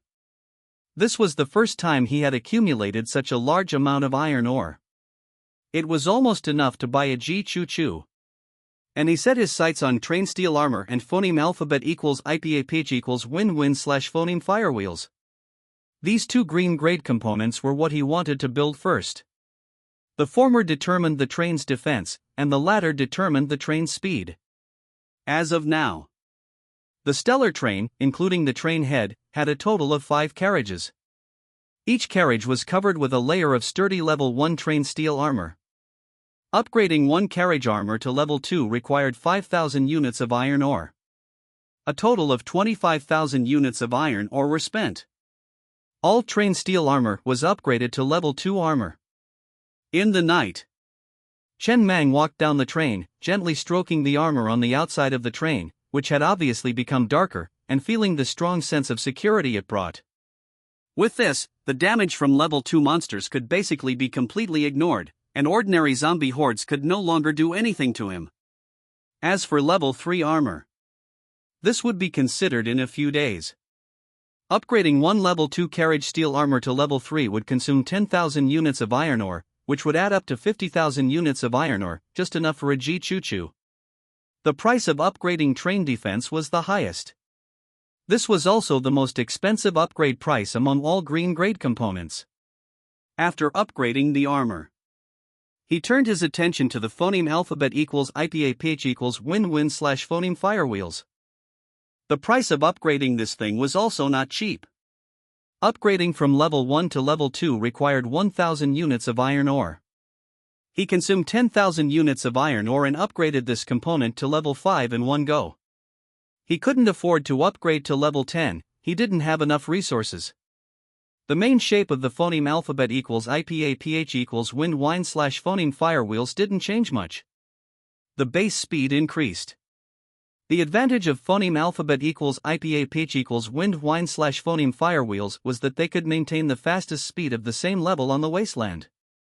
The basic effect added 30 km per hour to the fastest speed. Each level added 20 km per hour to the upper limit speed. After upgrading to level 5, it directly added 100 km per hour to the upper limit speed. In addition, after upgrading to a level 2 train, the train's basic upper limit speed was 130 km per hour. Adding the phoneme alphabet equals IPA-PH equals wind wine / phoneme firewheels, and considering its own weight and other reasons. The information given by the train auxiliary AI on the control panel was that the current upper limit speed of the stellar train was 254 km/h. Before the upgrade, it was 156 km/h, almost twice as fast. This time, if he encountered any irresistible crisis, he would definitely not be the one running at the back. Especially, when upgrading to level 5, the first supermodel effect was also unlocked. Phoneme alphabet equals IPA-PH equals wind / phoneme firewheels level 5 supermodel effect can stimulate potential state, doubling the train's upper limit speed, but will rapidly consume energy stones and cause some damage to the phoneme alphabet equals IPA-PH equals wind wine / phoneme firewheels. This supermodel effect could play a big role in saving lives at critical moments. Chen Mang looked at the train phoneme alphabet equals IPA-PH equals det data / phoneme displayed on the control panel, and remained silent, looking at the vehicle auxiliary AI component. He could actually guess the supermodel effects of some components. For example, the supermodel effect of the phoneme alphabet equals IPA-PH equals wind wine / phoneme firewheels must be related to speed. The supermodel effect of the car blade must be related to attack. But for components like refrigerator and vehicle auxiliary AI, he couldn't guess what their supermodel effects were at all. For example, the refrigerator, what kind of supermodel effect could this thing have? He suddenly wanted to try it. Anyway, upgrading white-grade vehicle components consumed much fewer resources than green-grade components. Stellar Express. After Chen Mang spent 4,400 units of iron ore to upgrade the refrigerator in his train compartment to level 10, he obtained 2 supermodel effects. Not all accessory upgrades will have corresponding improvements. Whether it's the train blade or the phoneme alphabet equals IPA-PH equals wind wine / phoneme firewheels, each upgrade brings corresponding improvements and changes. However, there's almost no difference between a level 1 refrigerator and a level 10 refrigerator, it's just a refrigerator. The volume doesn't increase, and the refrigeration and freezing temperatures don't change much. That's right. It's just a refrigerator, no matter how much you upgrade it, it's still a refrigerator. The 2 supermodel effects are, Refrigerator Level 5 Supermodel Effect, Ultimate Preservation. Any food placed in this refrigerator will undergo ultimate preservation, and the taste and quality will hardly change when taken out again. Refrigerator Level 10 Supermodel Effect, contains a universe inside. Chen Mang frowned slightly.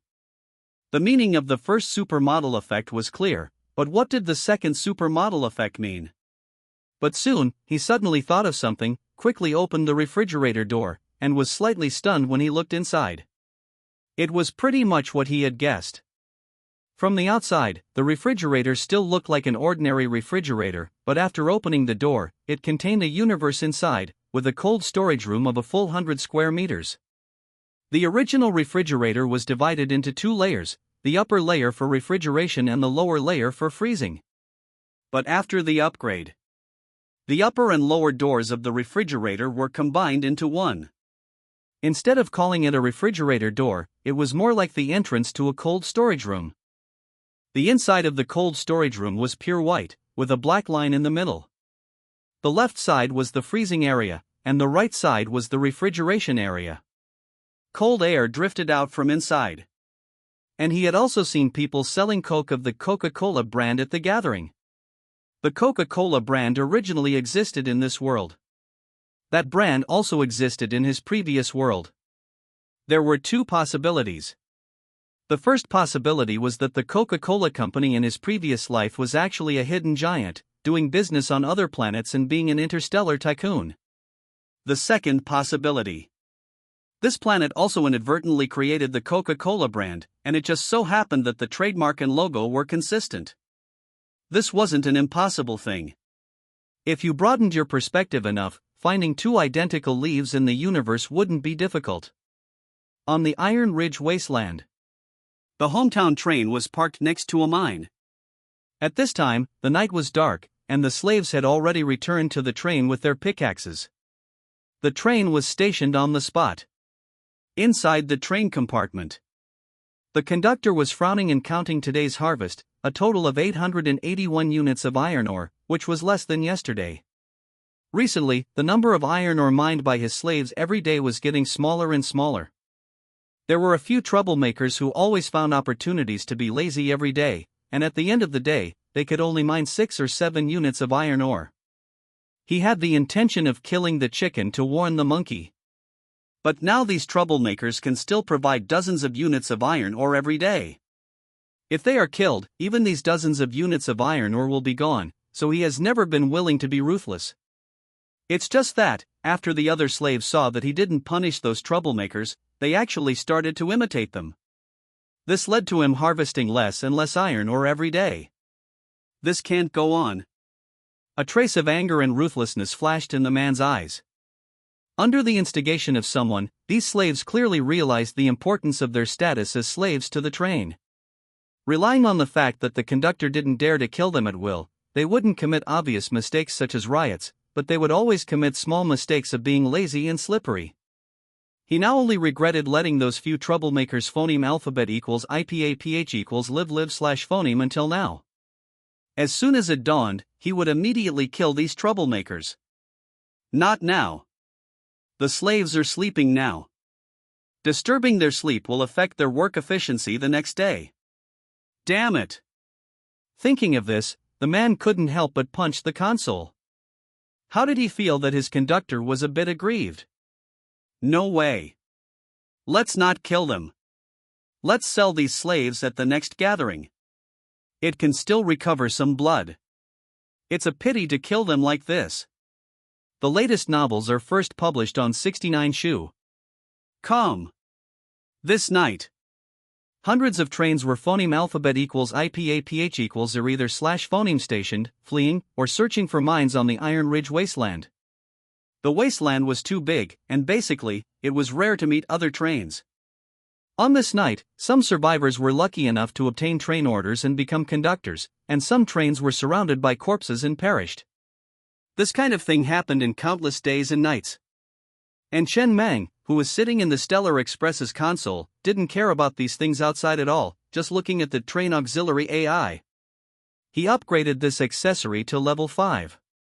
The resources consumed to upgrade this green level accessory were relatively small compared to other green level accessories. Upgrading to level 5 only consumed 20,000 units of iron ore. The effect of upgrading the accessory itself is to enhance the AI's intelligence.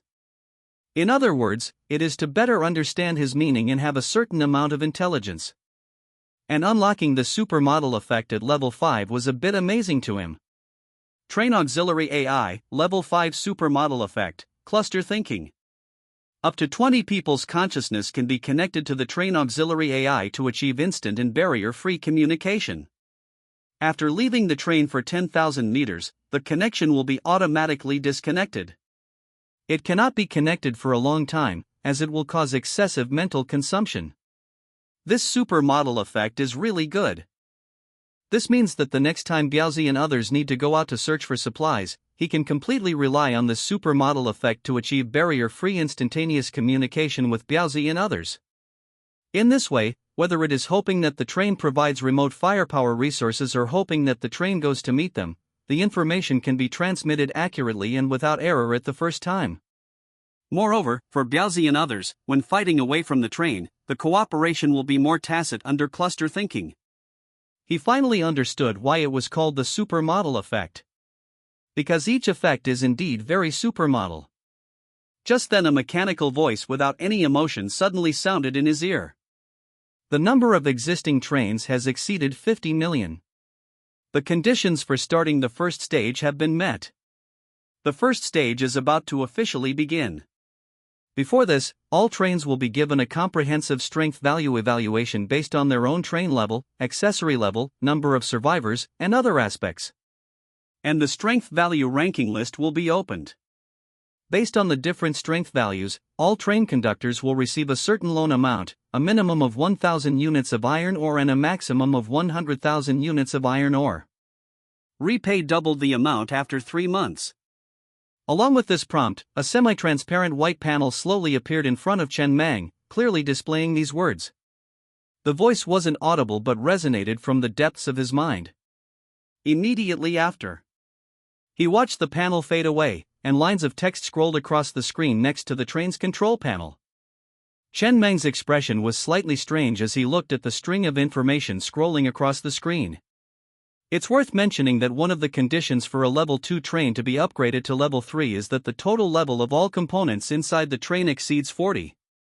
His total was 84, already exceeding that. He had calculated that after being upgraded to a level 2 train, the components that could be crafted were mainly green and white, with no higher level yellow, let alone blue. And the upper limit of white grade components was basically level 2, and the upper limit of green grade components was basically level 3. Moreover, regardless of how many armor or heavy machine gun components were crafted, the total level was calculated based on the highest level one. That is to say, if he didn't have a lucky encounter to obtain other component blueprints, upgrading all craftable components to max level would result in a total of 58 levels. That's enough to meet one of the conditions for upgrading to a level 3 train. It's basically the standard for a fully equipped level 2 train, upgrading all important components to max level, while some less important components, such as single bed, could save resources by not upgrading. At the same time, after the comprehensive power rating was completed, the regional ranking list also appeared on the screen. Iron Ridge Wasteland Power Ranking List. Rank 1, Survival, Level 3 Train, Power Rating 2989. Rank 47, Stellar, Level 2 Train, Power Rating 1342. Rank 77, King of Electro, Level 2 Train, Power Rating 666. Rank 89, Bloodthirsty Mad Bull, Level 2 Train, Power Rating 589. Chen Mang looked at the ranking on the Iron Ridge Wasteland Power Ranking List, and the corners of his mouth curled up slightly. After the last conversation, he already knew that the train that sped past him a few days ago, blaring its horn, with the DJ broadcasting, was this King of Electro train. That is, the Dwarf Man's train. Now it seems that his train seems to be developing better than the other parties. The power rating is almost twice as high. However, the other party still doesn't know his identity, nor does he know that they once had a brief encounter. He just didn't point it out. His ranking on the ranking list is not bad, at 47th. He always thought he was a nobody, but he didn't expect his train to be considered well developed in the Iron Ridge Wasteland. The gap in front of the ranking list is very large, and the gap becomes smaller as you go further back. Through this ranking list, he also knows that there are a total of 12 level 3 trains in the Iron Ridge Wasteland. The worst level 3 train has a power rating of 1679. He currently has no plans to upgrade to a level 3 train. He wants to build a fully equipped level 2 train first. The resources consumed to upgrade to a level 3 train are too much. Generally speaking, everyone will only upgrade to a level 3 train when there is no more room for improvement in level 2, to find new improvements. These people don't have his ability to infinitely upgrade components. It's impossible to get such a high score on component levels like him. So, if there are no accidents, such a high power rating is basically piled up with the number of slaves. Being able to have enough slaves is actually a manifestation of strength from the side. Of course, excluding Master Kuan. The more he understands this world, the more he understands how incongruous Master Kuan's train's firepower and those 300 slaves are together. They are simply not on the same level. As for the 5,000 units of iron ore, Chen Mang curled his lips and didn't even bother to look at it again. The amount is too small. Even if he borrows it, it's meaningless. He can now mine an average of 10,000 units of iron ore per day. He doesn't lack these 5,000 units at all.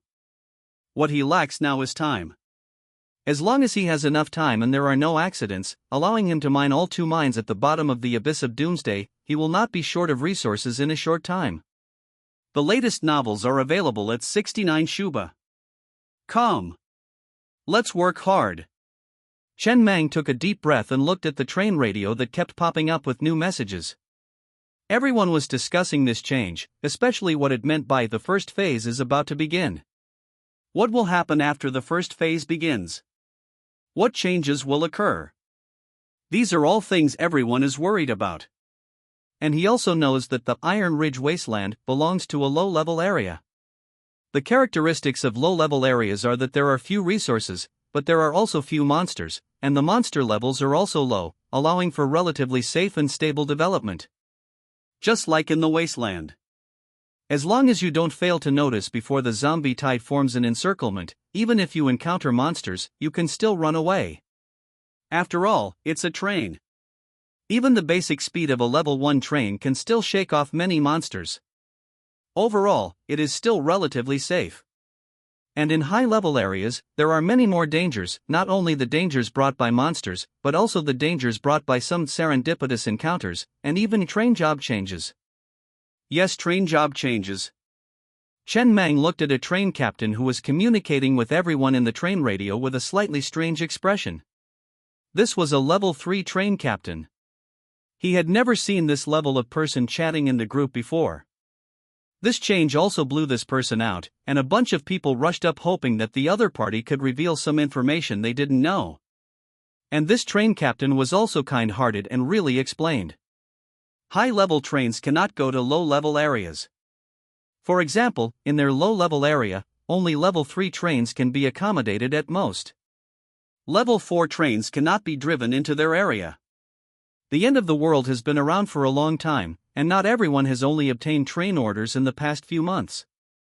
Those who obtained train orders as soon as the end of the world came, and happened to be located within a social organization, did not lack people, and developed for a full year.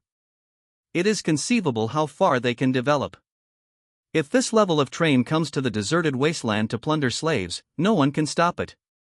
In other words, the Iron Ridge Wasteland, which can only accommodate level 3 trains at most, is actually half a novice village. When the train reached level 3, it could be upgraded. There were 2 possible upgrade paths. The first was the mechanical train. As the name suggested, this was a train made entirely of mechanical parts, just like the train they had now, possessing a high degree of destructive power and requiring resource mining to upgrade. The second was the flesh train. The special feature of this train was its extreme restorability. Any damaged components did not need repair, as they would quickly self-repair in a short time. Furthermore, upgrading the train or its components did not require resource mining, it only needed the flesh and blood of monsters. It required constantly killing monsters. The entire train looked like a Cthulhu-esque lone worm, with all components made of flesh and blood, even the carriages. Including the heavy machine guns, which would also be magically modified into flesh versions. Mechanical trains could not mount flesh series components, and flesh trains could not mount mechanical series components. After chatting for a while, the level 3 train captain stopped showing his face, leaving the others to freely discuss the future. Chen Mang narrowed his eyes slightly, absorbing the information from the train radio. Although the captain had not fully explained the advantages and disadvantages of the flesh train and the mechanical train, he could vaguely guess a few things. It certainly wasn't just the ability to self-repair damaged components that was the difference. For example, there were definitely exclusive components for flesh trains and mechanical trains. Also, the early-stage upgrade speed of flesh trains was definitely faster. Encountering a horde of corpses once would probably upgrade many components, but the later stage upgrade speed would definitely gradually slow down. After all, there were only so many monsters, and although it was unknown where the monsters came from, they were definitely not as numerous as the constantly refreshed and randomly generated resources. He needed high-level resource mines, while the flesh train needed high-level monsters as flesh and blood sustenance. For him, the flesh train was definitely not suitable. He needed enough resources to upgrade infinitely, and there weren't that many high-level monsters for him to kill. Huff. Chen Mang took a deep breath and turned off the train radio before preparing to go to sleep.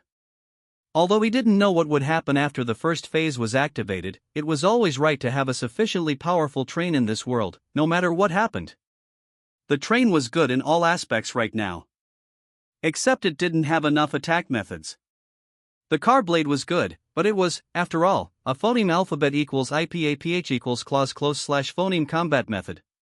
For a train, phoneme alphabet equals IPAPH equals clause close slash phoneme combat methods were phoneme alphabet equals IPAPH equals FN often slash phoneme the last resort.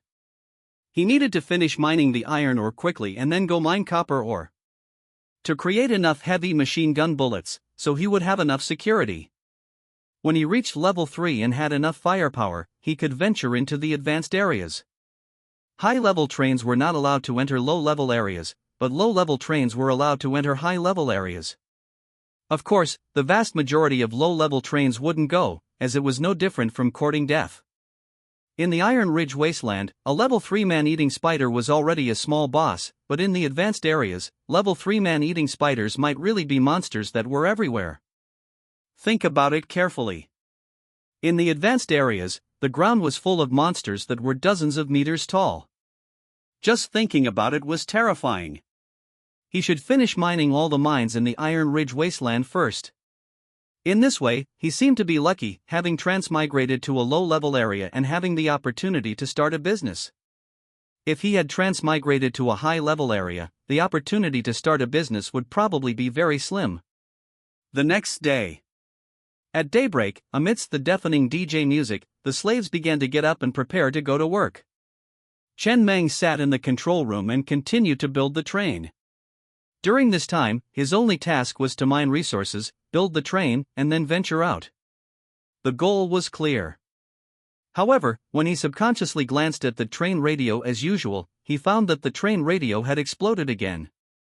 A group of level 2 elite monsters, goblins, had appeared in the Iron Ridge Wasteland.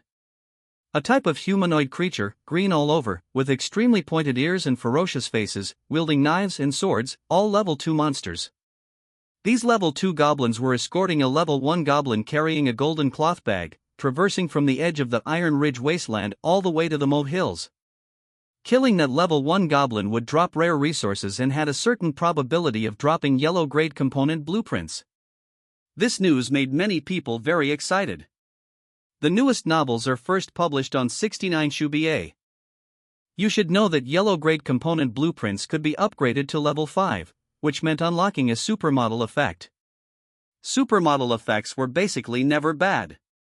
It was just that the specific phoneme alphabet equals IPAPH equals rut slash phoneme of these goblins was unknown. It was only known that there was more than one team, there were many teams. Chen Mang looked at the screen next to the train control console with a slightly strange expression. At the top of the screen, a line of pinned red text appeared at some point. Today, multiple batches of goblins will be escorting goblin merchants to the Moat Hills. Killing goblin merchants will grant rare resources and a small probability of dropping yellow-grade component blueprints. Among these goblin merchants, one merchant is extremely wealthy. Killing this unknown goblin merchant who has gone incognito will grant even higher rewards. The phoneme alphabet equals IPAPH equals rut slash phoneme chosen by this unknown goblin merchant will also be more concealed, almost imperceptible. Looks a bit like a mission release? Chen Mang pondered, propping his chin with one hand. This world really seemed more and more like a game, even escort missions like this had appeared. Where did these goblins come from? What were they going to the Moat Hills for? He shook his head and didn't think much about it, completely uninterested in participating. He didn't know the specific coordinates, and the Iron Ridge Wasteland was so big, how long would it take to find them aimlessly? Moreover, he didn't feel any excitement. Supermodel effects were just that, he already had 9 of them. Was it worth it actually? Supermodel effects were just so, not too strong. There was no need to be so excited. Having too many of them, he had gotten used to it. And at this moment deep underground in the wasteland, a small goblin was controlling a 3-carriage train equipped with a drill, moving forward rapidly. The high-speed rotating drill in front of the train easily drilled out a tunnel for the train to pass through quickly. Inside the train, dozens of goblins with ferocious faces wielding knives and swords were sitting on the floor around a goblin wearing a golden cloak. Poof! The goblin sitting at the control console glanced at the flashing scarlet wanted warning on the screen, sneered, and said ferociously, "I don't believe anyone can find me at this location, 6,000 meters underground. Foolish humans." Chen Mang withdrew his gaze from the screen next to the console, no longer paying attention to the sudden task. During this period, he only had one task, and that was to mine the 2 resource mines below the abyss of doomsday as quickly as possible. And he looked at the refrigerator placed in the train car, lost in thought. This thing was also a huge energy consumer. Initially, the generator on his train only needed to supply the few lights in the car. A level 1 energy stone could last for more than 300 days. Later, when the train blade, sound system, radar, and now the refrigerator and all other accessories requiring energy support were connected to the generator, the screen showed that an energy stone was estimated to last only 100 days. However, there was no need to unplug the refrigerator to save electricity. After all, manufacturing an energy stone only cost 500 units of iron ore, and he wasn't short of that little bit of iron ore at the moment. He was just thinking about a problem. That was, after upgrading this refrigerator to level 10, the second super mode effect unlocked possessed space expansion technology. From the outside, it looked like an ordinary refrigerator, but inside, it contained a hidden universe, with a full 100 square meters of small rooms. In other words, he could build a few more of these to use as warehouses. Production lines, mined wood, minerals, etc., could all be thrown in, saving a lot of space in the train car, and even allowing the slaves to phoneme alphabet equals IPAPH equals live/phoneme in them, all on bunk beds. It's just that the production cost was a bit high. Manufacturing this refrigerator, including the upgrade, required 4,500 units of iron ore. In the future, when there were many things in the train, he could build a few more refrigerators and use them as storage boxes after unplugging them. There was also one more thing. Currently, there were gradually more accessories in the train that required energy support. The level 1 circuit system was no longer sufficient. The screen showed that the circuit system was approaching overload and needed to be upgraded as soon as possible. The generator also needed to be upgraded to obtain more power support. Chen Mang glanced at the train panel. There were still 1,603 units of iron ore in the train now. The tens of thousands of iron ore he had saved up in the past few days had been consumed by the level 2 all-around armor, which had cost him 25,000 iron ore. That thing was a real resource hog. This little bit of iron ore couldn't do anything for the time being. He had to save up for a few more days and then upgrade the circuit system and generator. These 2 things were essential components to ensure the train's operation. If these 2 things broke down, all accessories requiring energy support would disconnect and become scrap iron. Just then, rumble, rumble, rumble. Inside the train car, Chen Mang suddenly heard what sounded like a rumbling sound coming from his ear. He subconsciously looked towards the source of the sound, which was coming from the wall at the bottom of the abyss. He looked at the enemy-seeking radar immediately. As a result, even at this time, the enemy-seeking radar was still as quiet as usual, with no response at all. Crap! His expression changed immediately. He turned off the sound system as soon as possible, picked up the walkie-talkie, and told all the slaves to get on the train as soon as possible, preparing to escape from here immediately. There was obviously something about to drill out of the wall, but it didn't even show up on the enemy-seeking radar. What did that mean? Obviously, something big was coming. If he didn't run at this time, what was he waiting for? As all the slaves scrambled into the train had already changed to spider legs. With the roar of the engine, the Hongqing train began to slowly accelerate, preparing to escape from this place as soon as possible. But it was too late after all. Just as the train had just started, a train like a long dragon, with a drill bit on top, burst out of the cliff wall and crashed into the Hongqing train at an extremely fast speed. Boom! A violent collision sounded. Under the action of the spider legs, although the Hongqing train suffered such a violent impact, it still managed to maintain its stability and did not roll over as a result. The harsh sound continued to sizzle. His car was almost undamaged. At this time, the information brought by the train auxiliary AI also appeared on the screen. Detected Level 2 Goblin Train attacking the Hongxing. Level 2 Goblin Train? Chen Mang glanced at the information on the screen, but there was no time to pay too much attention to it at this time. He only knew that someone had launched an attack on him. At this time, the two trains had collided. He activated the train blade as soon as possible. The high-speed rotating train blade with electric current on the surface almost cut the front drill of the train in half immediately. The latest novels are available on 69.com. After that, he controlled the train, moved one position to the right, and chose the most primitive attack method. He constantly brushed past the goblin train, using the car blades on both sides of the car to carry out devastating blows. He could see that the car armor was level 1. In front of his level 10 car blade, it had no power to fight back and was easily cut open. The other party had almost no means of retaliation. There was no machine gun on the top of the car.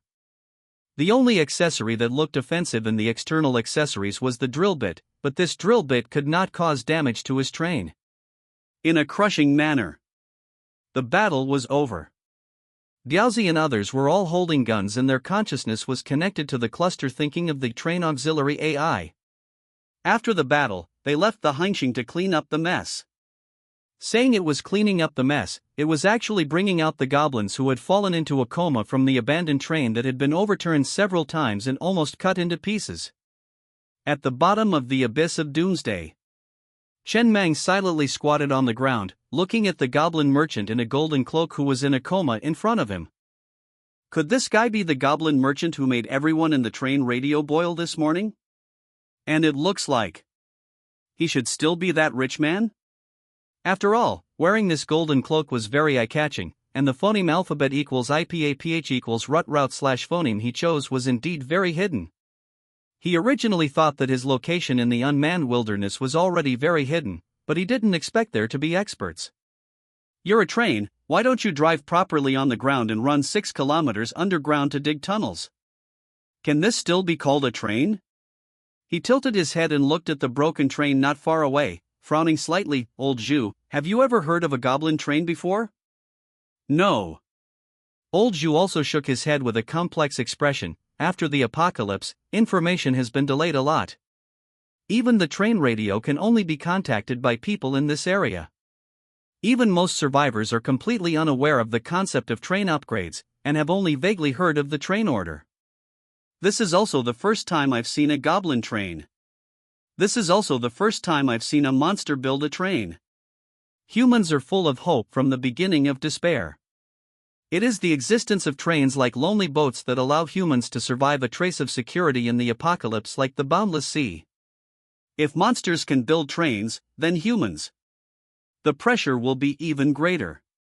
Chen Mang didn't say much about it, just took the Tinglong assault rifle handed over by Diaozi, pointed it at the goblin merchant's head, and gently pulled the trigger. Toot-toot-toot to the crisp sound of gunfire suddenly rang out at the bottom of the doomsday abyss. The goblin merchant, draped in a golden cloak, fell into a pool of blood just like that. The pocket behind the goblin merchant that had been tightly closed slowly opened, and several items emitting white light were like beautiful ladies with their veils on, faintly revealing their deadly charm. Just then, cunning humans. A goblin who was seriously injured and unconscious suddenly woke up. Although his body couldn't move, he still looked at Chen Mang with a grimace. Humans, I didn't expect you to be so cunning, to set a trap at the bottom of the doomsday abyss. I thought I was safe enough traveling 6,000 meters underground, but I didn't expect to fall for it. The goblin merchant still died in your hands. So be it, so be it. I will remember this failure for the rest of my life. Tell me your name, human, you will be my greatest enemy in this life. I will be back. Chen Mang raised an eyebrow, a hint of surprise flashing in his eyes. A monster with intelligence that can communicate and speak Mandarin? This is a rare fellow.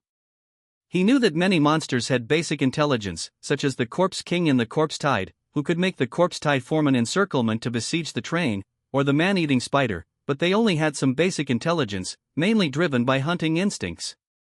He was seeing a goblin like this for the first time. He immediately became interested. He rolled up his sleeves, picked up the goblin, and carried him into the train car, preparing to interrogate him separately. This goblin was only about 1 meter tall and small in stature, so it wasn't too difficult for him to pick him up with one hand. Inside the train car, Chen Mang sat on the console, looking at the goblin in front of him, who was seriously injured, with exposed green skin, covered in hair, and with eye-catching, sturdy feet and a potato-like appearance. The clothes he wore looked like children's clothing woven from linen. "Cunning human, what are you going to do?" The goblin seemed a little flustered, roaring with a grimace, "Kill me quickly, the great goblins will never fear death, only weak and foolish humans fear death."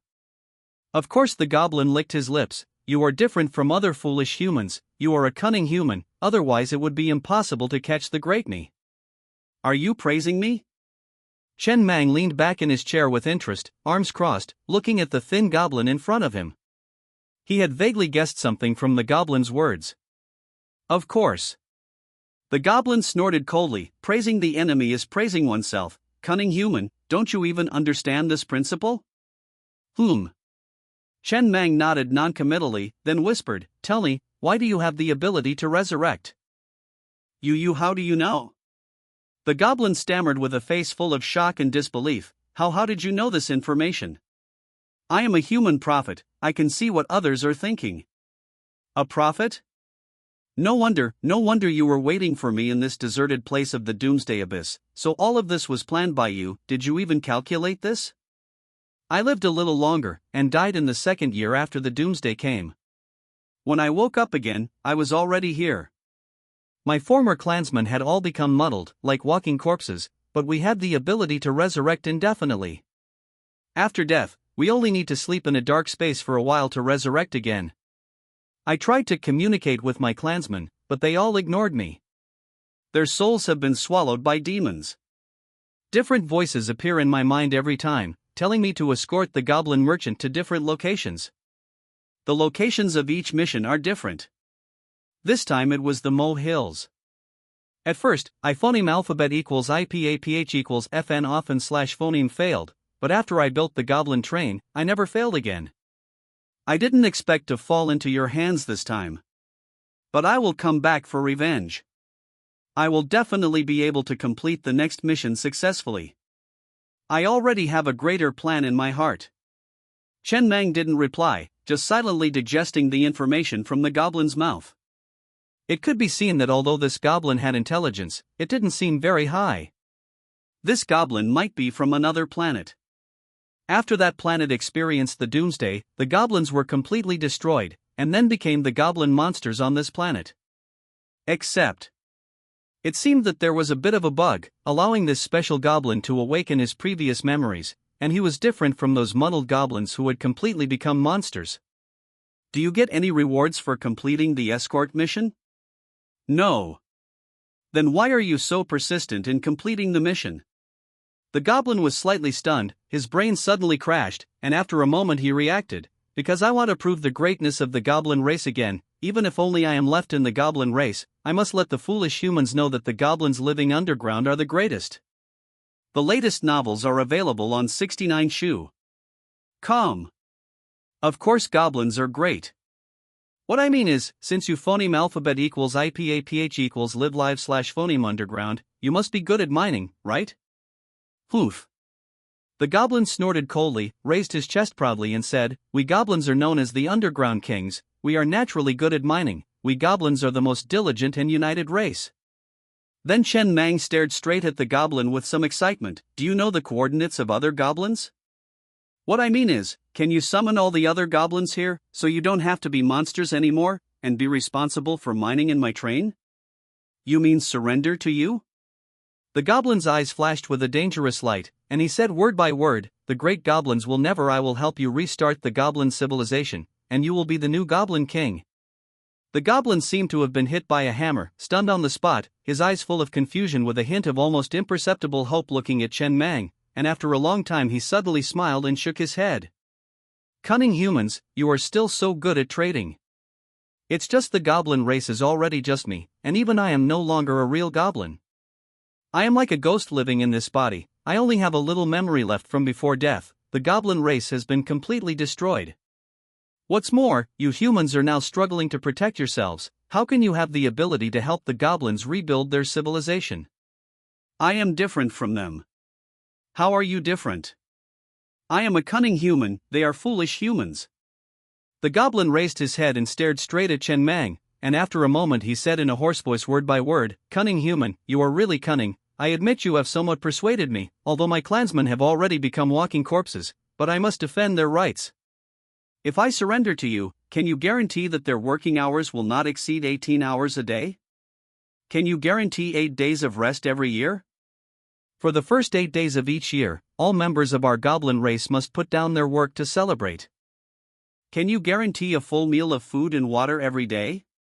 And in the future, if there really is a chance to rebuild civilization, are you really willing to support me to become the Goblin King?" Chen Mang grinned and smiled, helping the goblin who fell on the ground up and patting the dust off his shoulders. "I will take you to heal first, and by the way, eat something. Let's chat slowly while eating. By the way, just one more question. What was that greater plan you just mentioned for next time?" "Next time at 8,000 meters underground." "Very good." Chen Mang sighed softly. "You are indeed the smartest one in your goblin race. Come with me." Inside the train car, in living compartment number 3. Chen Mang, holding the goblin, walked to the side of the medical kit. This particular goblin was too severely injured, making even walking difficult. The basic medical kit was a white accessory he created when the train was upgraded to level 2. It only contained simple bandages, anti-inflammatory spray, a suture kit, and the like. Clearly, these items might not be of much help to the goblin's current injuries. "Cunning humans," the goblin muttered, glancing at the crude medical tools inside the kit. "These things are useless. I can revive after death. You could just kill me directly. After I revive, these injuries will be completely healed. How long do you need to stay in that dark space after you die?" "I don't know, just a while," the goblin shook its head. "Will you return to the Iron Ridge wasteland again?" "No, I should be randomly teleported to another area." "Okay." Chen Mang nodded, rejecting the goblin's suggestion. He simply leaned on his cane, took out some bandages, and wrapped the goblin from head to toe, making it look like a mummy. Then, he said, "I'll give you a full treatment tonight. Can you summon your other goblin kin from other places now?" He would simply bandage it up for now. He didn't have enough iron ore. Once the slaves mined enough for today, he would upgrade the basic medical kit to level 10. The 2 supermodel effects unlocked should help with treating external injuries. "All right." The goblin answered crisply. It immediately closed its eyes, and after a few breaths, opened them again. "Okay, they are coming here." "That simple?" Chen Mang's eyes flashed with a hint of surprise. "Can you goblins transmit information remotely via brainwaves?" "Not exactly." The goblin scratched its head, and after a moment, organized its words properly. "I am an elite monster among them. I can control and command them within this area, just like the zombie king in a zombie horde. It's just I had some deviations, inheriting the memories from before death, and retaining the wisdom of the great goblin race." "I understand." Chen Mang nodded, pointing to a few slices of bread on the moldy bread slice production line and said softly, "Here are a few slices of bread. If you get hungry, go eat them yourself." The goblin had actually noticed the delicious smelling bread long ago, but it tried its best to control itself and shift its gaze away. Now, it could no longer restrain itself, staring straight at the sandwich bread, its Adam's apple bobbing slightly, and saliva almost overflowing. "Thank you, wise human sage, for your grace. Biaozi, do you think Master Mang might be into that?" Outside the stellar train. Old Zhu looked worriedly towards the inside of the train. By this time, the slaves had already continued to mine in the nearby mine with their pickaxes after the battle ended, while they were responsible for guarding those captured level 2 goblin monsters. "This shouldn't be, right?" Biaozi, who was originally studying the new hide mind feature, shuddered instantly upon hearing this, a trace of confusion flashing in his eyes. With the stellar train's current strength, it shouldn't be difficult to plunder or buy a few good-looking female slaves in the wasteland, right? Master Mang has absolutely no need to have any thoughts about this goblin, let alone a male goblin? Hard to say. Old Zhu shook his head, his expression somewhat complicated. I used to be a vice train captain, and I've seen a lot of train captains. In this depressing and extremely pessimistic environment of the apocalypse, becoming a train captain phoneme alphabet equals IPAPH equals FN often slash phoneme leads to some extremely perverted hobbies. These hobbies are phoneme alphabet equals IPAPH equals FN often slash phoneme, the most effective way to release the psychological pressure from these days. But haven't you noticed that Master Mang hardly has any hobbies? Having no hobbies means that psychological pressure cannot be released, and the inability to release psychological pressure phoneme alphabet equals IPAPH equals FN often slash phoneme leads to a big buildup, resulting in an even more perverted psychological hobby. Biaozi's expression also became serious immediately. After thinking for a long time, he tentatively asked, Master Mang likes to smoke, does that count as a hobby? I met a train captain, the only person I've ever had the urge to kill in my life. His hobby was liking women turned into human swine. Unfortunately, I didn't have the ability at the time, otherwise I would have killed him. Train Captain Zhu, you're so righteous? Old Zhu was silent for a long time before shaking his head, not saying much about it. His mother was turned into a human swine after a car accident. He couldn't accept anyone having this kind of hobby. It was an insult and a mockery to him. Life in the apocalypse had worn him down too much. The newest novel is first published on 69 Shu. Calm. This was already his only bottom line. But what despaired him was that this only bottom line had been almost worn down by the apocalypse. Otherwise, he wouldn't have lived to this day. He might have rushed up knowing he would die, but he didn't go. This made him doubt his own bottom line. Seeing that old Zhu had no desire to continue talking, Biaozi touched his nose and didn't say anything more. He actually wanted to explain that train captain Zhu might have misunderstood train captains. He had also been a train captain, and he didn't have any special hobbies when he was a train captain. He had been conscientiously running the train until the train was destroyed, and then he began his escape journey. From beginning to end, he didn't have the time or ability to think about the issue of hobbies. Living was the biggest problem. His hobby might be living. Looking at it that way, he had carried out his hobby quite well. The train had been destroyed so many times, but he had always lived to this day. In a daze, Biaozi took out a piece of bread from behind him and quickly stuffed it into his mouth, chewing it secretly. It tasted really good. This was the food of the slaves. The food of the thugs was steamed buns. Originally, their food was supposed to be better than that of the slaves. But Biaozi didn't know how Master Mang made these bread slices, but they were much tastier than steamed buns, which led him to always get some bread slices to eat from time to time. He didn't have this kind of treatment when he was a train captain before. These days, it's still easy to follow the right person. What's the point of being a train captain and working yourself to death? Just then Chen Mang walked out of the train with his cane, and old Zhu and Biaozi and the others instantly straightened their bodies, their faces serious, and said in unison, Master Mang. Okay. Chen Mang stood in place and looked at the two of them for a long time before saying softly, these goblins will work with us from now on, responsible for mining. Simply bandage up these injured goblins, they won't resist. And study the hive mind function more in your free time. This function has two ways to use it. One is to keep it on for a long time, which is equivalent to instant communication. The other is to turn it on briefly, and your mind can control which information is transmitted. During breaks in battle, there is no need to keep the hive mind on all the time. Joining the hive mind for a long time will damage the brain. Exit in time after the battle is over. Having said that, Chen Mang didn't speak further, but returned to the train car alone. Only Biaozi and Laozhu were left in disarray in the phoneme alphabet equals IPAPH equals wind wine slash phoneme. After a long while, Biaozi looked at Laozhu with a mournful face, Chief Shu, my hive mind has been on all the time. I didn't say anything bad about Boss Mang, did I? It doesn't seem like it. Lao Zhu breathed a sigh of relief. Luckily, I didn't join the hive mind just now. Alright, let's get to work. In the future, try to gossip less about Boss Mang behind his back. Ha! Diaozi looked at Lao Zhu's departing back, his eyes full of confusion and incomprehension. Wasn't it you who started it?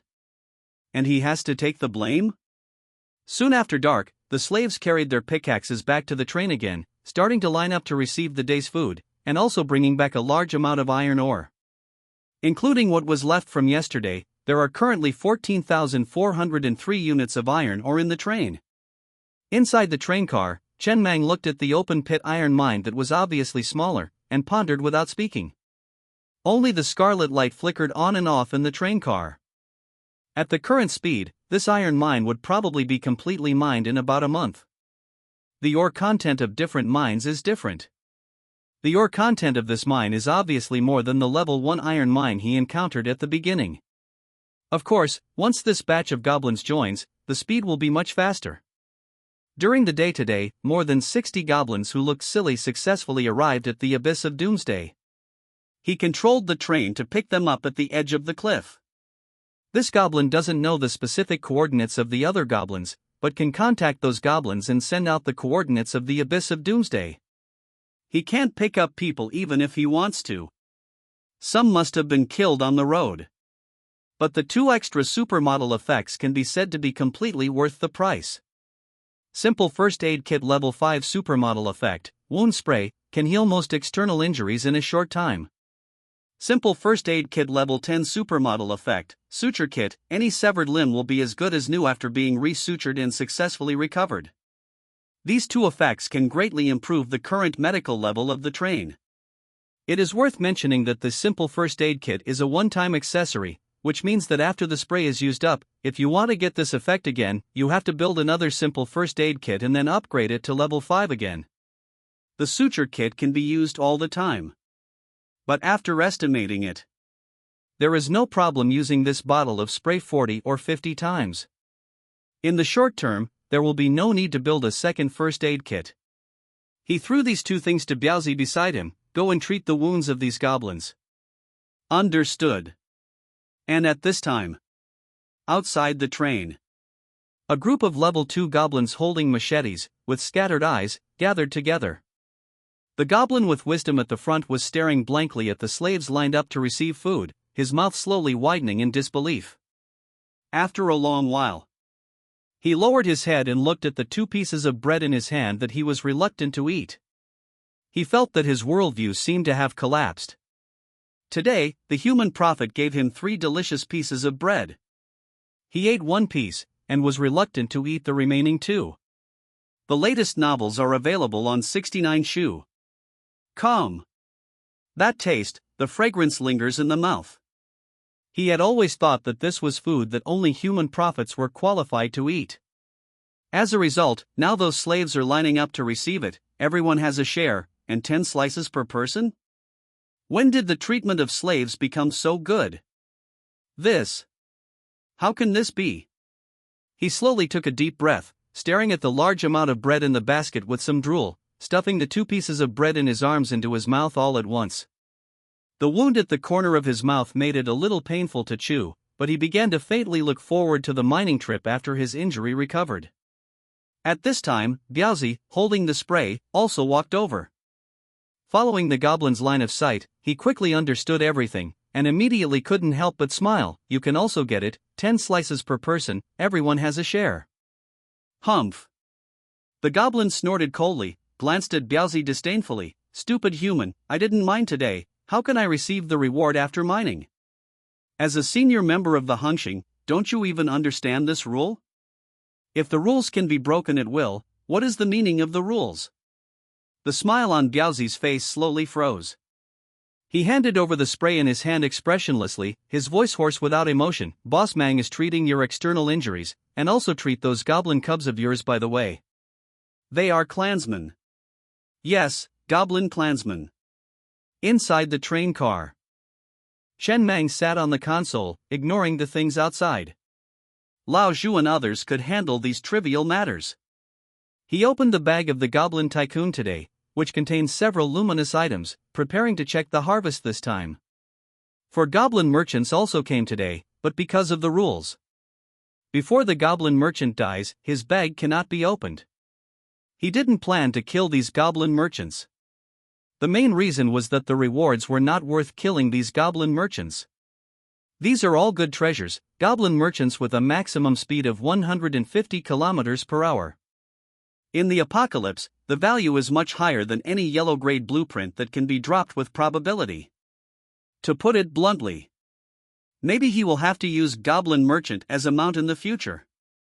If he leaves the train to carry out activities in other areas, the existence of the goblin merchant can also provide a lot of security.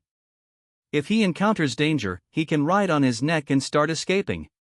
That speed, many level 1 trains can hardly catch up. The corpse type can't catch up. Phoneme alphabet equals IPAPH equals or either / phoneme. Don't look at the small body, the explosive power is great. Chen Mang took out the few items emitting a faint white light from the goblin merchant's bag and placed them on the console. There were 2 items in total. 1. Yellow-grade vehicle accessory blueprint, off-road motorcycle production line. 2. Special item, cosmic sack. After Chen Mang picked up the yellow blueprint and examined it, a strange look flashed in his eyes. The effect was very strong. As the name implied, this accessory could produce off-road motorcycles, expanding the exploration range of the train. For example, the train could be stationed in place, allowing the thugs to ride off-road motorcycles to explore city ruins or other areas to carry out tasks. It was a good thing. This was also his first yellow-grade vehicle accessory. When the level was raised later, the supermodel effect obtained should also greatly improve the overall attributes of the motorcycle. As for the second item, it belonged to the goblin merchant's exclusive weapon.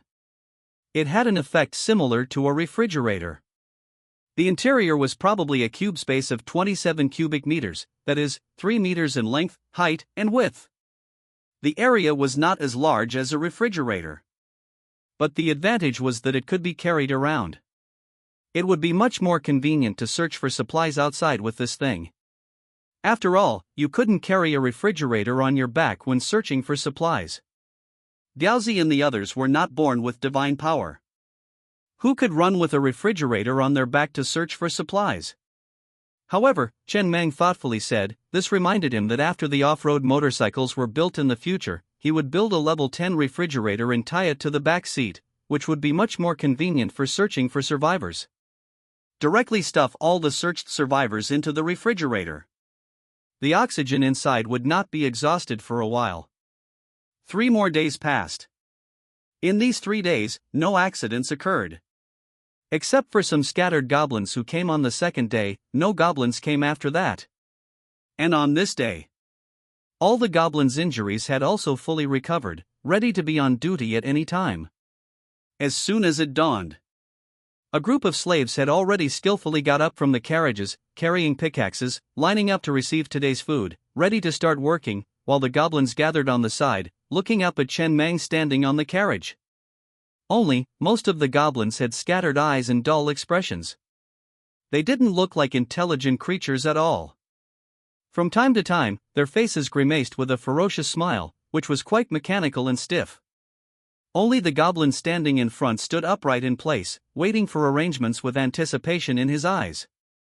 Chen Mang looked at the group of goblins in front of him, a total of 121 goblins, of which 5 were goblin merchants. This was his biggest gain these days. In the wasteland, to put it bluntly, the most valuable thing was always only one thing. That is, labor. Apart from this, other things had to be ranked behind. Even high-grade accessories were useless. The higher the grade of accessories, the more resources were needed. Without enough labor, even if the train captain went into battle himself, he would not be able to mine much or in a day of hard work. Compared to that yellow-grade vehicle blueprint, these 121 goblins were more important to him. After pausing for a while, he said softly. He was too lazy to waste his breath. Anyway, that little goblin now seemed to be very interested, obviously extremely looking forward to rebuilding the goblin race. Only, he himself knew in his heart that this was almost an impossible thing. You were the only goblin left, and you were in a half-dead state. It was impossible to rebuild the goblin civilization. Not to mention your goblins, even humans were now on the verge of extinction. But that's how life is. You can be pessimistic about the future, but you have to be optimistic when you act. Yes. The goblin took a deep breath before saying with a serious face, I will definitely not disappoint the human prophet. After saying that, he couldn't wait to receive the delicious bread. At this moment, Chen Mang called out to the goblin, beckoned him to come over, and then walked down from the ladder at the rear of the carriage, walked around and stood in front of the goblin. Do you have a name? Yes, my name is Doba. Doba, a good name. Chen Mang nodded, looking down at the short goblin, paused for a moment, and continued, Old Zhu has already communicated with you, right? The goblins in your batch enjoy the treatment of second-class slaves. This is a relatively high treatment in the constellation.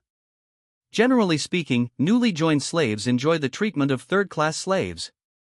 The reason why I gave you a higher level than newcomers at the beginning is because I value the talent of your goblin race in mining. Don't let me down. Don't worry. Doba looked serious, as if he was giving a military order. Goblins are the most diligent and united race. Mining is what goblins are best at. By the way, Chen Mang also thought of something, frowned slightly. Where was your goblin train built? Does the ability to travel quickly underground come from the drill? And why can't the target-seeking radar capture your goblin train? Since the goblins joined the constellation train, he hadn't met them many times. His entrepreneurial experience in his previous life told him. As a boss, you only need to chat with the employees below occasionally. Just leave the work arrangements to the management. First, the management does a better job than him, and second, the employees always have complaints about the work. Even if they are dissatisfied with the work, the first object of resentment is definitely the management, not him. When chatting with employees, it is best to chat with the employees as a whole. Too detailed chat can easily give employees the illusion that they are valued by the boss, and thus do some incredible things. So far, he has basically not managed the specific workflow and daily statistics of slaves and goblins, nor has he spoken to any slave individually. These are all completed by Old Zhu. Old Zhu has indeed done a good job, and so far, no mistakes have occurred. That, Doba scratched his head, that goblin train was built in that dark space. There is no light there. Goblins will sleep there after they die. There are many mines inside. There are iron mines, copper mines, and many resource mines that I have never seen before. Every time I die and enter that pitch-black environment, I feel around. Once, I found a level 1 pickaxe and a train token. So, I started mining and building a train all by myself. The other goblins are all asleep. I can't wake them up no matter how much I try, so I'm the only one mining. I don't know how long I mined for. But I built that level 2 goblin train. As for the drill, it's a white accessory that comes with the level 1 goblin train. It can split mountains and shatter rocks and can travel underground, but it consumes energy a bit quickly when starting up. After upgrading to level 2 goblin train, there's also a green quality built-in accessory that can be crafted, nano armor paint. It covers the train's surface with a layer of black paint. This thing can block radar detection. For stealth, I upgraded it to level 3. Enemy detection radars below level 3 can't detect my goblin train. A hint of shock flashed in Chen Mang's eyes. He knew how difficult it was to upgrade a train to level 2, but he never imagined that little goblin named Doba had built that goblin train all by himself. This work ethic isn't just diligent, it's off the charts. He could even imagine the scene. In a deathly silent, lightless, unknown space, a small, diminutive goblin, groping in the dark, swung a pickaxe, constantly striking the iron ore. The only sound in the silent space was the clang of the pickaxe hitting the iron ore. Perhaps there was also the goblin's solitary cries. Just like that. Not knowing how many days had passed, he finally painstakingly built a level 2 train, full of vigor, shuttling through the depths of the earth, completing the task in his mind, fantasizing that he was the greatest goblin, and those foolish humans would never find him. Then he turned his head to look at the dilapidated goblin train not far away. He hadn't devoured it yet. The corner of his mouth twitched slightly. He suddenly felt a little guilty. What was this feeling, like he was bullying a child? I'll help you build another goblin train later. Okay. Doba didn't seem too sad about it, just smiling. Respected human seer, the only remnant of the goblin race in this world isn't that train, but me. If I die, the goblin race will truly be gone. We will also build an extremely safe and luxurious palace for you in the depths of the earth. Let your glory shine eternally in the depths of the earth. After Doba left, Chen Mang looked at the dilapidated goblin train lying on the open space not far away, thoughtfully. Was Doba drawing him a pie? Or was he trying to butter him up, lest he not fulfill his promise in the future? He learned a lot of information from the goblin. First of all, the initial craftable accessories of the goblin train and the human train are somewhat different. Secondly, the desolate space that the monster returns to after death is extremely rich in mineral resources. Not only are there copper and iron mines, but also many rare and advanced resource mines. If his stellar train could go there, he couldn't imagine how happy he would be. Resource mines everywhere waiting for him to mine at will. The most important thing is that there is no danger. According to Doba, all the dead monsters in that space are asleep, and only Doba can stay awake. That place is simply a utopia for him. Wait a minute. Chen Mang's expression suddenly became a little strange. Could that place really be hell? Is there really such a thing as a hell train? If based on his experience playing some games in his previous life, it would indeed make sense that hell is rich in minerals. But then he sighed lightly. It was clear that he couldn't set foot in this place. That was where monsters went after they died. Even if he wanted to go, he couldn't. After mining the end of Days Abyss, these two high-resource mines, he would have to find new mines.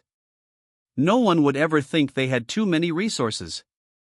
Afterwards, Chen Mang didn't stay any longer but turned and returned to the train interior. The iron ore accumulated last time, plus the iron ore from the previous 2 days, currently amounts to 34,008 units of iron ore, almost 1 G choo-choo. Of course, if there are no accidents, the iron ore obtained today should be even more. After all, so many goblins have joined the battlefield today, and they are good at mining, which can greatly increase the train's construction progress. Of course. For this reason, he built 2 more carriages to house these goblins. Building 2 carriages is not expensive, it only costs 200 units of iron ore in total. But to install level 2 armor on these 2 carriages, the price is expensive, costing him a full 12,000 units of iron ore. Since he had already built 2 carriages, he simply built 2 more for classifying the current train, consuming a total of 24,400 units of iron ore. The latest novels are available on Lujio Shuba. From this point on, the stellar train, in addition to the locomotive, already has 8 carriages. In carriage number 2, he placed all the industrial production lines, such as the pickaxe production line, axe production line, and the future off-road motorcycle production line, etc. In carriage number 3, he piled all the iron ore. In the future, the bullets, copper ore, wood, and other resources that are built will also be piled in this carriage. Carriage number 4 is used to place some living production lines such as that abandoned bread slice production line, cola production line, and steamed bun production line. It is usually used to hoard food, and the materials searched for in the future will also be piled here. In carriage number 5, he spent 1,000 units of iron ore to customize the carriage, turning it into a sleeper car. Each berth has 2 layers, upper and lower, for a total of 18 berths. Those thugs usually phoneme alphabet equals IPAPH equals live live / phoneme here. Old Zhu has his own small package in this carriage, which contains a single bed seized from Koanya's train. Carriages number 6 and number 7 house the 101 human slaves respectively. Carriages number 8 and number 9 house the 121 goblin slaves. The stellar train, from its initial prototype, has finally become a level 2 train with 8 carriages. The resources spent today were a bit more. But at this time, the train's movement line is very clear, the arrangement is also very clear, and the circuit system has been readjusted. In the future, no matter how many bullets are built or what materials are searched for, or if a group of survivors are accidentally encountered in the wild, there is no need to build temporary carriages, and they can all be directly digested. He hadn't thought about placing the slaves in the refrigerator, but after trying it, the air was a bit stagnant, and the oxygen source was a problem. It's carriage number 3, the one that piles iron ore. In the future, this carriage will probably be filled with several refrigerators, and each refrigerator door will open, with various minerals and bullets placed in the space behind it. After finishing his work, Chen Mang walked down the train and stood in the shadows, looking at the train sleeping like a long dragon in the darkness, smiling lightly without saying a word. A sense of satisfaction rose from the bottom of his heart. He had finally achieved a small success. After the iron ore is mined, and the copper ore is mined, and a little more heavy machine gun bullets are prepared, his stellar train will basically be a fully equipped level 2 train. That's not right. He is super equipped.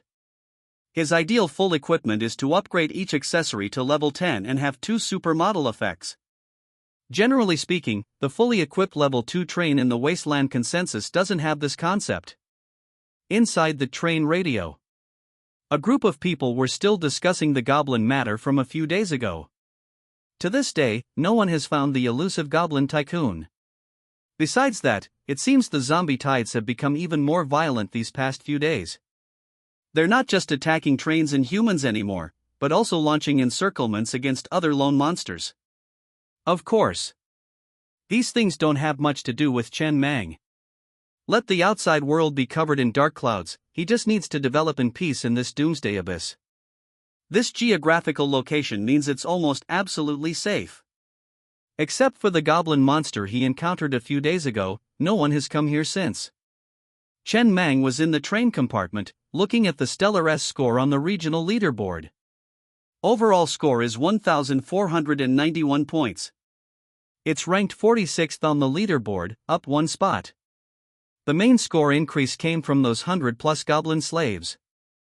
At this moment, the official identity of these 100+ goblin slaves on the train panel is survivors.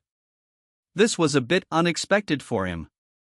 He originally thought he had found a loophole or a bug, but he didn't expect that this train would actually recognize the status of these goblin slaves.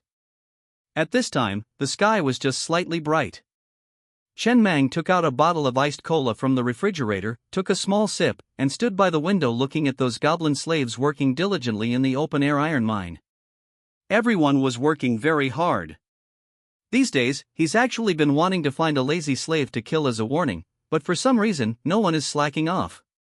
It makes him feel like the process isn't complete. Can't there be someone blind who lets him set an example? He looked down at the cold cola in his hand. This thing is really good for replenishing sugar in the doomsday. Then, he put the bottle of cola on the table and walked straight to car number 4, the living car, preparing to use the remaining iron ore to upgrade the cola production line and the steamed bun production line to level 10 as well. Cola production line level 5 supermodel effect, can choose to produce sugar-free cola or sugared cola. Cola production line level 10 supermodel effect, after consumption, can slowly restore physical strength. Steamed bun production line level 5 supermodel effect, can choose 2 kinds of fillings, meat sauce, spicy sauce. Steamed bun production line level 10 supermodel effect, long-term consumption can slightly increase physical fitness. Chen Mang's eyes narrowed slightly. Not bad, these effects are quite practical. It seems that he has to add another meal for the slaves at noon, so they can recover more physical strength and mine for longer.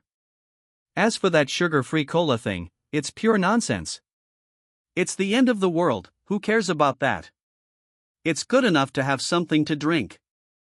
The effect after upgrading the steamed bun production line can improve his diet. He can finally eat something with flavor and meat. He's been eating steamed buns with the spicy sauce that C.I. Bayatsi brought back, or bread, and he's almost tired of it. Long-term consumption can also increase his physical fitness. But he doesn't know when he can have stir-fried dishes.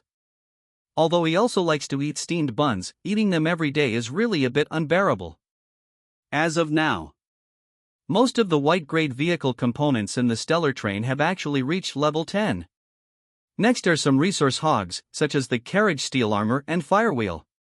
The former requires 10,000 units of iron ore just to upgrade one carriage to level 3. And he now has a full 8 carriages. Stupid humans. On the open-air mine, Doba looked at a human slave working hard with brute force beside him, and couldn't help but sneer and say, "Mining isn't done this way. There's a trick to mining. Hold the handle with both hands, one hand in front and one hand behind. Don't clench it at the very end. And when you swing down, don't use all your strength. Let the pickaxe fall naturally with the inertia of gravity. And don't just use the strength of your arms, transfer the strength of your whole body along your waist to your arms. You have to." Bayatsi, who was standing aside in charge of patrolling and supervising, looked at the scene in front of him, his expression slightly strange. He took out a cigarette, lit it, and put it to his mouth without speaking. This guy is indeed good at mining. But there's always a strange feeling. An elite monster came to the train to be a slave and mine. No matter how you look at it, it's weird. In this way, 5 days passed. These 5 days have been extremely peaceful. The group of goblin slaves gradually adapted to the life in the stellar train. No. To be precise, only Doba has adapted to the life in the stellar train. The other goblins have no intelligence and only know how to follow Doba's orders and work hard. At this time, it is already night. And in car number 7, the human slave carriage. Uncle Lee. A young man was sitting in the corner of the carriage, hammering his shoulders, complaining, "Since that batch of goblins came, our mining time has become longer. Are those goblins crazy? Mining for 16 hours a day? The latest novels are available on 69 Come. How can we compare to them? Don't they need to sleep?" No one asked them to maintain the same mining time as the goblins, but they were all ready to get off work, but those goblin slaves were still mining with a crackling sound, which made them unconsciously extend their off-work time. According to this trend, this batch of goblin slaves will definitely be promoted to level 1 slaves earlier than them. The deputy train conductor has already clearly stipulated the promotion system. As long as they mine enough 1,000 units of iron ore, they can be promoted to level 1 slaves, whether it is level 1 iron ore or level 2 iron ore. Anyway, it is 1,000 units of iron ore, which is about 100 days. If they are faster and work harder, it will be 60 or 70 days. According to this rule, this batch of goblin slaves will be promoted to level 1 slaves in 30 or 40 days. They are really working like crazy. Yeah. The middle-aged man sitting beside him also sighed softly. There's no way. Those goblins are naturally good at mining. It's their profession. Even before the doomsday, people whose professions matched their jobs progressed faster than us outsiders. This is normal. What I mean is. The young man paused slightly and then whispered, "Uncle Lee, didn't Mangi kill a slave that day and was valued by Lord Kuan to become a slave foreman, and then started his career? There is no slave foreman in the stellar train yet. Why don't you follow suit, Uncle Lee, and kill a slave too?" Uncle Lee's face froze slightly. He turned his head to look at the young man and slowly said in a hoarse voice, "Kill who? Kill you? Are you crazy?" At that time, Lord Cohen's slaves were almost starving to death. Lord Cohen didn't even give them enough to eat. The slaves were always in a state of riot due to excessive hunger. At this time, a slave foreman was indeed needed to suppress the people below for Lord Cohen. But things are different now. These past few days, everyone has enough bread and water. They even get a can of cola every day. Plus, they're protected by the train from those zombies and monsters. Do you think slaves would riot at a time like this? Do you think Boss Mang needs a slave leader right now? If you dare kill a slave right now, believe me, you'll be joining them in the grave immediately. The young man scratched the back of his head, realizing he had been a bit abrupt. You're right, I spaced out. Putting aside everything else. These people had been floating around in the apocalypse for a year. To survive until now, even if they aren't geniuses, they've at least got good luck.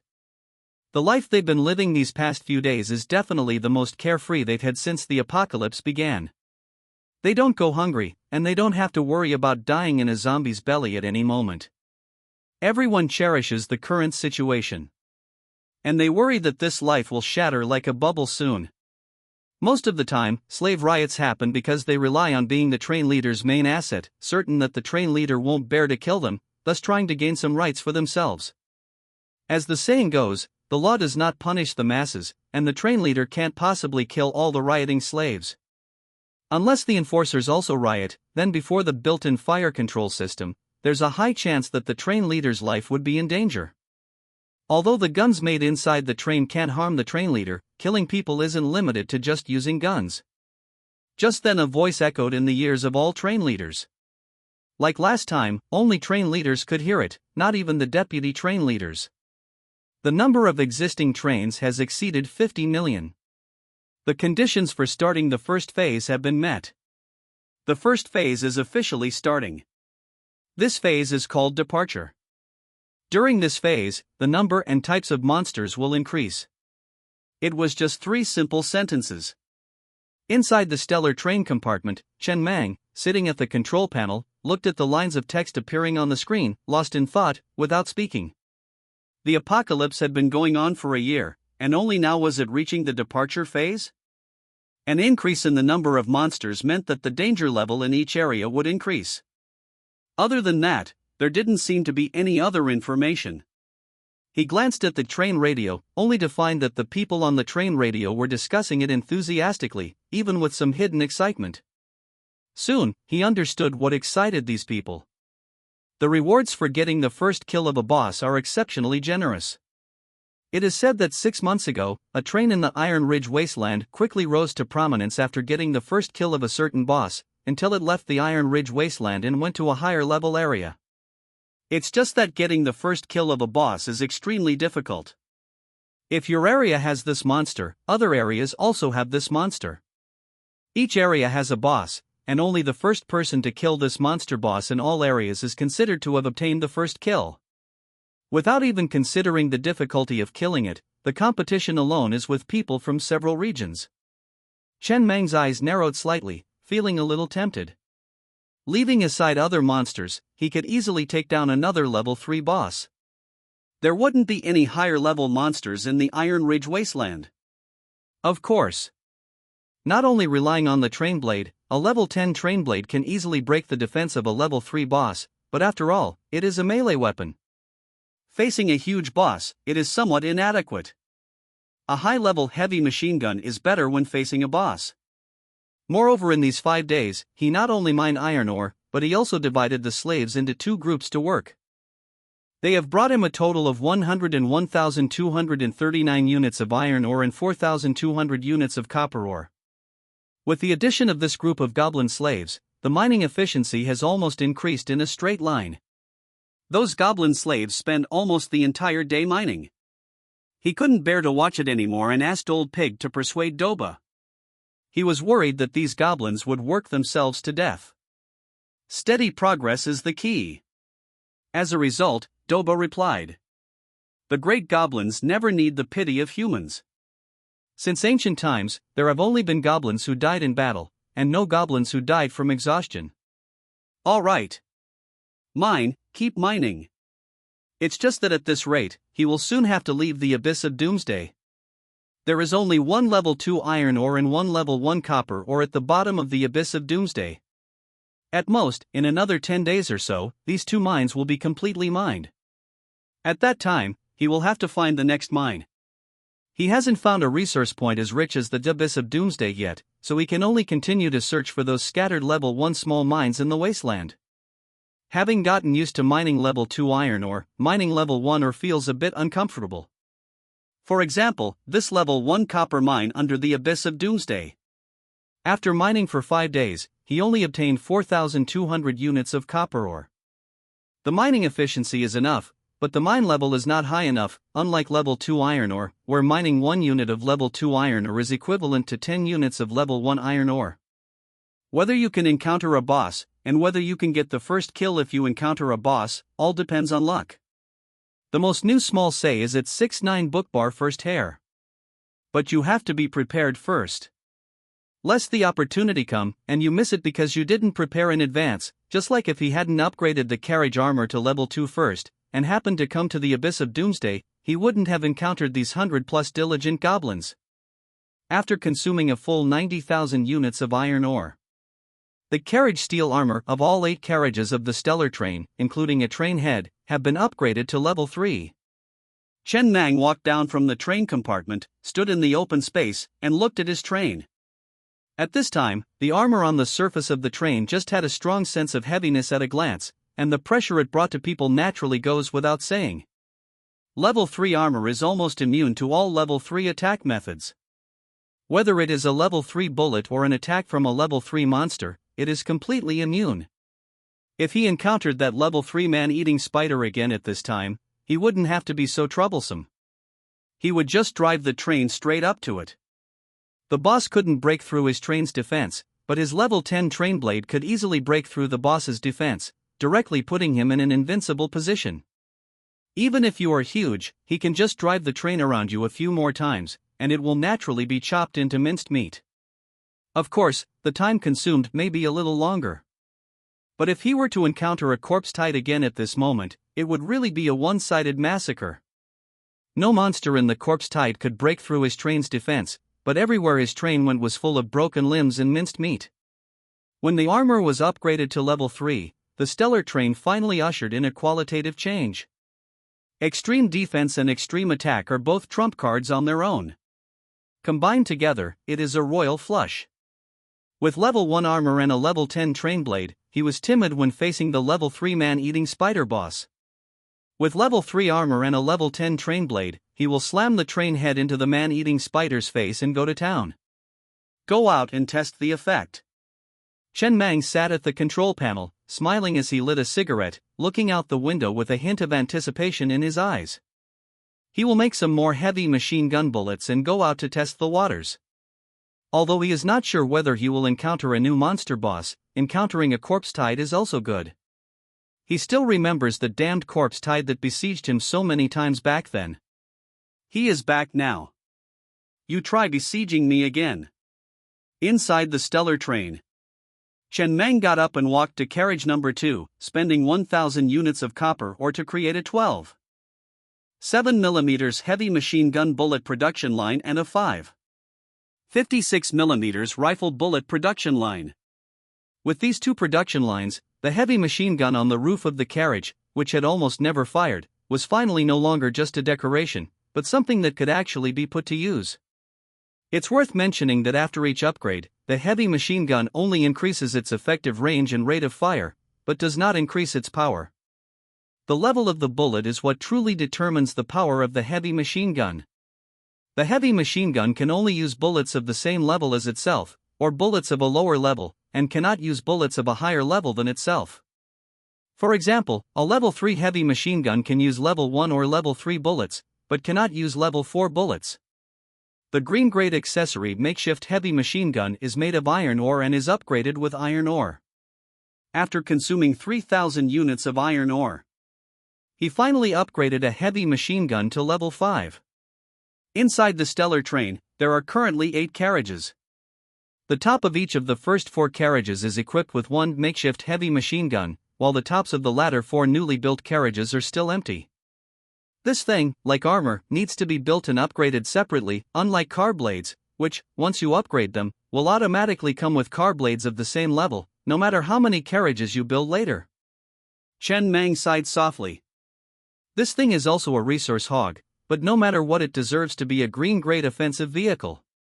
The first super mode effect unlocked is really good.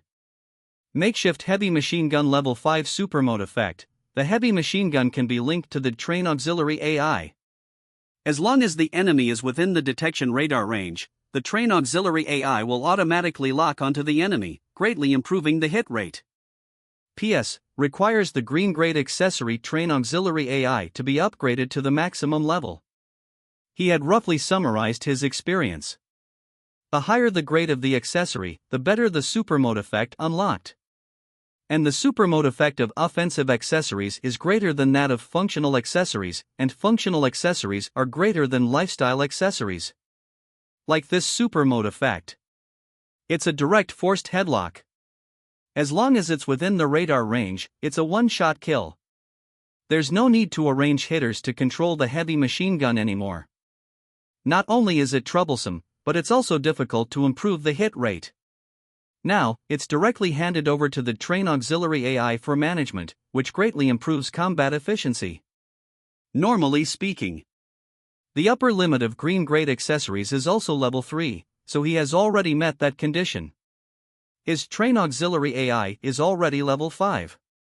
After linking the circuit system of this makeshift heavy machine gun to the control panel, this machine gun was officially promoted to an AI machine gun. As for the remaining 3 machine guns, they will have to be upgraded separately before they can have this super mode effect. After doing all this, Chen Mang then looked at the 12.7mm heavy machine gun bullet production line in front of him and upgraded it to level 3 in one go, consuming 1,200 units of copper ore. He couldn't upgrade it to level 5. Upgrading to level 5 requires a full 3,000 units of copper ore. He only has 4,210 units of copper ore in total.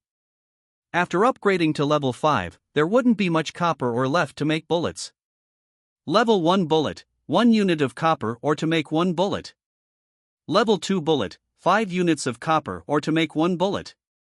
Level 3 bullet, 10 units of copper ore to make 1 bullet.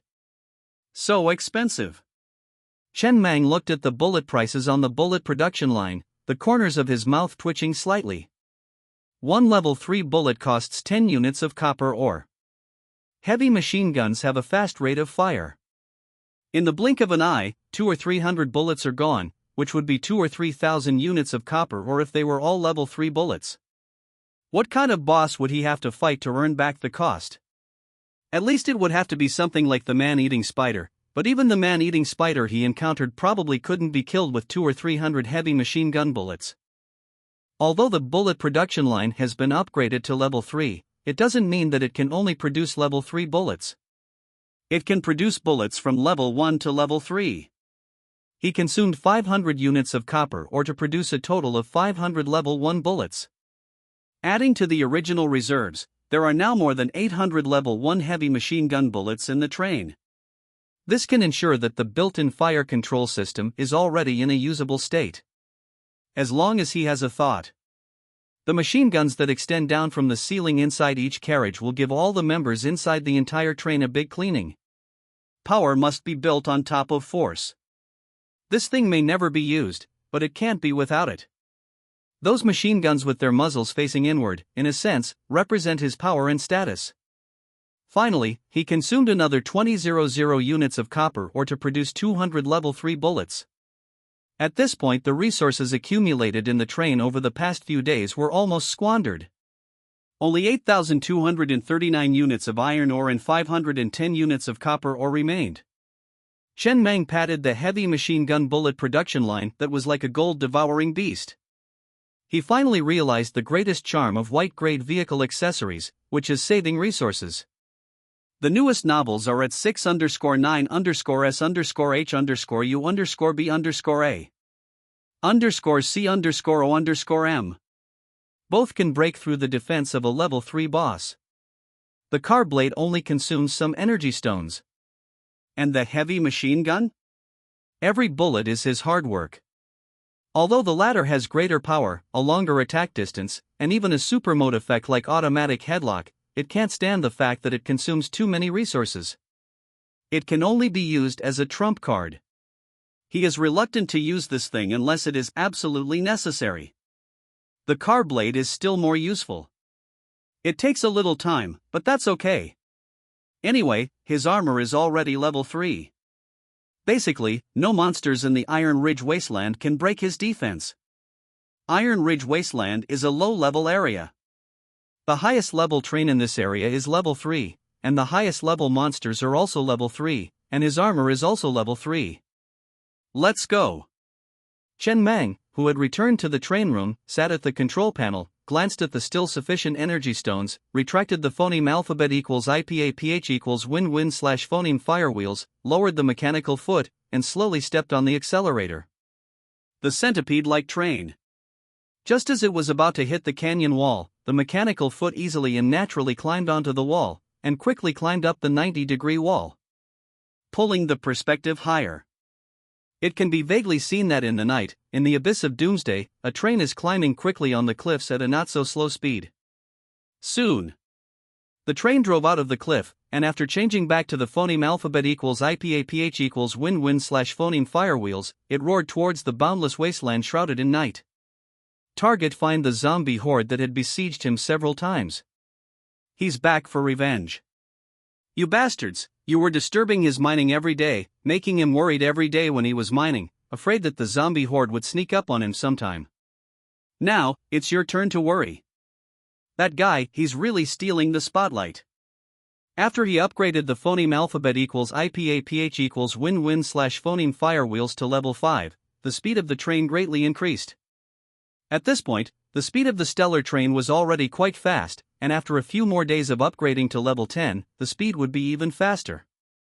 This was the first time in days that the stellar train had truly left the abyss of doomsday.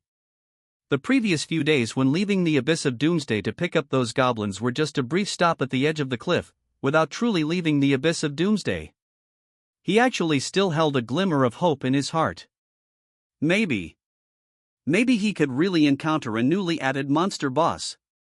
With his current train strength, as long as it wasn't a particularly perverted level 3 boss, he felt he could take it down. At most, it would just take a little longer. Even if he couldn't get the first kill, the rewards dropped from simply killing a boss were still considerable. He was quite satisfied with the rewards he got last time from killing that level 3 man-eating spider boss. Inside the train compartment, Chen Mang looked into the distance.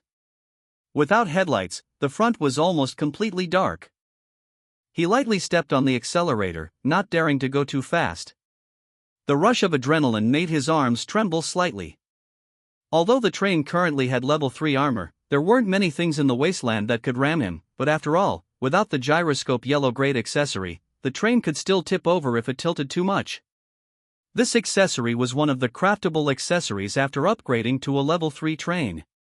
What puzzled him a bit was the headlights. Such an ordinary and basic accessory, were not only not in the craftable accessories for level 1 and level 2 trains, but also not in the craftable accessories for level 3 trains. Could it be that they were only in the craftable accessories for level 4 trains? Or could it be that the blueprint for this thing could only be dropped randomly in the wild through luck? Just like that, he drove for half an hour in the wasteland. During this time, the targeting radar and resource detection radar had been in an extremely calm state, without any movement. There's a big haul tonight. But the more it was like this, the more excited Chen Mang became. He squinted his eyes slightly and looked intently into the dark depths of the wasteland. Logically speaking, in a place like the wasteland, it was impossible not to encounter a monster for half an hour. Tonight, there really was a big haul in the wasteland. Just then beep, beep, beep. The targeting radar started beeping first, followed by the resource detection radar also beeping. The radar detected a level 1 iron mine not far away, and next to the iron mine was parked a level 1 train. TSK. Chen Mang didn't know what he was thinking, but suddenly smiled. The loud DJ music suddenly rang from the loudspeaker outside the train, and the volume was turned to the maximum. Like a gust of phoneme alphabet equals IPAPH equals win-wine/phoneme, it roared past that level 1 train and honked the horn 3 times. In the blink of an eye, that train, along with that iron mine, was left far behind. As for how to distinguish a level 1 train, it was really easy to distinguish. It only had 3 carriages, without even armor and heavy machine guns. It was obviously a level 1 train, a newbie. He didn't plan to stop to rob this mine. On the one hand, it was because he didn't really care about this kind of level 1 small mine now, and on the other hand, when he had just built the stellar train and was mining in the wasteland, a level 2 train roared past him without robbing him. His original worldview and values were set in his previous life. But in the process of integrating into this world, the tone of this world still subtly influenced his actions. If that level 2 train had robbed him back then, he would definitely rob this level 1 train now. But since that train didn't rob him that day, he didn't mind imitating his predecessor and teasing the newbie. Chen Mang, who had satisfied his mischievousness, suddenly thought of something, and the smile on his face slowly froze. This scene was so familiar. That level 2 train roared past him like this to fight the boss, and then fled back in a mess. He was now also preparing to find a boss. Could it be that he also? Soon he shook his head, throwing the messy thoughts out of his mind. Thinking about these things late at night was unlucky. On the Iron Ridge wasteland, next to an iron mine, was parked a small train with only 3 carriages. At this time, inside the train compartment, a young man with white hair was staring straight at the direction the train was leaving, and after letting out a sigh of relief, he gritted his teeth slightly. That guy, he's really stealing the spotlight. Damn it. Why can he be so arrogant in the wasteland? Isn't he afraid that the music will attract monsters? When he saw the full appearance of that train just now, his throat was almost in his throat. A full 8 carriages, each carriage including the train head was covered with thick black armor, and there were also 4 large-caliber heavy machine guns on the top of the carriages. If this kind of train wanted to rob him, he would have almost no room for resistance. Whenever the train was captured, everyone might phoneme alphabet equals IPAPH equals live live/phoneme, but the train captain must die. But the other parties seemed to be kind. He had no intention of robbing him. The latest novels are available on 69shoe.com. One day he would also be like this, playing deafening music, controlling the train arrogantly and recklessly roaring in the wasteland. Inside the train compartment, this young man with white hair clenched his fists, secretly determined, and set this train, which he only met once, as his goal. It's just that when he looked at the 49 survivors on the train panel, his face was full of sorrow. Before the end of the world, he was a junior in college. After the end of the world, he and his classmates had been hiding in the air raid shelter in the university. It had enough food, water, and other supplies. They had been hiding in the air raid shelter waiting for rescue. It's just that the rescue never came. A few days ago, a monster broke into the air raid shelter. After he plucked up the courage to kill it, he accidentally dropped a train token. Everyone discussed it and decided to embrace the new era, no longer continue to hide in the air raid shelter, and build their own train to survive in the new century. As the class monitor, and the only one who had killed a monster, and with the train token in his hand, he naturally became the train captain without a doubt. It's just that. When he spent a lot of effort to find an iron mine, his classmates were slacking off every day, only able to mine 2 or 3 units of iron ore a day. He had to go into battle himself every day. He could mine about 10 units of iron ore every day. He had been comforting them, but everyone's resentment was getting bigger and bigger. There were even complete strikes. He didn't know how to deal with it, so he could only keep persuading them, letting everyone know that if the train couldn't quickly upgrade to level 2, it would be stranded in the wasteland, but the effect was minimal. Many people's opinions were that it was better to return to the air raid shelter again. The food there could last for another 5 years. By then, the world would definitely have returned to peace, and rescue would come at that time. There was no need to venture into the wasteland at the risk of death, and it was so tiring. If a monster broke in halfway, he only needed to take action to kill the monster. If it were you. The young man stood in the train, looked in the direction where the train had disappeared, and murmured in a daze, "If you were in my situation, what would you do? Since you can have such a strong train, you must have a good solution. I have explained all the reasons. But they don't listen. The reason is so simple, it is related to everyone's life and death, but why don't they listen? On the other side, huh?" Inside the stellar train compartment, Chen Mang, who was sitting at the control panel, looked at the dark mass of zombies running wildly not far away and the beeping targeting radar, was slightly stunned, and then couldn't help but laugh. I really ran into it. This is fate. Night deepened. Inside the constellation train, the radar beeped incessantly, indicating countless zombies rushing through the darkness in the distance. ZZZ. Blades extended from both sides of the train and began to spin at high speed, accompanied by the whistling phoneme alphabet equals IPAPH equals win-win/phoneme and crackling electricity on their surfaces. His blade width had reached 120 centimeters, leaving a trail of severed limbs wherever it passed. Faced with him, the zombies only had the choice to flee for their lives, unable to cause even the slightest damage to his train. However, in terms of speed, there weren't many creatures on the wasteland that could outrun his constellation train. These zombies were even less capable. But the number of zombies was simply too great. He had lost count of how many zombies he had killed. Looking around, the number of zombies didn't seem to be decreasing. Moreover, Chen Mang's brow gradually furrowed. The horde was still rushing towards a certain direction, basically ignoring him completely. This reminded him of a message he had seen on the train radio a few days ago. It said that recently, the zombie hordes in the wasteland had become much more violent for some reason, not only besieging trains but also frequently attacking other monsters, which was rare in the past. The abnormality before him quickly reminded him of this message. Chen Mang narrowed his eyes slightly, not slowing down his zombie slaughtering speed. At the first sign of the horde, he had spent 500 units of iron ore to forge a green-grade attachment, the powerful magnet. He had obtained this blueprint when he killed the level 3 man-eating spider that day. Its effect was to collect all the items dropped by monsters killed by the train or its crew within a certain range into the carriage. He hadn't forged this blueprint yet. After all, it wasn't needed for the time being, so he didn't waste the resources. But now, this attachment finally had its use.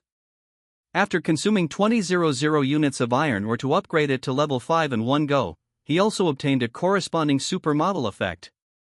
Powerful magnet level 5 supermodel effect. Collect all items dropped after the death of all monsters within range into the carriage. And the range increased from the original 100 meters around the train to 500 meters. Chen Mang's lips twitched slightly as he looked at the powerful magnet's supermodel effect. This was probably the most supermodel effect of all his vehicle attachments so far. The original attachment only allowed him to quickly pick up loot in environments like zombie hordes where it was inconvenient to stop. The new supermodel effect directly allowed anything dropped by monsters killed by anyone within range to be sucked into the carriage, completely unreasonable. Unreasonable enough. He liked it. At the top of the train's front, a U-shaped magnet composed of several luminous lines appeared. After a few seconds, when the lines dissipated, a dark black, luggage-sized U-shaped magnet was embedded on the train's front. After connecting it to the generator through the circuit system and starting it up. In the night, the U-shaped magnet constantly emitted waves of light. Wherever the train went, dropped items were sucked into the carriage. He didn't check what loot there was, just continued to control the train, slaughtering the zombie horde. He wasn't sure if this horde was the same one that had been attacking him in the past few days, but who cared, they were all zombies anyway. The train's control method was mainly mind control. That is, a stream of consciousness, where the mind and the train merged into one, and the train moved as he thought. But besides this, there were also some mechanical manual control methods, such as the accelerator and control stick. This manual control method wasn't to prevent accidents. A train captain would only lose the ability to control the train with their consciousness when they died. This manual control method was partly to assist with some fine-tuned operations and partly to allow the train captain to have a certain driving experience, so the body could feel that timely feedback. About half an hour later, the zombies in front of him were no longer a horde, only a few hundred scattered zombies remained. If these few hundred zombies were placed in the city ruins, they would definitely be a disaster for the survivors hiding in the ruins, but in front of the constellation train, they were no different from ants. Only. Sitting at the control panel, Chen Mang frowned slightly as he looked at the group of zombies outside. These zombies, who had been running wildly, suddenly stopped. He had chased this group of zombies all the way. Looking back, behind him was a long, red road composed of countless limbs and black blood. And that group of zombies had suddenly stopped, kneeling on the ground like fanatical cultists, constantly vomiting, spewing large amounts of flesh and blood onto the ground. The whole scene looked bloody and disgusting. They even completely ignored the threat posed by his train. And at this moment, boom!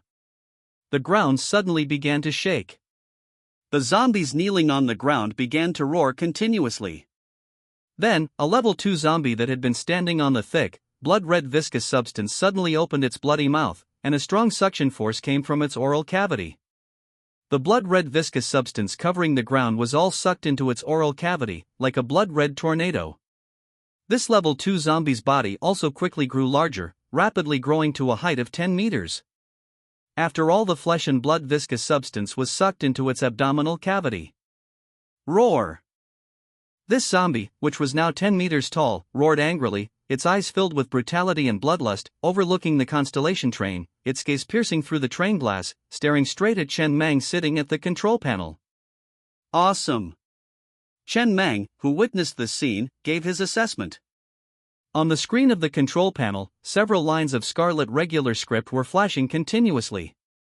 DD Level 3 zombie detected, may pose a significant threat to the train.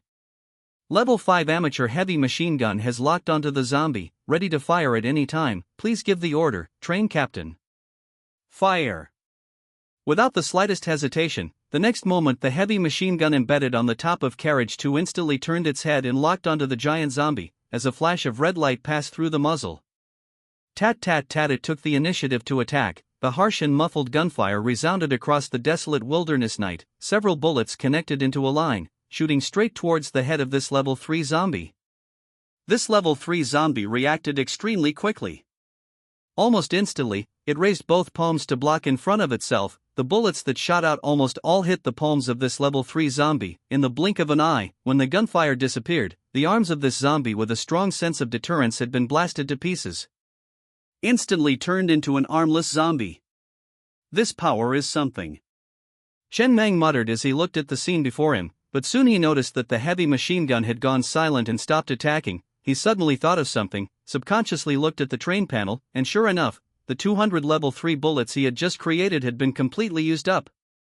And at this time this level 3 zombie, having lost its hands and in great pain, was already rushing towards him. The corner of his mouth twitched slightly. These 200 level 3 bullets had cost him 20,000 units of copper ore, and they were used up just like that?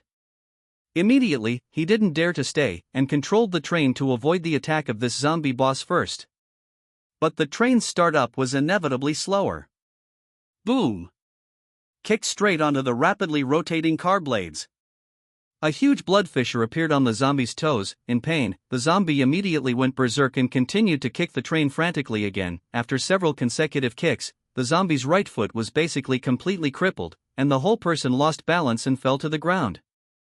Inside the train car, Chen Mang, sitting at the control panel, looked at the scene before him, and after learning that all the slaves reported by Lao Zhu had no casualties, he breathed a sigh of relief. His Hongxing train was kicked by these few kicks and moved sideways on the wasteland for a full few meters. Really powerful. Although his armor completely resisted the zombie's attack, the vibration of the train was still unavoidable. These few kicks made his chest feel stuffy. At this time, the zombie had already fallen to the ground and was constantly roaring. Obviously it would not be able to launch an attack again in a short time. Next it was his attack round. Chen Mang's eyes narrowed slightly, and he immediately controlled the train, aimed at the zombie that had fallen to the ground, and kept ramming into it, using the car blades on both sides of the carriage to constantly dismember the zombie king. 10 minutes later. The battle was over. The level 3 zombie was almost dismembered, its head and tail separated and scattered on the wasteland. It was much faster than killing the level 3 man-eating spider. This was mainly due to the level 3 armor, which allowed him to ram into it unscrupulously, without worrying about anything, and the size of the zombie as a whole was still smaller than that of the spider. Under the night. Chen Mang walked down the train alone, stood on the wasteland with his cane. The air was filled with a strong smell of blood. At this time, looking around, there were no living things around, only he stood alone on the wasteland. The hundreds of zombies, during the battle just now, were all swallowed by this level 3 zombie to recover from its injuries, but it was of no use. It still has to be the car blades. Chen Mang glanced at the bullet casings scattered on the ground, and sighed softly. The heavy machine gun equipped with level 3 bullets was indeed powerful, but it couldn't stand the consumption. In the blink of an eye, 20,000 units of copper ore were invested. Who could stand this? The car blades are still good. It only consumes a little energy, and there is basically no difference from no consumption. Energy stones only cost a few coins, and it only costs 500 units of iron ore to build one. He finally understood why the train and the train radio who had a level 3 heavy machine gun, even though they had the ability to kill the level 3 man-eating spider, still had to run away. To kill that man-eating spider, how much copper ore would it cost? Whether it can break even is completely unknown. If there is a chance to escape, then escape quickly. The reserve level 3 bullets are for saving lives at critical moments, not for killing bosses to get rewards. In this world, the level system is extremely strict. If the level is suppressed, it is impossible to break through the defense, let alone cause much damage. For example, a level 1 car blade cannot break through the defense of a level 2 zombie. The newest novels are all first published in Liujiu Shuba. Only when the levels are the same, or when the level is suppressed, can the defense be broken, and then what kind of power it can have, depends on the combat power effect of the accessories themselves. The car blade is good. But after all, it is a white grade accessory, it only has phoneme alphabet equals IPAPH equals clause close slash phoneme combat attack methods, and the attack methods are also very limited. If it would be great to have a white grade offensive accessory with a long range attack method, white grade accessories generally consume very little energy. And also a level 3 boss. The sense of oppression that this zombie king brought to him was far less than that of the man-eating spider. As for the reason, he naturally knew what it was. The reason why this level 2 zombie was able to be promoted to a level 3 zombie king was because of the flesh and blood stored in the bellies of those zombie hordes, and he had killed almost 90% of the zombies along the way. With so much less flesh and blood, this level 3 zombie king was naturally not in its peak state after being promoted. Level 3 zombies can restore their injuries by devouring zombies. And in the end, there were only a few hundred zombies that could run here, which was completely not enough. By accident, he increased his chances of winning. Fortunately, he built level 3 bullets before coming. If he hadn't blasted off the zombie king's 2 hands, he highly suspected that the zombie king would have directly grabbed the Hengxing train and kept smashing it to the ground like a whip. The train could withstand it, but the people in the train could not withstand this kind of impact. He still has to continue to develop. The current shortcomings of the Hengxing train are still many. He also knew why the zombie hordes in the wasteland had been rioting these past few days. It should be to collect flesh and blood everywhere, to prepare for the zombie king's promotion. This boss is not the first kill. If it was the first kill, the corresponding information would appear on the control panel screen. The night phoneme alphabet equals IPAPH equals wind wine slash phoneme struck. Chen Mang, standing alone on the wasteland, tightened the coat on his body, turned around and returned to the train to see what things the zombie king had dropped, and then it would be about time to return to the abyss of doomsday to continue mining. Although he didn't encounter any new boss monsters this time. But he didn't have much hope for it anyway. The harvest from this trip was enough. It was time to go back and continue mining. If only he could encounter a level 2 copper mine, and reserve tens of thousands of level 3 bullets, he could slaughter all the bosses on the teeming wasteland. But level 3 bullets are so expensive. When he goes to the advanced areas in the future, the price of level 4 bullets and level 5 bullets will probably be even more expensive. He still has to rely on white grade offensive accessories. Next time at the gathering he will see if he can find a few white grade offensive accessory blueprints. Just then Chen Mang, who was in carriage 2, looked down at the accessory blueprint dropped by the zombie king in his hand and was slightly stunned. He murmured in disbelief. Speak of the devil, and the devil appears within the constellation train, nestled beneath the stars of the wasteland. Chen Mang's eyes narrowed as he gazed at the blueprint in his hand. It was a white-grade blueprint for a vehicle component. Repeating ballista. Evidently, this was an offensive component, and it couldn't be mounted on just any carriage roof. It needed to be installed in a separate open-air carriage. An open-air carriage could accommodate up to 8 ballistae. The drawback was obvious. Its power certainly wouldn't be as direct as a heavy machine gun. But the advantages were also clear. The white grade meant lower energy consumption, allowing for more frequent use without causing as much distress. Unlike the heavy machine gun, where you weren't sure if the enemy felt the pain, but you definitely felt it yourself. 100-odd slaves toiling for 2 days in the copper mine, and it would all be gone in the blink of an eye. Moreover, he could upgrade the repeating ballista to a sufficiently high level, adding multiple supermodel effects. Its power might very well surpass that of a heavy machine gun. This was the first white-grade component he'd seen with long-range attack capabilities. Not bad. Chen Mang smiled, tucking the white-grade blueprint into his chest. He had high expectations for this repeating ballista. Just the name alone made him think its power wouldn't be weak. It would be quite useful in the early stages. Of course, basically only in the early stages. He would return to the Doomsday Abyss first and make a detailed inventory after arriving. The Doomsday Abyss's mine wasn't fully excavated yet. He would let the slaves rest for the night, and they would have to continue mining tomorrow. After today's events, he had personally witnessed the power of a level 5 heavy machine gun with level 3 bullets. It was indeed impressive. With just a few more bullets, killing a level 3 boss would be as easy as slaughtering a pig. However, until he found a level 2 copper mine, he didn't plan on using that thing again. It was simply too expensive to use. In the night, the slowly accelerating constellation train began to turn around, heading towards the Doomsday Abyss coordinates, preparing to go home. Meanwhile, in the number 5 thug carriage, the group of thugs, who had been tightly clutching their Tinglong assault rifles, ready to join the battle at any moment, collectively breathed a sigh of relief after the commotion outside died down and the train was smoothly traveling across the wasteland. All right. Diaozi, sitting by the window, looked at the scarlet wasteland rapidly receding behind them. The anxiety that had been hanging over him finally subsided once more. The battle is over. Everyone, relax, don't be so tense. Afraid? Who wasn't afraid? He was afraid too. If the train couldn't hold out, then they, the thugs, would be the last line of defense, and they would have to step up. Even if they wanted to escape, they had nowhere to run. In the wasteland, once a train broke down or was destroyed, they would basically be meeting their great-grandmother very soon. After the Constellation train's last upgrade and renovation, their number 5 carriage had been converted into a sleeper carriage, with each thug having their own exclusive bunk. It was also the only carriage on the train with windows, and everyone had personally witnessed the battle just now. The zombie, a full 10 meters tall, brought them a sense of oppression that was almost suffocating. But fortunately, Brother Mang had held on and achieved final victory. Afterward, Diaozi looked at Shan Maozi, who was tightly clutching a photo, and smiled. "What's that? A photo of your sister-in-law?" During the train battle just now, Shan Maozi had been tightly clutching a photo that he had taken out from somewhere, his face pale, obviously somewhat frightened.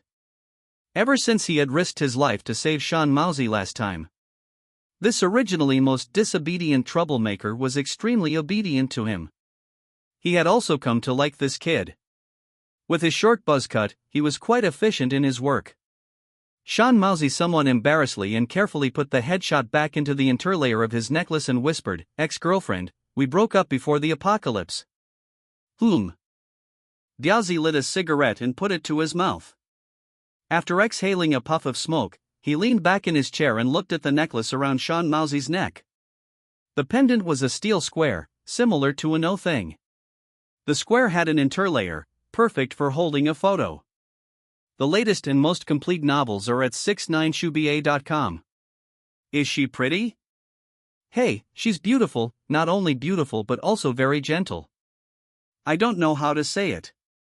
Before the apocalypse, I wasn't very successful, working in a container factory, but she never looked down on me. She said that life is about two people slowly getting better together, that we should phoneme alphabet equals IPAPH equals live/phoneme our own lives well, instead of envying others. If there's anything I regret most in my life, it's probably not taking her out for a steak before we broke up. She always wanted to go eat steak with me, saying she would treat me. I definitely couldn't let her treat me. Although that place was a bit more expensive, it wasn't like I couldn't afford it. It's just that I always felt a bit inferior inside, and I wasn't very brave enough to step into that kind of place. I was thinking that there would always be a chance to earn money in the future, but I didn't expect. The usually taciturn Shan Maozi suddenly seemed to have light in his eyes when he mentioned his ex-girlfriend, but it quickly dimmed again. After Diaozi was silent for a long time, he lowered his head, looked at the flickering cigarette butt in his hand, and whispered, "In the apocalypse, being beautiful isn't necessarily a good thing." Shan Maozi didn't reply, only looking out the window and gently stroking the steel no-thing in his arms for a long time before speaking. Being able to survive is a blessing. Why did you break up? She left without saying goodbye. A few months after the breakup, I heard from her friend that she was already married. She met him through a blind date. I saw a photo of that guy. He's pretty fat, maybe he's very rich. You don't hate her? I don't hate her. Sean Mousy shook his head. Everyone has the right to choose a better life. She's been with me for a long time. It's just that I didn't do what I promised her. At this time, old Zhu, who had been sitting silently on the side, couldn't help but interject. Brother, I have to remind you, according to what you said, you two had such a good relationship, and this girl doesn't seem like the kind who loves the rich and despises the poor. This plot twist is a bit like this girl contracted some terminal illness and, in order not to burden you, resolutely left without saying goodbye. Sean Mousy was slightly stunned. It can't be that cliché, right? It's possible. Old Zhu said with a serious face. You can assume, what if this girl really contracted some serious illness and needed a lot of money for treatment? What would you do after she told you? I would die with her. That's the thing. Old Zhu sighed. That girl probably knew your stubborn mule-like personality, that's why she left without saying goodbye. But if that's really the case, I think that girl definitely wouldn't be too far from you. Maybe she rented a house next to you and has been watching you. One is to see you a few more times before leaving this world. Two is also because she's afraid you'll do something stupid. Think about where you lived before you left Taiping City. If that girl is lucky, maybe she's still alive, hiding in some corner. Mountain Cat was stunned in place, then his eyes instantly turned red. He immediately knelt on the ground facing old Zhu, his voice a little panicked and hoarse. Chief Zhu, can you let Meng Yi take me to the factory near the outskirts of Taiping City to look around? She might really be waiting for me there. I can trade this life for it. If the train has any deadly missions in the future that need someone to complete, I'll be the first to go. Is that okay? Get up first. Old Zhu waved his hand, and after Biaozi helped Mountain Cat up, he was silent for a moment before speaking. I will find an opportunity to talk to Meng Yi about this matter, but the train's most important task right now is mining. Don't have too much hope for this matter. I can only say that I will find an opportunity to talk to Meng Yi about this matter. Okay. Mountain Cat stood up tremblingly and returned to his berth, burying his head in his chest, not knowing what he was thinking, but his body was trembling slightly. Sigh. Biaozi glanced at Mountain Cat and didn't say much. He just put the almost burnt-out cigarette butt between his fingers and extinguished it, sighing softly. He only had a father who was sick in bed. Other than that, he didn't have any worries. It's just that he hadn't thought about this matter for a long time. When the apocalypse first came, he was still thinking about saving his father. Later, he basically assumed in his heart that his father had already died. Everyone present had relatives, but in this apocalyptic environment, everyone tried their best not to think about such things. Those who are destined will meet in hell. Inside slave carriage number 7. Uncle Li felt the train running smoothly beneath him and breathed a sigh of relief. After looking at the dim light at the top of the carriage, he lowered his head with some regret and looked at the burnt-out cigarette butt in his hand. If I had known I wouldn't die, I wouldn't have smoked this cigarette. What a waste. Hey, Uncle Li, the young man next to him whispered. Uncle Li, are you so reluctant to smoke those 2 cigarettes that Meng Yi rewarded you? You're wrong. Uncle Li shook his head and said softly, I'm not addicted to cigarettes, it's just that this thing allows me to feel like I still have some connection with modern society, instead of being born as a slave.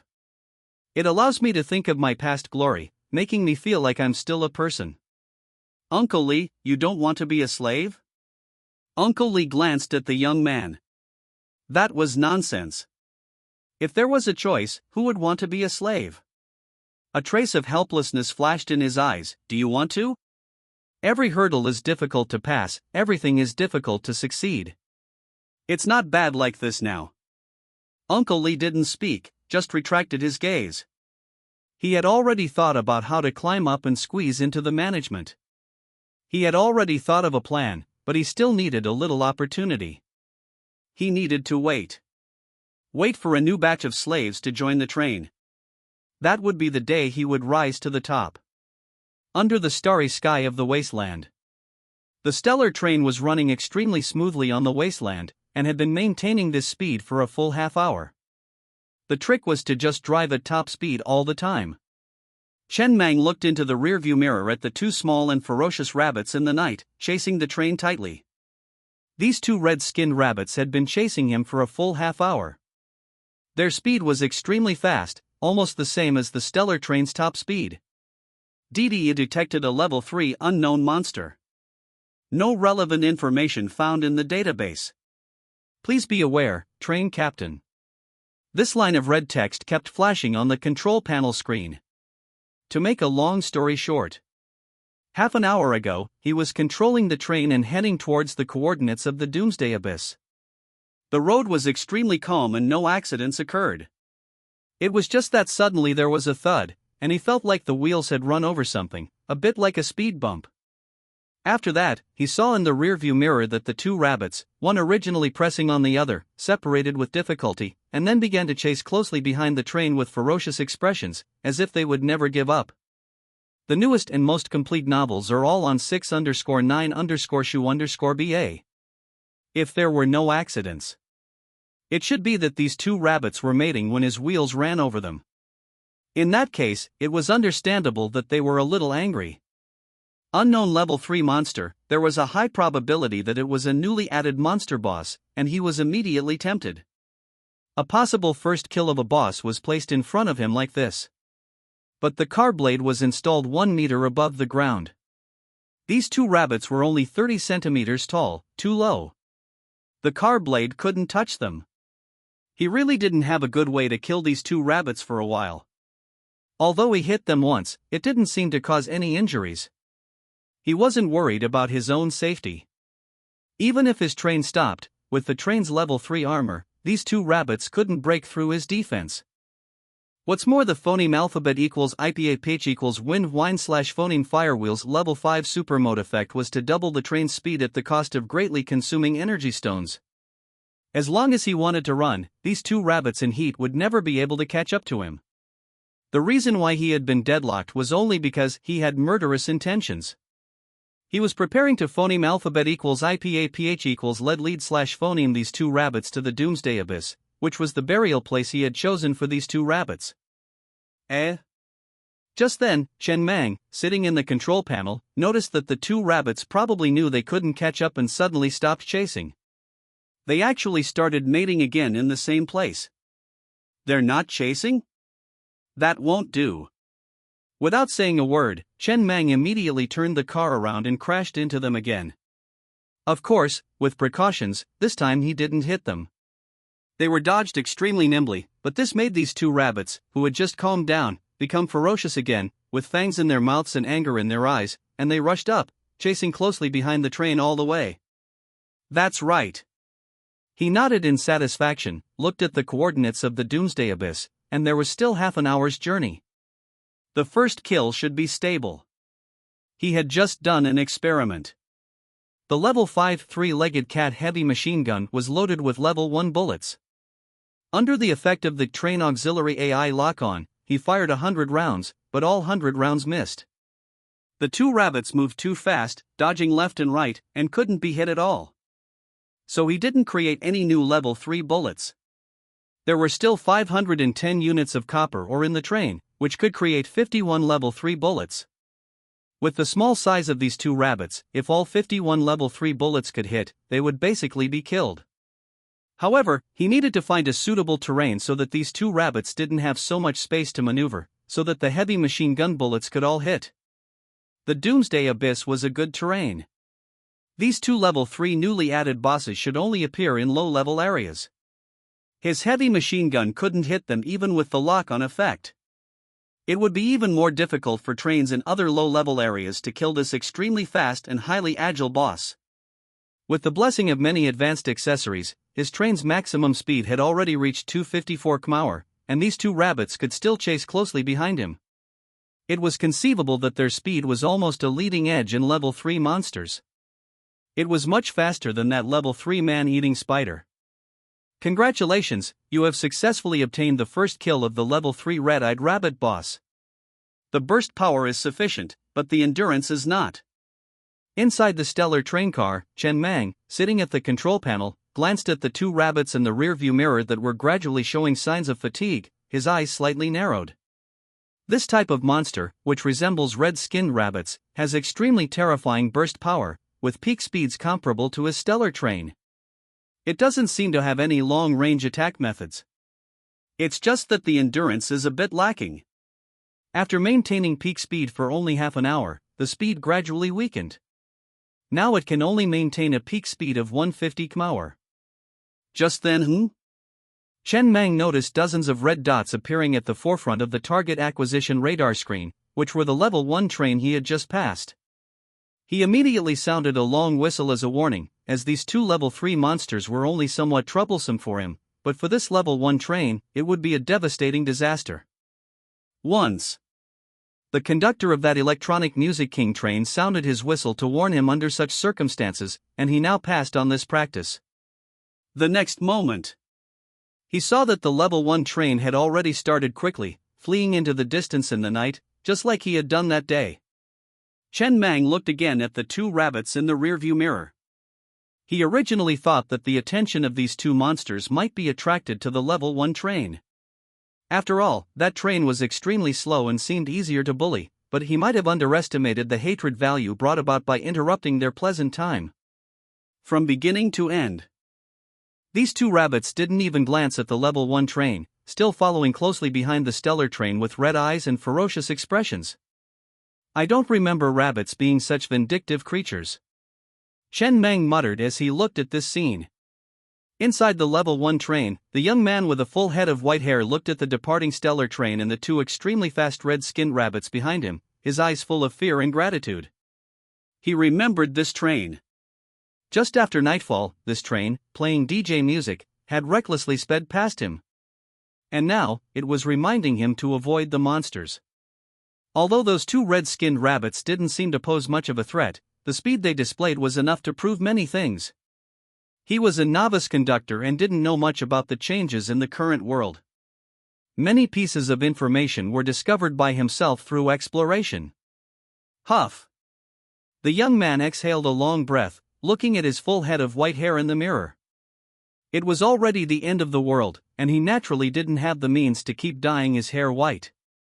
This white hair appeared overnight not long after the apocalypse, when communications were still open, after hearing the sounds of his parents being devoured by zombies breaking into their house during a phone call with them. A young man's hair turns white. There always has to be a death in the family. Finally here. At the control panel, Chen Mang looked at the approaching abyss of doomsday on the screen, deliberately slowing down to allow the two rabbits behind the train to get phoneme alphabet equals IPAPH equals clause close slash phoneme enough to create more blind spots.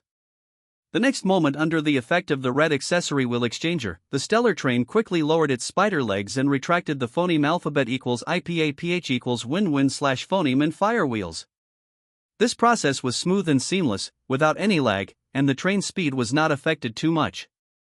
Immediately after, the mechanical legs at the front of the train suddenly began to change rapidly, and several spray nozzle-like structures appeared on the surface of the mechanical legs, spraying two thick strands of spider silk forward in the night. The spider silk, like a nimble snake, landed on both sides of the abyss of doomsday at an extremely fast speed and firmly stuck to the ground, like a ladder created out of thin air. The train's speed didn't decrease, and in a situation that defied the laws of physics, several mechanical legs quickly climbed onto the spider silk spanning the abyss of doomsday, its smoothness as natural as a real spider climbing spider silk. In the blink of an eye, it arrived above the abyss of doomsday. When the two rabbits behind saw this scene, although they were trying their best to stop themselves, they were moving too fast, and in the end, they freely fell towards the bottom of the abyss of doomsday with despair in their eyes. The abyss of doomsday is a full 6,000 meters deep. Few carbon-based creatures can fall from this height and survive, and even level 3 monsters can't do it. But it didn't end there. The level 5 three-legged cat heavy machine gun on the top of the stellar train locked onto the two rabbits in free fall almost immediately. After the train auxiliary AI instantly determined their falling trajectory, the gun began to roar, and flames splashed like fireworks in the night. Several bullets, like shooting stars, shot straight towards the two rabbits. Almost instantly. Bang, bang. The moment the gunshots rang out, Chen Mang had already seen the two rabbits explode into a bloody mist in the air, and the dropped items were instantly sucked into the carriage by the powerful magnet. Immediately after, several lines of scarlet text quickly appeared on the stellar train control panel screen. These lines of scarlet text flashed across the screen several times, but it didn't end there. Then, a line of text surrounded by a golden frame slowly scrolled across the top of the train screen, and there were ribbons of light blooming around the screen. At the same time, a voice also resounded in his mind. Or rather, resounded in the minds of every conductor in the teeming wasteland. That night, countless conductors were awakened by this voice. Teeming Wasteland Regional Broadcast, congratulations to the stellar train for successfully obtaining the first kill of the level 3 red-eyed rabbit boss, becoming the first train in all regions to kill a level 3 red-eyed rabbit. Huff. Inside the stellar train car, Chen Mang, sitting at the control panel, looked at the line of text flowing across the top of the screen, took a deep breath to calm his emotions, then lit a cigarette, brought it to his lips, and exhaled a long puff, unable to help but chuckle in the swirling smoke. He was very fortunate now. Fortunate that he named it Stellar that day, instead of something like fuck everything. The three-word stellar, appearing in the regional broadcast, felt very high-class and respectable. If it was fuck everything that appeared here, that would be embarrassing.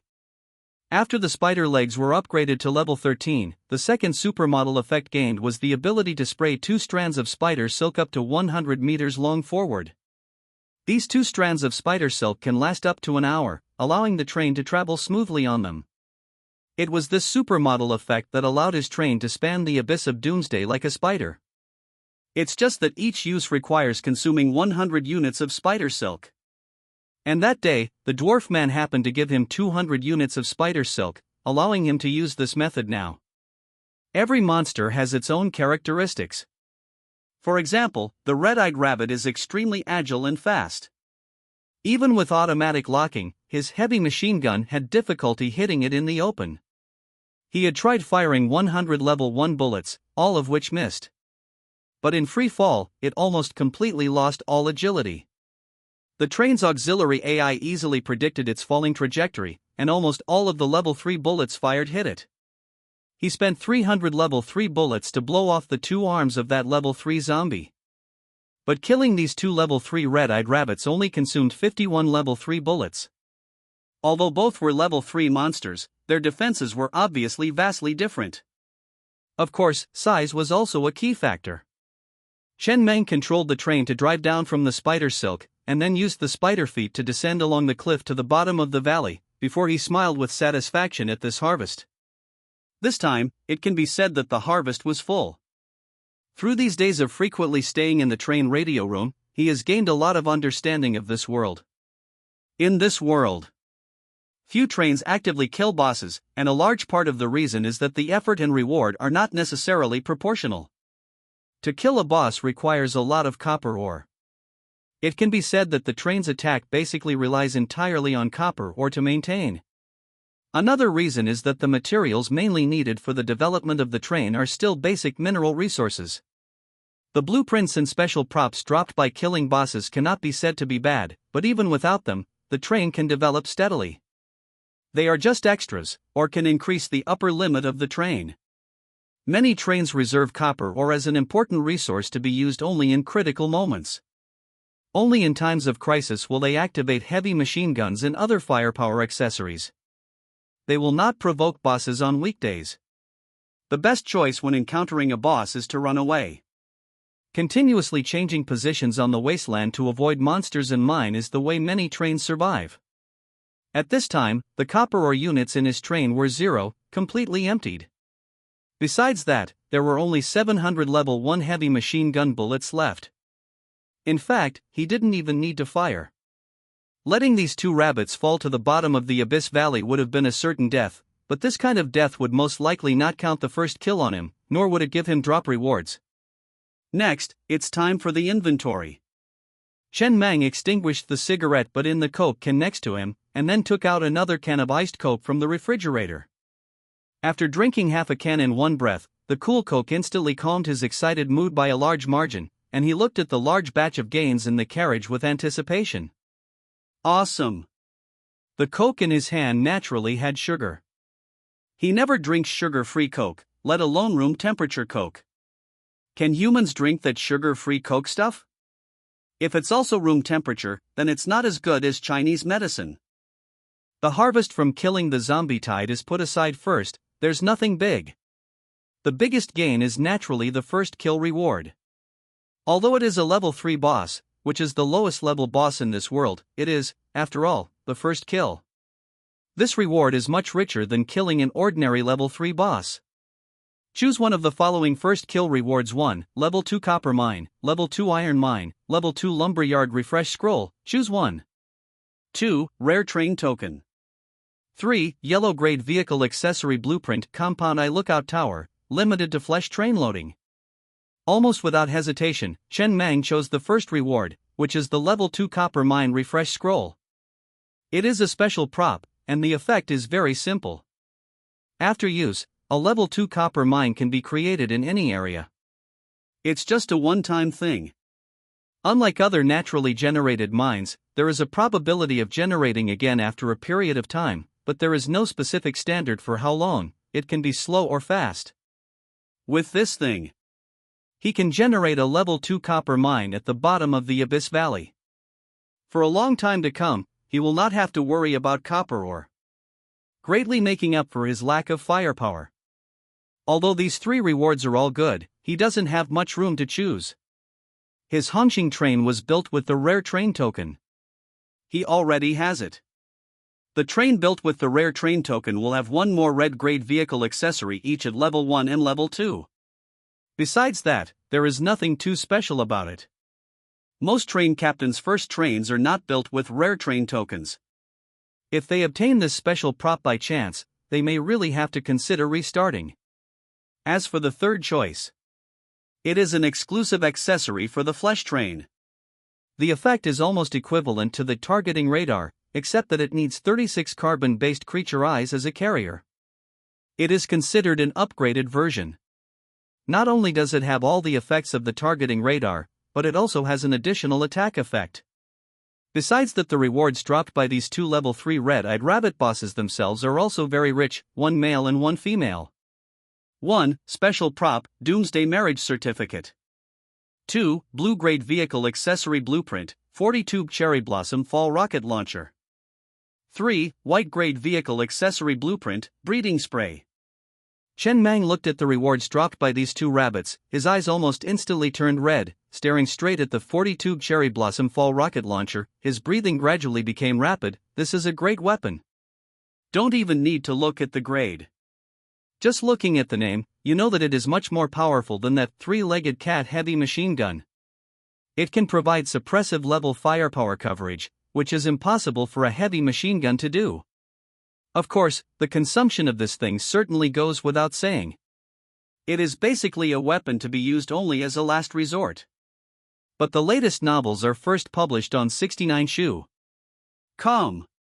Great weapons, you cannot use them, but you can't not have them. Just like a man over 25 years old, he cannot use sildenafil, but he can't not have sildenafil in his bedside table. Like the repeating bed crossbow, this accessory cannot be directly installed on the carriage. It needs to occupy a separate open-air carriage. An open-air carriage can install 4 40-tube cherry blossom fall rocket launchers. Huff. After a while, Chen Mang raised his head and looked through the skylight at the starry sky of the Abyss Valley, and couldn't help but grin. Good stuff, this is really good stuff. Even without ammunition, it is pleasing to the eye to just put it there. If the train is equipped with 4 of these things, which train on the teeming wasteland dares to have ideas about him? As for the remaining 2 rewards, perhaps because these 2 rabbits were crushed while they were enjoying themselves, the 2 special props that dropped are also related to pleasure. Breeding spray, white grade accessory. Can be installed separately in a carriage to put unawakened creatures in the carriage into estrus, and accelerate breeding and cub growth. A breeding carriage can be specially built to cultivate creatures such as chickens, pigs, cattle, and sheep. Doomsday Marriage Certificate. Chen Mang weighed the 2 red booklets in his hand a few times, and frowned slightly. This thing is really a good thing. It will be of great help to the train after it is upgraded to level 3 in the future, but the triggering conditions are also very difficult. You need to find a pair of lovers who truly love each other, let them join the train and hold a wedding for them. But if finding a pair of lovers who truly love each other in the doomsday is an extremely harsh condition. Talking about true love in the doomsday? Isn't that bullshit? No matter how real the feelings are, they will be scattered in the doomsday, just like he never asks Lao Zhu if he is really loyal to him. Being able to be used by oneself is loyalty. Not being able to be used by oneself is disloyalty. As long as everything can be used by oneself, then it is one's own. There is no need to think about whether it is really owned by oneself, or whether the other party is sincere. Women and everything are the same. It's fine if it can be used. The Teeling Wasteland is a low-level area, capable of accommodating trains up to level 3. The highest level monsters that can appear are also level 3. When a fully equipped level 3 train is ready to advance to level 4, it needs to move to a higher level area and begin preparing for a job change. There are 2 job change directions: mechanical train, flesh train. The changes that occur each time a train levels up are not just an increase in the train's base speed and the ability to craft more parts, but also the addition of 1 or more new functions with each level. For example, the new function when leveling up to a level 2 train is personalized customization. And the new function that appears when leveling up to a level 3 train is legacy value. Legacy value is something only level 3 trains possess. Having a sufficiently high legacy value can phoneme alphabet equals IPAPH equals lead slash phoneme to more opportunities in high-level areas. For example, a reclusive black market merchant might stop your train to offer rare goods, or you might be able to enter black markets that require a certain legacy value. Taking in a child under 12 years old on the train grants +1 legacy value. Having a couple on the train who have signed a contract with a doomsday marriage certificate grants +100 legacy value. The birth of a newborn among the passengers on the train grants +1 legacy value. Etc. Legacy value, as the name suggests. Whether it's taking in children or the birth of newborns, these passengers essentially can't contribute any strength to the train and will continuously consume the train's resources. And legacy value is the corresponding compensation given. It's a small reward for those ascetics who are still willing to consider the inheritance of civilization in the apocalypse. The reward isn't too generous. If the reward were too great, childbirth would become a business. And the special item Doomsday Marriage Certificate, if a suitable couple can be found on the train, will increase the train's legacy value by a full 100 points. He has no concept of legacy value, but he has a concept of taking in 100 children. 100 legacy value is definitely not a small number. It's just. Chen Mang shook his head regretfully and put the Doomsday Marriage Certificate into the drawer next to the control panel. It won't be needed for the time being. There isn't a couple on the stellar train right now, let alone a couple truly in love. Besides, the train hasn't been upgraded to level 3 yet, so legacy value isn't needed for the time being. Phoneme alphabet equals IPAPH equals or either slash phoneme. We'll talk about it later. After taking stock of the items dropped by the red-eyed rabbit itself and the rewards for the first boss kill, Chen Mang looked at the remaining rewards. The level 3 boss, the Zombie King, not only dropped a white-grade vehicle part blueprint, repeating ballista. It also dropped a reward. Handheld zombie perception blocker. It's this thing again. If he hadn't given one of these blockers to the train captain of the bloodthirsty Mad Bull train during the last trade, he would have 3 of these things now. This thing is only useful in special situations. Most of the time, its effect is actually very limited. After all, there aren't just zombies on the wasteland, and it can only block the perception of level 1 zombies, but having it is better than not having it. He threw it into the drawer next to him along with the Doomsday Marriage Certificate. The final harvest was the loot dropped from killing the zombie horde. The quantity is really quite a lot. There are several hundred items. 928 units of level 1 zombie meat. 23 units of level 2 zombie meat. Yes, killing zombies only dropped these things, all of which are zombie meat. It seems that this is also a special resource, similar to spider silk. Other than that, nothing else was dropped. Nor were there any blueprints for parts that could use the special resource zombie meat. He looked at the repeating ballista white part, and the resources required weren't zombie meat. He doesn't know what these resources are used for yet. He threw them all into a corner of the refrigerator in one go. There were really too many of them, taking up a bit of space, and they looked a bit bloody and disgusting, so putting them in the refrigerator was just right. Not only is the space large, but it's also absolutely fresh, and even the smell is locked in. The smell won't come out of the refrigerator, nor will it affect his iced cola. Very good. Thus the harvest from this night trip has been fully inventoried, and it can be said to be a full harvest. He is very satisfied with this. Killing monsters is ultimately not the mainstream development method in this world. Except for flesh trains. For mechanical trains to develop, the most important resource is actually only one, and that is iron ore. The status of other resources is not as good as iron ore. Even if his train can now slaughter the zombie horde at will, all he can get is more zombie meat. Slaughtering the zombie horde does not obtain important resources like iron ore. The newest and most complete novels are available at 69.com. Mining is the main way to develop. When facing monsters, avoiding them is the best way. Sleep. Chen Mang got up from the control panel, stretched his long waist, and moved his body before walking to the bed and falling down. It was already late, and he was very tired, so he decided to sleep first and deal with the remaining things tomorrow. In a daze, he dreamed again. This time, he dreamed that his train had hundreds of carriages, including 100 open-air carriages, each of which was equipped with 4 40-tube cherry blossom fall rocket launchers. The train was located on the wasteland, and hundreds of thousands of monsters surrounded the train, roaring and launching an attack. Dark clouds covered the sun, and even the ground was trembling because of it. But he just sneered and waved his hand. Countless rockets carrying orange-red tail flames instantly covered the entire sky. The ear-piercing sound of breaking through the air that sounded at the same time resounded throughout the entire sky. When countless rockets fell into the monster, the sky was filled with fire, rising into the air along with the dark clouds, like a god's anger sweeping through the world. When the dark clouds dissipated, everywhere you look, there are ruins. And the powerful magnet inlaid on the front of his train, which he had already upgraded to level 100, was emitting a strong white light, quickly sucking the items dropped after the monsters died into the carriage. Just then, he faintly heard an inappropriate voice in his ear. "Brothers, get ready, we're going mining." Mining takes some effort, mining requires hard work. Hey ho. I'm going to shout 1, mining requires focus. Yo hey. I'm going to shout 2, mining requires everyone to work together.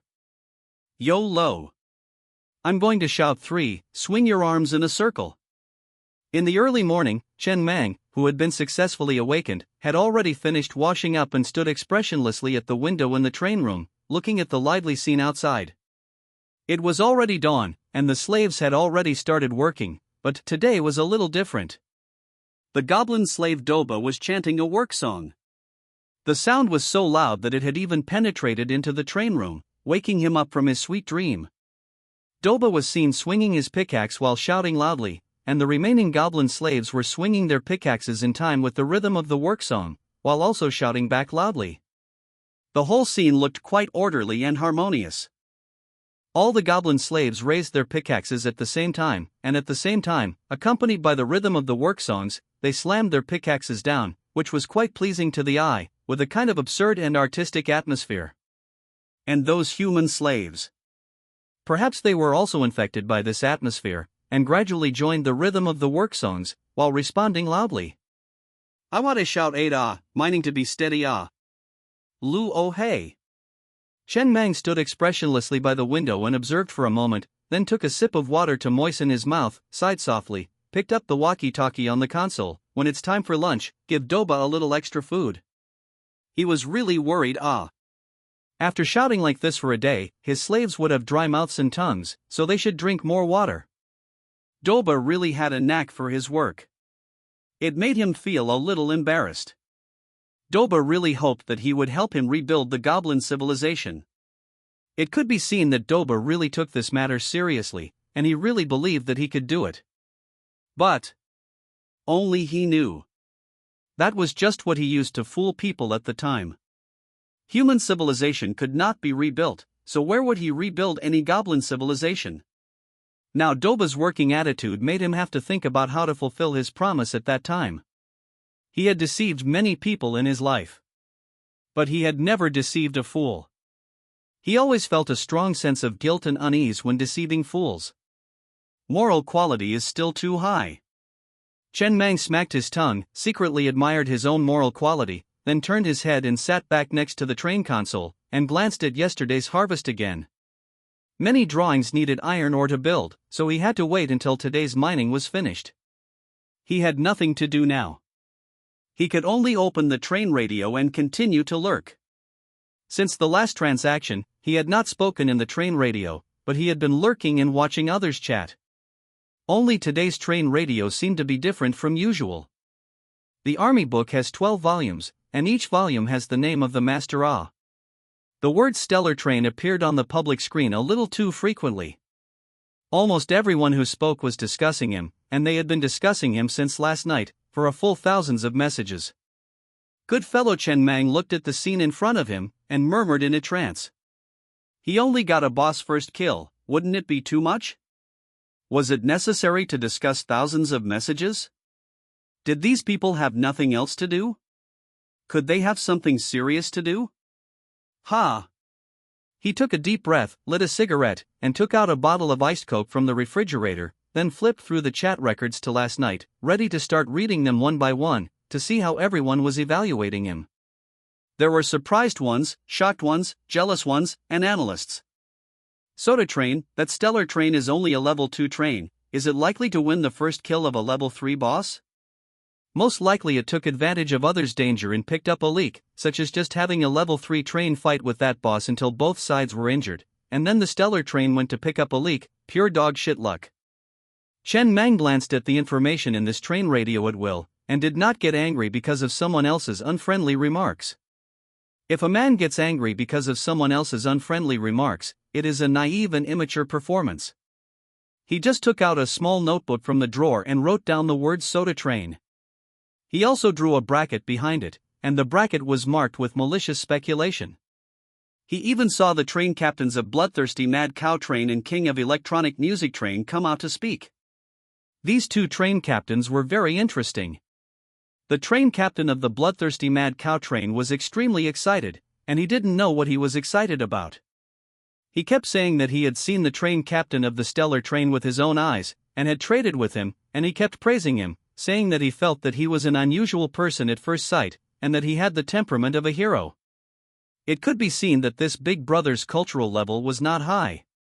All the words he used to praise people in his life were used, and he had used them back and forth several times.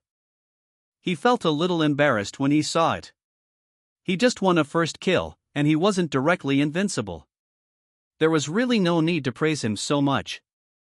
But Chen Mang put out the cigarette butt in the Coke can, and once again began to record calmly in the notebook.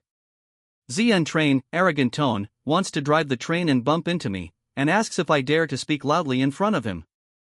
There was a chance. Before going to the advanced area, he would definitely drive the train to find this Zian train to bump into it.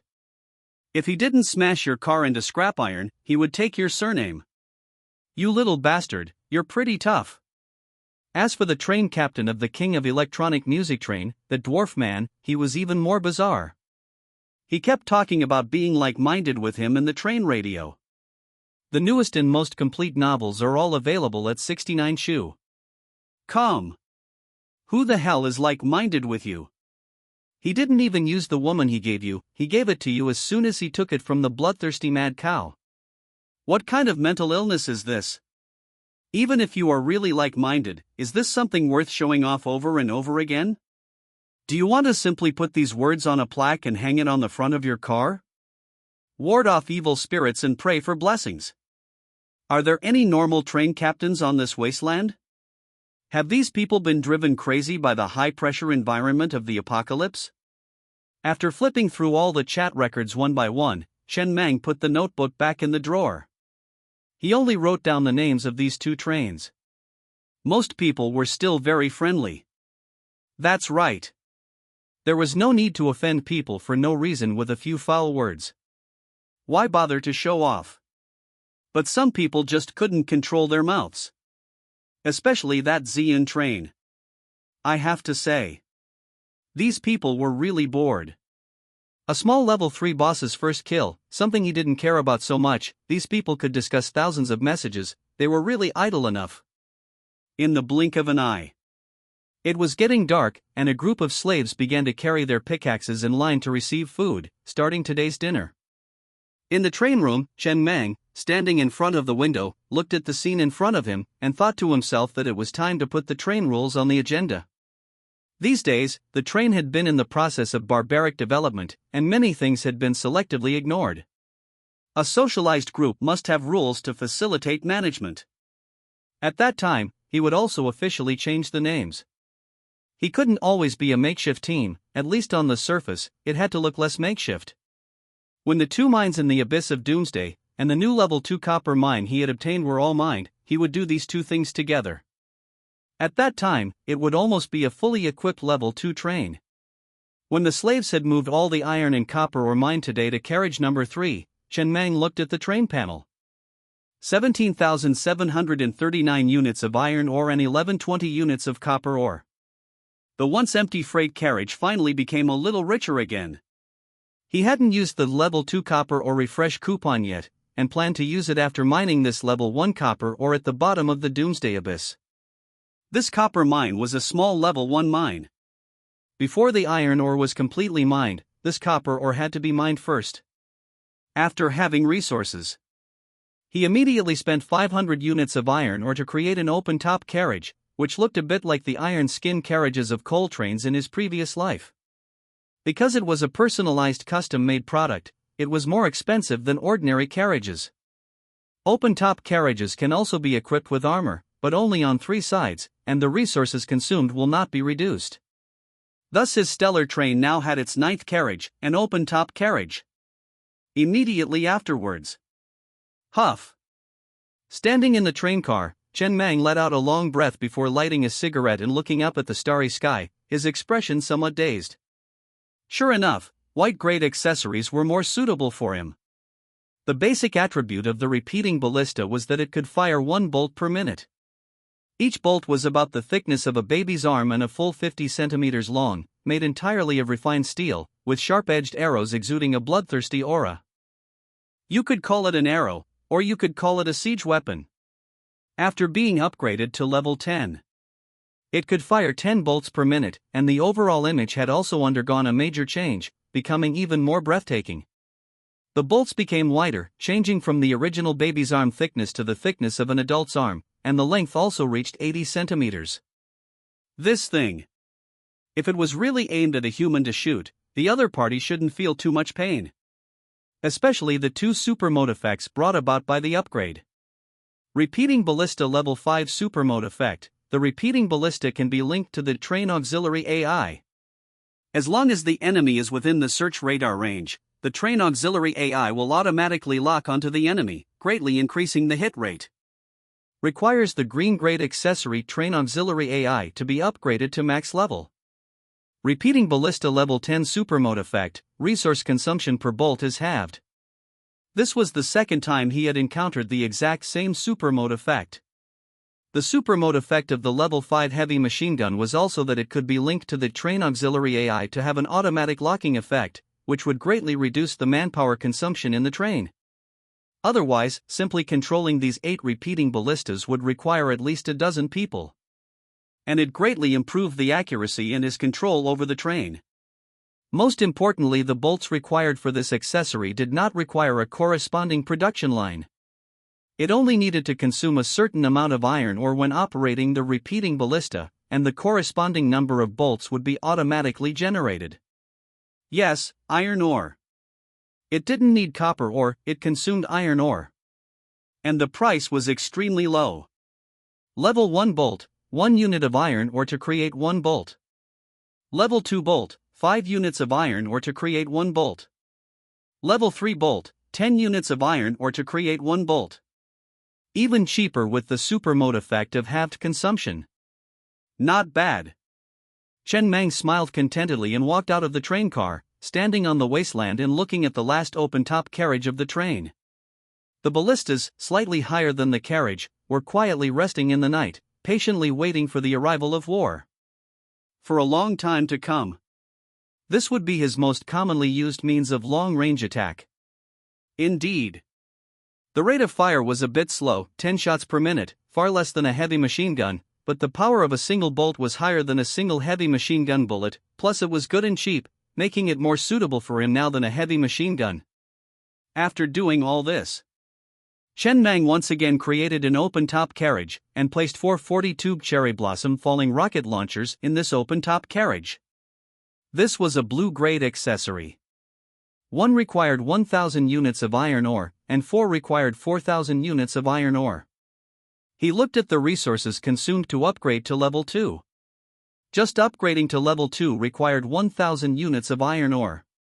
The rate of fire was quite fast, 1 volley was 40 rockets, and 40 rockets would be fired in 1 second. The latest novels are first published on 69 Shu. It also didn't need a corresponding rocket production line, it could directly consume resources. It was just that the price was much more expensive than heavy machine gun bullets. Level 1 rocket, 10 units of copper ore to create 1 rocket. Level 2 rocket, 50 units of copper ore to create 1 rocket. Level 3 rocket, 100 units of copper ore to create 1 rocket. A full 10 times more expensive. If all 4 cherry blossom falling rocket launchers were equipped with level 3 rockets and fired a volley together, 1 volley would require 16,000 units of copper ore, enough to deplete a level 1 copper mine.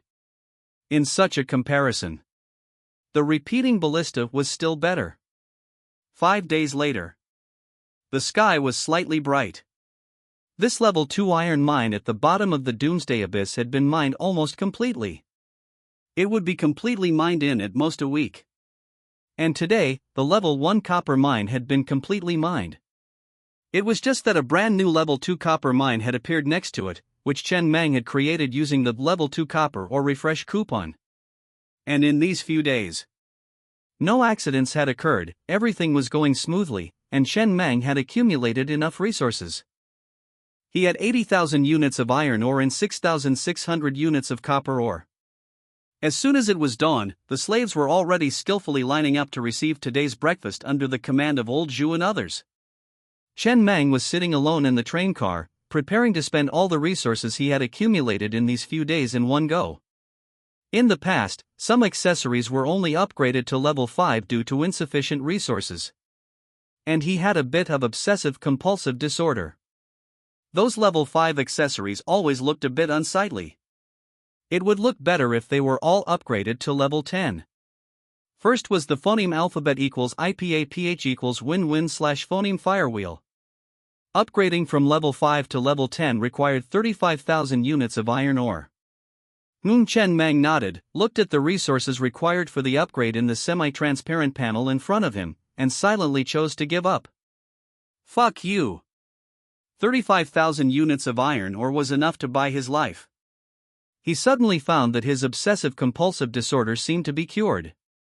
This level 5 phoneme alphabet equals IPAPH equals win-win/phoneme firewheel looked quite pleasing to the eye. Among the accessories that can be crafted for a level 2 train, armor and Hot Wheels are arguably the most expensive. Hot Wheels are still manageable, upgrading from level 1 to level 2 requires 1,000 units of iron ore, and each subsequent upgrade consumes an additional 1,000 units of iron ore. Armor, that damn thing, he didn't even want to mention it. Upgrading from level 1 to level 2 requires 5,000 units of iron ore, and upgrading from level 2 to level 3 requires 10,000 units of iron ore. Before finding level 4 iron ore, he never even considered level 10 armor. Level 5 Hot Wheels are good enough for now. He's already quite fast, and there's no need to be faster. After glancing over the Hot Wheels accessory, Chen Mang looked at the other accessories.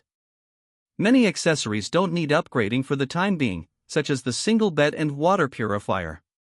He wanted to focus on defense and attack first. After thinking for a while, he consumed 4,400 units of copper ore to upgrade the generator to level 10. He also consumed 540 units of copper ore to upgrade the circuit system to level 10. Both of these accessories are made of copper ore, so naturally, copper ore is needed to upgrade them.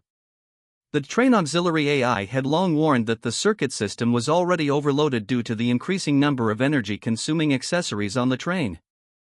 These two accessories are crucial for maintaining the train's operation and should have been upgraded long ago.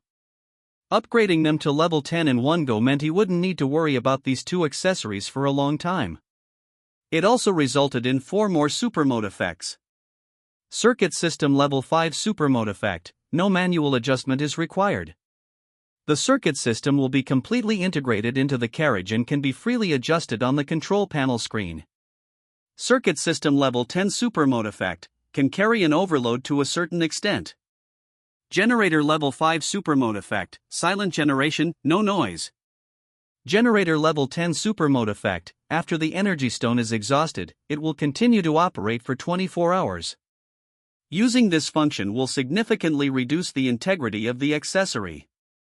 Chen Mang glanced at these 4 super mode effects, pursed his lips, and didn't say much. Basically, they were useless.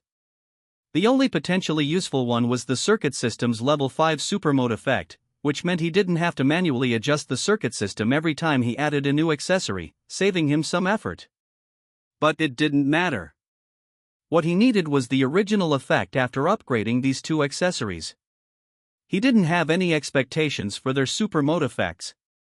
It was difficult for this type of accessory to have any super mode effects that were of great use. Then, he consumed 30,800 units of iron ore to upgrade the remaining 7 repeating crossbows to level 10. He also consumed 44,000 units of iron ore to upgrade the targeting radar to level 10 in one go, bringing its detection range to a radius of 10,000 meters. This range. Even if there were radar evading accessories, if their level wasn't as high as his, they would be useless. In this low-level area, he didn't believe any train could have accessories of such a high level. It also resulted in 2 more super mode effects. Targeting radar level 5 super mode effect, if a boss appears within range, the skills possessed by the boss will be clearly displayed on the control panel screen. Targeting radar level 10 super mode effect, if a train appears within range, the accessories it possesses and their levels will be clearly displayed on the control panel screen.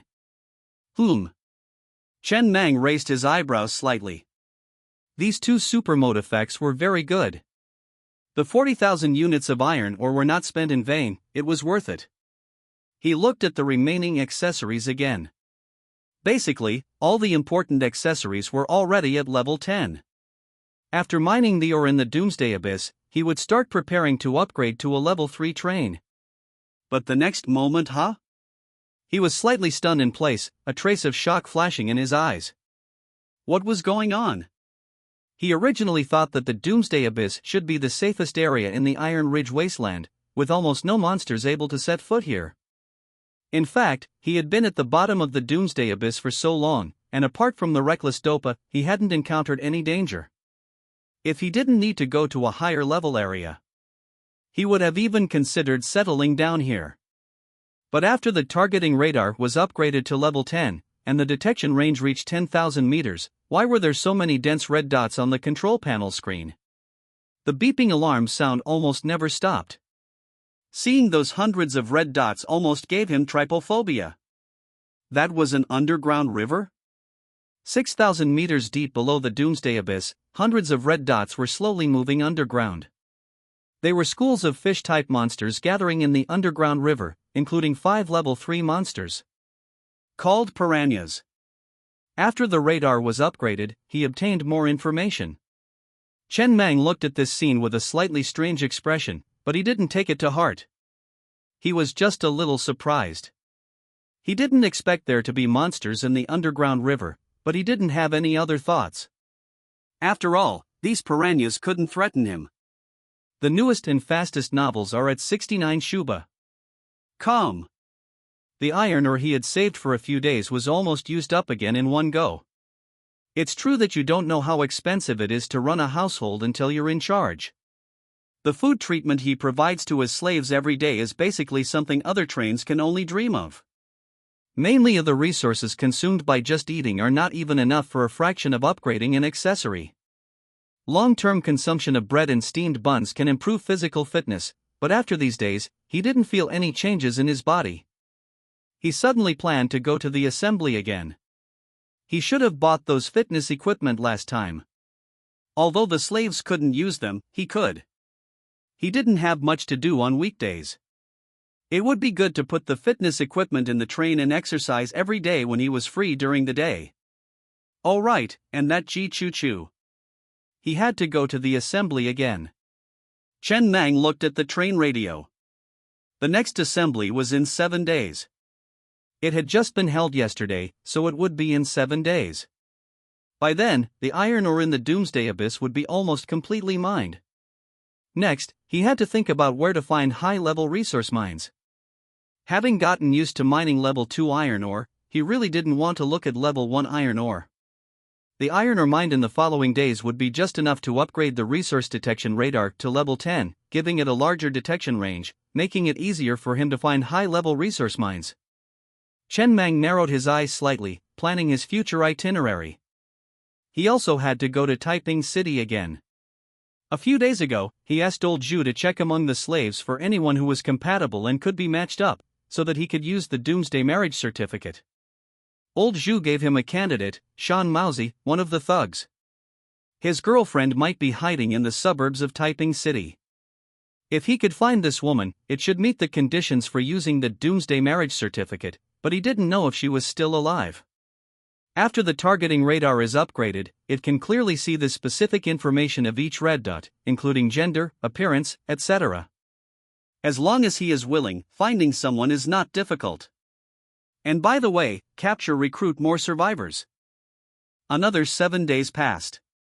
The level 2 iron mine at the bottom of the Doomsday Abyss had been completely mined out with extra shifts, resulting in a total of 110,000 units of iron ore. All the slaves were now mining the level 2 copper mine. Once this copper mine was also mined, it would be time to officially leave the Doomsday Abyss.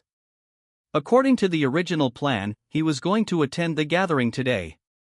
But there was an unexpected situation, and today's gathering was temporarily cancelled. Starting last night, dozens of tornadoes had been roaring and advancing recklessly across the wasteland, and any trains or monsters that were caught in them were thrown high into the air and then left to free fall. On the wasteland. At this moment, many trains were racing against death, dodging the tornado attacks, and even a group of monsters were running wildly. The Doomsday Abyss was safe, and the tornadoes couldn't affect it. Never mind. Chen Mang shook his head and didn't think much about it. If he couldn't attend this gathering, he would just wait for the next one. There was no rush for these few days.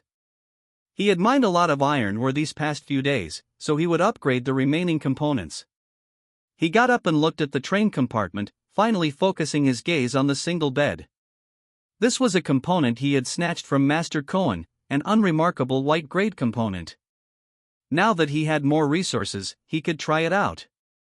He wondered what supermodel effects he would get if he upgraded the single bed to level 10. No sooner said than done. After consuming 4,400 units of iron ore, he obtained a level 10 single bed. The upgrade effect was to increase comfort. It changed from a hardboard bed to a soft mattress, and the softness could be adjusted. As for the supermodel effects, single bed level 5 supermodel effect, pillows and 3-piece sets can be chosen at will, such as buckwheat pillows, silicone pillows, jade pillows, etc. Single bed level 10 supermodel effect, obtain higher sleep quality and prolong life. Chen Mang looked at the level 10 supermodel effect of the single bed, his body slightly stiffening in place. Prolonging life? Was it a bit too exaggerated for a white-grade component? He had heard of single beds that prolonged life more than once. In his previous life, many unscrupulous merchants were selling this kind of thing. But this was the first time he had encountered one that actually worked. However, he quickly calmed down. In the apocalypse, prolonging life was a pseudo-proposition. Who died in the apocalypse because their lifespan had ended? But even so, he was still very satisfied. It was better to have it than not. Moreover, the single bed was only level 10. He could continue to upgrade it infinitely. At level 20, he could get a third supermodel effect. If he had enough resources in the future, could he upgrade this component to level 100? Or even level 1000? Was it possible to obtain the effect of immortality? The path to immortality was in this bed. Very good. Chen Mang smiled contentedly and looked at the next component, the pure water filter. It was called a pure water filter, but after he upgraded this component to level 2, it no longer needed to be filtered. A slice of bread could be used to make a bottle of mineral water. After consuming 4,300 units of iron ore to upgrade the component to level 10, he obtained new supermodel effects. Each upgrade of this component did not strengthen it in any way and remained the same as before. The only changes were the supermodel effects after the upgrade. Chen Mang raised his eyebrows slightly. Not bad. When paired with bread slices, continuous use for a few months, combined with high-intensity work, should still greatly improve the physical fitness of his slaves. Then he spent 500 units of iron ore to upgrade the crafting table to level 2. It could create level 2 energy stones. 5,000 iron ore per piece. The effect was 10 times the original, which was equivalent to 10 level 1 energy stones, except that it eliminated the process of replacing them. The train's components were gradually increasing, and the energy consumption was also increasing. This thing was more practical and durable. This component was enough at level 2. He wouldn't need higher level energy stones for a long time, and even level 2 energy stones were definitely overflowing. Normally speaking, no level 2 train would use level 2 energy stones. Where would you get so many energy-consuming components for you to use? He also consumed 9,000 units of iron ore to upgrade the remaining 3 heavy machine guns to level 5. Then he consumed 32,000 units of iron ore to upgrade the newly added 2 open-air carriages to level 3 armor. At this point, a super fully equipped level 2 train was basically completed. By this time, it was already bright, and the slaves had long been carrying pickaxes to the nearby copper mine to start their work for the day, while Chen Mang walked out of the train to a nearby place and looked at the train in front of him. His mood was quite cheerful. A total of 10 carriages. The latest novels are first published on 69 Shu. The first 3 carriages were loaded with production lines, resources, generators, and some heavy machinery products. The middle 5 carriages were the living carriages for the slaves and thugs. The rear 2 carriages were the newly added firepower carriages. The 9th carriage was equipped with 8 repeating crossbows, and the 10th carriage was equipped with 4 40-tube cherry blossom rocket launchers. These 2 carriages would provide ample fire support. The constellation train was lying there quietly, like a giant dragon in slumber. Chen Mang gently raised his staff. In the next moment, all the crossbows, heavy machine guns, rocket launchers, etc., turned their directions in unison and aimed at the distance. He had absolute control over this train, like his 5th limb, and there was no sense of unfamiliarity when using it. At this time, on the regional leaderboard, the constellation's rating and ranking had greatly improved. Chen Mang was in the train compartment, looking at the constellation's rating on the regional leaderboard. Iron Ridge Wasteland Power Value Leaderboard. Rank 1, Survival, Level 3 Train, Power Value 3010. Rank 2, Ziyun, Level 3 Train, Power Value 2689. Rank 3, Constellation, Level 2 Train, Power Value 2414. Rank 4, Black Tortoise, Level 3 Train, Power Value 2312. Rank 5, Yes. After these few days of development, the Constellation train had successfully reached 3rd place on the regional leaderboard, sandwiched between a group of level 3 trains, which was quite eye-catching. The main reason was that the combined level of all his components was a full 169 levels. Each level was 10 points, and the component levels alone brought him 1690 points. Normally speaking, the total level of all components of a fully equipped level 2 train was probably in the early 40s. After all, to upgrade to a level 3 train, there was a condition that the sum of all component levels had to exceed 40 levels. And he directly 169 levels. He had long exceeded this standard. Any one of his refrigerators was level 10. This requirement of 40 levels in total was like child's play to him. In reality, currently, among those at the top of the regional ranking, he is the only one whose power is entirely built up by equipment level. Most others rely on the number of slaves and the basic power bonus of a level 3 train. Another 7 days passed. That level 2 copper mine was also completely mined. With over 200 slaves working overtime, it yielded a total of 140,000 units of copper ore. All of this copper ore was stored in a specially built level 10 refrigerator. Considered a strategic reserve resource. With this batch of copper ore, even if ballistic and chariot blades couldn't handle certain threats, he could rely on rocket launchers and heavy machine guns for area denial. However, such situations are unlikely to occur. In the Iron Ridge wasteland area, there shouldn't be anything that can pose a threat to him. The train currently holds 60,000 units of iron ore and 140,000 units of copper ore.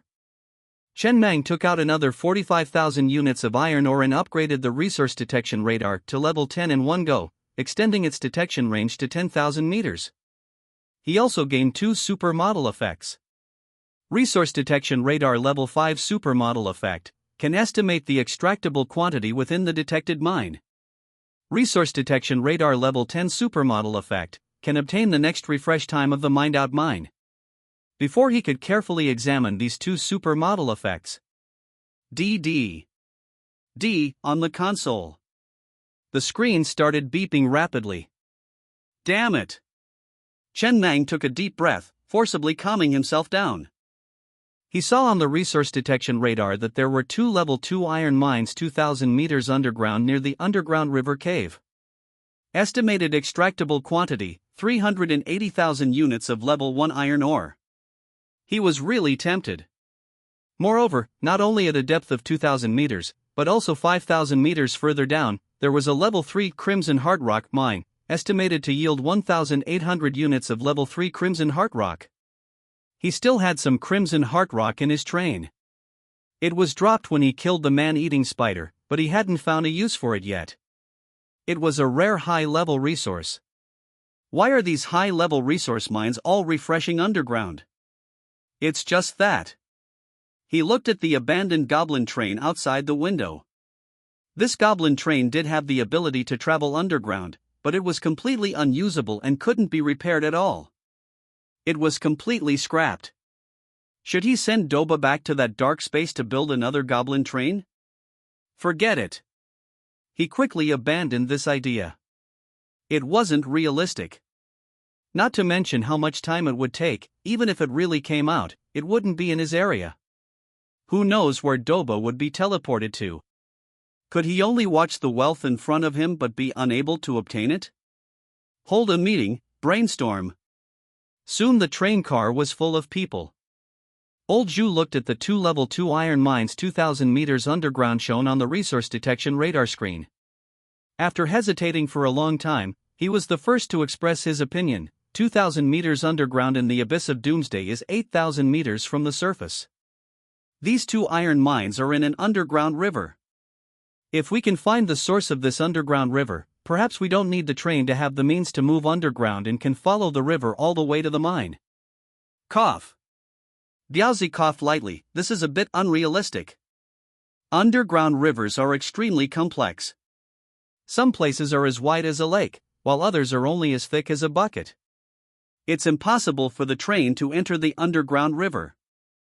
This is simply a fantasy. Even if the underground river channel is extremely flat, the train doesn't have the ability to move in water. Chen Mang glanced at everyone. Seeing that they hadn't come up with a useful idea after discussing for a long time, he immediately waved his hand and said, "Bring Doba to me." Drill underground? Doba, with his green skin, stood in the train head, frowning and tiptoeing to look at the abandoned goblin train outside the window. My original goblin train could, but the drill white grade component is a buildable component that comes with the goblin train. I really don't know where to get this component. Moreover, wait, I remember now. Killing a monster called Pandolin has a chance to obtain this component blueprint. However, these monsters usually phoneme alphabet equals IPAPH equals live/phoneme in groups in the mountains. We don't seem to have any mountains here. Old Zhu and Diaozi exchanged glances, both seeing the anxiety in each other's eyes.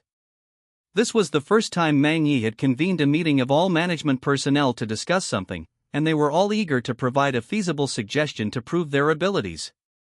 It's just that this matter was a bit too tricky, and they couldn't think of a solution. Especially old Zhu, who was almost going crazy at this time.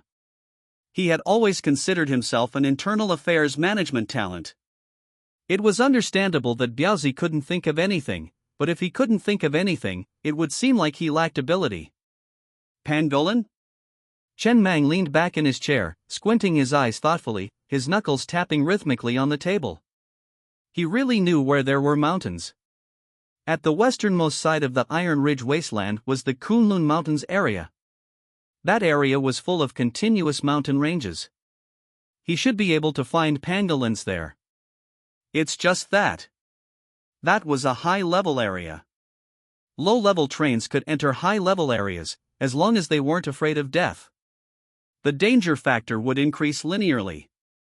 His stellar train could basically move unhindered in the Iron Ridge wasteland, but if he went to the Kunlun Mountains, level 3 monsters might be everywhere, and even higher-level monsters would exist.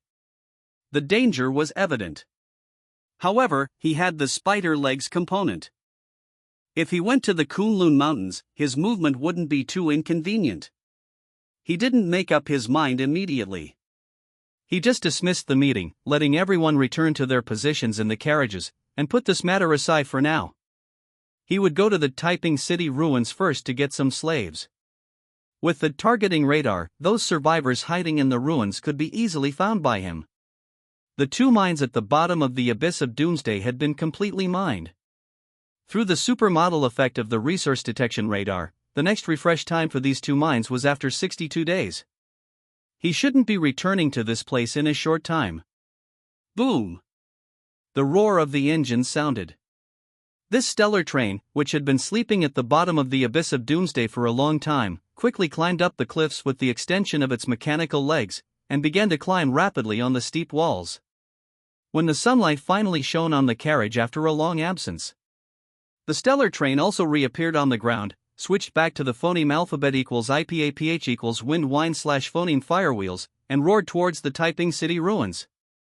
An hour later, Chen Mang took a deep breath, his eyes staring straight at the distant wasteland.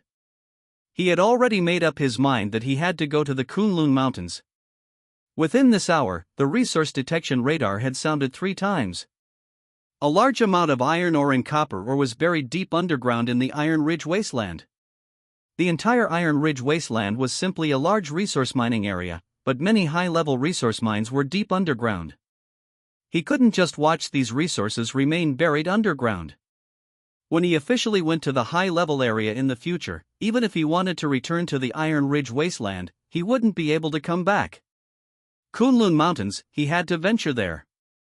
On the Iron Ridge wasteland, the stellar train sped towards Taiping City amidst a thunderous roar. About 3 hours later, the skyline of the Taiping City ruins finally came into view on the wasteland.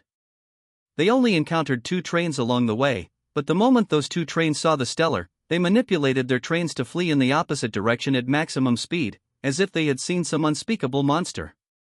The stellar slowly reduced its speed, bringing the train to a steady halt beside the container factory at the edge of the Taiping City ruins. At the same time, the targeting radar, which had been running continuously, quickly projected detailed information about all creatures within 10,000 meters onto the control panel screen. Chen Mang frowned slightly, looking at the scattered red dots on the screen. There were fewer survivors in the Taiping City ruins than he had imagined. The screen showed only 100 or so, distributed in 2 areas. Could it be because this place was in the suburbs?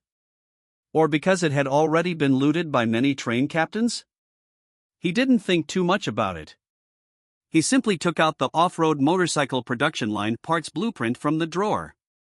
This blueprint, obtained when he killed the goblin merchant, finally had a use. Manufacturing the parts required 1,000 units of iron ore. Inside the number 2 production line carriage, a larger lathe was quickly added, taking up a position near the edge. Producing 1 off-road motorcycle required consuming 500 units of iron ore. The fastest speed of the off-road motorcycle could reach 180 km per hour, a speed that even exceeded some level 1 trains. Not too slow. It was just that each off-road motorcycle needed to be inlaid with a level 1 energy stone. Fortunately, the price of energy stones wasn't too expensive. A level 1 energy stone only cost 500 units of iron ore and could be used continuously for over 100 days. Basically, even when the motorcycle was scrapped, the inlaid energy stone wouldn't be exhausted. He created 10 off-road motorcycles in one go, and also created 10 energy stones, costing him a total of 11,000 units of iron ore. The level 5 supermodel effect of the train auxiliary AI, the cluster thinking, could link the thoughts of up to 20 people to the control panel, allowing for seamless real-time communication, with a maximum range of 10,000 meters. It just so happened to match the range of the targeting radar. He could sit in the train, monitoring the information on the targeting radar in real time and directing operations quickly. When the iron sheet on one side of the number 2 production line carriage slammed heavily onto the ground. Boom! 10 thugs, carrying Tinglong assault rifles, straddled the off-road motorcycles and leaped out of the train with a twist of the throttle, then shot towards the depths of the city. The roads within the city ruins were basically piled up with various abandoned vehicles overgrown with weeds. Only off-road motorcycles could barely move forward by threading the needle, which could speed up the search progress. Turn right at the intersection ahead. He had been a train captain a few times, and he basically knew what kind of configuration level 1 and 2 trains could have, but Boss Mang's level 2 train had completely exceeded his imagination, as if Boss Mang's train token was completely different from the train token he had obtained in the first place. Not to mention anything else. He had never seen a targeting radar with a range of 10,000 meters. Logically speaking, the targeting radar could only be upgraded to level 3 at most, and the range of the targeting radar should be only 3,000 meters at most. The anomalies of various accessories these days made him feel that Boss Mang had a few too many secrets. This was his second time performing an external mission. This time, the mission was to search for survivors. The next moment we're here. 38 survivors are hiding in this container factory in front of us. Coming back to his senses, Diaozi looked at the container factory in front of him. Hundreds of stacked containers were piled up on the open space, looking like sections of carriages. This was indeed a good place to hide. As long as they hid in the container in the very center, and then closed the surrounding containers from the inside, it would be equivalent to having nearly 100 doors, and the smell would be difficult to leak out. It was indeed not easy to be found by zombies or zombie wolves wandering in the city ruins. Move out. Diaozi jumped off the off-road motorcycle, took out the pickaxe tied to the back seat of the motorcycle, weighed it in his hand, and then walked straight to the first container, smashing it hard at the lock. After a few strokes of brute force, the container iron buckle was successfully smashed, and the iron door was kicked open. There was not a single survivor inside, only dust all over the ground covered with footprints, and at the end of the container was another container. The latest novels are available at 6.9 Bookbar first. Just like that, 3 people vigilantly held guns, while the other 7 wielded pickaxes and began to break into doors continuously, taking the shortest phoneme alphabet equals IPAPH equals rut / phoneme to the container in the very center where the survivors were hiding. Bang! When the last container door was also kicked open, Diaozi almost immediately withdrew, because in the darkness, without a flashlight, Boss Mang's command was his only source of information. Immediately afterwards, without any hesitation, he quickly grabbed the Tinglong assault rifle that had been slung across his back, held it in his hand, turned on the safety and immediately aimed at the few black shadows that were pouncing at him from the darkness and pulled the trigger. 222. The muffled gunshots rang out in the darkness, and the sound of bullets entering flesh was almost completely covered up by the screams.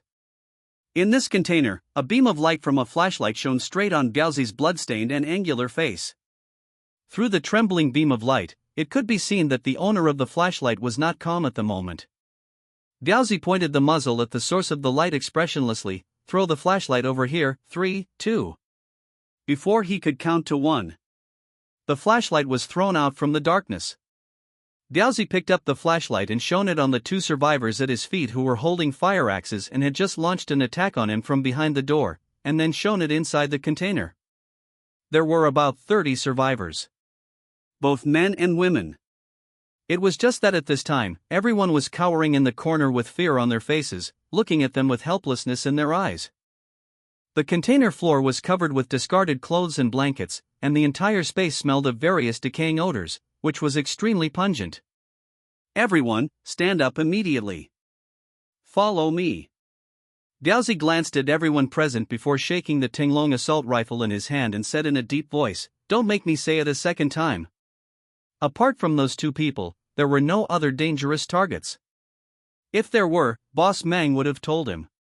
As Diaozi finished speaking, a disheveled woman in the container crowd, whose eyes had been devoid of light, suddenly showed a glimmer of hope. Trembling, she stood up and pointed to a man with a face full of in the crowd. Those two were his thugs. "They have been abusing us women since the apocalypse. Can you kill him?" Shan Maozi swept across the faces of all the women one by one. Seeing that there was no familiar figure, his face was slightly anxious, and he couldn't help but want to say something. He was stopped by a rough hand on his shoulder. Diaozi patted Shan Maozi's shoulder, did not speak, just moved his lips slightly and shook his head. Shan Maozi was slightly stunned, and soon understood, and immediately could only calm his mood as much as possible. Soon under the gun escorted of Diaozi and others, a group of survivors left the container and came to the open space. The survivors, who had not seen the sun for a long time, closed their eyes as soon as they walked out of the open space, and leaned together, not knowing where they would go next. "My lords!" The strong man with a flashlight and a face full of at the beginning knelt on the ground with his eyes closed, and shouted with fear in his voice, "Don't listen to that nonsense. These days, our brothers have been searching for supplies. The canned food they eat, the blankets they sleep on, and the water they drink were all found by our brothers at the risk of their lives. Several brothers have been lost for this. Shouldn't I sleep with them? What's more, I didn't force them. They came up for food themselves." At this time, another woman's heartbreaking voice trembled with crying, "If we don't let you sleep with us, you won't give us food. Are we willing to be slept with by you? Go to your mother's willingness." The man with a face full of roared a little irritably, "Am I willing to expect the apocalypse to come? Then why don't you go out and find food yourselves? Did I stop you? If you don't mention any conditions and are willing to share food with me, that's called kindness, and it's worth talking about. I'll go to your mother's kindness." Diaozi did not speak, and was too lazy to pay attention to this farce. He always adhered to a point of view: there is no good thing to survive in the apocalypse, good people died in the first time. Everyone is a bunch of rotten people. Don't compare who is more rotten. He just lowered his head and lit a cigarette, looked up at the dazzling sun, and waited patiently. Soon the roar of the engine gradually rang in everyone's ears from far to near. A black train covered with heavy armor, supported by dozens of mechanical feet, passed through the ruins of the city and slowly stopped in the open space of the container factory. Immediately afterwards, a young man walked down the escalator lowered from the train head with a cane. Every time the man took a step, the muzzles of the heavy machine guns, rocket launchers, and other firepower accessories on the top of the carriage turned a little.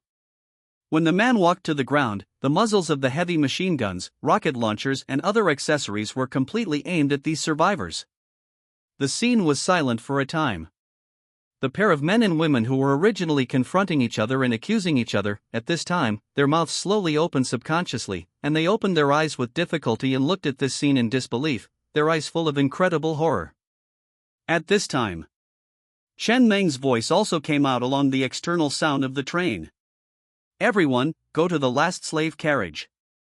This 11th carriage was temporarily built by him, 100 units of iron ore per section, for temporarily gathering these survivors. Chen Meng stood in the open space and looked at the group of ragged survivors in front of him, his eyes full of smiles. With the enemy radar, finding slaves became much easier. No matter how deep they hide, they can be found. He needs more slaves. In this way, when he finds the next mine, he can have higher production efficiency.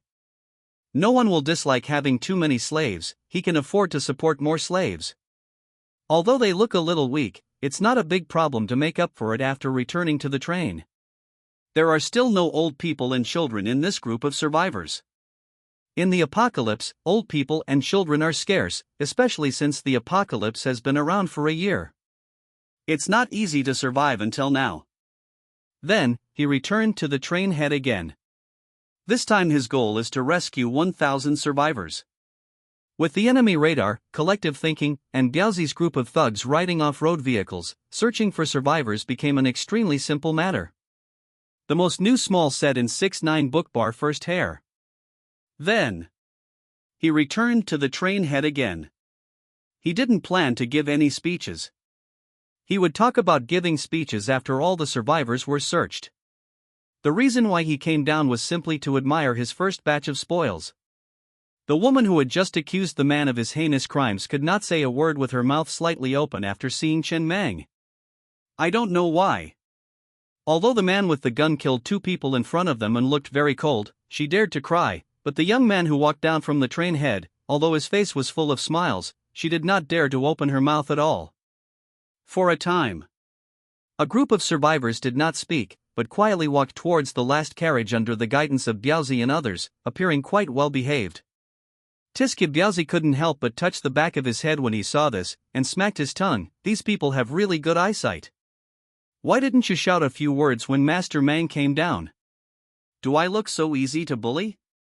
He took out a car blade fragment from his pocket, looked at his stubble-filled face in the fragment, squeezed out a fierce expression, and then looked at He Hao next to him with some doubts. Am I not fierce? Fierce, brother Biao. Then why don't they seem to be afraid of me? Maybe they thought you were here to save them at first. You are a good person. What about Master Mang? Master Mang doesn't look like a good person. Doesn't look like it? Looks like it? Hey Hao, let me remind you, your collective thinking hasn't been disconnected yet. Looks like it, I just misspoke. Master Mang looks upright, especially those 442 rocket launchers, which look righteous. And just then inside the train head, Chen Mang looked at the survivors' hiding place in another area on the enemy radar. After zooming in on the information of each survivor, he was slightly stunned, and a hint of surprise flashed in his eyes. There is an old acquaintance. Among this group of survivors, one of the women is Ji Chu Chu. Isn't Ji Chu Chu a slave on another train? Why is she here? The novel will be available for purchase tomorrow at 5 p.m. There will be 5 chapters updated upon release, totaling 20,000 words. After that, updates will be scheduled precisely at 11:59 p.m. every day. If there are no prior announcements of leave and no updates on that day, its phoneme alphabet equals IPAPH equals or either / phoneme a natural disaster or a man-made calamity. For the first month after the book is available for purchase, there will be a daily update of 20,000 words. After 1 month, the daily update will be between 7,000 and 10,000 words until the end of the story. My previous book, I Cultivate Immortality Through Vocabulary in Chaotic Times, has a total of 2.07 million words. It took 6 months from the start to the completion of the book, with an average daily update of 11,000 words. I took 6 days of leave and never stopped updating for no reason. The record is verifiable, and my character is guaranteed. Thank you all for your support. In the new year, we will all be better. Seeking initial orders and monthly tickets. The enemy-seeking radar screen showed that these survivors were hiding in a train carriage? Chen Meng's expression became slightly strange. To call it a train carriage was really just one carriage and a locomotive. The external armor was tattered. His enemy-seeking radar could obtain information about other trains within range. According to the information he received, this train was basically on the verge of being scrapped. It was already unable to start normally, and the integrity of the various installed parts had basically dropped to below 10%. This was already a state where it could not be used normally. And this train was currently stuck in a pond. Normally speaking, deep in the ruins of Taiping City, ordinary trains couldn't enter. Everyone could only drive the trains to the outskirts of Taiping City, and then let the thugs go in to search for survivors and supplies. This train was able to appear here. If there were no accidents, it might have been swept into the air by the tornado in the wasteland a few days ago and fallen here. After relaying the order to Biaozi and the others. Boom! A year after the apocalypse, it had been left unmaintained. Although it had not completely dried up, the water level had indeed dropped somewhat. Several completely rotten corpses floated on the surface of the water, emitting an extremely foul smell, and the black pond water was even more difficult to approach. Damn it! Inside the train, a man was cursing angrily in a low voice. Why was he so unlucky these days? It was already frustrating enough that Ji Choo Choo couldn't be sold, but a few days ago, he had a stroke of bad luck and was directly blown into the air by a tornado. Dizzy and disoriented, he passed out on the spot. When he woke up again, the train only had one carriage left, and it was located deep in a muddy pond in the ruins of Taiping City. The train could be said to be almost completely scrapped and completely unable to start again. You should know that without the protection of the train, how could he face those ferocious monsters? He didn't dare to leave the pond and go to other places in the ruins of Taiping City. At least it was a safe location here. After observing for the past few days, he found that those zombies and zombie wolves didn't dare to go into the water. This could barely be considered a safe place. It's just that the food stored in the train had been completely eaten. Those carriages containing the food production components had long been swept away, leaving only slave carriage number 2. However, there weren't many slaves left. Phoneme alphabet equals IPAPH equals or either slash phoneme. Many slaves had died in the violent shaking, and those who were still alive were basically seriously injured. Everyone was in a half-dead state. No! A fierce look flashed in the man's eyes. He poked his head out of the carriage and looked around. Continuing like this would definitely phoneme alphabet equals IPAPH equals lead slash phoneme to death. He had to find a way to get some food. Just then, the man suddenly froze in place. He seemed to vaguely see several motorcycles raising dust behind them on the edge of the pond, constantly crossing obstacles and approaching him. Are these people crazy? Dare to act like this in the ruins of Taiping City? And where did you get the off-road motorcycles from? He looked at this scene with some uncertainty. If they were ordinary survivors, they would definitely not dare to be so arrogant. These people were probably thugs sent out by a level 3 train to search for survivors. The other party was very likely here to investigate his train trapped in the pond. If he waved, the other party would definitely save him, but in the future, he could only phoneme alphabet equals IPAPH equals live slash phoneme under someone else's roof and become a slave. He used to be a train captain in charge of more than 100 people, so naturally he was unwilling to phoneme alphabet equals IPAPH equals live slash phoneme under someone else's roof and be at someone else's beck and call, but if he hid and didn't show up, there was no food left. If he was trapped like this, he would die sooner or later. After a brief hesitation, the man took a deep breath and quickly made a decision. He took off his coat and held it over his head, and drilled out of the carriage, using almost all his strength to roar, "Help, help! Just survive first. He can always find a chance later." The next moment roar. Perhaps it was because the sound was too loud. 7 or 8 level 2 zombie wolves that were sleeping in the distant building ruins roared and came out, their eyes red as they stared straight at Biaozi and his group who had just parked their off-road motorcycles. The saliva flowing from their fangs dripped on the ground, blurring out the taste of death. Approaching step by step.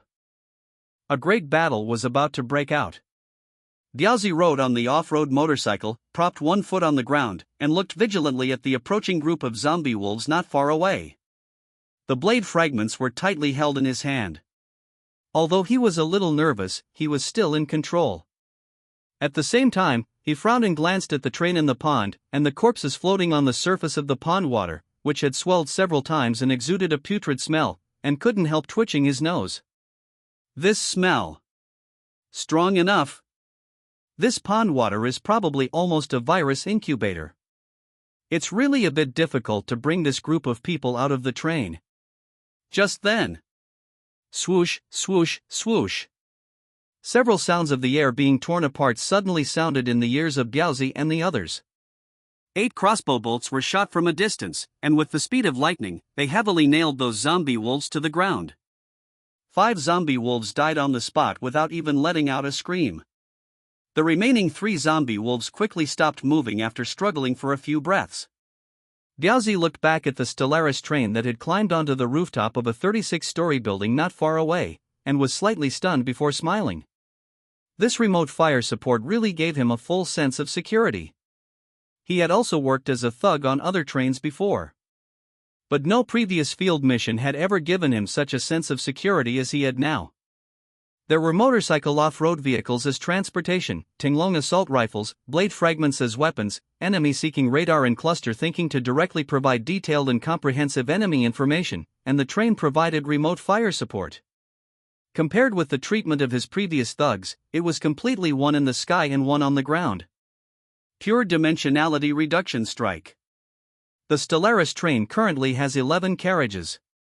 The rooftop of that high-rise building cannot fully accommodate 11 carriages, so 3 carriages are hanging in the air, perpendicular to the ground, clinging to the wall. It looks like it has an indescribable sense of wasteland aesthetics. Then he looked at the carriage exposed on the surface of the pond in the center of the pond and began to think about how to bring this group of people back. Minor external injuries are not a problem. The Stellar train has excellent means of treating external injuries now, even to the point of limb regeneration. But this dark, murky pool water, if any wound touches it, will almost certainly phoneme alphabet equals IPA pH equals lead lead / phoneme to severe infection. Whether you survive depends on fate. Diaozi scanned the surroundings and quickly came up with a solution. 10 minutes later.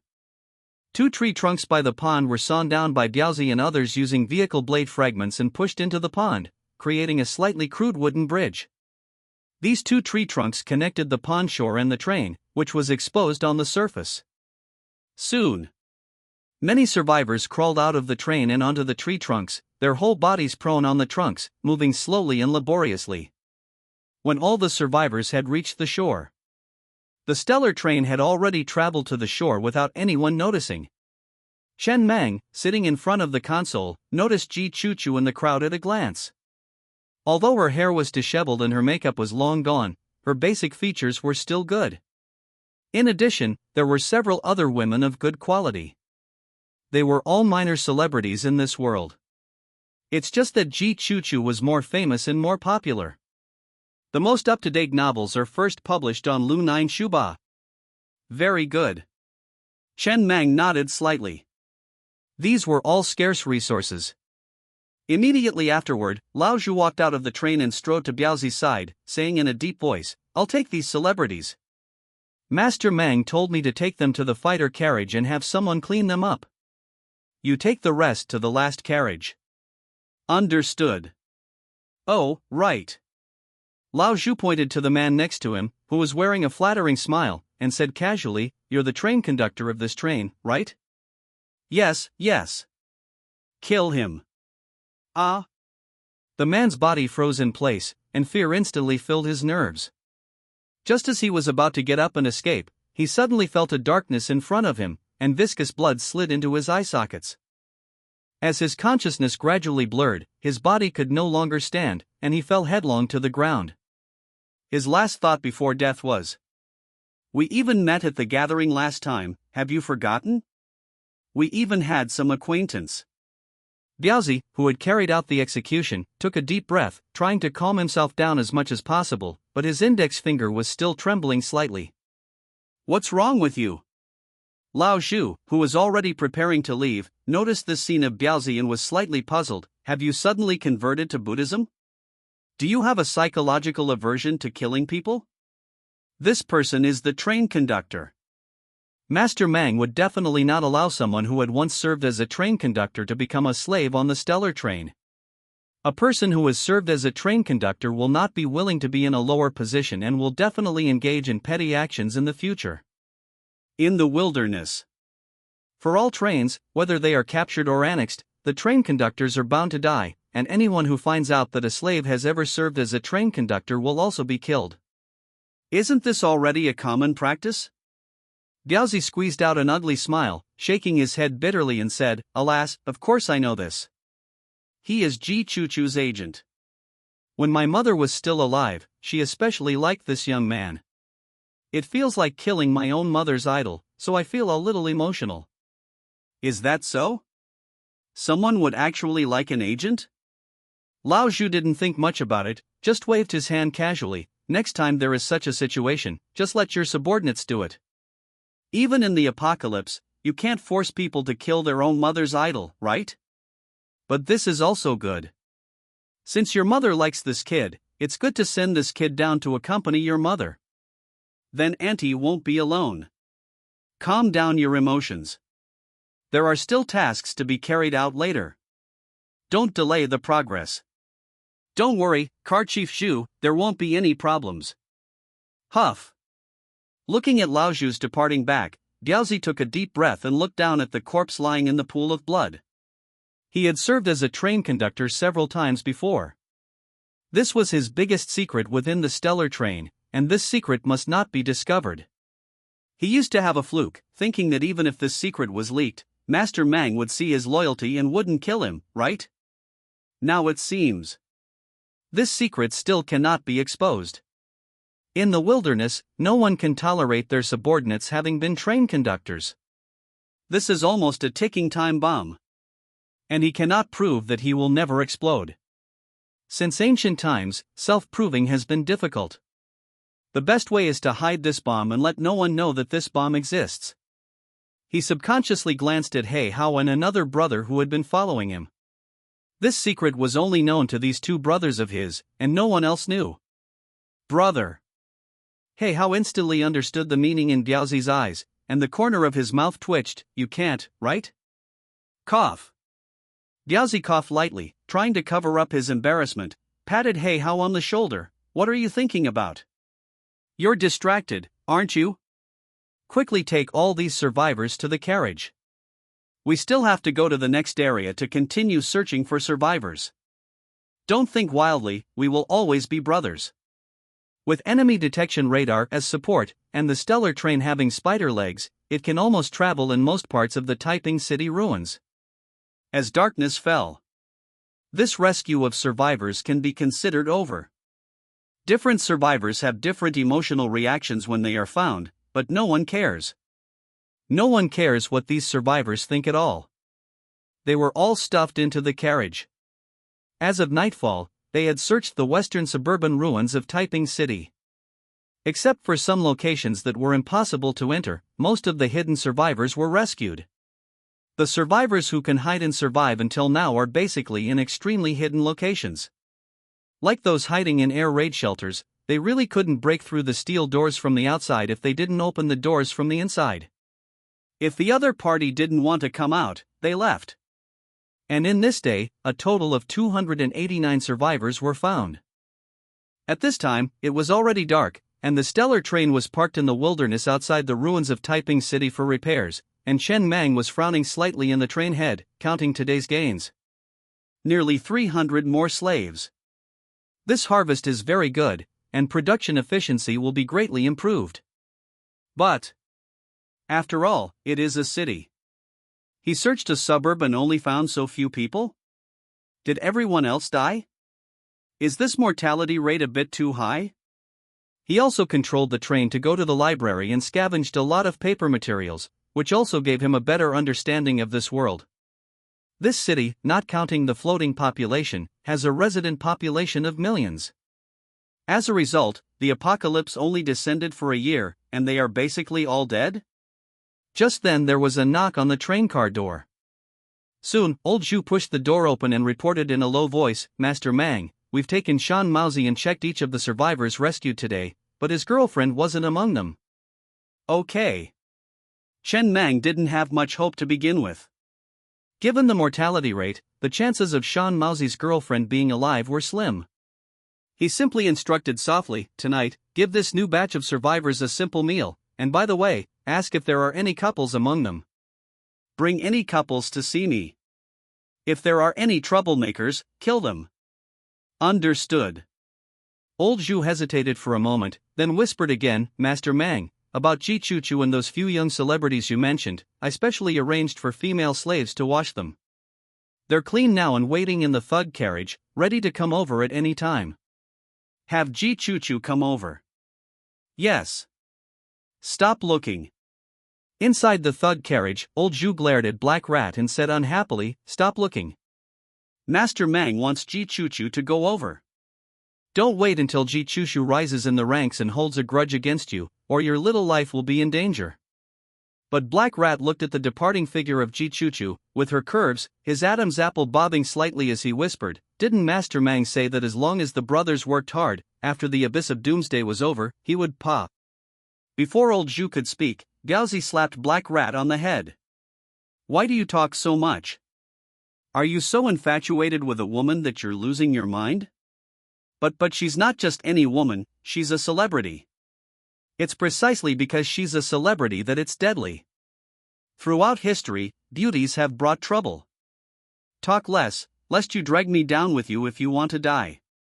I know what you're thinking." Old Zhu said coldly, "One word at a time. I need to remind you that there is only one voice on this train, and that is Master Mang's voice. Master Mang controls all the firepower and weapons. Don't even mention going back on a promise. Even if Master Mang has more problems, anyone who complains will only face death. A superior's promise can only be brought up by the superior himself. If the superior doesn't mention it, anyone who brings up the promise is trying to force his hand. Do you all understand this principle?" "Of course, we understand," Diaozi said seriously. "Carriage Master Zhu, rest assured, we definitely understand this principle." Black Rat just had a momentary lapse of judgment. Inside the train car, Jichushu pushed the door open, wearing a suspender dress with a hint of panic and obedience on her face. She knelt on the carpet, not daring to look up at the mysterious man sitting in front of her, burying her head almost in her chest. Only, she heard a familiar voice. She couldn't help but look up at the screen in the train car. The screen was playing a variety show she had recorded before. Soon, she lowered her head again, her eyes full of unease. She didn't know how long had passed. TSK, Chen Mang, sitting at the control panel with his legs crossed on the table, smoking, looked at Jichushu in the variety show and couldn't help but click his tongue and sigh, "Her acting is indeed mediocre." He turned his head to look at Jichushu, who was kneeling obediently on the carpet, and raised her chin with his cane. After looking at her pitiful and delicate face up and down, he said casually, "The real person is a bit better looking." Chen Mang nodded in approval, then ignored Jichushu and continued to watch the variety show on the screen. After a while, he couldn't help but sigh again. How can someone act so badly even in a variety show? I don't think I look like a philanthropist. Everyone on this train must show their value to receive the train's protection. Do you have value? Yes. Jichushu breathed a sigh of relief, raised her head, and looked at Chen Mang within her eyes.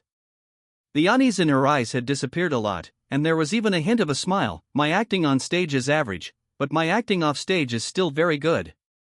For example? For example, Jichushu, kneeling on the ground, smiled, for example like this.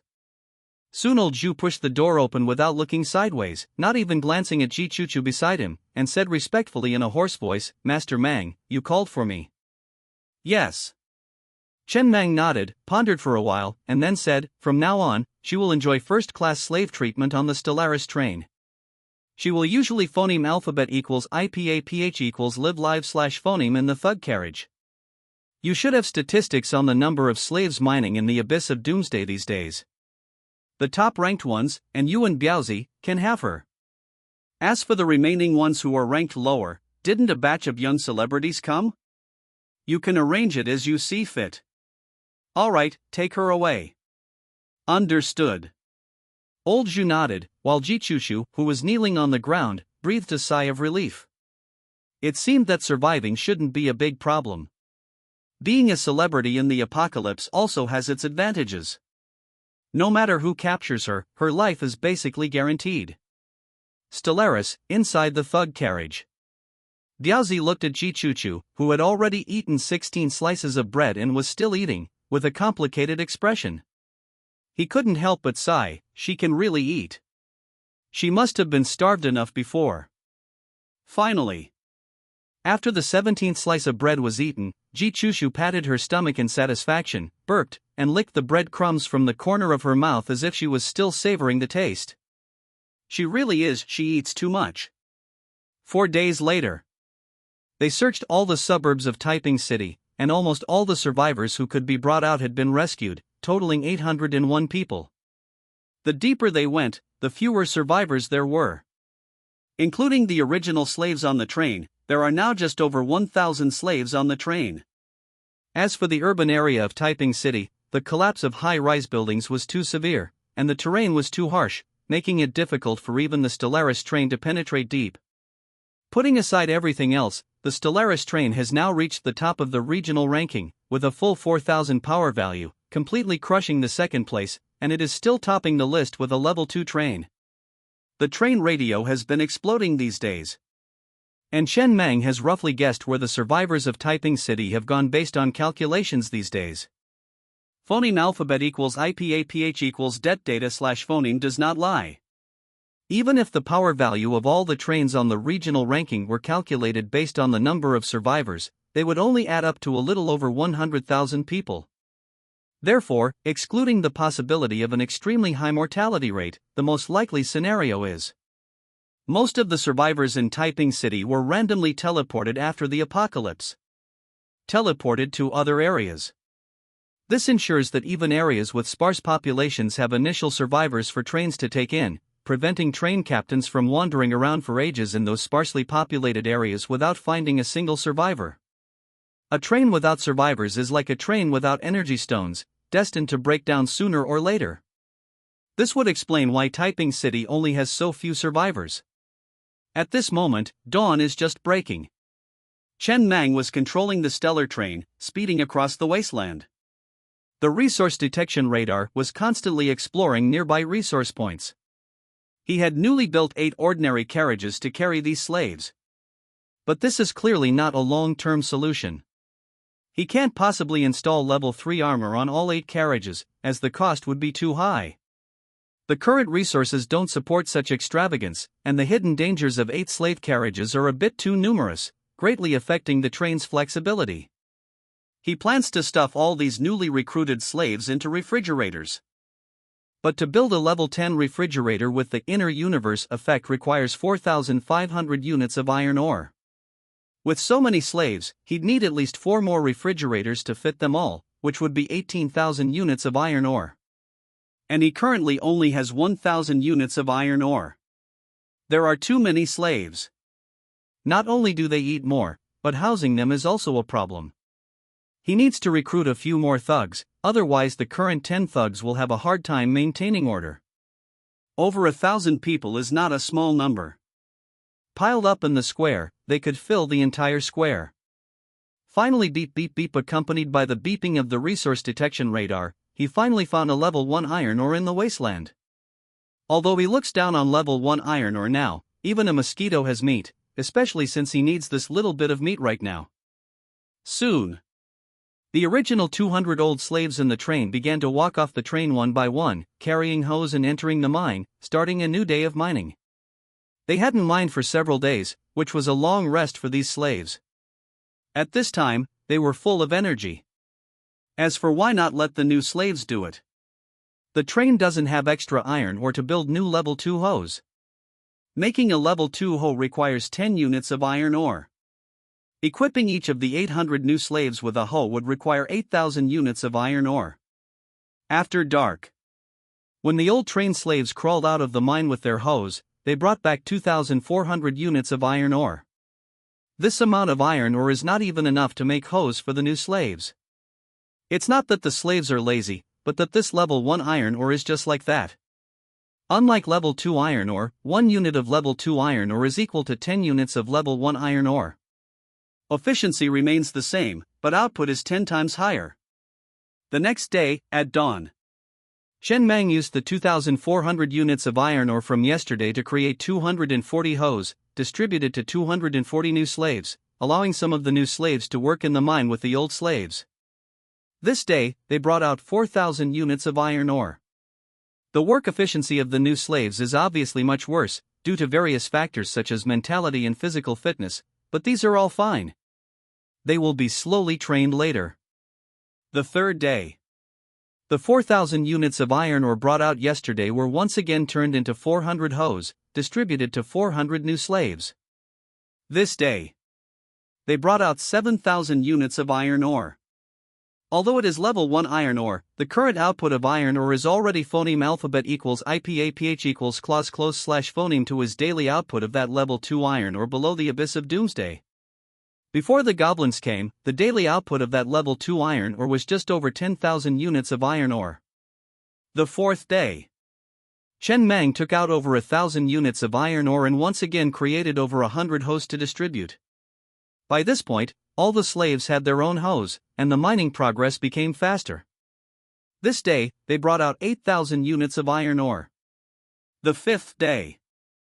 There was no fifth day. After the end of the fourth day, the mine was emptied.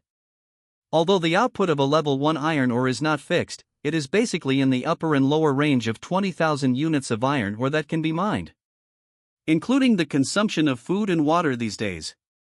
There are currently 9,000 units of iron ore in the train, which is still not enough to build 4 level 10 refrigerators. He needs to continue searching for level 1 iron ore.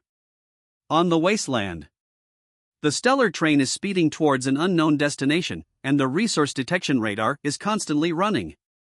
Old Zhu walked into the carriage and began to report the daily consumption details to Chen Mang. Master Mang, all our level 1 and level 2 slaves now have 2 meals a day, each person eating 20 slices of bread and 4 bottles of mineral water. It's easy to get dehydrated from hard labor. 10 slices of bread are 1 unit of iron ore, and making 10 bottles of mineral water requires 10 slices of bread, which is also 1 unit of iron ore. So, each slave consumes 4 units of iron ore per day. More than 200 slaves, including thugs, etc., cost 500 units of iron ore per day. Now there is a new batch of slaves. They have the treatment of level 3 slaves, with 10 slices of bread and 2 bottles of mineral water per day.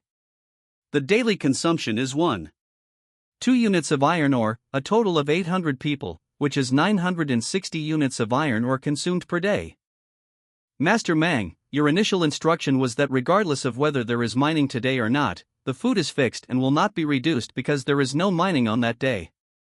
Which means, basically, even if the stellar train does nothing, it still has a fixed consumption of 1,460 units of iron ore as soon as it opens its eyes. If there is no mine to dig today, then it is pure consumption. It was okay when there were fewer slaves before, but now that there are more slaves, if the train doesn't store at least 10,000 units of iron ore, this batch of slaves will starve to death if it can't find iron ore for several days in a row. Huff.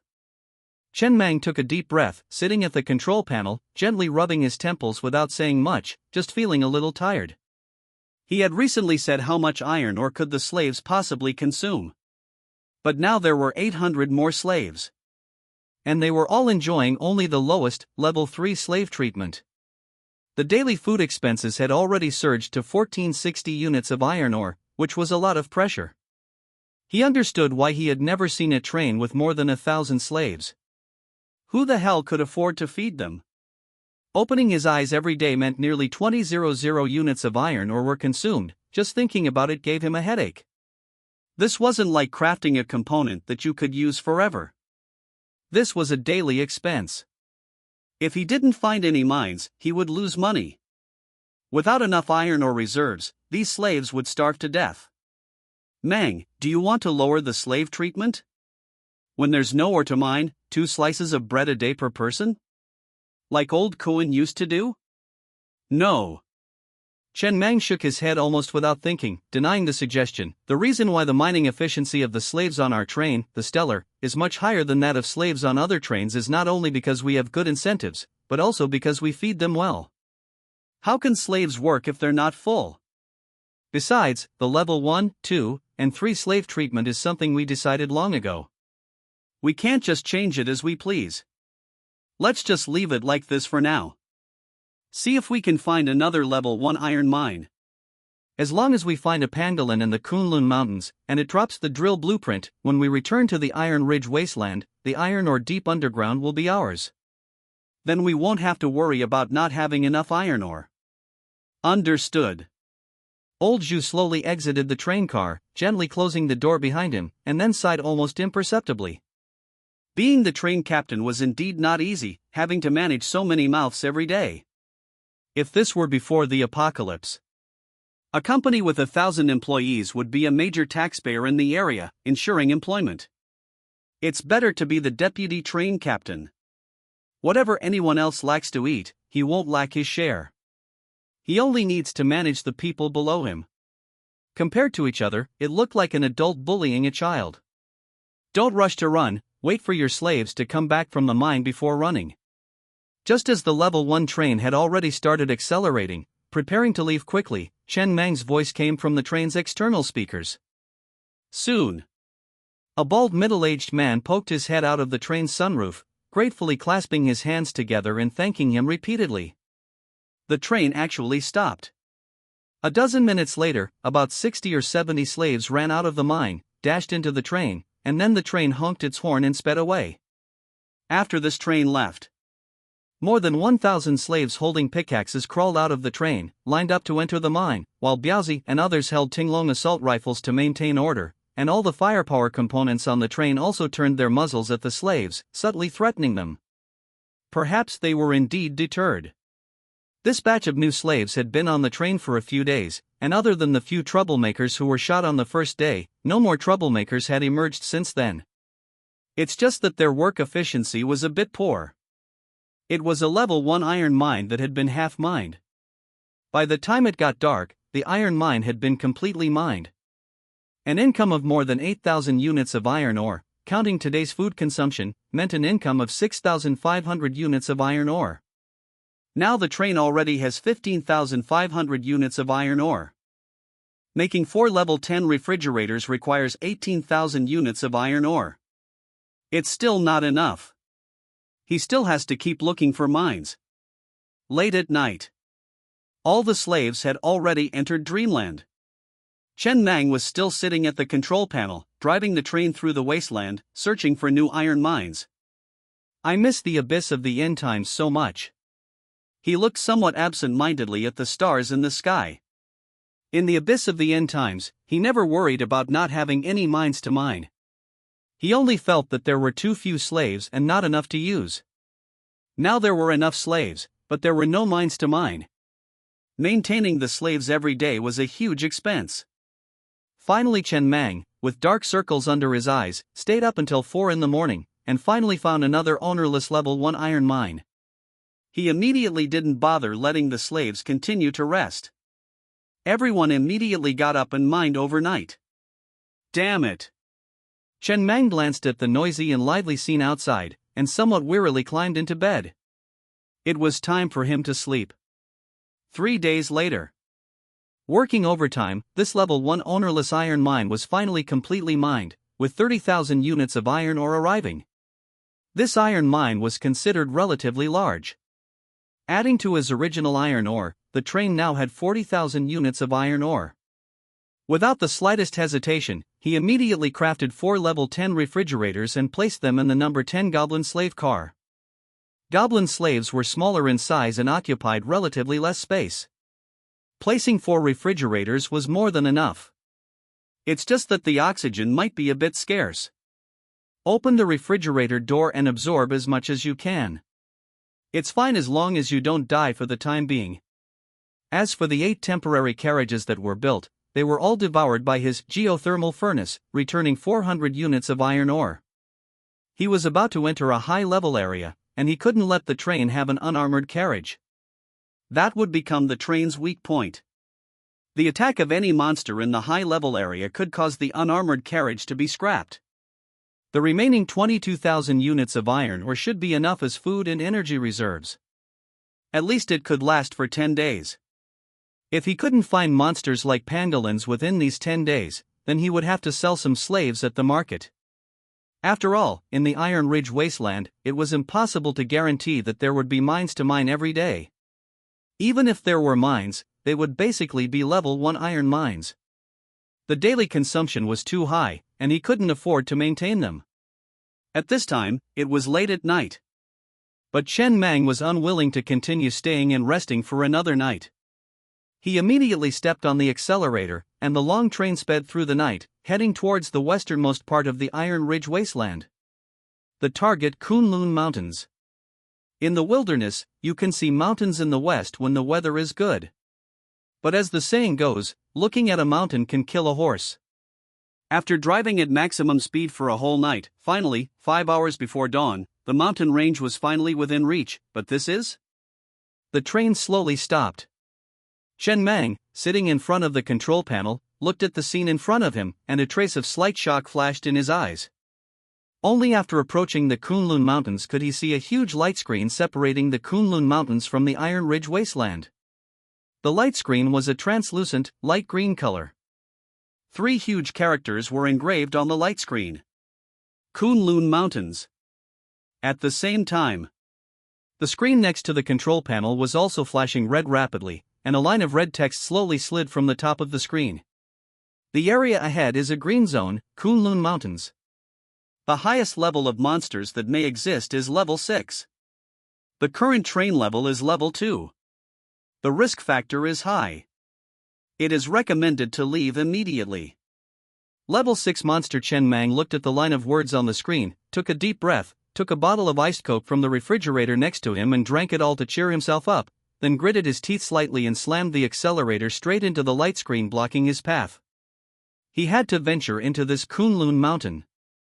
As long as he could find the pangolin and get the drill blueprint, when he returned to the teeming wasteland, he would have unlimited resources waiting for him to mine. At that time, the train would usher in an exponential explosion of growth. Otherwise, he wouldn't even be able to afford to feed this group of slaves. The newest novels are available at 6_9_shoe_ba. Unless he was willing to sell this group of slaves. He learned the general information about the pangolin monster from Doba. The level is not too high, generally level 2, elite monsters are level 3, and the boss is level 4, but they are more cautious in their actions. They usually phoneme alphabet equals IPAPH equals live live slash phoneme by gnawing on rocks and phoneme alphabet equals IPAPH equals FN often slash phoneme hide in the mountains, making them difficult to encounter. The moment the train rushed straight through the light screen in front of it and officially entered the Kunlun Mountains area, Chen Mang looked back. As expected, the light screen behind him turned white and translucent, and the words on it became Teeming Wasteland. Almost from the moment he stepped into the Kunlun Mountains area, the terrain became no longer flat. The road conditions in front of him were already uneven. Ordinary trains couldn't travel on this kind of terrain at all, and as far as the eye could see, there were mountains everywhere. Almost no flat ground. One mountain next to another. Chen Mang immediately retracted the phoneme alphabet equals IPAPH equals wind whine slash phoneme fire wheels and released the spider legs. If he didn't have the spider legs accessory, he wouldn't have the intention to come to Kunlun Mountain at all. The maximum speed limit of the spider legs at level 1 is fixed at 50 km per hour. After being upgraded to level 13, it is fixed at 170 km per hour. Although it is still not as fast as the phoneme alphabet equals IPAPH equals wind whine slash phoneme fire wheels, this speed is already faster than many level 1 trains, especially in this mountainous terrain, which is already very good. Huff Chen Mang took a light breath nervously, holding the control lever tightly with both hands. The target-seeking radar next to him had already started beeping frantically. The radar range showed a full 7 level 3 monsters, and even a level 4 monster. He had only just entered Kunlun Mountain, and the situation was already so dangerous. It would be difficult for his train to withstand the simultaneous attacks of 7 level 3 monsters and 1 level 4 monster. Fortunately, his target-seeking radar could clearly display the information of all creatures within the range on the screen, allowing him to easily find the pangolin monster among the monsters. It's just there was no time to think too much at this time. Chen Mang's expression changed slightly. The level 4 monster, Tyrant Dragon 3,000 meters to the left, was already rushing towards him with a roar. Its 7 or 8 meter high body was even causing the ground to tremble slightly. Crazy! While cursing in his heart, he controlled the train and sped towards the nearest mountain. This mountain was like being cut in half by a sword, with a cliff that was nearly 90 degrees. Why are there dinosaurs? Moreover, the distance is a full 3,000 meters, with so many trees and bushes in between, and even hills blocking the view. How did you old man see him? Do you old man also have target-seeking radar? In the blink of an eye. At the moment when the level 4 monster tyrant dragon was about to catch up with the train, transformed into a giant centipede, had already scurried to the halfway point of the nearly 90-degree cliff. Seeing this, the tyrant dragon could only raise its head and roar in vain, drooling all over the ground, but there was nothing it could do. Chen Mang breathed a sigh of relief. Fortunately, he had spider legs. You have the ability to fly up. However, the next moment. Damn it! Just in the not-too-distant sky, an eagle with a wingspan of nearly 3 meters was flying rapidly towards his train, and within the target-seeking radar, this eagle was actually a level 3 monster, Skyhunter Eagle. Awesome! This was the first time he had seen a flying monster. How painful the other train captains in this advanced area lived every day, living in dire straits. Clang, clang, clang. This level 3 monster Skyhunter Eagle landed on the carriage and began to peck the carriage fiercely with its terrifying eagle beak, making sounds like metal colliding. But fortunately, it was just a level 3 monster. It could not pose any threat to the level 3 armor of the stellar train for the time being. Chen Mang ignored the eagle and quickly scanned the monsters within the target-seeking range. After confirming that there were no pangolin monsters, he controlled the train to climb along the cliff towards the other side of the mountain range, at least to avoid the tyrant dragon waiting for a meal below first. 3 hours later. Chen Mang, whose nerves had been highly strained, finally found a place that could barely be considered safe, an extremely towering mountain, surrounded by cliffs, with only about 100 square meters at the highest point, which could be said to be a natural barrier. Except for those flying monsters like the tyrant dragon would definitely not be able to catch up with him. And in these 3 hours, he had been almost constantly chased by monsters, and he had no time to check all the information in the target-seeking radar. Fortunately, there was the train's auxiliary AI, which would remind him when the pangolin monster appeared in the target-seeking radar. Damn it! Having finally become safe, Chen Mang, whose body was a little trembling, raised his hand to wipe the sweat from his forehead. He had personally felt what it was like to run for his life.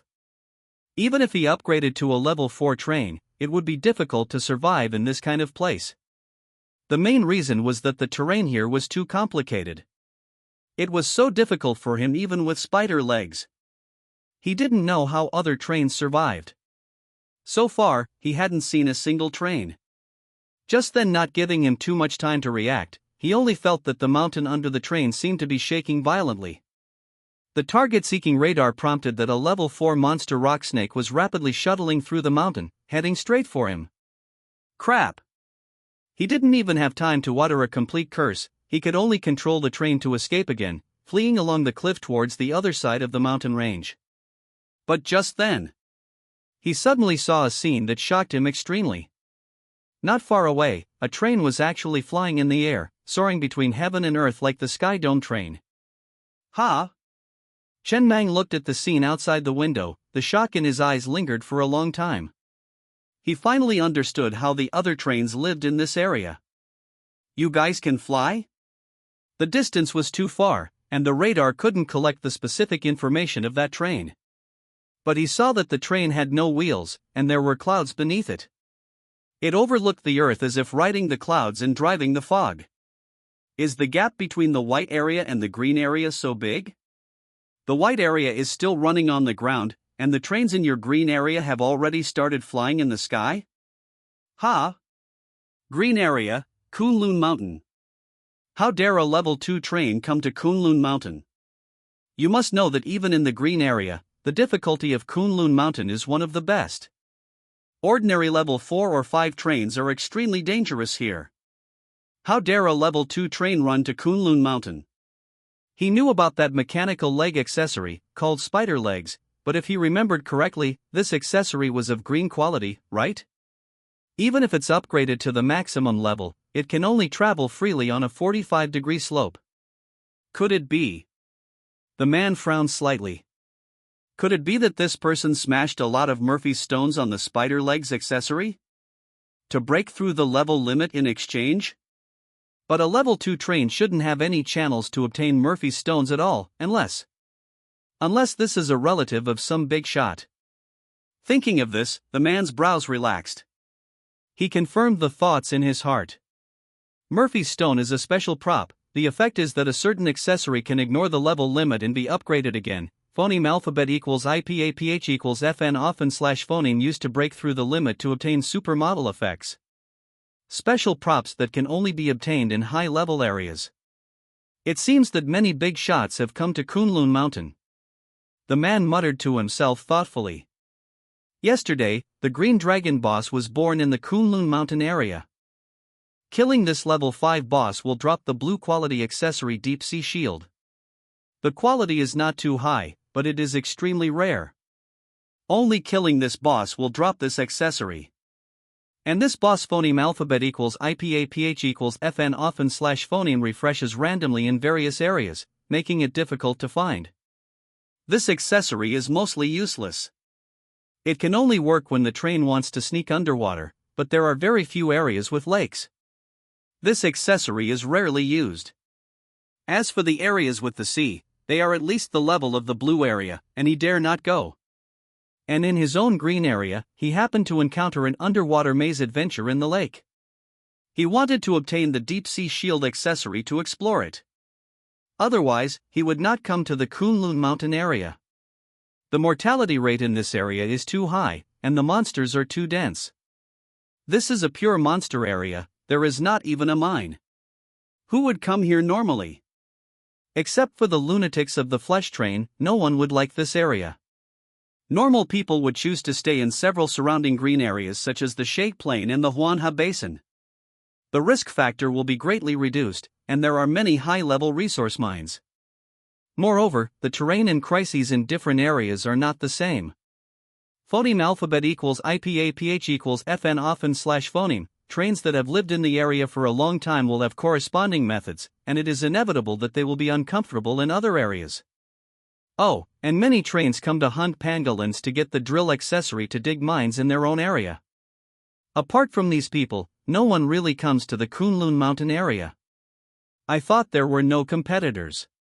Now it seems. Forget it. The man sighed and looked in the rearview mirror. The train that was climbing quickly on the cliffs like a centipede had disappeared. Chen Mang, who had avoided another disaster, slightly relaxed his tense nerves after seeing that the rock serpent was no longer in the search radar, but his teeth were clenched tightly.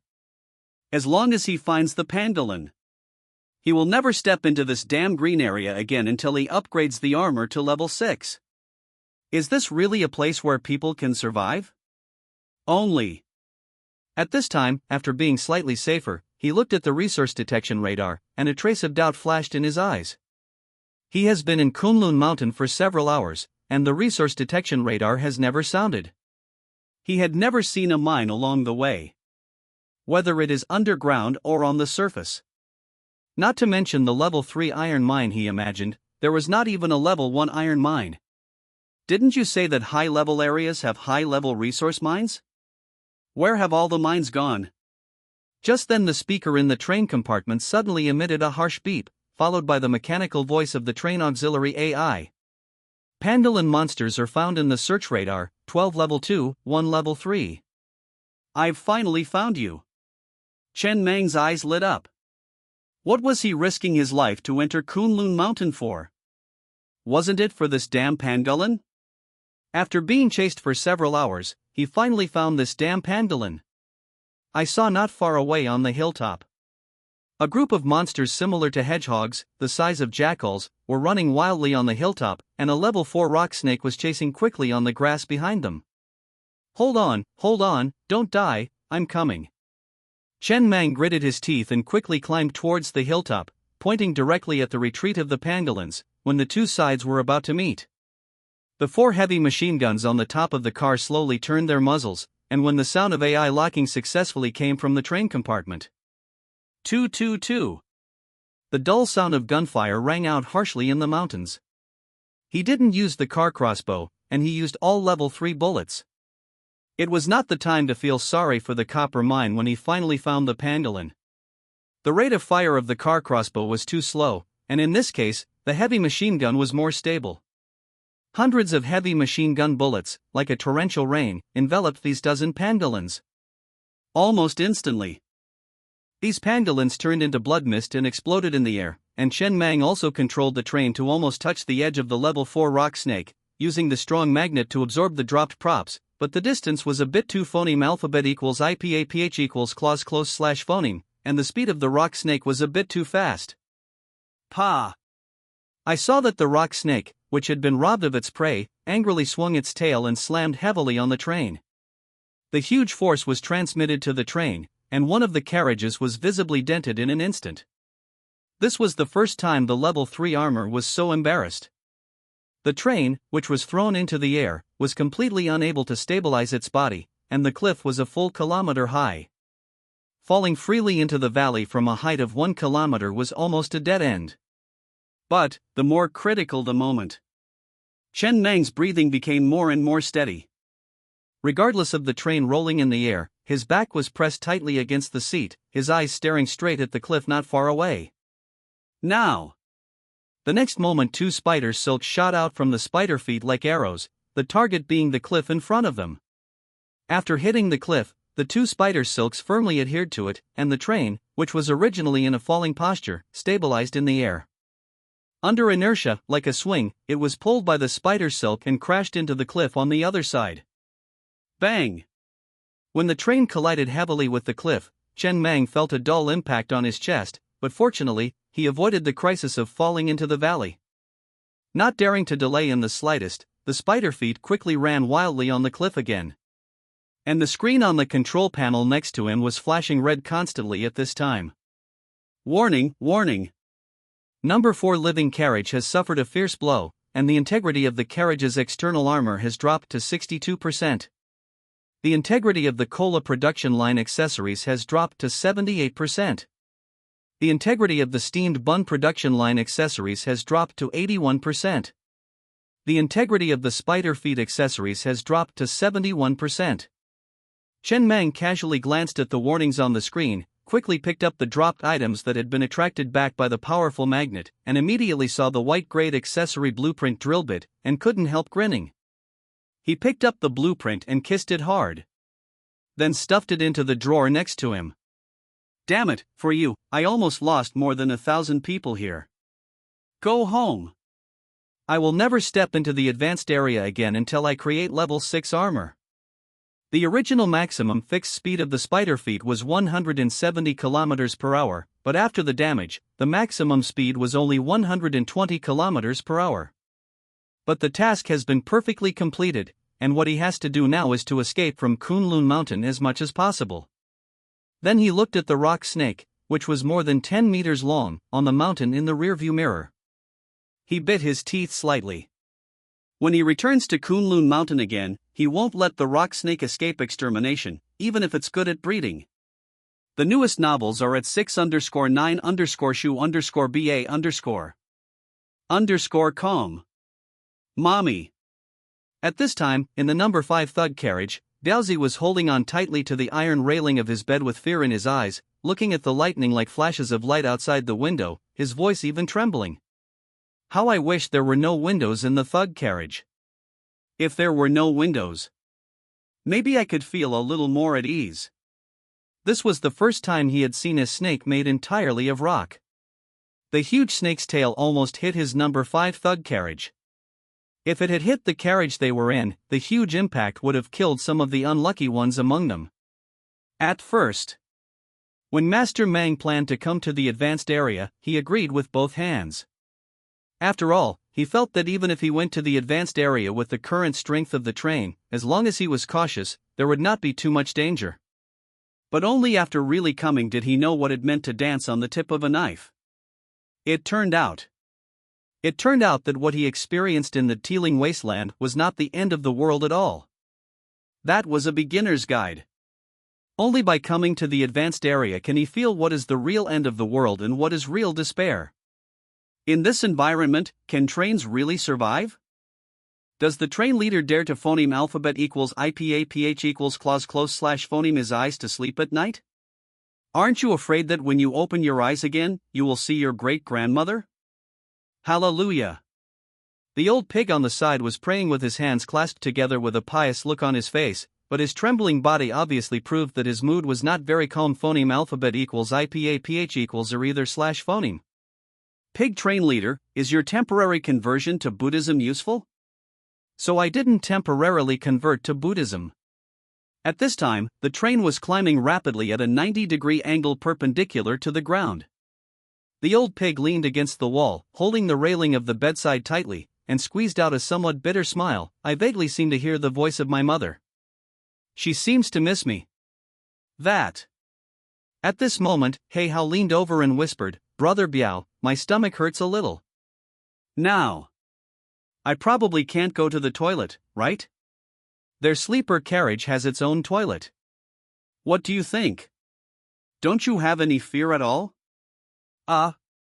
Hey How scratched his head. Master Mang is much stronger than me. If he is not afraid, then I don't need to be afraid. If he is afraid, then it's useless for me to be afraid. What am I afraid of? The old pig and Biaozi looked at each other, and after a long silence, they suddenly relaxed. Makes sense. The tall ones are not afraid. What are we afraid of? Kunlun Mountains. Although the train was damaged, the return journey was much safer than when it came. After all, when it came, it already knew where there were powerful monsters, and it could avoid them when it went back. Finally. Several hours later. When the constellation finally rushed steadily towards the white light curtain in front of it and returned to the teeming wasteland again. Chen Mang, whose nerves had been tense, suddenly softened and collapsed completely on the control panel. He only felt the long-lost sense of security surging into his heart again. The teeming wasteland is still good. After going to Kunlun Mountain, he developed a little shadow over the advanced area. Before he has level 6 armor, it is impossible for him to step into the advanced area. And even if he has level 6 armor, it won't work. Under 2 violent impacts, the people inside the train will still be injured. He has to find a way to get some shock-absorbing accessories. Chen Mang sat in front of the wiping table. His back was already soaked with sweat, and he didn't continue to control the train, but just slumped in the chair, lit a cigarette, and looked at the smoke lingering on the ceiling with a somewhat scattered look. It's safe. In the teeming wasteland, he can still maintain his absolute dominance. Basically, no train or monster can cause harm to him. He doesn't want to think about anything now. He doesn't want to do anything. He just wants to sit here quietly and finish the cigarette in his hand, to calm down the excitement brought about by the dangerous journey just now. The damaged constellation quietly parked at the junction of the teeming wasteland and Kunlun Mountain, like a wounded veteran being sent to the rear, looking at the wounds on his body in a trance. After a long time, Chen Mang's emotions gradually calmed down, and the cigarette on his fingertip had also burned out. He took out the white-grade accessory blueprint drill bit from the drawer, carefully observed it in his hand for a long time, and then couldn't help grinning and uttered 4 words. It's worth it. After regaining his composure, Chen Mang slowly exhaled a long breath. He got up and stretched his muscles, only to feel a wave of drowsiness wash over him. It was already phoneme alphabet equals IPAPH equals clause close slash phoneme to dusk, and he didn't have the energy to do anything else. He immediately stopped the train where it was. And just like that, he lay down on the bed and drifted off to sleep. The next day, early in the morning, Chen Mang, having finished washing up and once again restored to a state of energetic fullness, stretched contentedly. By this time, old Zhu had already gathered all the slaves and assembled them in the open space, waiting for him to speak. This was his first official address to these new slaves. After the speech was over, they would begin preparing to go down into the mines. Chen Mang stood on the roof of the train, leaning on his cane, looking down at the densely packed crowd of people in front of him, a full 1,000 people.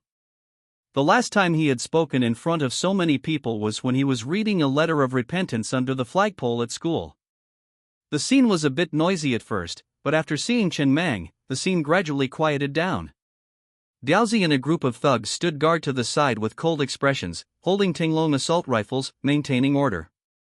After a moment, let me introduce myself. My name is Chen Mang. His voice was transmitted to the ears of every slave present through the train's external speakers. I've always treated slaves well. The 800 of you newly joined slaves of the stellar train should be able to feel that. What you are enjoying now is only the lowest, level 3 slave treatment. You can have 10 pieces of fragrant, soft, filled bread every day, and 2 bottles of pure mineral water. Compared to your previous living environment, you should all know in your hearts what this treatment is like. See that G Choo Choo over there? The red-hot superstar before the apocalypse. You all recognize her, right? I once promised you that as long as you worked hard, I would snatch G Choo Choo to the stellar train. I did it. As a slave here, you can even enjoy treatment that other train leaders can't enjoy. Standing to the side, G Choo Choo smiled and waved to the slaves, not at all shy. She even turned around and twisted her waist a couple of times, her face not carrying a trace of charm, and even the slight bite of her tongue carried a hint of playfulness, but it gave people an indescribable sense of allure. She was a natural beauty. Moreover, Chen Mang paused with a calm expression before continuing. The stellar train is currently the strongest train in the teeming wasteland. As long as you stay on the train, you can all be protected by the train, and you will never have to worry about safety again. Food, water, shelter. These are all provided to you by me. I only need you to give back a little, to use all your strength to mine. Everyone's daily mining quantity will be recorded, and I will not mistreat anyone who works hard. Now, all the women, step forward. As soon as the words fell, the women among the slaves exchanged uneasy glances with each other, but they still stepped forward.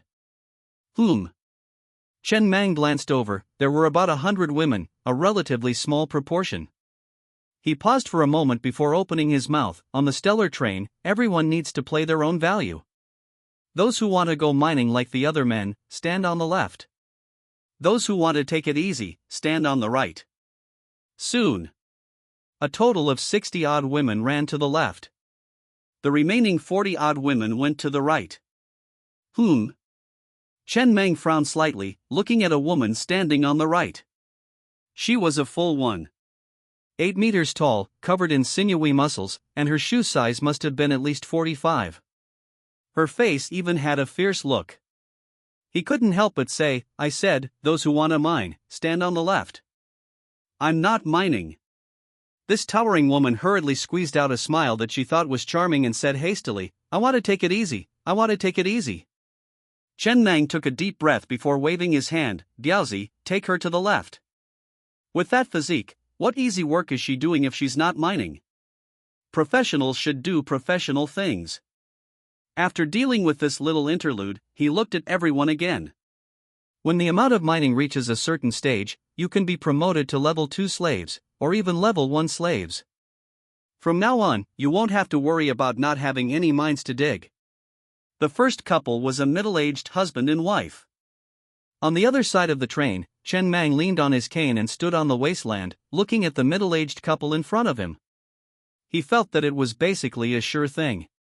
A middle-aged couple who would not abandon each other in the apocalypse should have true feelings. He took out the apocalypse marriage certificate and handed it to the middle-aged couple. After patiently waiting for a few seconds, there wasn't a single reaction.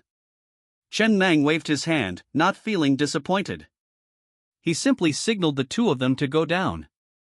Soon, the second young couple was brought up, and it also ended in failure. Sigh. He sighed softly and put away the apocalypse marriage certificate again. It seemed that this thing would be difficult to use for a short time. Finding a couple who truly loved each other in the apocalypse was too difficult. At this time, Old Zhu handed over a piece of paper. Master Mang, this is the draft of the train rules according to your instructions. Take a look. Chen Mang casually took the piece of paper and glanced at it, then stuffed it back into his pocket. A few of the rules still needed to be revised. The train still needed to have clear rules. But what was most important now was to go back and forge the drill attachment first. Inside the train compartment, Chen Mang took out the white-grade vehicle attachment blueprint drill from the drawer and immediately slapped it on the console. As the blueprint turned into white light spots, another 100 units of iron ore were consumed. The next moment a huge drill appeared in the front section of the train head, capable of extending and retracting freely.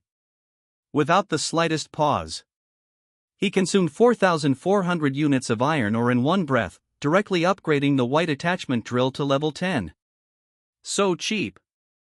Chen Mang couldn't help but sigh. 4,400 units of iron ore was only enough for his batch of slaves to eat for 3 days. Although it felt a bit expensive when feeding them, when he arrived at the advanced resource mine deep underground, this batch of slaves would unleash unbelievable production efficiency. At that time, the iron ore in his train would be so abundant that he couldn't use it all. Among all the trains in the teeming wasteland, he should be the only one who owns the drill attachment. That is to say, only he can mine the advanced resource mine below the ground, and no one can compete with him. Unless other trains also have the ability to go to Kunlun Mountain to find a pangolin and then obtain the drill attachment blueprint. Once the resource mines deep beneath the Iron Ridge wasteland are completely excavated, his train, even if it goes to a high-level area, won't be as pathetic as it is now. The upgrade of drill accessories is mainly reflected in 2 aspects. First, the hardness of the drill. Second, the speed of the drill. The former ensures that as long as the drill's level is high enough, basically no rock underground can stop the train's progress. If the drill's level is low, it can only choose to detour when encountering some harder rocks. The latter ensures the efficiency of drilling. In other words, it guarantees the speed of the train when traveling underground. The newest novels are first published on Lujio Shuba. The speed of traveling underground is definitely not as fast as on the surface. The higher the drill's level and the faster the speed, the faster it can travel underground. Let's go! Chen Mang didn't stay any longer. He gathered all the slaves onto the train and controlled it to speed all the way towards the coordinates of the Doomsday Abyss. Several hours later, the stellar train, having successfully arrived at the Doomsday Abyss, switched back to spider legs and traveled along the cliffside towards the depths of the valley. When it was about to reach the bottom, the drill extended and began to rotate at high speed. The entire train, as smooth as a hot knife through butter, quickly submerged into the ground and disappeared. The underground is completely dark. There is no light at all. He can only rely on the resource detection radar to slowly drive towards the 2 level 2 iron mines next to the 20,000 meter deep underground river below the Doomsday Abyss. He glanced at the train phoneme alphabet equals IPAPH equals det data slash phoneme on the control panel. The current speed is 170 kilometers per hour. Not bad, pretty fast. The train's drill opens up tunnels for the train to pass through. The soil is squeezed to both sides by the train. When the train passes, the soil on both sides slowly pushes back behind it, returning to its original position, which is equivalent to a temporarily preserved underground tunnel that cannot be used for a long time. It is worth mentioning that this time, mining doesn't require groping in the dark. Although he still hasn't acquired lighting accessories like headlights, he also searched for a lot of supplies when searching for survivors in the ruins of Taiping City. There are canned food, cigarettes, liquor, etc. It also includes some entertainment measures, such as paper books and some videotapes of movies, as well as some industrial flashlights that use batteries. Although there aren't many, they are barely enough. Soon, Chen Mang, sitting in the control room, could already hear the sound of running water. The stellar train finally successfully arrived at the underground river. Chen Mang was the first to jump off the train, using a flashlight to look around. The beam swept across every corner. They are now in a giant cave, the air is quite humid, and in the darkness, the sound of the underground river hitting the rocks is constantly coming from the side. The river channel is not wide. It probably occupies a quarter of the width of the cave. The water level is lower than the open space next to it. If there is a sudden rainstorm, the water level may rise to fill the entire cave. The oxygen is still sufficient. At least he doesn't feel any discomfort when breathing alone. It's just that with so many people, I don't know if there is enough oxygen. Let's mine first and see. If it's really not enough, go to the train radio and ask which train captain has accessories for manufacturing oxygen. Buy one back. On that 3/4 of the open space next to the cave. 2 glistening level 2 iron mines are located there, as tempting as the top courtesan in a brothel. At this time, a group of slaves, under the guidance of Lao Zhu and others, lined up to receive their pickaxes and today's food, and began to walk into the mine in batches to swing their pickaxes and start mining. Finally, this pleasant and crisp clang sound, once again frequently rang in Chen Mang's ears. It's really the most wonderful sound in the world. Chen Mang smiled with satisfaction. It was not in vain that he took so much effort to venture into Kunlun Mountain, nearly dying 9 times out of 10. He is very satisfied with this reward. Next, it's time for him to reap the rewards. Inside the train compartment. When the other slaves had already started working busily, Chen Mang sat alone in the train compartment, put his feet on the table, lit a cigarette and put it to his mouth, enjoying the film of this world with ease and comfort. Not bad, it's quite good looking. It's quite novel. It's a doomsday movie. It seems to have a strong sense of immersion and substitution. If the train was in the middle of a zombie horde instead of being located under a cave at this time, the sense of substitution would be even stronger. When the slaves are busy, he has nothing to do. When the slaves are idle, then he has to get busy. The operating rules of the train are like this. The train captain decides the general direction, and the people below execute the detailed tasks, each indispensable. Chen Mang looked at the 2 supermodel effects after the drill accessory was upgraded to level 10. Drill level 5 supermodel effect, extremely hard, speed increased. Drill level 10 supermodel effect, even harder, faster speed. To be honest, this is the first time he has seen such a pure supermodel effect, without any mechanism, a simple and pure numerical beauty. The original effect of the drill upgrade is to increase the hardness and speed of the drill. As a result, the 2 supermodel effects are specifically to enhance this effect. It is conceivable. With this level of drill accessory, even if other trains also have drills, the speed of traveling underground is far inferior to his. And Chen Mang thought thoughtfully. Since this drill is so hard and fast, it should not only be used for traveling underground, right? He can completely control the train to crash into other trains. It feels like if the armor level is not high enough, it would be difficult to stop it. Soon. He threw these thoughts out of his mind. He had been tired for several days, and he didn't want to think about these things for the time being. Now is his relaxation time. Then he once again stared intently at the doomsday film on the side. At this time in the movie, the male protagonist was already surrounded by zombies, deeply besieged. Just when Chen Mang was wholeheartedly invested in wanting to see how the male protagonist could get out of the siege, a translucent panel suddenly popped up in front of the male protagonist. There was a line of small characters on the panel. Ding, you have unlocked the system that makes you stronger by killing zombies. Fuck. Chen Mang, who saw the scene, was slightly stunned and then couldn't help but cursed. Are all the movies in this world filmed like this? The bottom of the doomsday abyss, 20,000 meters underground, inside a cave. Biaozi was holding a gun, watching the group of working slaves, constantly patrolling back and forth, not daring to relax in the slightest. Now there were more slaves, unlike before. If anything went wrong, he would be derelict in his duty. He wasn't worried about the slaves successfully rioting. After all, Mang Yi existed. But suppressing a riot always meant some slaves would die, and he, the head thug, would probably have to take the blame. Just then Brother Biao Hey How crept over stealthily and whispered, "Got any cigarettes left? I haven't smoked all day, and my mouth is a little greedy." Biaozi frowned upon seeing this.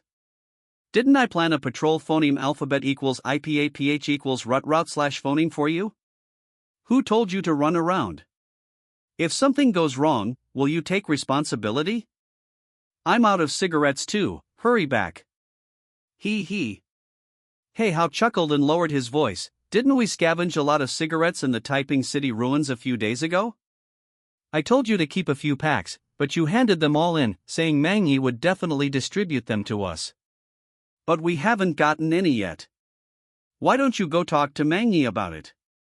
Biaozi stared at Hey How expressionlessly, and after a long silence, he whispered, Hey How, before the apocalypse came, I was your foreman. You always worked with me on the construction site. I brought you out of the village. After the apocalypse, I took you wherever I went, and I saved you several times. You haven't forgotten these 2 favors, right? I haven't forgotten. What's wrong? Ask me to ask Mang Yi for cigarettes? Do you think I have the face, or do you have the face? If I refuse you, might you resent me because of it, thinking that I'm doing well now and don't want to take care of your feelings as an old brother? I'm telling you so much, not to lecture you, but to hope that you will try not to be so outspoken in the future. My position in the train isn't that high phoneme alphabet equals IPA equals or either slash phoneme. To put it nicely, I'm the head thug, but to put it bluntly, Mang Yi just needs such a position and doesn't care who is sitting in it. Understand? Look at Erden, he basically doesn't say a word usually, and he's still patrolling on the phoneme alphabet equals IPA equals route slash phoneme I planned. Learn more from him, don't think about other things when you're working, go. Erden and Hey How. Both of them had been with him since before the apocalypse, and they were from the same village. Many guerrilla contracting teams are like this, the workers are all from their own village, and they are united when they are away from home. Brother Biao, but I remember you have a last cigarette in your pocket, right? Why don't you give me that one first? Biaozi looked at Hey How, who suddenly seemed a little strange, and after a long silence, he took out a cigarette case from his coat pocket and took out the last cigarette, handing it to Hey How. He watched Hey Hao's leaving figure for a long time without speaking, only a trace of haze gradually appeared in his eyes. That was his last cigarette. Although the development was good now, no one knew when they would die in the apocalypse, so he always kept a cigarette in his pocket, calling it the last cigarette, which he would smoke before he died, equivalent to drawing a not-so-perfect end to his life. Hey How knew about this. But he didn't expect Hey How to ask for his cigarette. Hey How was already a little inflated, especially when so many new slaves joined, and every slave looked at him respectfully, making Hey How really think that his position in the train was very high, but he didn't know who gave him his current position. When Lao Zhu reprimanded Hey How today, he was actually reprimanding him. Although he was a little embarrassed at the time, he still took over the conversation for Hey How. Now it seems that if he doesn't completely change Hey Hao's personality, Hey How may even bring him disaster in the future. He knew that Hey How enjoyed this condescending feeling. When he first joined Mang Yi and went out on external missions for the first time, Hey How suggested that he hide the train token he had picked up and find an opportunity to start his own business in the future. He could actually understand this idea, but this kind of phoneme alphabet equals IPA equals FN often slash phoneme untimely idea was extremely fatal in the constant star train. Biaozi sighed softly and looked down at the Tinglong assault rifle in his hand. After all, he and Hey How had been together for so long, and he would definitely not kill Hey How for such a small matter. He admitted that he was not a good person, but he still couldn't do the thing of attacking his own brother. He would find a chance to talk to Hey How tonight. Things would definitely go wrong if things continued like this. Hey Hao's mentality was already on a very dangerous edge. Constant star train, inside the train room.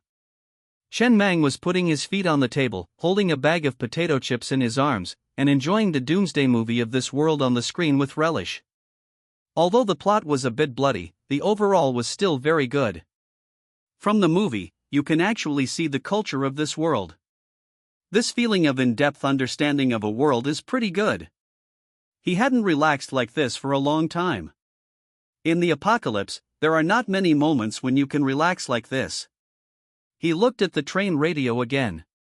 He had asked in the train station a few minutes ago who had accessories and headlights for the train that could make oxygen. As soon as he sent the message, the train radio instantly exploded.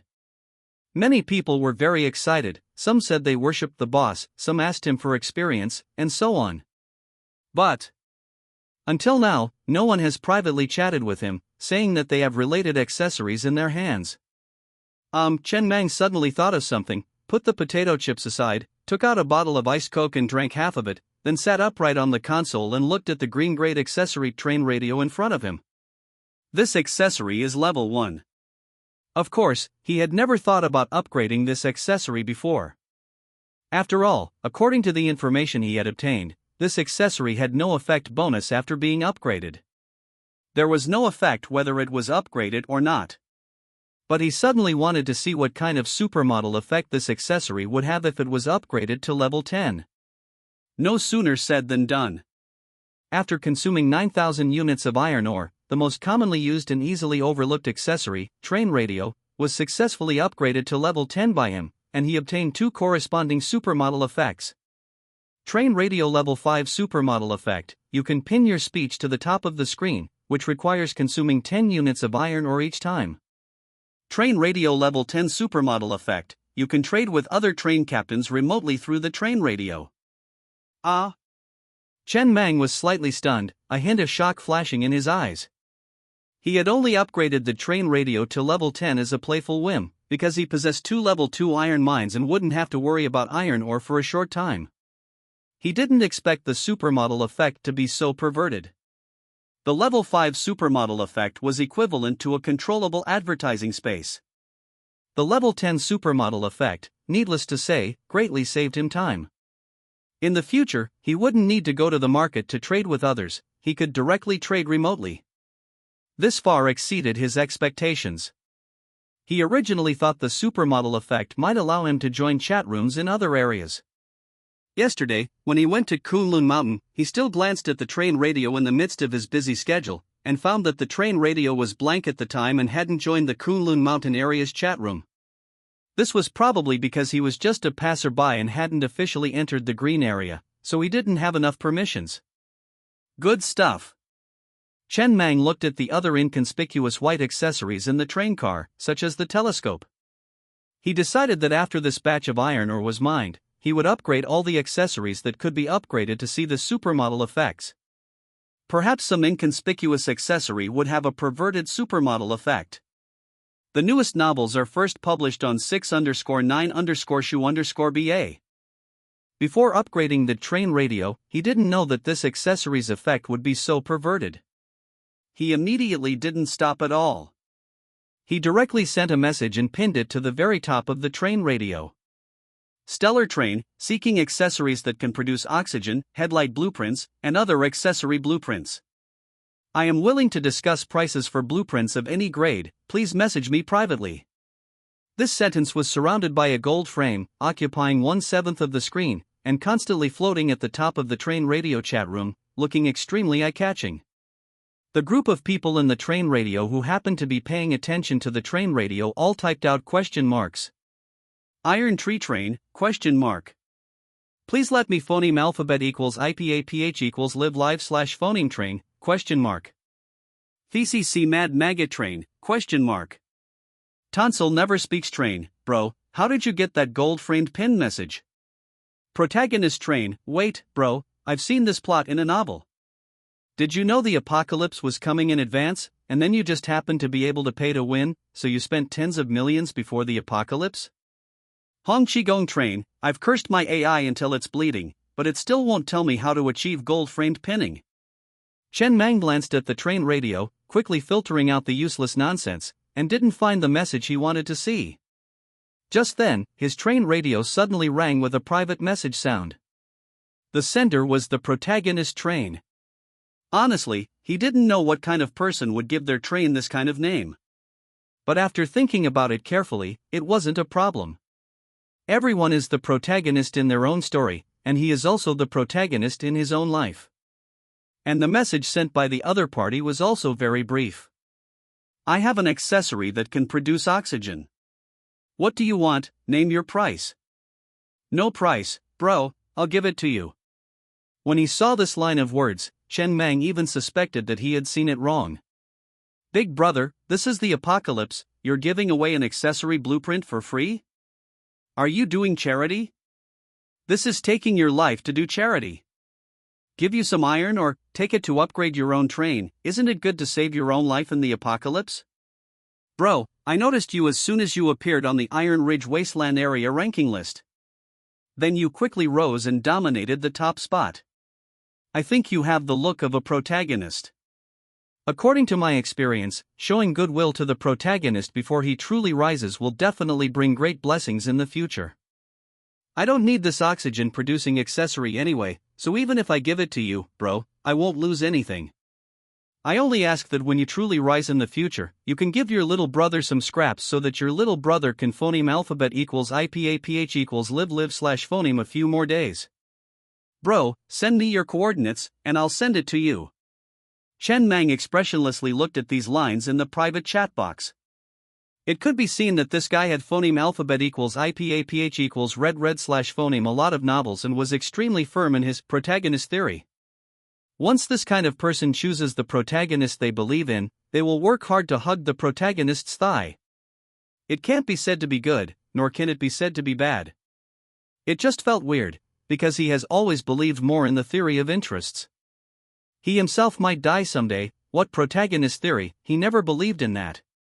No need, send me your coordinates, and I'll trade remotely.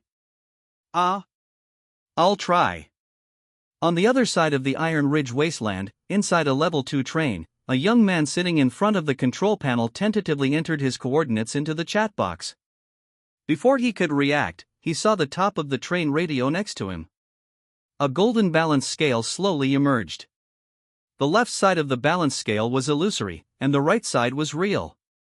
He tentatively placed the green-grade accessory blueprint in his hand on the right side. The next moment, along with a flash of white light, the accessory blueprint disappeared unexpectedly. FCK. The young man couldn't help but jump up from the control panel, looking at this scene in disbelief. This is so high-tech? As far as he knew, even a level 3 train didn't have the function of remote trading. How did this stellar train do it? The reason why he noticed the stellar train was because when the area ranking list first came out, his ranking was just one place lower than the stellar train, so he subconsciously wanted to catch up with the stellar train. As a result, chasing, the stellar train went to the top of the list. He witnessed the exponential perverted development of the stellar train, forcibly reaching the top of the list with a level 2 train, suppressing a group of level 3 trains. Then, before he could react, the originally illusory left side of the balance scale also sent over a large pile of things, all falling onto the control panel with a crash. There were 2 packs of cigarettes, 1,000 units of iron ore, 10 hot rojamo, and even a pornographic magazine. This bro. The young man looked at this pile of things, and finally picked up the pornographic magazine and muttered with a dazed expression, "He's quite considerate, but did this bro forget that I'm also a train captain, and I don't lack women?" However, he quickly looked a little disappointed. Bro, this is rejecting his goodwill. Just then his train radio rang again. I appreciate your kindness, but don't easily give away your foundations to show favor in times of weakness. These are all life-saving things. A little gift, accept it. The young man looked at the message from the stellar train and was slightly stunned. Then, he couldn't help but laugh. This guy still appreciates my gesture. Once the stellar train completely rises, if he ever finds himself in a life or death crisis, maybe this favor can save his life. Moreover, not bad. He looked at the pornographic magazine in his hand, flipping through it repeatedly. Although he didn't lack women, this magazine gave him a different feeling, as if he were still in a civilized society. Just then, son. The train compartment door was pushed open, and a middle-aged man said with a bitter face and a low voice, "Now that you're the train conductor, I'm still your father, can't I enjoy some leisure?" Enjoy leisure? The young man frowned, his expression stern. Enjoy what leisure? This is the apocalypse. What do you think this is, a game? If one less person minds, the train's development will be slower.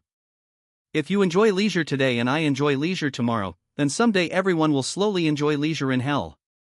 Don't you understand this simple logic? All right. The young man secretly stuffed 5 rojamo, a carton of cigarettes, and the pornographic magazine into his father's arms, whispering, "Take these and hide them. I'll give you some special treatment, but you definitely can't rest. If you rest, my second uncles and third aunts will definitely go on strike. It wasn't easy for me to control the situation. Don't ruin my plans, okay?" Sigh. The middle-aged man sighed softly and glanced at the pornographic magazine in his hand. I understand the logic. It's okay to mine every day, but you're always playing around so much. Can't you let me enjoy some leisure too? Your mother passed away early, and I never remarried. Don't think about these things that would let mom down, I'm telling you, you old lecher. But you're playing around so much, are you being fair to your mother? That's your wife, not my wife. I don't have a wife, it's none of my business. That's true. Green Grade Vehicle Component Blueprint, Oxygen Generator. Chen Mang looked at the component blueprint in his hand, feeling somewhat emotional. Although he didn't quite approve of the young man's actions, he had to admit that this young man had helped him a lot. With this thing, he wouldn't have to worry about oxygen anymore. Not only would he not have to worry about whether the oxygen in the cave was sufficient when mining. Even the 4 refrigerators filled with slaves would have an ample supply of oxygen. In the future, there would be no need to build slave carriages anymore. All the slaves could be stuffed into the refrigerators. The 4 slave carriages that were originally built could be used as high-end slave carriages, a privilege only level 1 slaves could enjoy. Manufacturing this component requires 500 units of iron ore. Not expensive. He immediately spent 500 units of iron ore to manufacture an oxygen generator in the number 10 Goblin slave carriage and then spent another 9,000 units of iron ore to upgrade it to level 10. A 100% level 1 energy stone could power a level 1 train for 100 hours or the current stellar train for 60 hours. It could power a level 1 off-road motorcycle for 100 consecutive days. Currently, there were many energy-consuming components inside the train. Of course, most of the energy-consuming components did not need to be turned on all the time. The energy stone stuffed into the generator last time still had 37% capacity. After upgrading the oxygen generator to level 10, he also obtained 2 supermodel effects. Oxygen generator level 5 supermodel effect. The oxygen generator can be linked to the train auxiliary AI. The AI will automatically control the oxygen output of the oxygen generator according to the degree of oxygen deficiency in the space. Requires the train auxiliary AI green grade component to be upgraded to max level. Oxygen generator level 10 supermodel effect. It will analyze the air quality of the surrounding environment in real time and synchronize the report to the train auxiliary AI. Chen Mang raised his eyebrows slightly. This effect was not bad. Both of these effects were quite useful. He left the train compartment, passed through the carriages, and finally arrived at the number 10 Goblin carriage. He looked at the oxygen generator placed in the corner, which looked a bit like a large bubble machine used by wedding companies, with a large air outlet. When it started running, it would spew out a large amount of oxygen from this nozzle. It was already running. At the current oxygen concentration, running it continuously for 24 hours would probably cause a level 1 energy stone to drop by about 50%, which was equivalent to spending 250 units of iron ore per day. Compared to other components, the energy consumption was considered high, but it was much cheaper than the mouths of slaves. Buzz buzz buzz. Along with the buzzing sound, the oxygen generator had already started working, and a large amount of oxygen began to pour into the cave. Very good. It could also be considered aerobic exercise. Chen Mang couldn't help but laugh at himself. He looked around, wanting to find someone to explain his joke, but seeing that everyone around him was busy, only old Zhu noticed him. However, his serious and respectful appearance made him curl his lips and wave his hand, signaling old Zhu not to come over. He walked back to the train compartment alone. He might as well finish watching the movie he hadn't finished earlier. Phew. Among the slaves, a young man approached Uncle Lee and cautiously glanced around before whispering, "Uncle Lee, didn't you say that when new slaves join the train, you would have a plan to climb up a step? What's the progress now?" "Wait a little longer." Uncle Lee swung the pickaxe in his hand and heavily smashed it on the iron ore in front of him, shaking his head. "I haven't found anyone who doesn't know what's good for them yet." His plan was actually very simple. Find someone among the new slaves who didn't know what's good for them, preferably someone who wanted to incite the slaves to start a riot. Then, when the riot just started, he and the young man beside him would directly suppress the riot, thereby demonstrating their abilities and attracting Mang's attention. But many new slaves had come, but it seemed that no one had the idea of inciting the slaves to start a riot, which made him somewhat embarrassed. He used to be in other carriages, where there were riots from time to time. Why was there not even a hint of a riot here? Without a riot, how could he stand out? Talent is like shit. You have to stick your head out of your ass so people can clearly see you. Oh, so you have talent. Otherwise, even if your stomach is full of shit, others won't be able to see it. Especially in the apocalypse, it's even more difficult to stand out, and you have to grasp a certain degree. Forcing your way to the front is even more dangerous. Oh. The young man scratched his head. He didn't have any ideas phoneme alphabet equals IPAPH equals or either slash phoneme. His method was to follow Uncle Lee. His brain was relatively simple, so his way of solving problems had always been to follow a smart person and let them solve the problems. He would just follow behind and eat some leftovers. Mining is a physical job. Chatting can pass a lot of time.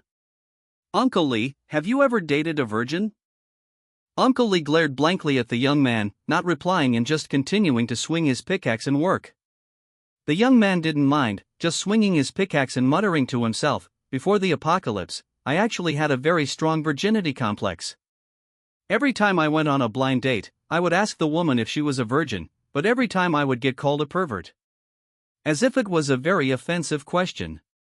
It's not like I discriminate against non-virgins. Is it wrong to screen them beforehand?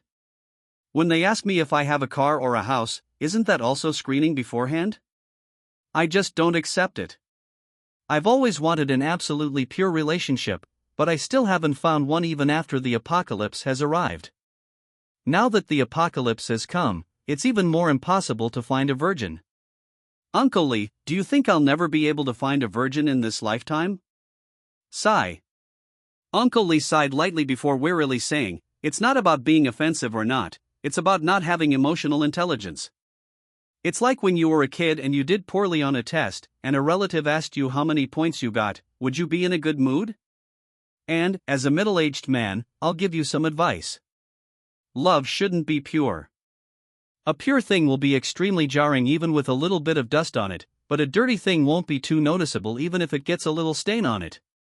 Who can guarantee that they'll be pure their whole life? It's better to just find someone who's dirty, so that even if something really happens in the end, it won't be so painful.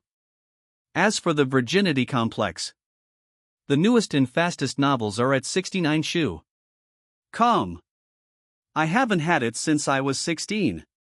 A trace of doubt flashed in the young man's eyes. Is there a trick to it? No. Uncle Lee shook his head. It's because I realized that none of the girls I liked were virgins, so I accepted it. These days, where are there any virgins? That's really a rare thing.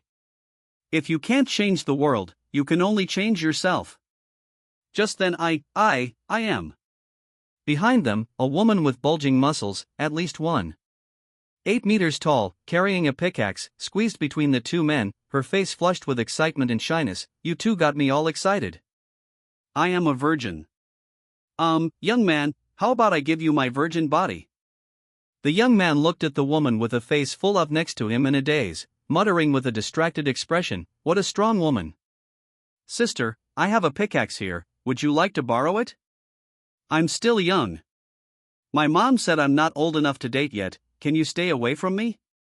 Oh. The middle-aged man glanced blankly at the woman behind him. If it were someone like her, then it wouldn't be surprising. As soon as he finished speaking, the woman, who had just been blushing shyly, instantly turned gloomy. She immediately stood up and stretched out her right hand, lifting the middle-aged man into the air like she was picking up a chick, and said, word by word, explain, what the hell do you mean by not surprising? A trace of panic flashed in the middle-aged man's eyes, and his limbs flailed helplessly in the air. He wanted to say something, but his collar was tightening his neck and he couldn't say a word. What do you want to do? The young man next to him saw this scene and his expression changed slightly. He immediately stood up and grabbed the woman's right hand, wanting to pull it down from the air, but after trying a few times, he found that he couldn't pull it at all. He directly hugged her with both hands, his feet off the ground, trying to use his body weight to press the woman's right hand down. However, it was still useless. After trying a few times without success, the young man simply used the woman's thick arm as a lever, did 3 pull-ups in place, and then stood on the ground, patted the dust off his body, and sighed. Uncle Lee, I tried my best. And at this time Gaozi, who was patrolling nearby, noticed this scene and immediately his expression turned gloomy. He directly cocked the Tinglong assault rifle in his hand and aimed it at the woman's head, hoarsely saying, "Let go." The woman didn't dare to ignore Biaozi's warning, and immediately let go, putting Uncle Lee on the ground. Before whispering in a somewhat aggrieved tone, he said, "No one wants me." Biaozi didn't bother to pay attention to the conflicts between these slaves at all, just coldly swept over the woman. "If there's a next time, choose a comfortable way to die." Then he strode away, but a trace of shock flashed in his eyes when he turned around. Wasn't this woman's strength a little too exaggerated? If it were in peacetime, it felt like she could beat 3 adult men without any problem. Humph! The woman glanced at Uncle Lee unhappily before carrying her pickaxe to the side to continue mining, digging extremely hard. Her efficiency was even higher than many men, and she muttered while digging. 1 little fresh meat, 2 little fresh meat, 3 little fresh meat.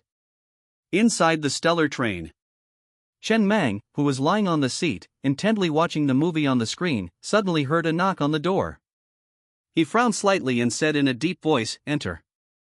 Lord Mang. Old Zhu pushed the door open, his face full of respect as he whispered, "Hey Hao told me something, and I think it's necessary to report it to you in a timely manner, Lord Mang. What do you think we should do?" "Hey Hao, tell Lord Mang about it." Okay. Hey Hao, who came in behind old Zhu, first smiled obsequiously, then hurriedly opened his mouth and said, "Lord Mang, you don't know that Biaozi has actually been a train captain several times before.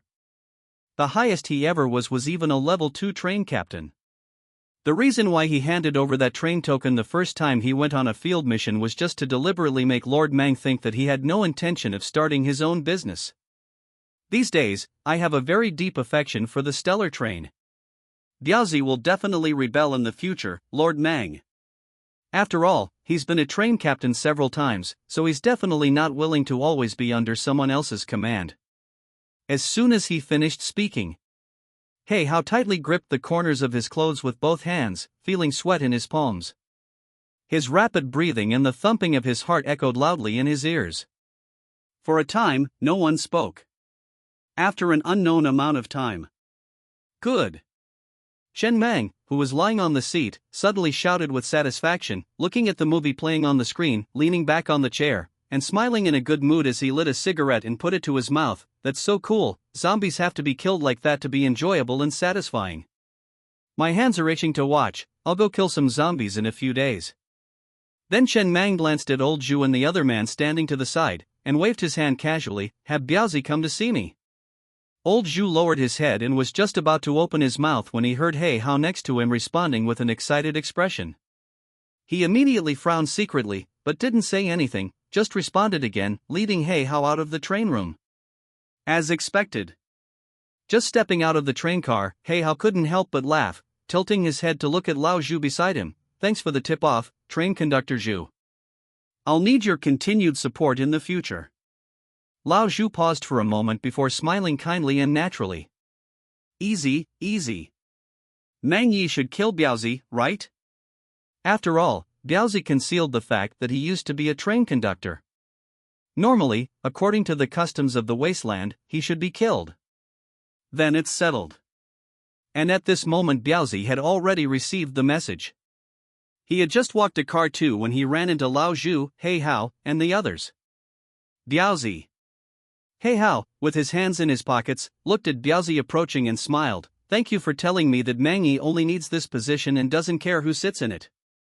You can sit in this position, so why can't I? I've already reported you to Mang Yi." Nervous? People, once they have a guilty conscience, become like you are now. Look at you, your face is pale. Biaozi, who didn't know why Mang Yi had called him over, turned ashen-faced and stared at the smile on Hey Hao's face in disbelief upon hearing Hey Hao's words. Hey Hao looked extremely unfamiliar at this moment. He didn't expect Hey Hao to report him. His body trembled from instability. His eyes were red, and he gritted his teeth, saying each word, "Hey Hao, I haven't treated you badly." Not badly? Hey Hao's expression instantly turned ugly. "When we first followed Mang Yi, why did you make me take the first night watch? There were so many people, but you used me?" Biaozi took a deep breath and, not caring that Lao Zhu was next to him, bluntly stated the matter. "At that time, no one obeyed me except you and Ergu, who had been following me. You were my confidants. Who else would I have sent to watch the night if not you? Besides, you fell asleep that night, causing the train to be surrounded by zombie wolves. Afterwards, Mang Yi questioned me, and I took the blame for you. Have you forgotten? Ha. Hey Hao sneered and didn't bother to say anything more, only tilting his head to look at Lao Zhu. Train conductor Zhu, do you have any cigarettes? Lend me one. Yes. Lao Zhu didn't have any extra expression on his face, only quietly taking out a cigarette from his pocket and handing it over. Hey Hao took the cigarette, walked up to Biaozi, put the cigarette in Biaozi's mouth, lit it for him, and then gently patted his cheek. It's okay, brother knows you have a habit of smoking a last cigarette before you die. Didn't I take away your last cigarette just now? I'm giving you a replacement now. After you finish smoking, you can go on your way in peace. Biaozi's face was bloodless, and his eyes were red. He spat the freshly lit cigarette on He Hao's face, then walked past He Hao and looked at Lao Zhu, his voice trembling with fear as he tried to calm himself. Train conductor Zhu, what's Mang Yi's attitude? Can you give me a hint? Lao Zhu shook his head, with no extra expression on his face. I don't know. What are my chances? I don't know. Not even 10%? Lao Zhu shook his head again. I'm not sure. As a subordinate, arbitrarily speculating about the superior's psychological activities is not a good habit. He had been a subordinate for too long. He might not be very good at how to do things well, but he was very clear about how to phoneme alphabet equals IPAPH equals live/phoneme a little longer. After all, this thing called work, to put it bluntly, except for those particularly professional things, is phoneme alphabet equals IPAPH equals FN often/phoneme the same no matter who does it. Even if you change someone to do it, it won't be much different. After not getting any information from Lao Zhu's mouth, Biaozi took a deep breath, forcibly stabilized his body, straightened the wrinkles on his clothes, then turned around and picked up the freshly lit cigarette from He Hao's feet, ignored He Hao's sneer, and put it in his mouth. He didn't dare to speak. He just gently closed the train car door and stood quietly aside, waiting patiently. The only sound in the room was the narration of the movie characters, like white noise, making his body a little uncontrollable and weak. After an unknown amount of time, when the end credits of the movie started playing, Chen Mang switched to the next movie with some lingering interest, took out 2 cigarettes from the cigarette case, casually threw one to Biaozi, lit one for himself, and then said casually, "Do you have anything to say?" As soon as the words fell, Biaozi immediately lost control of his body and collapsed to the ground, his eyes red, his voice hoarse and trembling. Mang Yi, I have been hiding it and didn't tell you, Mang Yi, because I was worried that you would think that I had been a train conductor and would be unwilling to be inferior to others. But actually, it is precisely because I have served as a train conductor and failed several times, and even almost died in the wilderness, that I know how difficult it is to become a train conductor. I have been watching the development of the Hengqin train these days, and it is many times stronger than when I was in charge. Mang Yi, from the bottom of my heart, I really treat the Hengqin as my own home. Whenever I am alone at night, I feel proud and can't sleep when I think that I am a member of the Hengqin. Since following you, Mang Yi, I, Biaozi, have a clear conscience and have never done anything that would be sorry to you or the Hengqin train. I have been conscientious and dare not slack off in the slightest these days. There is a saying in our village: a prostitute ashore is the most devoted. I, Biaozi, am the same. It is precisely because I have seen the dangers in the wasteland that I know more clearly how honored I am to be able to follow you, Mang Yi. Mang Yi. If you can give me another chance, you will see my performance in the future. If I have even a trace of dissatisfaction with you, Mang Yi, you don't need to do anything. With just one word from you, I will kill myself. After saying that, Biaozi buried his head on the floor, his body trembling uncontrollably as he waited for the final judgment. He had always worried that this thunder would explode, but he never thought that it would really explode one day. After a long time, Chen Mang, lying on the chair, casually inserted the burned-out cigarette into the coke next to him and said softly in a calm tone, "The person in your hand is called He Hao, right? I don't like him very much. You can handle it as you see fit." Biaozi's body stiffened, and then he kowtowed 3 times heavily before straightening up from the ground with red eyes. His face was already covered with tears, and his voice was hoarse. "Mang Yi, you will see my performance in the future." After saying that, he slowly exited the train car. Outside the train car, Hei Hao, who was controlled by two thugs and kneeling on the ground, looked at the dark gun muzzle in front of him, his eyes filled with fear. He struggled violently and looked at Lao Zhu, roaring heart-wrenchingly, "You've got it wrong, you must have got it wrong. You're supposed to kill Biaozi, not me. I reported him and deserve credit. If you kill me, who will dare to report in the future? You can't kill me. You can't kill me." Old Zhu looked at the violently struggling Hei Hao and sighed softly. He had warned Hei Hao a few days ago, but it seemed that Hei Hao hadn't listened and had instead walked himself onto a dead end. Hei Hao believed in the rules a little too much. Logically speaking, Biaozi should indeed be the one to die. Hei Hao still hasn't figured out that although there is a set of unspoken rules in the wasteland, the train conductor still has the final say in each train. What the train conductor says is what it is. This isn't before the apocalypse, where everything is done according to rules and regulations. Seeking his own death, he can't blame anyone. The newest novels are available on 69shu.com. Hei Hao. Biaozi, with red eyes, walked up to Hei Hao with a Tinglong assault rifle, pointed the muzzle at Hei Hao's head, and said word by word, "Or should I say Hei Wa, that was your nickname in the village back then. Later, after everyone came out, you got the nickname Hei Hao because you phoneme alphabet equals IPAPH equals FN often slash phoneme like to steal chickens and dogs. I haven't treated you badly these years. In the end, my brother and I have come to such an end, and it's all your own fault." Biaozi, "Oh no, brother Biao, brother Biao." Seeing that no one was helping him speak, a trace of despair flashed in Hei Hao's eyes, and his voice was filled with a sob. "Give me a chance, spare my life, okay? I will definitely listen to you in the future, and I won't dare to do it again. I really won't dare to do it again. Ergo, we all came out of the village together, please say a word for me." "I can't say it." Ergo, who was not good with words, shook his head, his face looking ugly, and said in a muffled voice, "You even reported your own people. If this were in the village, your family's reputation would be so bad that people would be pointing fingers behind your back every day." Biaozi squatted down, took out a cigarette from his pocket, put it in his mouth, lit it, took a deep breath, and then stuffed the cigarette butt into Hei Hao's mouth, patted his cheek, and said softly, "This is called a last cigarette. Smoking a last cigarette before going on your way, that's how it should be. Since you and I are brothers, I will personally send you on your way." The next moment before Hei Hao could say anything more, 222. The harsh gunfire suddenly rang out, not very noticeable among the clanging mining sounds.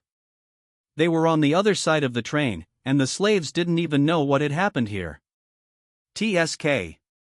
Old Zhu, who was standing aside, clicked his tongue as he looked at Hei Hao, who had fallen in a pool of blood. He was trembling when he killed his mother's idol a few days ago, but now he's killing his former brother. Why is his hand so steady? Train conductor Zhu. Biaozi squeezed out a bitter smile. "Don't make fun of me, I was just talking nonsense that day. I was just scared, worried that I would end up like that if I messed up." All right. Old Zhu couldn't help but pat Biaozi on the back with a smile. "Go adjust your mood. I know you're not feeling well right now. After all, you were brothers once. But this time, you can be considered to have turned misfortune into blessing. I'll find a place to bury him." "Okay." Inside carriage 5 of the train, Ji Choo-choo sat by the window and clearly witnessed this scene, but there wasn't much expression on her face. She just hummed softly and combed her hair with a comb. Since the apocalypse, she had seen too much of this kind of thing. She was almost used to it. "Sister Choo-choo."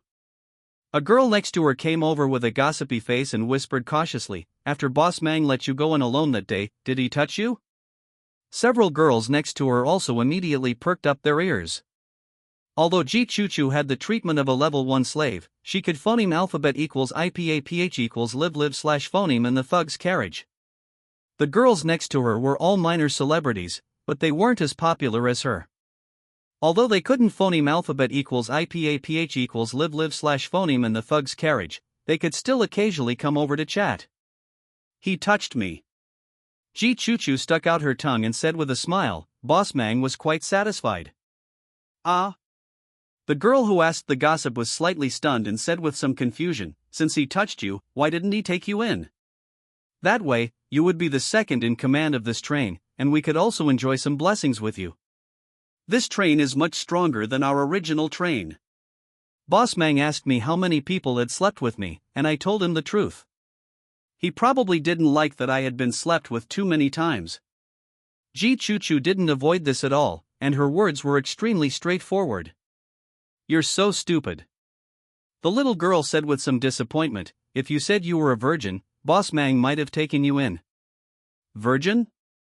Ji Choo picked up the mirror next to her, looked at her face in the mirror, admired it for a long time, and then tilted her head and smiled. With my appearance, even if I was innocent before the apocalypse, after staying in the apocalypse for a year, how likely do you think it is that I'm a virgin?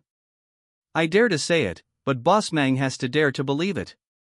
And even if I was really taken in at the beginning, I would definitely stay away from you and cut ties with you as soon as possible. It's a big taboo for the harem to interfere in politics. At that time, I would definitely stay in the train room every day and concentrate on serving Boss Mang. I wouldn't have time to pay attention to you. Sister Choo Choo. Several girls next to her pretended to be sad and wiped their tears. You're so cruel. If you're not cruel, you can't sit firmly in the C position. Ji Choo looked at the men outside the window who were throwing the corpses into the underground river, narrowed her eyes, smiled, and didn't speak. She had indeed fantasized about this scene at the beginning, but after seeing that Boss Mang didn't have this idea, she planned to change her approach. No matter how ruthless men are, they still need a touch of gentle comfort. She only needs to be responsible for providing this touch of comfort, and she can phoneme alphabet equals IPAPH equals live/phoneme very well on the train. This is the capital that her appearance brings her. She has never understood why some beautiful women are so resistant to making a living with their faces. Good-looking women don't use their faces to make a living. It's like a rich second generation insisting on starting from scratch. Excessively trying to prove yourself to others will only waste the capital you should have. Inside the train room, Chen Mang didn't pay much attention to this little episode, just watched a movie completely again, and then leaned back on the chair with satisfaction. This time, no one disturbed him from watching the movie. In the apocalypse, it's not easy to have such a relaxing time. Satisfied. Just then the train radio suddenly beeped. Someone was privately messaging him. After receiving the oxygen machine, he removed the phrase about the demand for the oxygen machine and continued to pin it to the top for a long time. Pinning it to the top can last about 10 minutes each time. He asked the train auxiliary AI to help him pin new posts regularly, and finally, after watching 2 movies, someone privately messaged him again. I have the blueprint for a headlight component. What's your offer?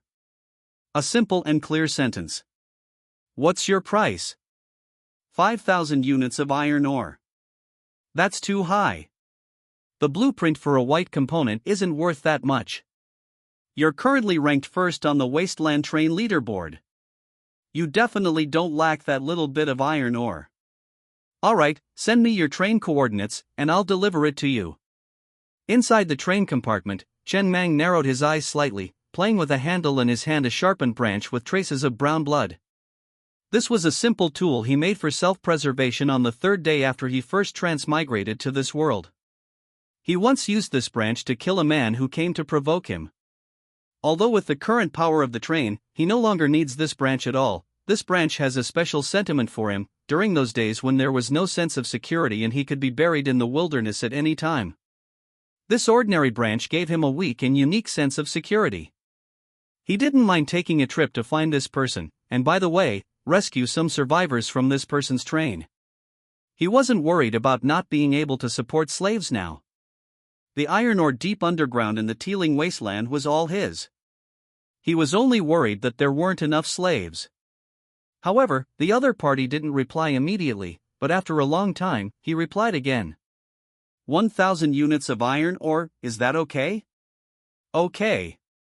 Is it that all trains actually have the ability to build all components, and blueprints are just a key to unlock these permissions? And it's not that the blueprint itself gives the train the technology to manufacture this component.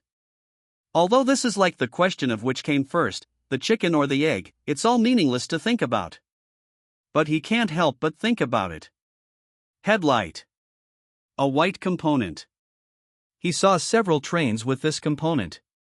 It's not a very rare component, but he doesn't know why he doesn't have it. It can not only be placed on the front of the train. It can also be installed in various areas outside the carriage. He built 3 of them and placed them on the front of the train, in the middle of the car body, and in the last carriage. And it consumed 4,400 units of iron ore to upgrade the headlight placed on the front of the train to level 10. The upgrade of this component does not increase the brightness of the headlight, but only reduces energy consumption.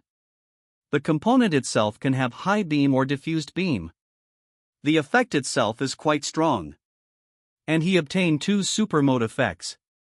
Headlight level 5 super mode effect, consuming 1 energy stone can instantly burst out an extremely dazzling strong light. The strong light effect depends on the level of the energy stone consumed.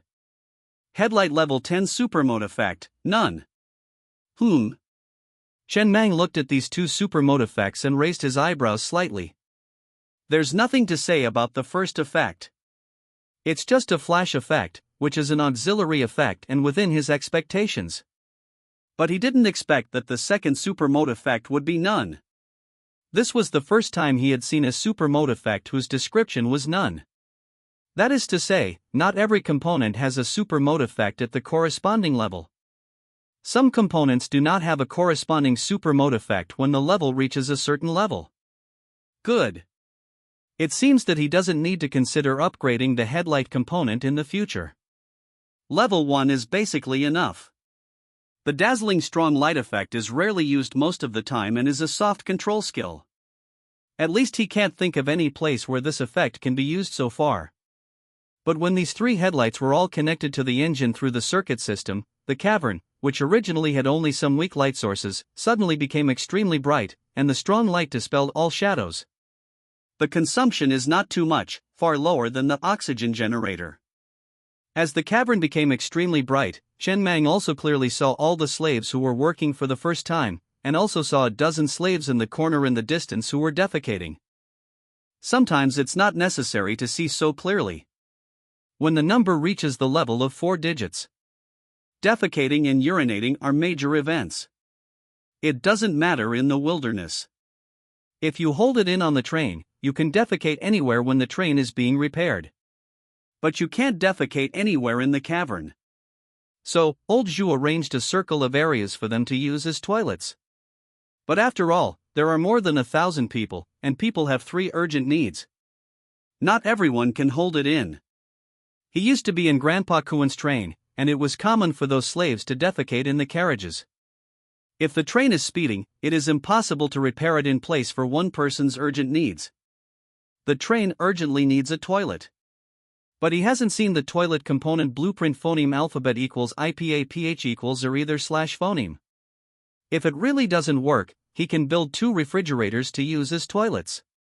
That big place is enough to use, and then arrange people to go in and clean it at a fixed time every day.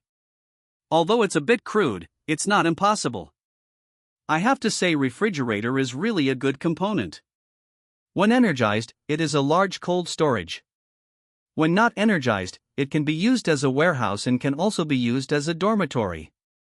Now it can also be used as a toilet. If you are in a bad mood one day, you can also use it to make soap. It's simply omnipotent. This incident reminded him that there are now many people on the train, and there is a need for other positions besides thugs and slaves, such as cleaners, who need to clean the carriages regularly. When he went to the number 10 Goblin carriage today to check the oxygen machine, it was so dirty that he didn't want to set foot in it. He immediately picked up the walkie-talkie. Old Zhu. Didn't more than 60 female slaves choose to mine yesterday? Women are still not as good as men in mining. You go and pick out 10 capable ones to be responsible for cleaning the train. Then pick a young, good-looking one with a flexible mind who is not stubborn, and be responsible for cleaning my train compartment. The treatment is still based on level 3 slaves, and promoted according to the number of working days. Understood. After arranging this matter, Chen Meng then looked at the train panel. There are still more than 1,000 units of iron ore and more than 130,000 copper ore in the train. It was originally 140,000 copper ore. A few thousand units of copper ore were consumed in Kunlun Mountain to kill those dozen pangolins. In fact, the vehicle crossbow could also be used to kill them completely, but the heavy machine gun damage was faster, and the attack speed was faster and more stable. A little slower, that group of pangolins would have entered the belly of that rock serpent. The copper ore is mined for use. Being stingy and reluctant to use it, which leads to missing a good opportunity, is called foolishness. The iron ore is basically running out, but it doesn't matter. When this batch of slaves finishes their work today, a large amount of iron ore will be received. In a while, I'll go chop some wood. There aren't many train parts that use wood, but that clothing customization production line needs wood to make clothes, and I've been wearing this outfit for a long time. Although it's been washed a few times, it's still a bit inconvenient. When the time comes, I'll make myself a well-fitting outfit, and also make a new set of clothes for the slave thugs. Thinking of this, Chen Meng couldn't help but shake his head and laugh. He almost forgot that this outfit was from his previous life. From the initial difficulty in accepting it to now, he has gradually integrated into this world, and the memories of his previous life have become increasingly blurred. From a certain perspective, this world is a bit more free. As long as it's something he can imagine, he can turn it into reality, as long as he has enough ability and means. Soon the newest novels are first published on 69 Shu. Come. A day ended. When thousands of slaves lined up to receive bread, old Zhu was almost exhausted. When there were only 200 slaves before, it was no problem for old Zhu to distribute food alone, but now it's impossible to distribute it all. At old Zhu's suggestion, 10 people were selected from the women mining to take charge of some odd jobs. As the train's population increased, there were also many more odd jobs. Chen Meng had no objection to this. The Hongxing train, from the beginning of only having slaves and thugs, is gradually adding other positions, which also means that the train as a whole is subtly developing on a regular phoneme alphabet equals IPA-PH equals root/phoneme.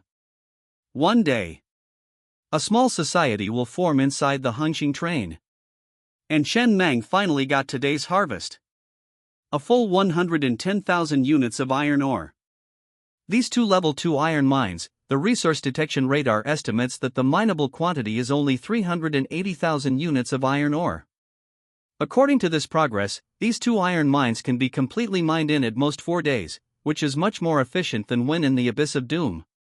Although the new slaves are still not as efficient as the old slaves under training, the overall strength has improved a lot compared to before. Sure enough, it hurts to feed the slaves, but when you start harvesting, you feel that everything is worth it. It's all worth it. Chen Meng specifically went to cargo carriage number 3, looked at the refrigerator filled with level 2 iron ore, his eyes were full of emotion and gratification. He spent so much effort these past few days, rescuing survivors in Taiping City, and risking his life in Kunlun Mountain to find pangolins. What was it all for? Isn't it for now? After seeing these things, his hard work these days was swept away, it was all worth it. Then he laughed. Next, it was time to start spending. First of all, it's the phoneme alphabet equals IPA-PH equals wind wine/phoneme firewheels. The original level of the phoneme alphabet equals IPA-PH equals wind wine/phoneme firewheels was level 5. It costs 35,000 units of iron ore to upgrade from level 5 to level 10. He was reluctant to upgrade at the time, but now that he doesn't lack iron ore, he will naturally upgrade the level of the phoneme alphabet equals IPA-PH equals wind wine/phoneme firewheels as soon as possible. In the wasteland, speed phoneme alphabet equals IPA-PH equals FN often/phoneme represents safety, and sometimes it's even more useful than armor. Theoretically speaking, as long as you run fast enough, it doesn't matter if the armor level is a little lower. Each level increase of the phoneme alphabet equals IPA-PH equals wind wine/phoneme firewheels will increase the speed limit by 20 km per hour. After being upgraded to level 10, the basic speed directly increased from the original 130 km per hour to 230 km per hour, which is only the speed limit added by the phoneme alphabet equals IPAPH equals wind wine / phoneme firewheels accessory. Plus the basic speed of the level 2 train is 130 km per hour. The speed limit of the train directly reached 360 km per hour. Of course, this is theoretical phoneme alphabet equals IPAPH equals det data / phoneme. Because considering the train's own weight, the information given by the train auxiliary AI on the control panel is that the current speed limit of the Hongqing train when equipped with phoneme alphabet equals IPAPH equals wind wine / phoneme firewheels is 322 km/h. This speed can basically outrun almost all monsters in the wasteland. In fact, even in Kunlun Mountain, basically no monsters can catch up with him at this speed, except that the terrain in Kunlun Mountain does not allow the use of phoneme alphabet equals IPAPH equals wind wine / phoneme firewheels, only spider feet, and spider feet have a fixed speed limit. Ha! Chen Meng immediately noticed that the wheels composed of white dotted lines in the three-dimensional train stereogram on the control panel were constantly flashing. He immediately walked out of the train room and looked at the phoneme alphabet equals IPAPH equals wind wine / phoneme firewheels below the Hongqing train, raising his eyebrows slightly. So cool? The originally dark phoneme alphabet equals IPAPH equals wind wine / phoneme firewheels had now turned dark red. Paired with the pitch black train, it was quite a match. Since ancient times, black and red have been a classic color combination, and the wheels have become slightly larger, and the wheel hubs look more beautiful. At the same time, he looked at the supermodel effect of the phoneme alphabet equals IPAPH equals wind wine / phoneme firewheels after being upgraded to level 10. Phoneme alphabet equals IPAPH equals wind / phoneme firewheels level 10 supermodel effect. When speeding with the phoneme alphabet equals IPAPH equals wind wine / phoneme and windy weather, the phoneme alphabet equals IPAPH equals wind wine / phoneme firewheels will be ignited, and the speed will be greatly increased. Ignited? Chen Meng looked at this supermodel effect. To be honest, he was a little confused for a moment. It's okay in the wasteland, where the soil is dry and cracked. But what if he goes to the grassland one day, and the season that day is withered grass? If the phoneme alphabet equals IPAPH equals wind / phoneme firewheels are ignited, it will directly turn into an endless wildfire. The ashes will all become fertilizer. This effect is a bit cool. Chen Meng supported his chin with one hand and thought thoughtfully. He only saw windy weather once in the wasteland, which was when the tornado broke out a few days ago. The phoneme alphabet equals IPAPH equals wind / phoneme was quite strong that day. Although he was not affected by the tornado in the abyss of doom, he also felt that the phoneme alphabet equals IPAPH equals wind / phoneme was indeed not small. Wait until there is windy weather in the wasteland again to try it out. See what the effect is after the phoneme alphabet equals IPAPH equals wind / phoneme firewheels are ignited. This supermodel effect is actually within his expectations. Basically, the supermodel effect after upgrading any type of accessory is the same type. For example, the supermodel effect of life type accessories is life type. The supermodel effect of speed type accessories is speed type. It doesn't exist that a life-type accessory, such as the refrigerator, suddenly becomes a bomb after upgrading, and it explodes wherever it is thrown. This is the underlying rule of this world, and there will basically be no deviation.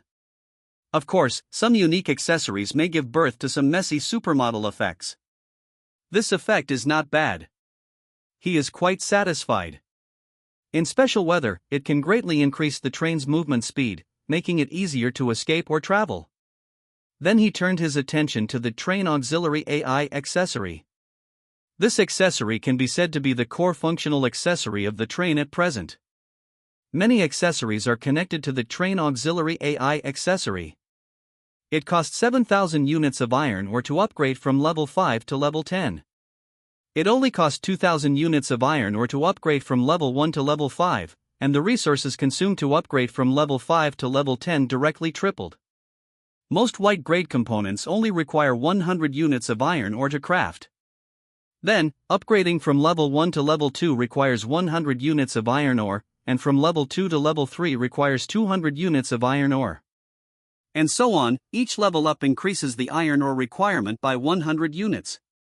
Most green-grade components only require 500 units of iron ore to craft. Then, upgrading from level 1 to level 2 requires 200 units of iron ore, and from level 2 to level 3 requires 400 units of iron ore. Each level up increases the iron ore requirement by 200 units. Of course, this isn't absolute. It's really resource draining. The level 5 super mode effect of the train auxiliary AI is swarm intelligence. Each upgrade improves the AI's intelligence, enabling faster communication with the train captain, and strengthens its computing power and information processing capabilities. This manifests on the train as the ability to control more components simultaneously, such as controlling oxygen production while deploying enemy-seeking radar, and using heavy machine guns to lock onto enemies within the radar's range. The current trend for the train is that most components will be controlled by the train auxiliary AI, so leveling up the train auxiliary AI is extremely important.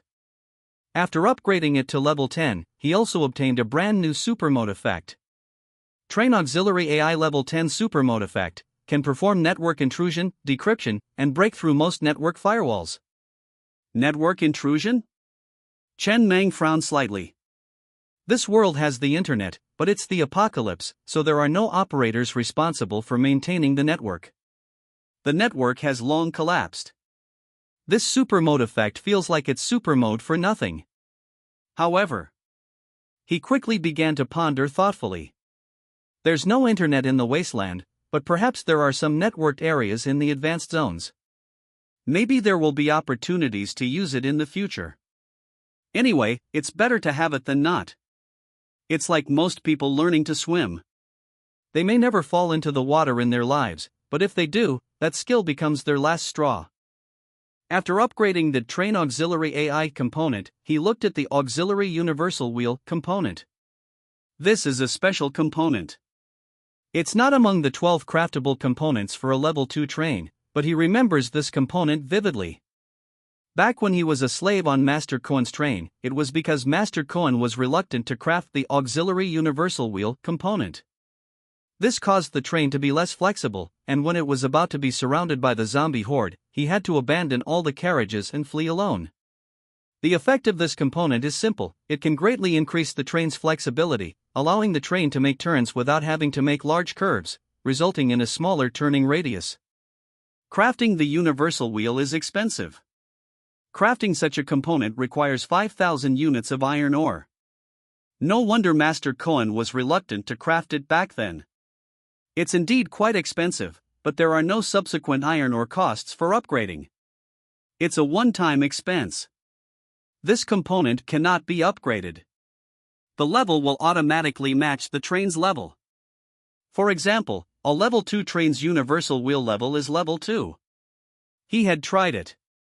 Even though he has level 0 permission to upgrade infinitely, he can't upgrade this component. This component simply doesn't have an upgrade option. As the level increases, it will make the train's turning radius smaller.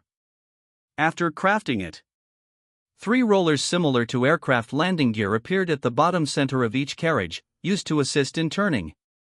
Besides this, Chen Meng narrowed his eyes slightly, focusing his attention on the other components he had never upgraded. Ever since he tentatively upgraded the unremarkable train radio component to level 10 and obtained the remote trading super mode effect, he has been full of expectations for these unremarkable components. Even if all 9 super mode effects are useless, it doesn't matter. As long as there's one similar to the remote trading super mode effect, it's a big win. Not to mention, at least he thinks that besides him, no one else on that Iron Ridge wasteland would upgrade the train radio component, because this component has no effect after being upgraded. After scanning the train compartment, he focused his attention on the telescope. This was a white component among the 17 craftable components he had on the level 1 train. It was a single product like the single bed, and crafting such a telescope only cost 10 units of iron ore. It was truly a bargain. Before having the enemy-seeking radar, the telescope was almost his only means of scouting far away. After having the enemy-seeking radar, he hadn't used the telescope for a long time. He only remembered this component when he was surveying the train compartment just now. Crafting only requires 10 units of iron ore, and upgrading it costs even less. Only 550 units of iron ore are needed to upgrade it to level 10. After upgrading, the visible distance is farther and clearer, but of course, it can't be compared to the enemy-seeking radar at all. The enemy-seeking radar can even see the faces of creatures and the information of monsters, etc. These hidden information cannot be achieved by the telescope, not to mention that even enemies deep underground and inside walls are clearly visible on the radar. After upgrading to level 10, he also obtained 2 super mode effects as a result. Telescope level 5 super mode effect can display the level of monsters appearing in the lens.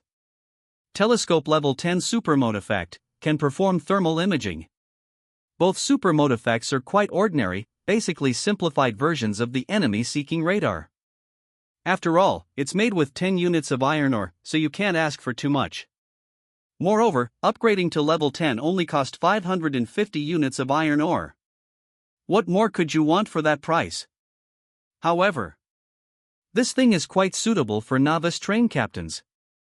Chen Mang, who had originally casually placed the telescope aside, was about to continue inspecting which components in the train he hadn't crafted yet. Just as he focused his attention on the audio system, he suddenly remembered something and picked up the telescope again. The first super mode effect is at level 5 of the component. The second super mode effect is at level 10 of the component. And after upgrading to level 20, the third super mode effect will be unlocked. Currently, none of his train's components have been upgraded to level 20, and none of them have a third super mode effect. He suddenly had an idea in his mind just now: if he upgrades this component to level 20, what would the third super mode effect be? Of course, it's highly likely to be nothing. Like the train headlight, there is no super mode effect at level 10. Some more basic components don't have many super mode effects. But anyway, the resources required to consume the telescope accessory are really few, so it doesn't hurt to experiment with it. After consuming 1550 units of iron ore, the white accessory telescope in his hand was upgraded to level 20. As a result, he obtained the third supermodel effect. Telescope level 20 supermodel effect can see through falsehood. Falsehood? A trace of doubt flashed in Chen Mang's eyes. It seems really out of place to have a Buddhist term pop up in the apocalypse. Moreover, he completely doesn't understand what it means. What does it mean to be able to see through falsehood? Immediately, he picked up the telescope and looked at the group of slaves outside who were sitting on the ground in the cave eating. This look was a big deal. This look directly silenced him. In the telescope, all the slaves were naked, sitting on the ground completely bare, and all falsehoods were gone. Only. He looked down at the telescope in his hand. If it were in modern civilized society, this thing would definitely be sought after by many people. It's not that everyone is a pervert, but every human being must have an extremely strong desire to peep. Especially the feeling brought by secretly observing others, it's too much. It's not just limited to peeping at other people's naked bodies. For example, peeping at other people's diaries, peeping at other people's moments, peeping at other people's lives, etc. The newest novels are first published on 69 Shuba. But in the apocalypse, the meaning of this thing is very low.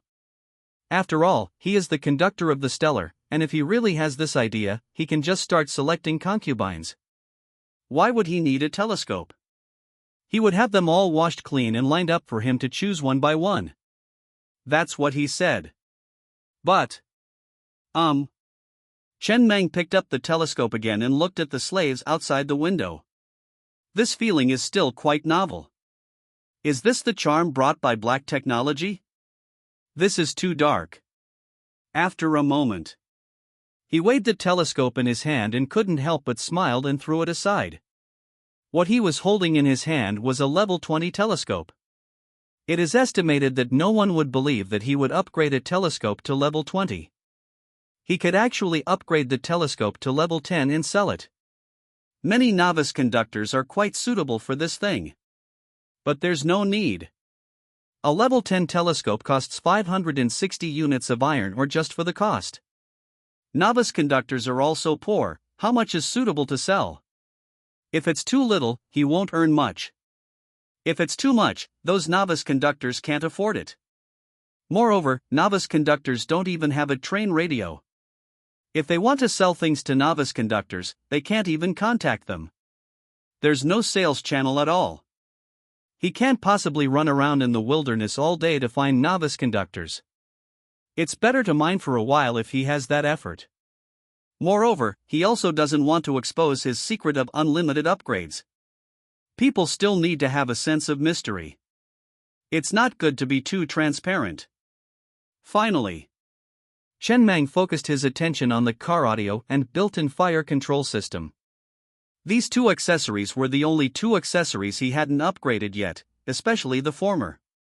He was very curious about what the supermodel effect would be after the former was upgraded. Oh, right, there is also an accessory that has not been upgraded. 56mm rifle bullet production line. Used to produce bullets loaded by the Tinglong assault rifle. The last time he upgraded the bullet production line was for heavy machine guns. After upgrading these three accessories, most of the accessories in the Stellar, except for some that are too expensive, such as armor, are already level 10. If the heavy machine gun bullet production line and the rifle bullet production line are upgraded to level 5, maybe some special effects can be added to the bullets, such as armor-piercing bullets. After obtaining the corresponding supermodel effect, the Stellar will be a truly fully equipped level 2 train. There are more than a dozen level 3 trains in the Teeling Wasteland, but none of these level 3 trains have the foundation to compare with the level 2 Stellar train. In terms of foundation, he even felt that even the level 4 trains in the advanced area were, well, okay, this feels a bit too much, but the level 3 trains in the Teeling Wasteland are definitely not as deep as his. Not easy. After completing the next plan, Chen Mang felt relaxed all over. Looking at the iron ore quantity on the train panel that was safe enough, he leaned on the back of his chair and smiled quite contentedly, put his feet on the table, lit a cigarette, and let the lingering smoke drift to the ceiling and then out through the skylight. It's been so many days since he transmigrated to this world. Today, he can be considered to have officially established his own foundation in this world.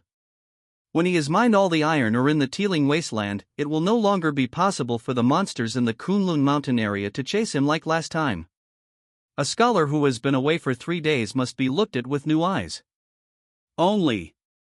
Chen Mang looked at the number 4 living car and cola production line and other accessories on the control panel screen, whose integrity had fallen to 70% due to damage. It stands to reason that the train will definitely be damaged frequently. There must be a way to repair the reduced integrity. After all, the reduction in integrity will affect the function of the accessories. For example, after the integrity of the spider legs is reduced, the fixed upper limit speed is reduced a lot. Can't you just replace it with a new one after the accessories are damaged? What kind of family is that, to build like this? He asked in the train radio, but no one gave him an answer. Only the bloodthirsty mad cow train privately chatted with him, saying that he had once seen a level 3 conductor say this on the radio, saying that after the train was upgraded to level 3, there would be a way to repair damaged accessories. Before being upgraded to level 3, damaged accessories can only be used as they are. If they really can't be used, they can be replaced with new ones. Chen Mang naturally knew why no level 3 conductor came out to answer. One is that there is no obligation to do so, and the other is that they don't really want to tell him. It is estimated that they are a little upset that he, a level 2 train, firmly occupies the top spot on the list. Although they don't dare to show it now, it's okay not to pay attention to you, right? His answer to this was no. Before leaving the Teeling Wasteland, he will visit them one by one, especially the Ziyun who said he wanted to bump into him. I don't know what kind of mood Ziyun, who said he wanted to bump into him a few days ago, was in after seeing his stellar train rapidly climbing on the Teeling Wasteland power value area ranking and firmly occupying the top spot. He should be a little regretful. Maybe he is still praying in his heart that he is not a vengeful person. Only. Unfortunately, he is such a person. If you don't bump into him, you won't know how the Mang of Chen Mang is written. Chen Mang lowered his head and looked at the Mang birthmark on the back of his hand before shaking his head with a chuckle. When a person is in high spirits, everything feels good. If life could always be smooth sailing, that would be great. Chen Mang glanced at the iron ore units on the train panel, currently showing 61,000 units. These 110,000 units of iron ore are quite durable. Without much hesitation, he immediately spent 4,400 units of iron ore to upgrade the in-car audio accessory to level 10, and obtain 2 corresponding supermodel effects. This is a white-grade accessory, so upgrading it consumes relatively few resources. In-car audio level 5 supermodel effect: if the train is equipped with the headlights and train auxiliary AI accessories, the headlights will automatically change light and color when playing music, creating a stage lighting show through light visual effects that cater to the rhythm of the song. In-car audio level 10 supermodel effect can emit ultrasonic noise above 20,000 Hz. If the energy stone consumed is of a high enough level, even higher Hertz ultrasonic noise can be created. The first supermodel effect goes without saying. The frequency of sound that normal humans can hear is roughly between 20 Hz and 20,000 Hz. This is naturally formed during human evolution.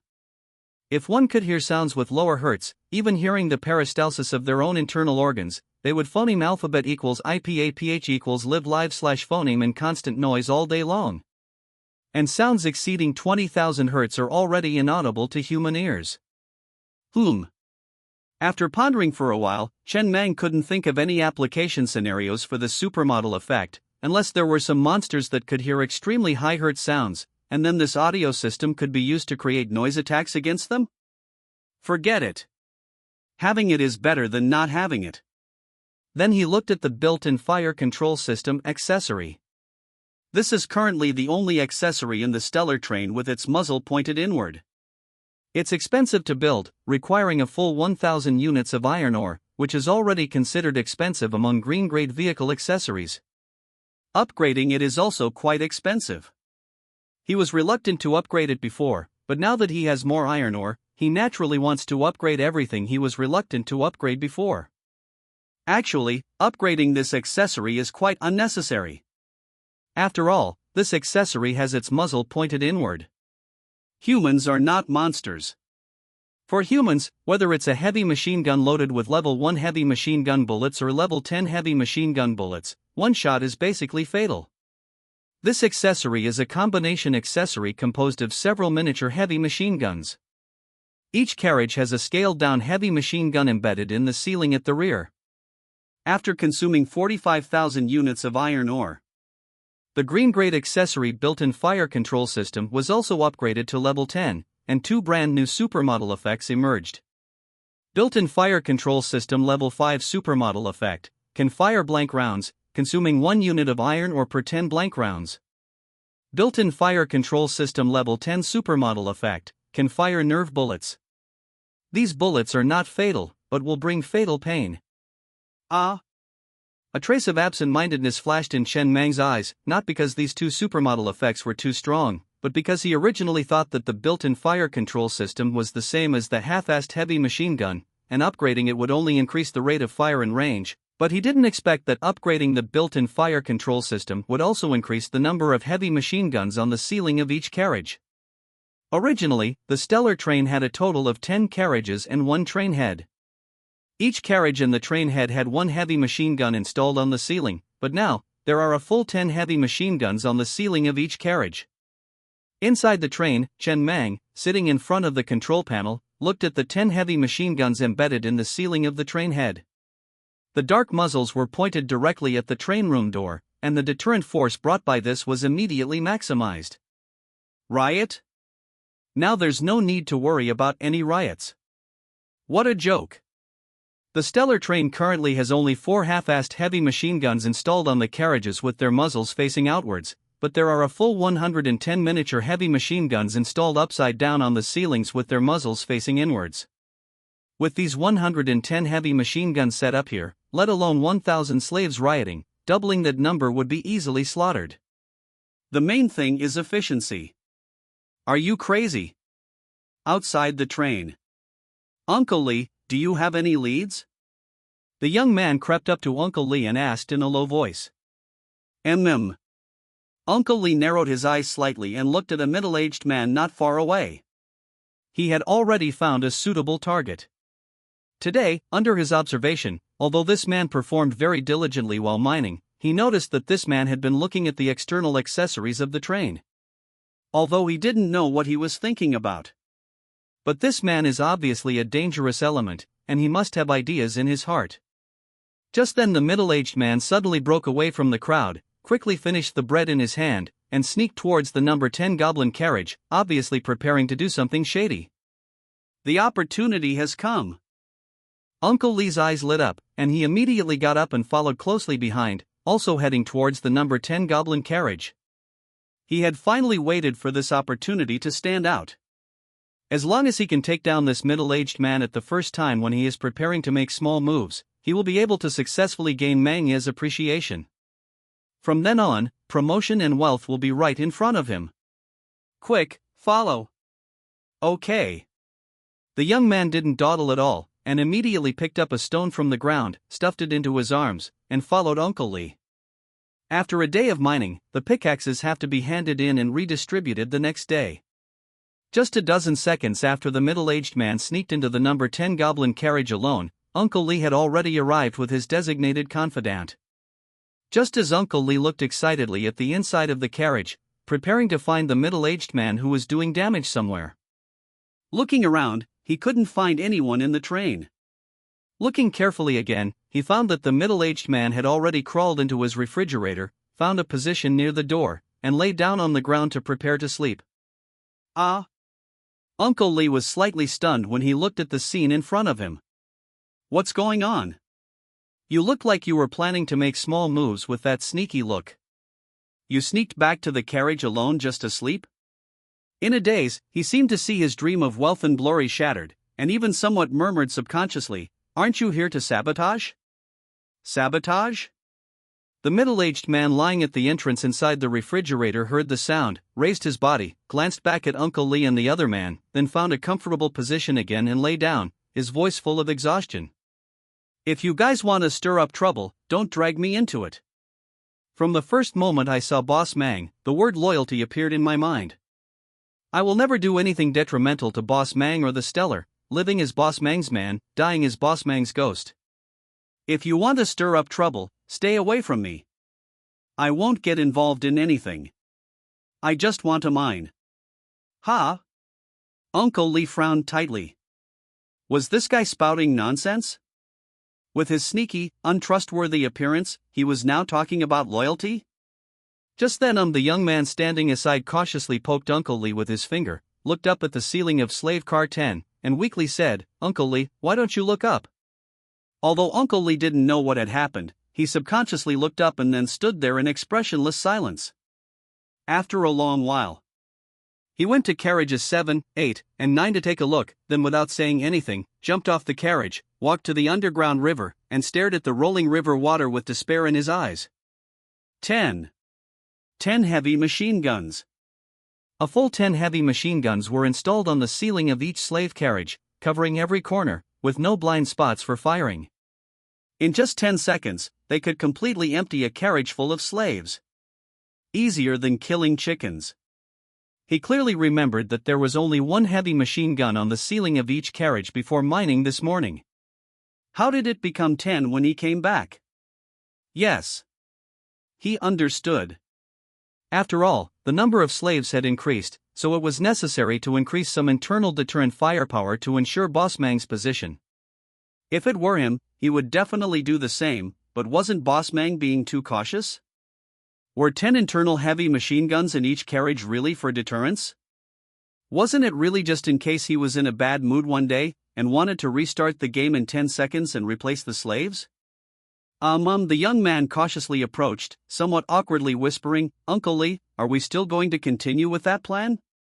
The latest novels are available at Lujio Shuba. Uncle Lee was silent for even longer this time, and after a long while, he couldn't help but burst out, "Plan my ass."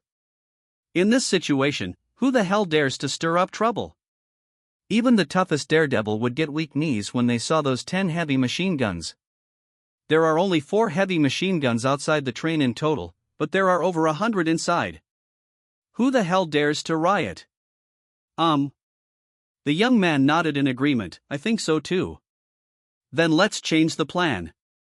"Uncle Lee, do you have any plans?" "What plans?" No plans. Uncle Lee turned around to look at the young man, somewhat exasperated. You ask me what plans I have every day. What do you take me for? An external brain.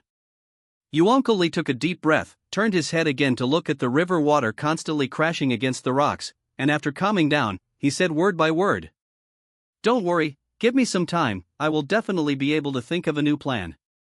The plan to have reckless rioters take the phoneme alphabet equals IPAPH equals lead lead slash phoneme is not going to work. Let me think again. Uncle Lee, actually, I have a plan. You say? I think the stellar train is currently short of management personnel. After all, there are too many slaves. Why don't you just go to Boss Mang and say that you are very talented and have management experience? Uncle Lee tilted his head and stared at the young man with an expressionless face. What do you think? If the world were that simple, everyone could succeed. Wait for my new plan. Stellar train, inside fighter car 5. While eating dinner, Biaozi chatted with Lao Zhu, casually glancing at the slaves outside the window, but then, the corner of his eye seemed to notice something, and his body stiffened slightly.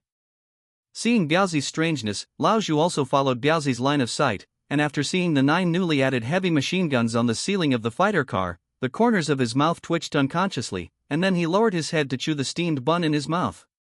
Delicious. Love to eat. Hope I can still eat it tomorrow. Fortunately, Biaozi suddenly breathed a sigh of relief, tilted his head to look at Ji Chuchu, who was eating at the end of the fighter car, and whispered, Boss Mang touched her last time, so the problem shouldn't be too big. Indeed. Lao Zhu nodded in agreement, which at least showed that Boss Mang had a normal sexual orientation, only a little picky. Otherwise, if Boss Mang didn't play with women and didn't have any quirks, it would really be easy to worry about whether there was a psychological problem. And for someone with a psychological problem, it wouldn't be impossible for him to slaughter everyone on his train one day when he was in a bad mood. Time to sleep. Inside the stellar train, Chen Mang looked at the remaining 12,000 units of iron ore on the train panel. This amount of iron ore was a bit insufficient. He planned to go to sleep first, and after the ore was mined tomorrow, he would upgrade all the remaining accessories. After that, it would be almost possible to upgrade to a level 3 train. That night, he slept soundly and had many dreams. Only the fighters and slaves inside the stellar train slept somewhat uneasily tonight, partly because of the 9 extra heavy machine guns above their heads, and partly because they couldn't guess what Boss Mang was thinking. Somewhat panicked. Especially Lao Zhu and Biaozi, who were almost sleepless all night. Soon time came to the evening of the second day. Ha!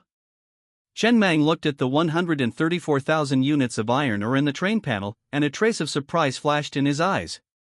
Today, the slaves had mined a full 120,000 units of iron ore, an increase of 10,000 units compared to yesterday.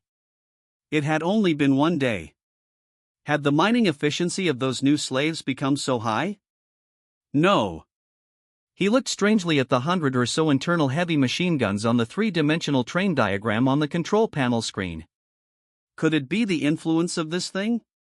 It seemed that the iron ore spent on upgrading the built-in fire control system yesterday was not wasted. Could this be considered a hidden supermodel effect? Then he looked at the remaining accessories, such as the crafting table. The crafting table was upgraded to level 2 last time, and it could manufacture level 2 energy stones. The price of manufacturing a level 2 energy stone was 5,000 units of iron ore. At that time, he didn't continue to upgrade it. After all, level 2 energy stones already fully met his current needs, and he didn't need higher level energy stones. But he could upgrade it to level 10 first to see the supermodel effect. Now there was enough iron ore to use. After consuming 6,000 units of iron ore, the crafting table accessory was also upgraded to level 5. Crafting table level 5 supermodel effect, none. That concludes all the changes and added features after the stellar train upgraded to level 3. As for that new instant ejection button, it's very simple. When the train encounters a crisis that is difficult to resist, pressing this button will eject the train captain from the seat in front of the console into the high sky. As for whether there is a parachute in the air, even if there is a parachute, how the train will deal with the end of the world, etc., these issues are not the responsibility of this button. This button only handles ejection. The rest is not within its scope of consideration. After the ejection is complete, the train will automatically start an irreversible 10-second countdown to the explosion sequence. Enjoying a cordless high-altitude bungee jump before death is actually quite interesting. After all, he believes that 90% of the people in this world should not have experienced this project. It can be regarded as a relatively niche extreme sport. Experiencing it is worth it in this lifetime. Huff. Chen Mang let out a long breath, leaning back on the recliner slightly tiredly. Although he didn't do any hard labor, checking the information of each accessory and thinking about the usage scenarios of these accessories, as well as checking for subtle changes on the console one by one, it's also tiring work. Not physically tiring, but mentally draining. He lit a cigarette and put it in his mouth, leaning back in his chair and pondering for a moment before deciding to relax. He immediately picked up the walkie-talkie. "Have Ji Choo-choo come here." "Soon, Master Mang." The train compartment door was slowly pushed open, and the pitiful Ji Choo-choo walked in quite obediently, kneeling on the ground again skillfully, waiting for instructions. Chen Mang glanced at Ji Choo-choo, his brow furrowing slightly. He remembered that Ji Choo-choo wasn't wearing this outfit last time. Today, she changed into a white dress, low-cut, vacuum, looking quite pure, like an inviolable fairy. This formed a strong contrast with her obedient appearance kneeling on the ground. "Where did you change your clothes?" "He has been wearing this outfit for so many days without changing it." "You, a slave, have changed your clothes? Is your living condition better than his?" Knowing that Master Mang was looking for me, I temporarily borrowed a set from my little sisters. "Why?" "Worried that Master Mang, you are tired of playing, changing clothes might be fresher." Chen Mang didn't speak any further, just nodded silently. Reasonable and thoughtful, he looked up and down at Ji Choo-choo kneeling on the ground, and beckoned, "Come over." Ji Choo-choo behaved extremely obediently, walked to Chen Mang and knelt down again, then put her arms on her legs and waited patiently. Chen Mang stretched out his leg and hooked Ji Choo-choo under the console, lying on the chair, and patted her head. "Start." 3 minutes later. Chen Mang frowned and reopened his eyes, feeling a little lacking. Then, he spent a long time selecting on the console screen, found the variety show that Ji Choo-choo had starred in, and clicked play. Only then did he nod in satisfaction, leaning back in his chair again. This time, the feeling was right. In the variety show, Ji Choo-choo behaved quite like a goddess, her eyes shining when she covered her mouth and smiled, looking as if she was inviolable. However, under the console, Ji Choo-choo showed another style. This kind of contrast is what he likes. He played too much in his previous life, which led to his threshold being too high. Ordinary and unremarkable processes can no longer make waves in his heart. He prefers this kind of spiritual experience. 15 minutes later. Chen Mang put his feet on Ji Choo-choo's shoulders, who was kneeling obediently on the side again, lit a cigarette and leaned back in his chair, chuckling. "Tell me, what reward do you want?" "Master Mang." Ji Choo-choo, kneeling on the ground, kneaded Chen Mang's calf with her slender hands, and said in a mosquito-like voice, "Choo-choo is now a level 1 slave, and doesn't have to work on weekdays. Moreover, Master Mang is the strongest and most charming of all the train captains I have ever seen. Since the end of the world, Choo-choo has never felt so safe as she does in the train. Choo-choo is already very content. She is even a little better looking than me, and she is still a virgin. However, I lost contact with her shortly after the end of the world. The last time I had contact with her, she said she was hiding in the safe house of her villa in Shay City, Shay Plain. Now, the food and water reserves should not be enough. If Master Mang sees her, he will definitely like her very much." The smile on Chen Mang's face gradually faded. He looked at Ji Choo-choo with a calm expression, and after a long while, he exhaled a wisp of slender and light blue smoke on Ji Choo-choo's face, and said softly, "You want me to run so far to save people?" Shade Plain, that is a green area. It also intersects with the Teeling Wasteland, but it is at the northernmost edge of the Teeling Wasteland. After crossing the abyss of the end of the world and heading north for about an hour, it is the Shake Plain. Ji Choo-choo did not dare to look directly into Master Mang's eyes, but lowered her head, took off Chen Mang's shoes and socks, and gently kneaded his calf. Chen Mang didn't say anything, but after a moment, he said casually, "Are there still such clean people in the entertainment industry? Every time investors look for her, I will take it for her." "You are so great? Her family is good, and mine is poor. She helped me a lot before. There is no difference between one drop of ink and one piece of ink on a piece of paper. So, without you, it wouldn't work? I will teach her." "How to teach?" Ji Chuchu raised her head to meet Chen Mang's eyes, slowly put Master Mang's toes into her mouth, and said in a somewhat vague and soft voice, "Teach like this, is it okay?" "Has she been on variety shows?" "Yes." Chen Mang nodded, leaned back in his chair again, and waved his hand wearily. "Go down first. If there is a chance to go to Shake Plain in the future, I will consider going to Shake City." Inside the number 5 thug carriage, old Zhu, who was whispering with Biaozi, immediately coughed lightly when he saw Ji Chuchu returning, and looked out the window, pretending to be talking about serious business. After Ji Chuchu walked to the hard sleeper at the rear of the carriage, the two looked at each other again, their eyes full of worry. "What should we do?" Biaozi looked at old Zhu with a complicated expression. Master Mang called Ji Chuchu over again. "This is the second time. How should we deal with this Ji Chuchu? Don't you claim to be the best at solving these problems? You come up with a solution." He was originally ready to go last time, but at that time, Ji Chuchu was too full, so he didn't go, and until now, no one in the stellar train has had anything happen with Ji Chuchu. Huff. Old Zhu took a deep breath, his brows furrowed into a ball, and said in a hoarse voice, "Let's sort it out first. Master Mang has already let Ji Chuchu in twice. Obviously Master Mang is very satisfied with Ji Chuchu's service. At this time, you and I definitely cannot touch Ji Chuchu. To be on the same path as the superior, even if it is peripheral, is a big taboo. If Master Mang doesn't want to play anymore, then it's fine, but Master Mang ordered it again, so it's not appropriate." But Master Mang promised the slaves. Grandpa Mang is likely being held back right now.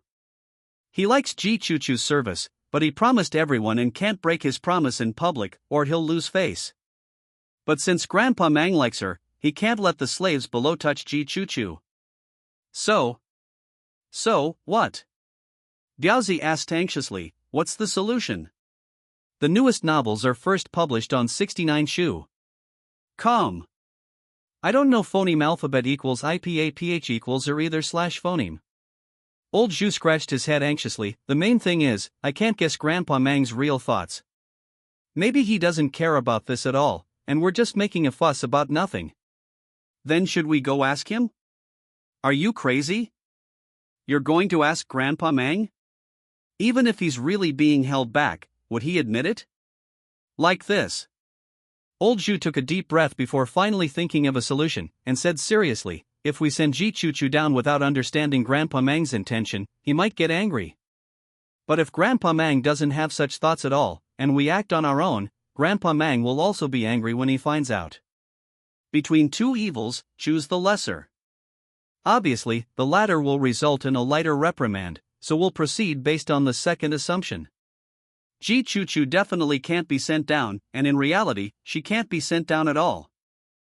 Grandpa Mang's intention is that the one who mines the most can have Ji Chuchu. But the top 100 miners are all those goblins. Those goblins don't play with women at all, they only know how to mine. They don't even look at Ji Chuchu. Fortunately, it's a win-win situation. This is the best solution I can think of. What do you think?" Biaozi spread his hands, looking helpless. "Chief Shu, I'm a martial artist. You're the deputy train conductor. Of course, you should take the phoneme alphabet equals IPAPH equals lead slash phoneme in this matter." "Fine." Old Zhu hardened his heart, gritted his teeth slightly. "I'll take responsibility for this. I'll bear Grandpa Mang's questioning when the time comes. Let's do it this way." Afterwards, old Zhu looked at Biaozi's departing figure, finally exhaled a long breath, wiped the dense cold sweat from his forehead, slumped into his seat, and sighed deeply. Being a deputy train conductor isn't easy. Especially He couldn't guess Grandpa Mang's thoughts at all. Although he wasn't good at inferring the intentions of superiors, he could usually figure out 7 or 8 out of 10. Only Grandpa Mang, he really couldn't see through. He really didn't know what Grandpa Mang was thinking. As a second in command, the biggest task most of the time is to observe people's expressions and do things that superiors are embarrassed to say. Being able to sit in the second in command position for a long time is not an easy thing. Many times, once a crisis erupts, if phoneme alphabet equals IPAPH equals FN often / phoneme explodes on the second in command's head. Soon it was the day when the slaves finished work again. The stellar train was extremely lively. A group of slaves had already handed in their pickaxes and started lining up to receive today's dinner. Chen Mang was sitting inside the train car, looking at the train panel. Before the train can be upgraded to a level 4 train, it needs to complete the job change task first, determine the job change direction, and then it will be upgraded to a level 4 train, and the job change task can only be completed in the green area. After successfully completing the job change task and upgrading, you will not be able to return to the low-level area again. He certainly wouldn't go to the high-level area until he had finished mining the resource mines under the teeming wasteland. However, it doesn't prevent him from taking a look at the job change task in advance. There are 5 job change tasks for the flesh train job change direction. Any one of them can be completed to successfully pass the job change. Flesh train job change task. S level difficulty, kill 3 level 6 monsters. A level difficulty, kill 3 level 5 monsters. B level difficulty, kill 1 level 5 monster. C level difficulty, kill 1 level 4 monster. D level difficulty, kill 1 level 3 monster. That S-level job change task was simply outrageous. Killing 3 level 6 monsters with a level 3 train, to be honest, he didn't know who could do it. Maybe only he could do it. As long as the resource mines on the teeming wasteland were enough for him to upgrade his armor to level 6 and upgrade the firepower components, he could do it. As for other trains, he couldn't imagine how to complete this task without the level 0 permission of infinite upgrade. Green quality vehicle components can be upgraded to level 3 at most, and yellow quality vehicle components can be upgraded to level 5 at most. If there are no blue quality firepower components, and the level is suppressed, it may not even be possible to break through the defense. Even if there are blue quality firepower components, without enough level of armor, it is easy for level 6 monsters to withstand the firepower and tear the train apart. This S-level difficulty job change task is almost impossible to complete. On the other hand, the D-level difficulty job change task is quite simple. Basically, a normally developed level 3 train that is not a limit upgrade can easily kill a level 3 monster. But the job change task can only be done in the green area. Killing a level 3 monster in the green area is not an easy task. You don't provoke those high-level monsters, but those high-level monsters will come and chase you, depending on the difficulty level of the job change task completed. After the job change is completed, the quality of the unknown large firepower component obtained is also different. D-level difficulty is green, C-level difficulty is yellow, B-level difficulty is blue, A-level difficulty is purple, and S-level difficulty is red. Moreover, depending on the level of the job change task completed, different potential levels will be displayed on the train panel. Higher potential can phoneme alphabet equals IPAPH equals lead lead / phoneme to many adventures in the future. And on the leaderboard in the high level area, the job change direction and potential level of the train will be added before the train name. This also explains why those dozen or so level 3 trains on the teeming wasteland are reluctant to leave the teeming wasteland and go to the green area. One is because the teeming wasteland is relatively safe, and the risk factor is too high to go to the green area. Wait until there is enough background before going to the green area. The second is to complete a higher difficulty job change task in order to obtain a higher quality, unknown large firepower component. After upgrading to a level 3 train, among the 9 craftable components, there are no firepower external components. From level 1 train to level 3 train, among all the craftable components, there is basically only one firepower component, which is the 3-legged cat heavy machine gun. Even for a level 3 train, the three-legged cat heavy machine gun is still the main means of attack. That is to say, this unknown large firepower component is the only firepower component of the level 3 train, and it is also heavy firepower. It is very likely to be the biggest reliance for the level 3 train to go to the green area. Certainly, the higher the quality, the better. A red-grade unknown large firepower component. Chen Mang narrowed his eyes slightly. His job change direction was definitely mechanical train. If possible, he would definitely want a red-grade unknown large firepower component. Unfortunately, the job change quests for mechanical train and flesh train are different. If the S-grade difficulty job change quest for mechanical train was also to kill 3 level 6 monsters, that would be much simpler for him. After developing to the extreme in the teeming wasteland, he could go directly to the green area and kill 3 level 6 monsters to complete the quest. However, the job change quest for mechanical train is much more complicated. The main thing is there are only 2 chances to accept the job change quest. It is considered completed only if it is completed within 24 hours after accepting the quest. If the quest is completed without accepting the job change quest, it will be considered phoneme alphabet equals IPAPH equals invalid/phoneme. For example, for the flesh train's job change quest, even if the train is lucky enough to kill 3 level 6 monsters without accepting the S-grade difficulty job change quest, it will not count. You must accept the quest first, and then complete the quest. If both of these 2 job change quest attempts end in failure, you will not be able to change jobs and will always be a level 3 train, never able to upgrade to a level 4 train. Mechanical train job change quest. S-grade difficulty, you need to set up a static maze inside the train and set up a starting point and an ending point. After accepting the quest, a cogwork robot will descend at the starting point you specify. If the robot does not pass the maze within half an hour, the quest is completed. P.S. This robot possesses extraordinary advanced thinking ability and the running speed of a normal male. Also, when completing this quest, the train can have up to 18 cars, and you cannot attack the robot. The maze you set up must also have a phoneme alphabet equals IPAPH equals route/phoneme connecting the starting point and the ending point. A grade difficulty, you need to trigger the hidden quest human machine love through verbal instruction, allowing your train auxiliary AI to develop human emotions, and spend 100,000 units of iron ore to create a body for it. After sharing a room with it once, you can complete the quest. P.S. The train auxiliary AI that you have trained and completed the hidden quest will possess real human emotions. Try not to get too phoneme alphabet equals IPAPH equals clause/phoneme to other women in the train, lest the AI press the immediately self-destruct button. The personality of each AI after forming intelligence will be different. During the formation of intelligence, the AI's personality will be affected by the train captain. B-grade difficulty, you need to obtain enough Murphy stones to upgrade this simple first aid kit or medical bay and the individual exoskeleton production line to level 10. Use the level 10 supermodel effect of both to convert all the bones in your body into mechanical bones to complete the quest. P.S. After the bones in your body are damaged, you can let nanite mechanical spiders drill into your body through your mouth and nose to start repairing. No need to worry. C-grade difficulty, you need to transfer the train captain authority to any member in the train. If the other party transfers the train captain authority back to you within 24 hours, the quest is completed.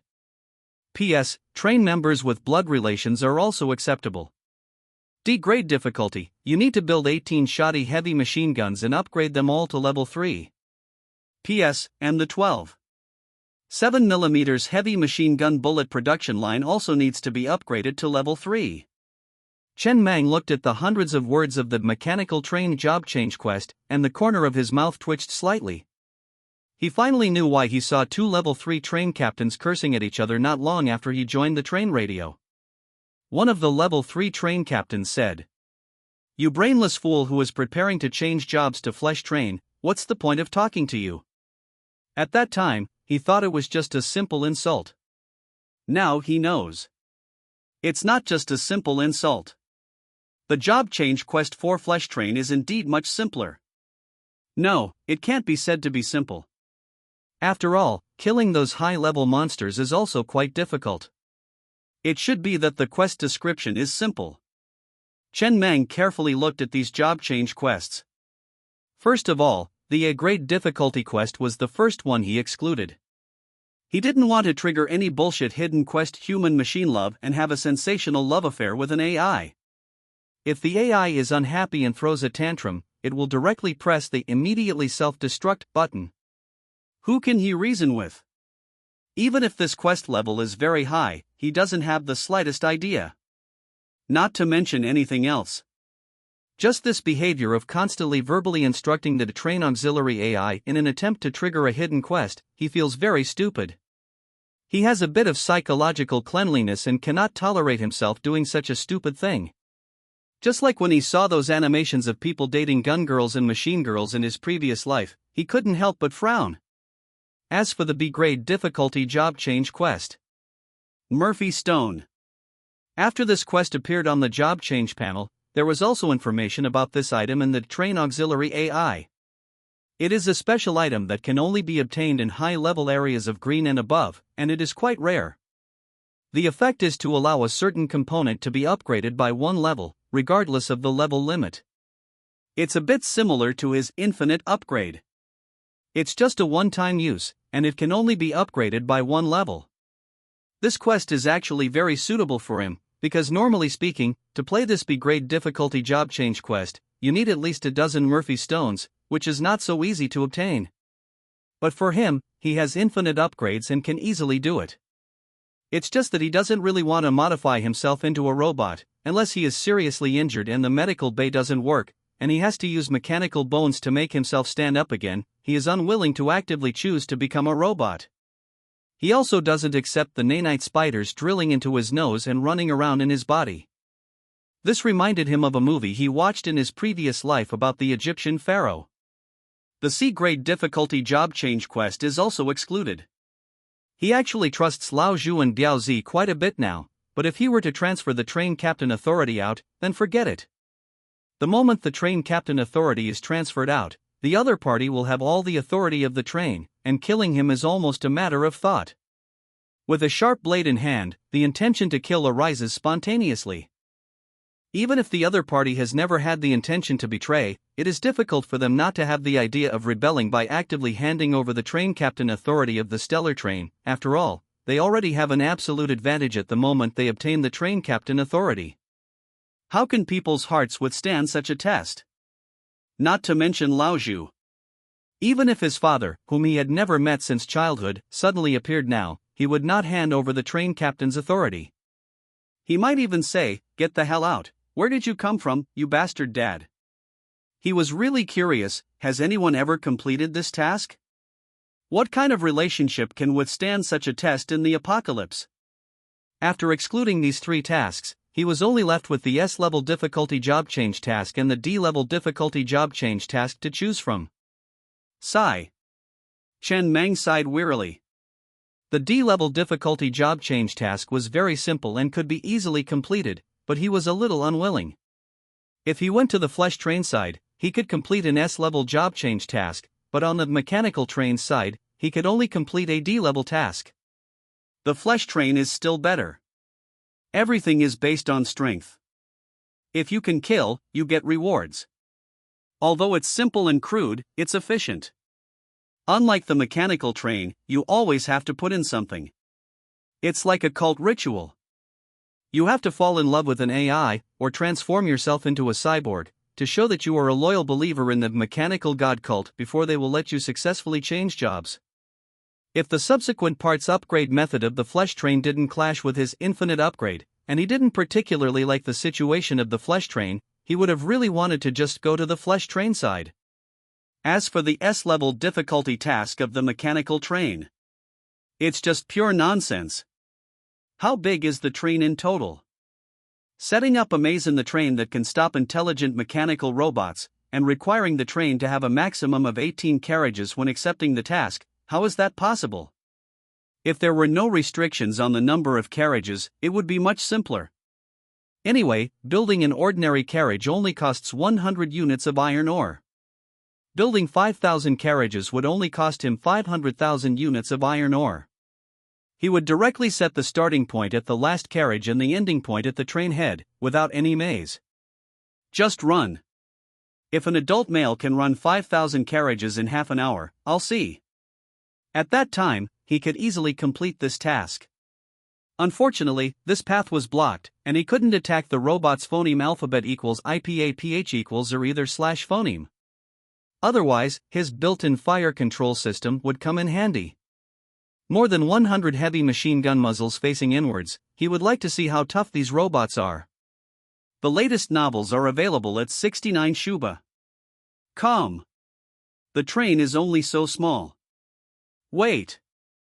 Chen Mang, who was originally lying on the chair sighing wearily, suddenly had a flash of inspiration in his mind, straightened up, and stared straight at the S-level job change task in the mechanical train. It seems that it's not completely impossible. The internal space of the train is not enough, but he has a level 10 refrigerator. The inside of a level 10 refrigerator is 100 square meters of space, and the refrigerator can completely hold another refrigerator. He can just build 100 refrigerators. Stuff all these 100 refrigerators into one refrigerator and create a large maze. Ha! It seems feasible. That robot with the thinking ability of an otherworlder, after opening a refrigerator door, finds that there is an open space outside, and 2 doors. Open the door on the left, look back, and it turns out to be a refrigerator door. Go back the same way and open the door on the right, then look back. Hey, it's still a refrigerator door. Chen Mang's eyes flashed with excitement. He sat upright in front of the control panel, picked up a pen, and grabbed the inspiration in his mind, constantly drawing maze sketches on the paper. A level 10 refrigerator, plus the cost of building and upgrading, requires 4,500 units of iron ore. 100 level 10 refrigerators, that's 450,000 units of iron ore. Not too much. The teeming wasteland can afford him to complete this S-level difficulty job change task. Using 450,000 units of iron ore to exchange for a red-grade unknown large firepower component and S-level potential is extremely worthwhile. This doesn't need to be considered. The only thing that needs to be considered now is how to use these 100 refrigerators to create an extremely difficult maze. Although he has this inspiration, he only has a rather simple idea of how to design a maze. A qualified maze. It must ensure that the phoneme alphabet equals IPAPH equals route/phoneme that can be successfully passed is extremely hidden, and there are many forks used to delay time, as well as countless extremely misleading forks. This is a technical job. He is not very good at it. But when he was running a business in his previous life, he always believed in a saying, professional things should be left to professional people to do. The boss doesn't need to be proficient in everything, the boss only needs to make decisions about direction and bear the risks. He immediately picked up the walkie-talkie. Old Zhu, go ask the slaves, and see if any of the slaves have experience in designing mazes. I need to find someone to help me design a maze that is as complex as possible. Okay. Old Zhu replied quickly. At this time, the slaves had just finished work, and all the slaves were eating. After arranging this matter, Chen Mang continued to draw maze sketches on the paper, spending about half an hour to draw a 2D version of a rectangular plane maze. Chen Mang leaned back in the chair, held the paper in front of his face, and admired it with satisfaction. Not bad, with this difficulty, who can walk from the starting point to the ending point without spending 5 or 6 minutes? Just then a knock on the door sounded. Come in. I saw old Zhu leading in a young-looking boy, Master Mang. This slave said that he was a game designer before the apocalypse, and he is a maze enthusiast. He has a lot of experience in how to create a complex maze. Oh? Chen Mang looked up and down at the young boy who looked only 24 or 5 years old, and handed over the maze he had just drawn. Try this maze, can you complete it within a minute? I'll try. The young boy nervously stepped forward to take the pen and paper, and quickly deduced it willy in the table. Chen Mang was also very patient, slowly lit a cigarette, leaned back in the chair, exhaled a puff of smoke in a relaxed manner, and casually said, "Don't be stressed, just look at your level, wait a minute." Before he finished speaking. Okay. I saw the young boy handing over the paper with some trepidation. The correct path had already been drawn on it with a pen. Chen Mang looked down at the maze on the paper that had been successfully cracked, then looked at the cigarette he had just lit, looked up at the young boy with a blank expression, and remained silent for a long time. Suddenly felt a strong sense of. He worked so hard to draw for half an hour, and thought it was completely seamless. As a result, it was cracked while he was lighting a cigarette? What a joke!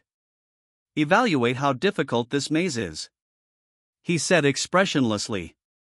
Ahem. Just as Chen Mang finished speaking, old Zhu, who was standing to the side, casually coughed lightly with a fist to his mouth. Cough, cough, cough, cough your mother's head off. Chen Mang turned to look at old Zhu and scolded him unhappily. I want to hear honest evaluations, not some ass-kissing nonsense. Don't give hints when you shouldn't be hinting. And even if you want a hint next time, can you not use such an outdated method? Do you think I'm deaf? Old Zhu's eyes flickered with some embarrassment, not daring to look directly into Master Mang's eyes. Come. Chen Mang turned to look at the young man again, frowning and saying, Tell me how you did it. I clearly designed a lot of complicated forks in the road. The young man took a deep breath before gathering his courage to speak. This is a relatively simple maze topology. This kind of rectangular maze may seem to have winding paths, but in essence, it is just a straight line. The starting point and the ending point are the two ends of this straight line. And those forks are just some branches on this straight line. So the young man took out a sharp pebble from his pocket and carefully traced all the routes along the maze, then peeled the entire maze off the paper. Then, he held the maze, which had been peeled off the paper, with both hands, and gently pulled on both ends. The maze, which had just looked extremely complicated, instantly became a straight line, and the forks he had designed grew on the trunk of the tree like branches. You can quickly find the correct phoneme alphabet equals IPAPH equals route slash phoneme by infinitely stretching this maze. You didn't do that just now. I have a better sense of space and quickly simulated it in my mind. This way of showing it is to make it easier to understand. Chen Mang was silent for a long time with a blank expression before saying, As a slave, you still carry this kind of sharp pebble with you? Ah. The young man was slightly stunned, his face immediately turning pale. He realized that he seemed to have exposed something because he was too engrossed in it, and his voice trembled uncontrollably. I don't want to be robbed again. A slave steals 1 unit of iron ore from me every day, and then takes it to turn it in at the settlement. He is a level 1 slave, and I don't dare to say anything. I don't want to be robbed again. The amount of iron ore I mine every day determines how long it will take for me to be promoted. I want to be promoted to a level 2 slave sooner. So I prepared this thing, planning to fight to the death if he robs me again. Hearing this, Chen Mang frowned slightly and turned his head to look at old Zhu beside him. Old Zhu, who was standing to the side, was cursing in his heart. Why couldn't you just talk to him privately about such a trivial matter? What are you trying to do? Are you appealing to a higher authority, you motherfucker? Did you take it out accidentally, or did you deliberately take it out, you motherfucker? He looks so young, how can he be such a schemer? Although he was cursing in his heart, his face was uneasy and fearful as he hurriedly bowed. Master Mang, this is my negligence in work. I will deal with this matter as soon as possible. Okay. Chen Mang nodded casually and said, Just give him a beating, don't waste a slave. By the way, there are the train rules I drafted in that drawer. Take them and announce them before work tomorrow morning. From now on, follow this rule. After dealing with this small episode, he closed his eyes again and leaned back in the chair, tentatively stretching the maze he had just seen infinitely in his mind. A minute later, he opened his eyes, took out a cigarette, and threw it over. I need to design a maze that is complex enough. Static maze or dynamic maze? Static. The young man hurriedly and respectfully took the cigarette, and without a fire to light it, he held it in his hand and spoke immediately after thinking for a few seconds. Generally speaking, setting up a maze that is complex enough requires using some random algorithm software to generate irregular paths, but there are no conditions now. But we can start from 6 steps. The first step is to divide the maze area into different regions, such as dividing it into 10 regions, each of which is a separate maze, and the correct line passes through the maze of each region. The second step is that each node needs at least 3 directions, so that the proportion of dead ends reaches 60% to 70%. If possible, it is best to set up 7 layers of path nesting. The third step is that if it is a 3D 3-dimensional maze, at least 3 layers of vertical connections need to be set. The fourth step is to use sound and light effects for visual deception, such as mirrors, sound systems, light and shadow, and misleading guide lights, so that the mirror image area accounts for about 15%. The fifth step is to make the repetition rate of the mazes in these 10 regions reach 40%. A higher repetition rate will confuse people's memories in the process of testing the phoneme alphabet equals IPAPH equals route/phoneme, and they will begin to doubt whether they have walked this road, which is also known as a ghost hitting the wall. The sixth step is to create a progressive scaling path ratio to create a distance illusion. In this way, the number of path retracements can basically be guaranteed to be greater than 30% of the total number of steps, and the necessary nodes can account for all right.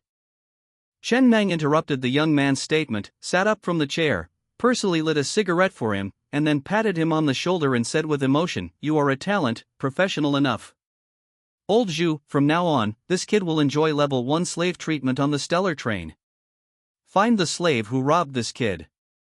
Let this kid do it himself and beat him back. What's your name?" At this time, the young man completely lost the eloquent look he had just had when explaining his thoughts, but instead held the cigarette in his mouth with some trepidation. "Master Mang, my name is Li Shirji." "Good name." Chen Mang let out a long sigh. "Each of the refrigerators on the train has a space of 100 square meters.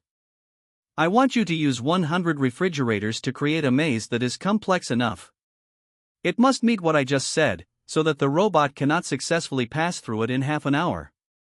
Whatever support you need, just say it. The number of refrigerators can be increased, but the maximum is basically around 130. Go back and think about it tonight, and come to me for a report early tomorrow morning. We will communicate again then. If this matter is handled beautifully. A big reward. Thank you, Master Mang, thank you, Master Mang." A trace of excitement and agitation flashed in Li Shirji's eyes, and he hurriedly bowed repeatedly to express his thanks. At this time, outside the train in the karst cave, all the slaves had finished their dinner, but today they did not return to their positions in the train to sleep immediately, but gathered together to watch the excitement. In the middle of the crowd, there was a slave kneeling on the ground with a face full of fear, without any restraints, but his body did not dare to struggle at all. A group of armed thugs surrounded the inner circle, maintaining order. Behind this slave, Li Shirji hefted the police baton in his hand before bending down, bringing his head phoneme alphabet equals IPAPH equals clause close/phoneme to the ear of the kneeling slave, and said softly, "Did you enjoy taking my iron ore? It's not that you won't be punished, but the time hasn't come yet. Remember this. My name is Li Shirji." The next moment Li Shirji, his eyes full of anger, swung his arm with even more force than used for mining, and slammed the police baton heavily on the back of the kneeling slave, not uttering a single curse word, just gritting his teeth. Like a storm, without any pause, one blow after another. He was clearly aiming to beat the slave to death. Uncle Li, in the crowd of slaves watching the spectacle, a young man leaned towards Uncle Li and whispered, "Look at him, he's easily made a name for himself. He's only a level 3 slave who just joined the train. You, old man, have been on the train for a long time, you're considered an old-timer, but you're only enjoying level 1 slave treatment. The most up-to-date novels are available on 69 Shu. Come. Why haven't you made a name for yourself yet? Have you thought of a new plan yet? Can you shut your mouth?" Uncle Li, somewhat embarrassed and angry, turned his head to look at the young man beside him. "Are you a pressure monster? Can you stop pressuring me every day? I'm under a lot of pressure too, okay? Are you hoping too much that I'll become a dragon? Well, I can't hope for myself, I'm obviously unreliable. Shut up. I'll think of a way." Of course, I've always firmly believed in that, Uncle Li, inside the crowd. Diaozi, with his arms crossed in front of his chest and a cigarette in his mouth, looked at the scene with a smile on his lips. "Wagon Master Zhu, I guarantee you, this kid is definitely deliberately complaining to the higher-ups." "Nonsense." Old Zhu's face was a little unsightly as he said, "Do you need to tell me? Can't I see that? This kid is too shrewd, I don't like him. Manager Mang seems to like him quite a bit. Of course Manager Mang likes him. Although I don't like this kid, he definitely has talent. Speaking of this, old Zhu paused for a moment and hesitated. This kid can infinitely stretch an extremely complex rectangular maze into a straight line in his mind. Can you do that? I tried for a long time just now, and my head almost exploded. I feel like countless lines are floating in front of my eyes when I phoneme alphabet equals IPAPH equals clause close slash phoneme my eyes. I almost had visual hallucinations, but I still couldn't figure it out. I'm a martial artist, Wagon Master Zhu. If I had this skill, would I have been a guerrilla foreman before? Your brain is only good for being a foreman. You'd be dumbfounded if you couldn't get the money owed. I'm a martial artist, Wagon Master Zhu. So what if you're a martial artist? Diaozi smiled, winking. Martial artists collecting debts are professionals. There's no debt I can't get back. Otherwise, why do you think I was a leader before? Old Zhu snorted dismissively. Enough, you almost got killed by Black Rat. Don't show off here. By the way, you used to be a level 2 train captain. Do you know under what circumstances a giant maze that can trap robots is needed? I don't know. Diaozi shook his head, his face serious. Is Manager Mang looking for this kid to do that? Don't look at me, I really don't know. It's not that I'm not telling you, it's just that my old train and Manager Mang's train are not the same thing at all. Saying they're worlds apart is an understatement. But I have to advise you, Manager Mang didn't tell you to beat him to death. That kid doesn't know how to control his strength. That slave looks like he's about to die. Also, don't be angry with this little guy. Manager Mang is using him to build a maze, and he won't be needed after that. The second in command on the train is still you, Wagon Master Zhu. Don't make things ugly, you'll definitely be at a loss. I naturally know that. Old Zhu sighed lightly. I certainly wouldn't be stupid enough to be angry with him. It's just that I'm a little upset about being reported to the higher-ups for the first time. He didn't tell me but went to tell Manager Mang. Manager Mang doesn't know what he'll think, whether I'm oppressing the slaves every day, making them afraid to talk to me when something happens. It's okay, this is indeed a dereliction of duty on your part. Exposing the problem is the only way to solve it. Relax. Old Zhu didn't say anything more, just stepped forward and said in a deep voice. Enough. Then he looked at the half-dead slave lying on the ground. Take him to the train for treatment. Wagon Master Zhu. Seeing old Zhu approaching, Li Shiji immediately handed over the police baton and said softly. Old Zhu expressionlessly took the police baton and looked at the surrounding slaves, pointing to the iron ore area not far away. All of you, go back to the train to sleep. If you don't feel sleepy, you can go over there and continue mining with Doba. The group of slaves subconsciously turned to look at the more than 100 goblin slaves still mining in the iron ore area not far away, and immediately shuddered, rushing towards the train car in a swarm. That group of goblins. They're simply lunatics. In the past few days, they had witnessed the madness of this group of goblins. They were still mining when they were asleep, and they were still mining when they had just woken up, as if they didn't need to rest at all. Just like a cold-blooded machine working non-stop 24 hours a day. Especially Doba. He had been dominating the top spot on the daily mining quantity list for many days in a row, never surpassed, simply invincible. Originally, they were still looking forward to the daily mining list rankings. But after that group of goblins occupied the top 100 every day, they were too lazy to pay attention to the daily mining rankings. It was too competitive, so competitive that they were scared, simply a group of superhumans. At first, many people were seeing goblins for the first time and found it novel, so they would tentatively say hello during their mining breaks. But after being scolded several times for being stupid humans and being told not to disturb the great goblins mining, no one dared to approach them carelessly anymore. This Doba seems to be proving his greatness all his life. As the slaves swarmed towards the train car, old Zhu, standing in place, looked at Doba, who was mining with a firm expression not far away, and sighed with emotion. Honestly, this guy's stamina is really strong. Yeah, he's quite strong. Diaozi nodded, then looked at the female giant among the group of small goblins with a strange expression, but that woman is also quite strong. It looks like she's competing with this group of goblins, determined to fight to the death. I remember that the female giant went to talk to Doba today and was scolded. She seemed very angry, and then she was determined to fight to the death, seeing who could mine more. P.S. Thank you for your support. The initial order is 3,000, and it will be a fine product when it is put on the shelves, which is very good. By the way, please ask for some monthly tickets. I will correct the typos after posting. Green zone, inside Kunlun Mountain. Who?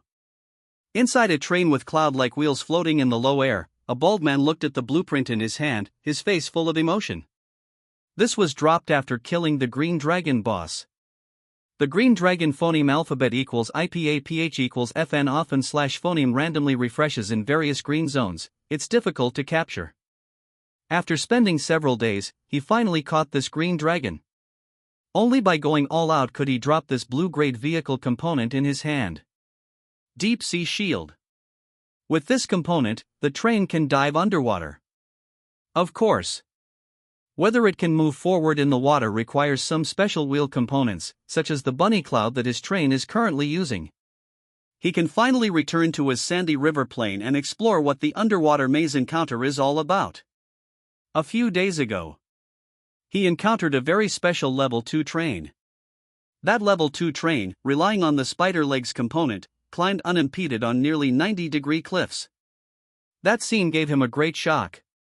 He originally thought that many big shots had come to this area, and many people would be competing with him for the Green Dragon boss. But these few days, he discovered that this news doesn't seem to be known by many people. That's what he thought.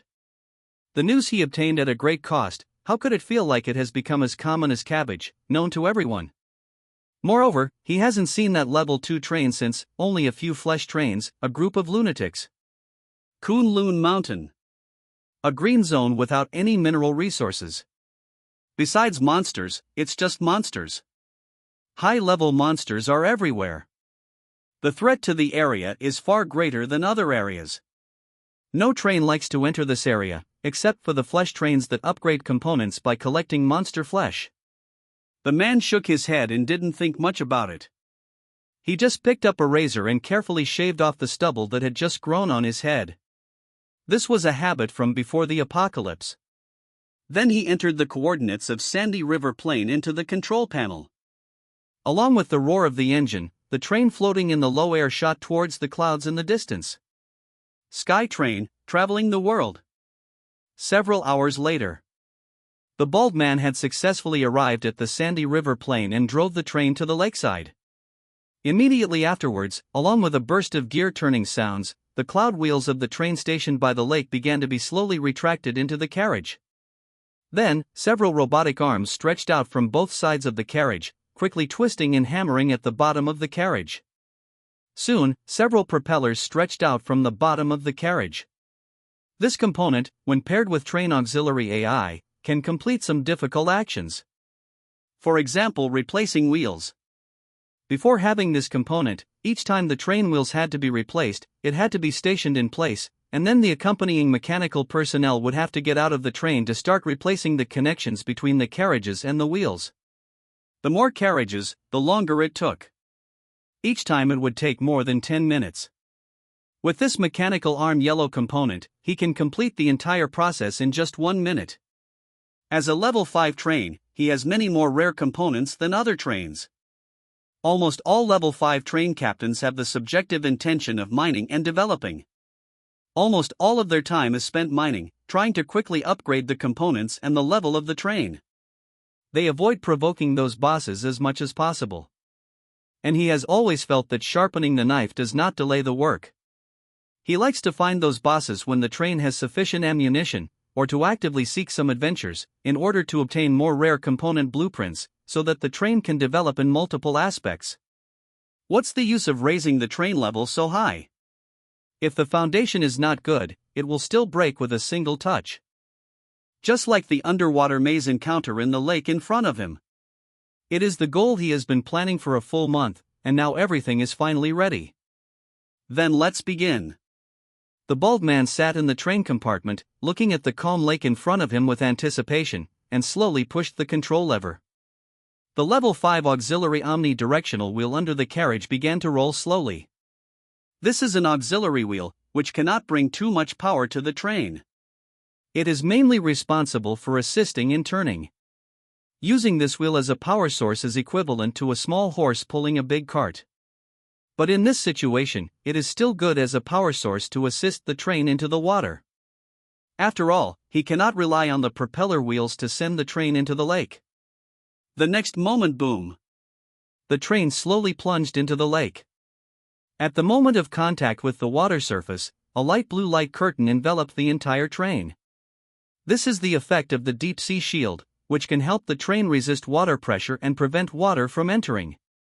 At the same time, the several propellers under the carriage began to rotate frantically, and the dazzling headlights formed two ultra-long beams of light illuminating the front. The train began to dive all the way, the target being the coordinate marked with on the control panel screen. 20 minutes later, the train finally arrived at the bottom of the lake and saw a golden and magnificent palace located in the center of the lake bottom. At the entrance of the palace, there is a long road, and at the end of the road is a circular archway. There are also guide signs on the road surface. Several huge white light characters are also floating above the entrance of the palace. Underwater maze. The train slowly landed on the road and drove all the way into the palace. The magical thing is that although this palace is built in the water, there is no trace of water in the palace, and there is also sufficient oxygen. Immediately afterwards, a line of words appeared on the control panel screen of the train. Please, train captain, get off the train and choose your maze difficulty. So magical. A trace of shock flashed in the bald man's eyes. This was the first time he had encountered this kind of encounter located in the water. He didn't dare to delay and walked out of the train compartment, standing in the palace with a soaring height of more than 10 meters. The empty and huge palace. Behind him, this originally huge train seemed a little inconspicuous. The next moment, in the air of the palace, 5 huge light curtains appeared, and there was also a light curtain on these 5 light curtains. Welcome, train captain of Azure Dragon Train, to become the first explorer of the underwater maze encounter.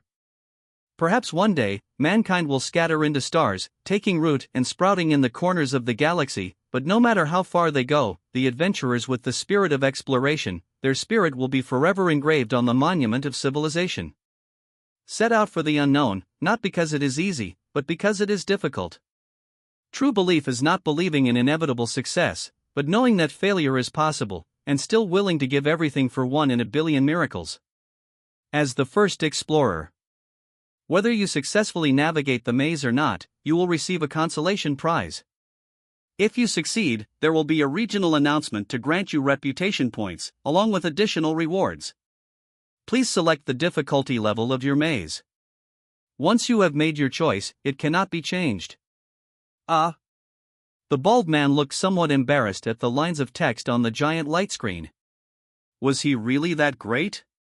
He was even a little shy from the praise. Then, he looked at the maze difficulty options on the next 5 light screens. S-level difficulty maze, your consciousness will descend into a robot body and appear on a random train. The train conductor will meticulously set up a static maze for you. If you reach the destination within half an hour, you will successfully clear the maze. P.S. The components and armed personnel on the train cannot attack you, and you cannot attack any components or personnel on the armed train. The train auxiliary AI on your train will be attached to the robot, granting you extraordinary thinking abilities. The robot will have the running speed of an adult male, and the train will be limited to a maximum of 18 cars. Reward, 30 Murphy Stones. A level difficulty maze, you will fall into a deep sleep and be trapped in 99 layers of dreams. If you wake up within 24 hours, you will successfully clear the maze. P.S. If you do not wake up within the specified time, you will be forcibly awakened. Reward, 20 Murphy Stones. B-level difficulty maze, after your 4 senses are blocked, you will enter the underwater maze behind the palace, which has 999 nodes. If you reach the destination within 6 hours, you will successfully clear the maze. P.S. The four senses lost are sight, hearing, smell, and taste. Only one sense, touch, is retained. Reward: 10 Murphy Stones. Sea level difficulty maze. Your consciousness will be attached to a goblin monster and enter an extremely dark place. You need to grope in the darkness to find a pickaxe and a mine, and mine 12 units of iron ore within 24 hours. P.S. If the beep search fails, this task difficulty cannot be selected. Reward: 5 Murphy Stones. D-level difficulty maze. You will enter the underwater maze behind the palace, which has 999 nodes, with all 5 senses retained.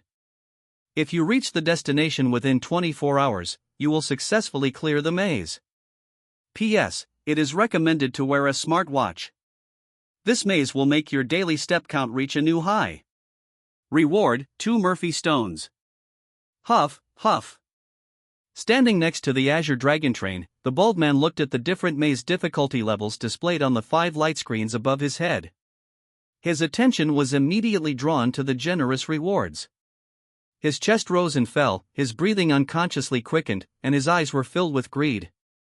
This is a big win. He had been to so many train encounters and had always heard that personal encounters would have many special items as rewards, but he had never encountered one. He never expected to encounter a personal encounter today. Moreover, the reward was the precious Murphy Stone. If he could complete the S-level maze difficulty task, he would receive a full 30 Murphy Stones. He couldn't imagine how many top-tier accessories with supermodel effects the Azure Dragon train could upgrade if all 30 Murphy Stones were used on it. Even the lowest difficulty level had 2 Murphy Stones.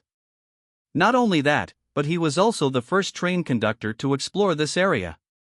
This meant that if he could successfully complete the task, he would also gain reputation points and additional rewards through regional broadcasts. This time, he really hit the jackpot. The bald man carefully looked at the 5 difficulty levels. He was very familiar with the first S-level difficulty. The S-level task for the mechanical train job change quest was to set up a maze. Could it be that the consciousness inside the robot was a real person?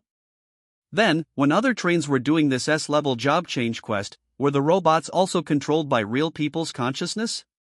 And are there other secret realms with the same S-level maze task as this one? Although it's an S-level task, it seems to be the easiest. As for the S-level job change quest for the mechanical train, he knew that several trains had tried it, but none of them succeeded. He had never seen a mechanical train with S-level potential on the rankings. In other words, the failure of these train conductors meant his success. Damn it! The bald man's eyes were red, filled with intense greed. He had been wondering why the train that had always been inferior to him on the supermodel effect quantity ranking suddenly had 4 or 5 more supermodel effects in an instant. Could it be that they got lucky and went to an encounter similar to the underwater maze, then completed this S-level difficulty maze task and took away 30 Murphy Stones?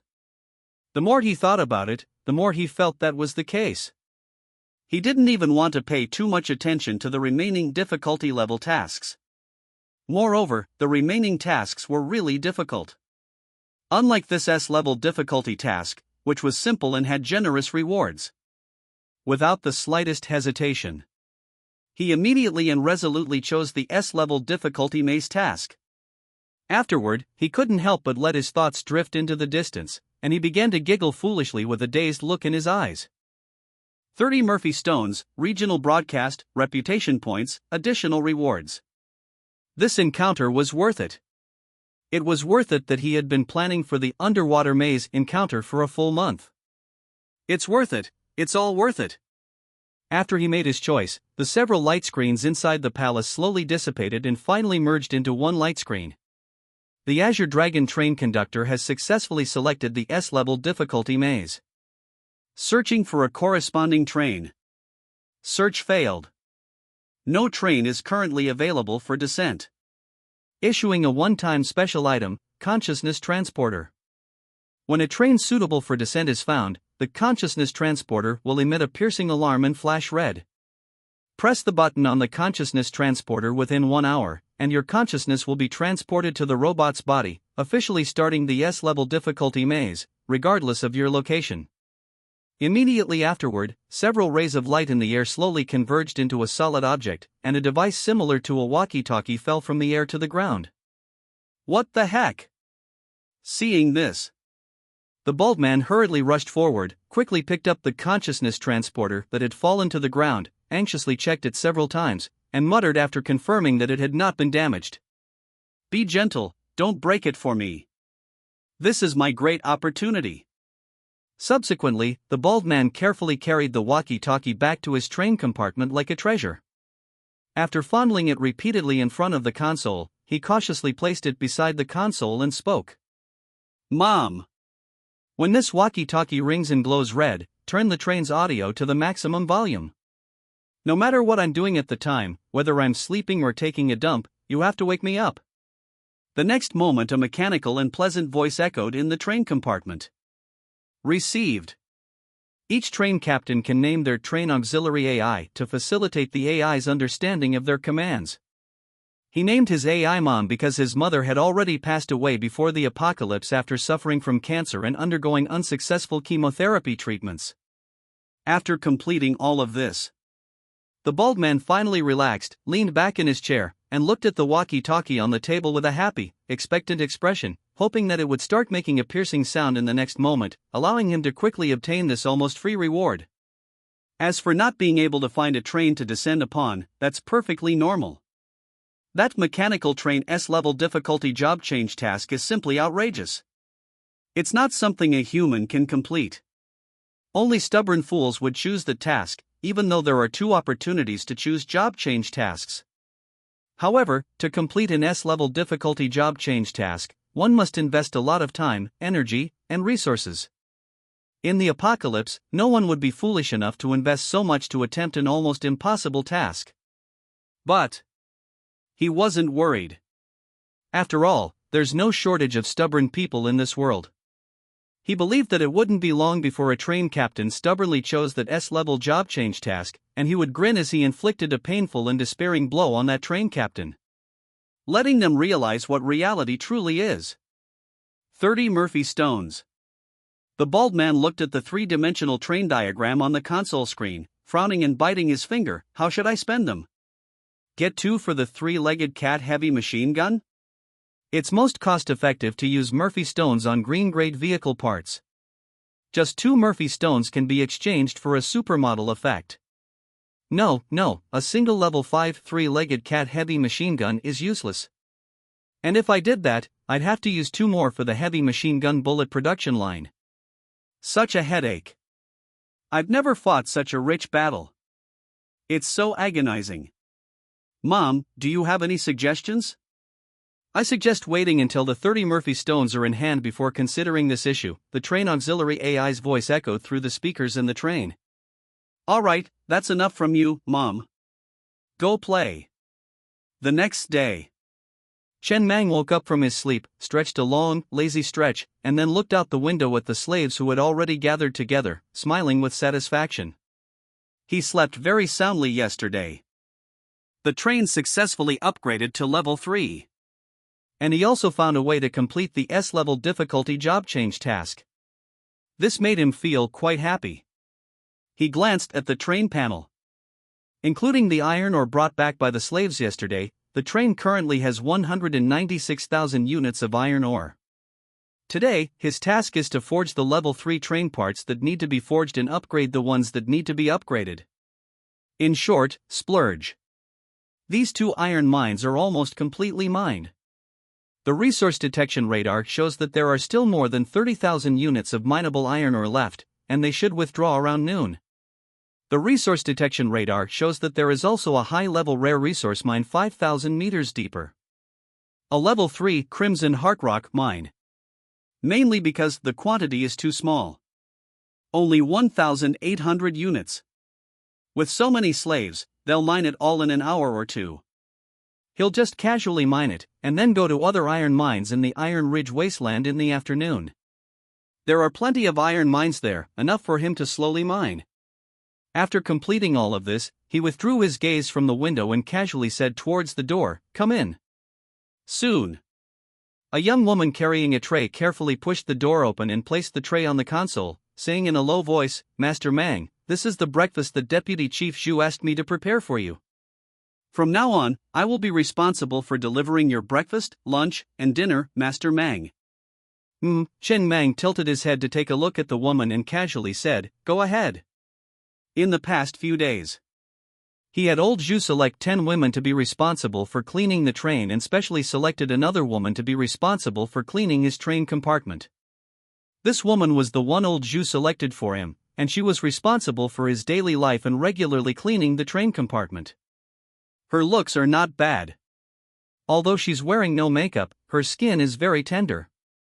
It's just, although the clothes have been washed many times, they still look old, and the impression is not very good. He did want to exchange iron ore for wood in the train radio yesterday, but to harvest wood in the Iron Ridge wasteland, there are only 2 ways.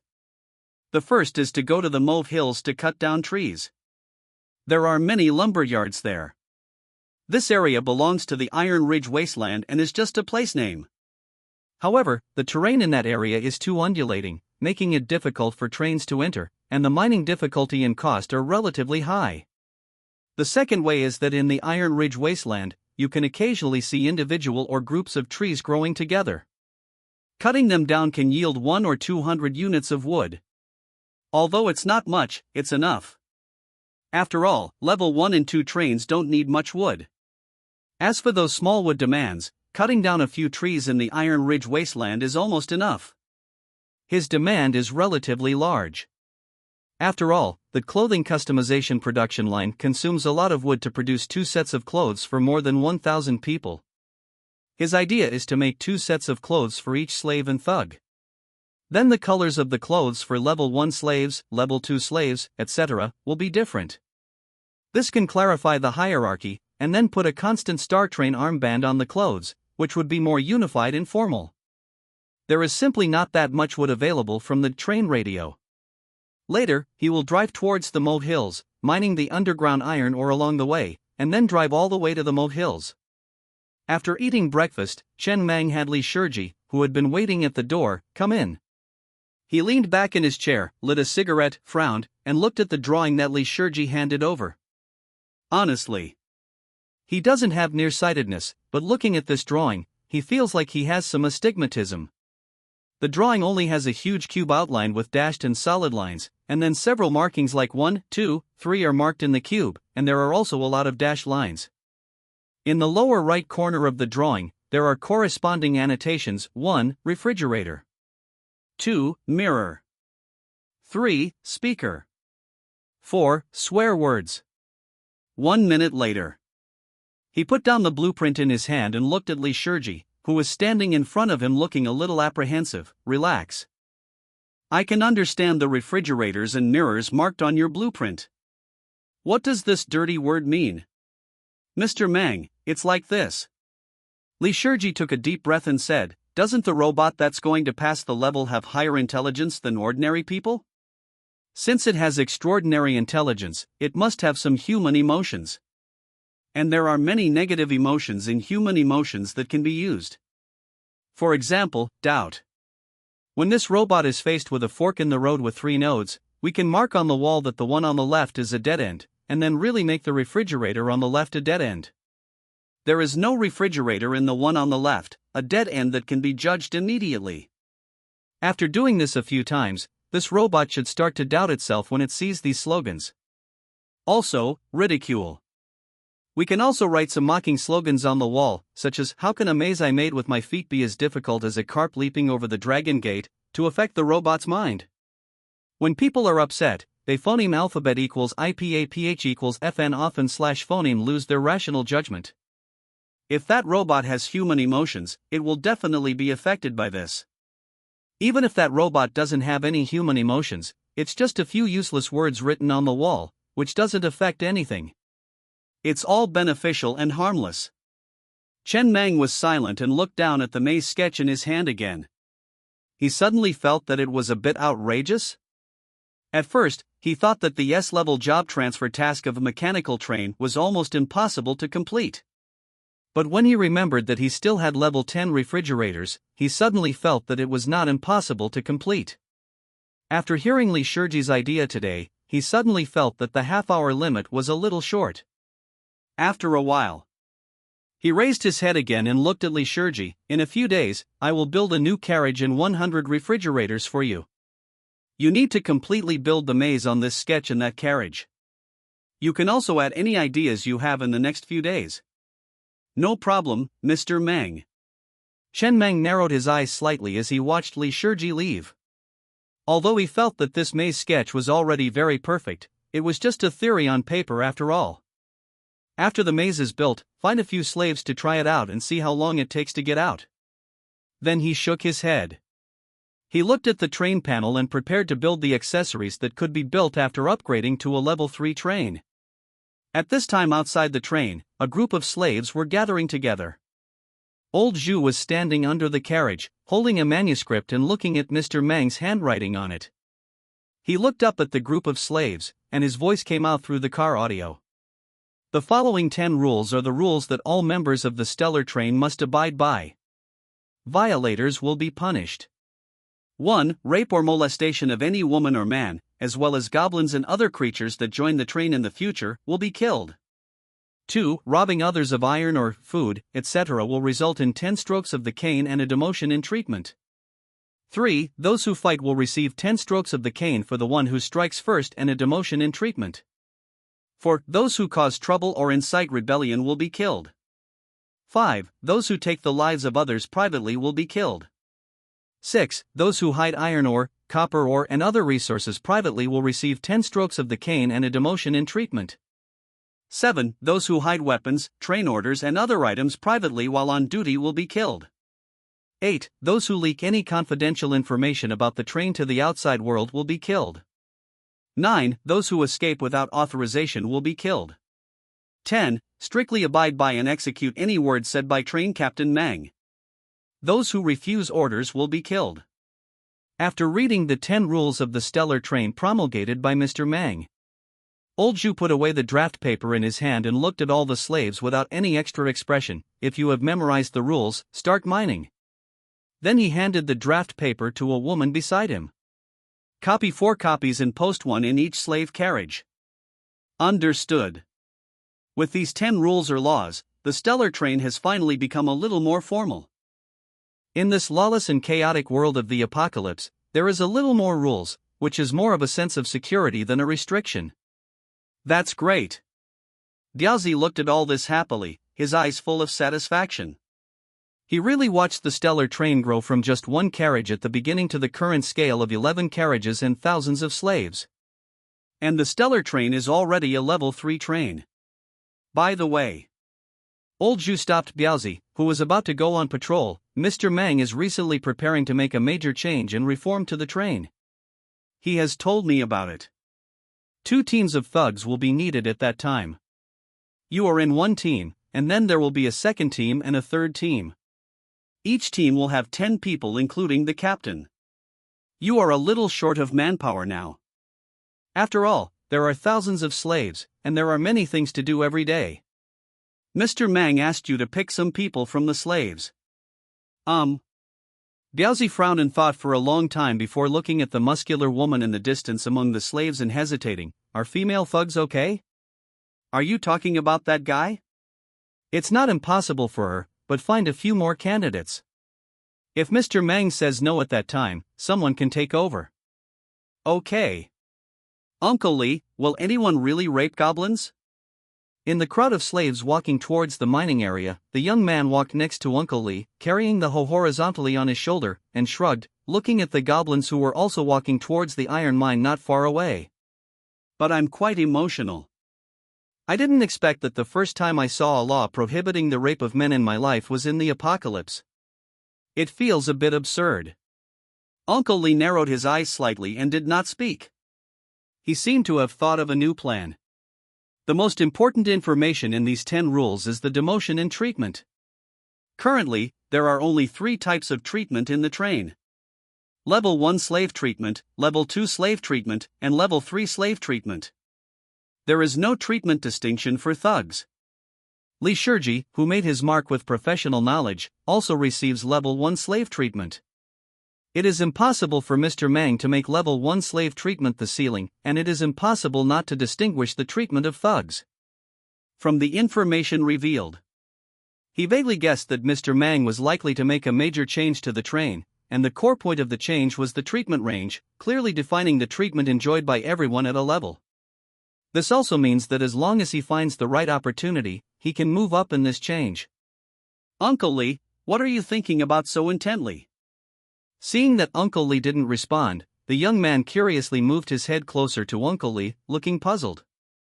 Uncle Lee glanced at the young man beside him expressionlessly and said unhappily, "I've already thought of a new plan, just wait patiently." The reason he was willing to chat a bit when this young man first approached him was because he saw potential in this young fellow and planned to make him his confidant after he rose to power. But now, it seems. He phoneme alphabet equals IPAPH equals FN often slash phoneme wondered if he had chosen the wrong person, it was so annoying. That's great. The young man nodded with a satisfied expression, giving a thumbs up, "Go for it, Uncle Lee, I knew you were the best." Inside the stellar train.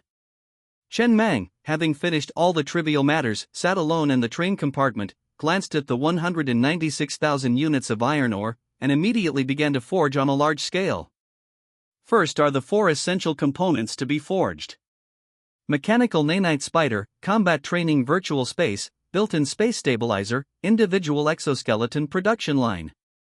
It consumed 45,000 units of iron ore to directly upgrade it to level 10. Upgrading yellow-grade components requires a bit more consumption, with each level requiring an additional 1,000 units of iron ore.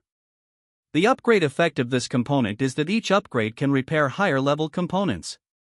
For example, the little spiders produced by a level 3 mechanical nanite spider can only repair level 3 damaged components, while a level 10 mechanical nanite spider can repair level 10 damaged components. At the same time, he also obtained 2 supermodel effects. Mechanical nanite spider level 5 supermodel effect can speed up the repair speed. Mechanical nanite spider level 10 supermodel effect can produce more nanite spiders simultaneously. Both supermodel effects are quite practical. The former can shorten the time, and the latter can repair more damaged components simultaneously. These 2 supermodel effects are mostly inconspicuous. If it is in a repair state, it doesn't matter if it's a little slower, but in the process of combat, the role played by these 2 supermodel effects is very large. Producing nanite spiders consumes iron ore. Chen Mang looked at the 62% integrity of the number 4 living carriage and the 78% integrity of the cola production line components on the control panel screen. Repair all damaged components in the train to 100% integrity. Okay. Soon, the mechanical and crisp voice of the AI came from the train compartment. A total of 3,800 units of iron ore will be consumed. Do you want to continue repairing? Continue. The next moment the steel spider he placed on the control panel slightly raised its abdomen, and then, countless extremely tiny nanite mechanical spiders crawled out of the birth canal, a dark mass drilling out through the gaps in the train compartment door. The young of normal spiders are already very small, looking very petite, and even a little cute.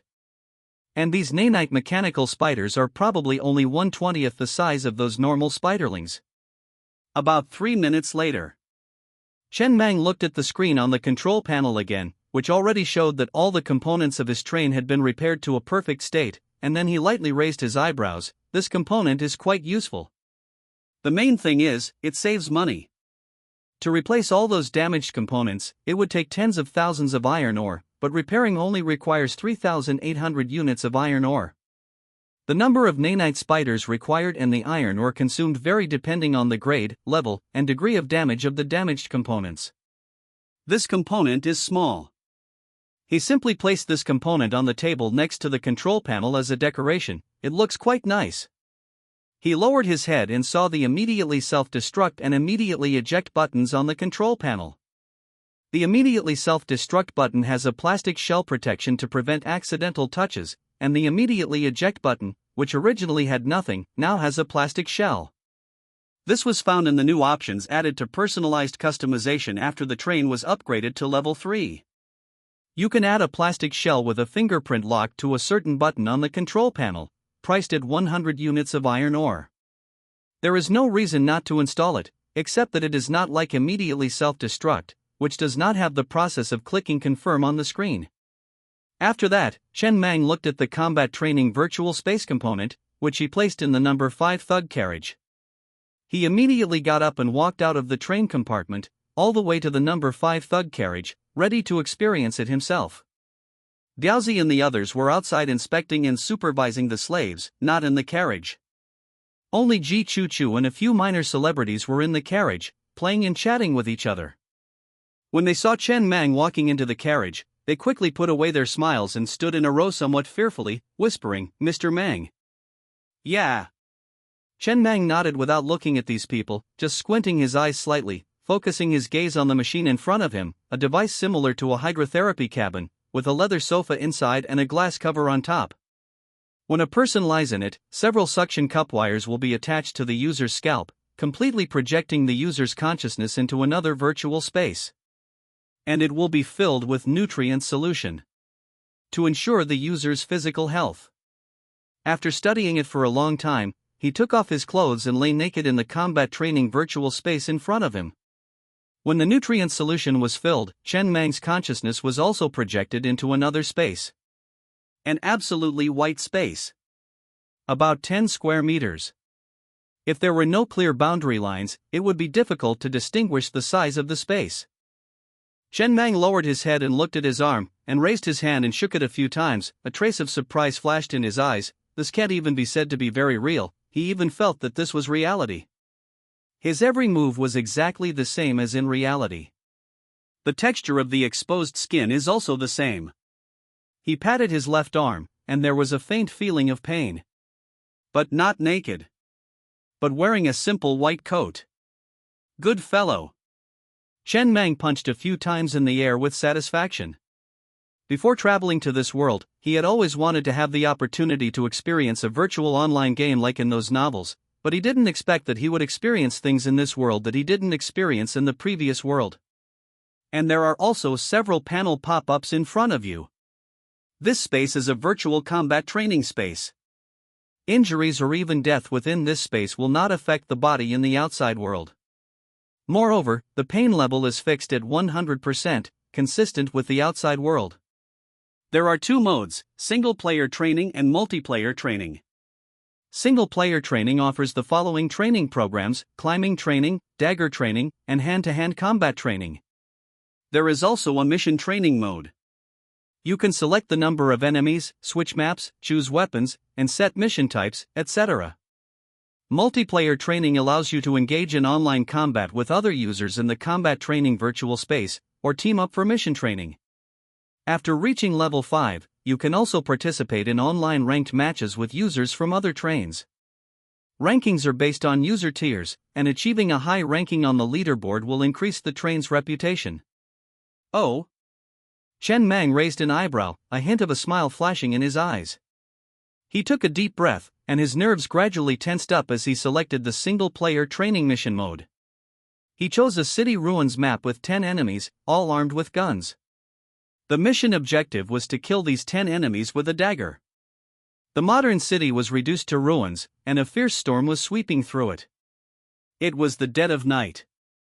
Inside a collapsed 3-story building, Chen Mang was lying quietly on the rooftop, his eyes fixed on the 10 enemies patrolling with guns in front of an office building not far below. He gripped the dagger tightly in his hand, waiting for the opportunity. Just then, a bolt of lightning flashed across the sky, illuminating half the area. Chen Mang, who had been waiting for a long time, suddenly burst forth like a rattlesnake, leaping into the air and grabbing the steel cable of the crane, preparing to swing behind the 10 enemies like an ape and then begin the assassination. The newest novels are first published on 69 Shu. However, just as he jumped, he saw that the muzzles of the 10 enemies were already pointed at him. Bang, bang, bang. The harsh and muffled gunshots suddenly rang out in the rainy night. Hiss. Chen Mang, back in the white space, couldn't help but gasp. He looked down at his abdomen. The bullet holes from before seemed like an illusion. His body was intact, but the stinging sensation still lingered in his mind. This was the first time he had felt what it was like to have bullets enter his body. It hurt quite a bit. The feeling of despair before death was extremely real. The mission was naturally a failure. Chen Mang couldn't help but shake his head and laugh. If it were reality, he would definitely not choose this method of assassination, but since he knew it was a virtual space, he couldn't help but want to imitate the assassins from the previous life's Assassin's Creed. The idea was good. If he really pulled off the actions in his head, the scene would be extremely cool. Rainy night, city ruins. In the instant the lightning flashed across the sky, a dark figure landed behind the 10 enemies like a ghost, beginning the slaughter. When the thunder rumbled, the enemies had already fallen into a pool of blood. Only the back view of a man carrying a dagger could be seen, his pace slow and steady as he walked towards the distance of the street, blood beads dripping into the rain, falling at the man's feet. So cool. Chen Mang narrowed his eyes slightly, and a great possibility emerged in his mind once again. The modern city was reduced to ruins, and a fierce storm was sweeping through it. Not a single neon light could be seen.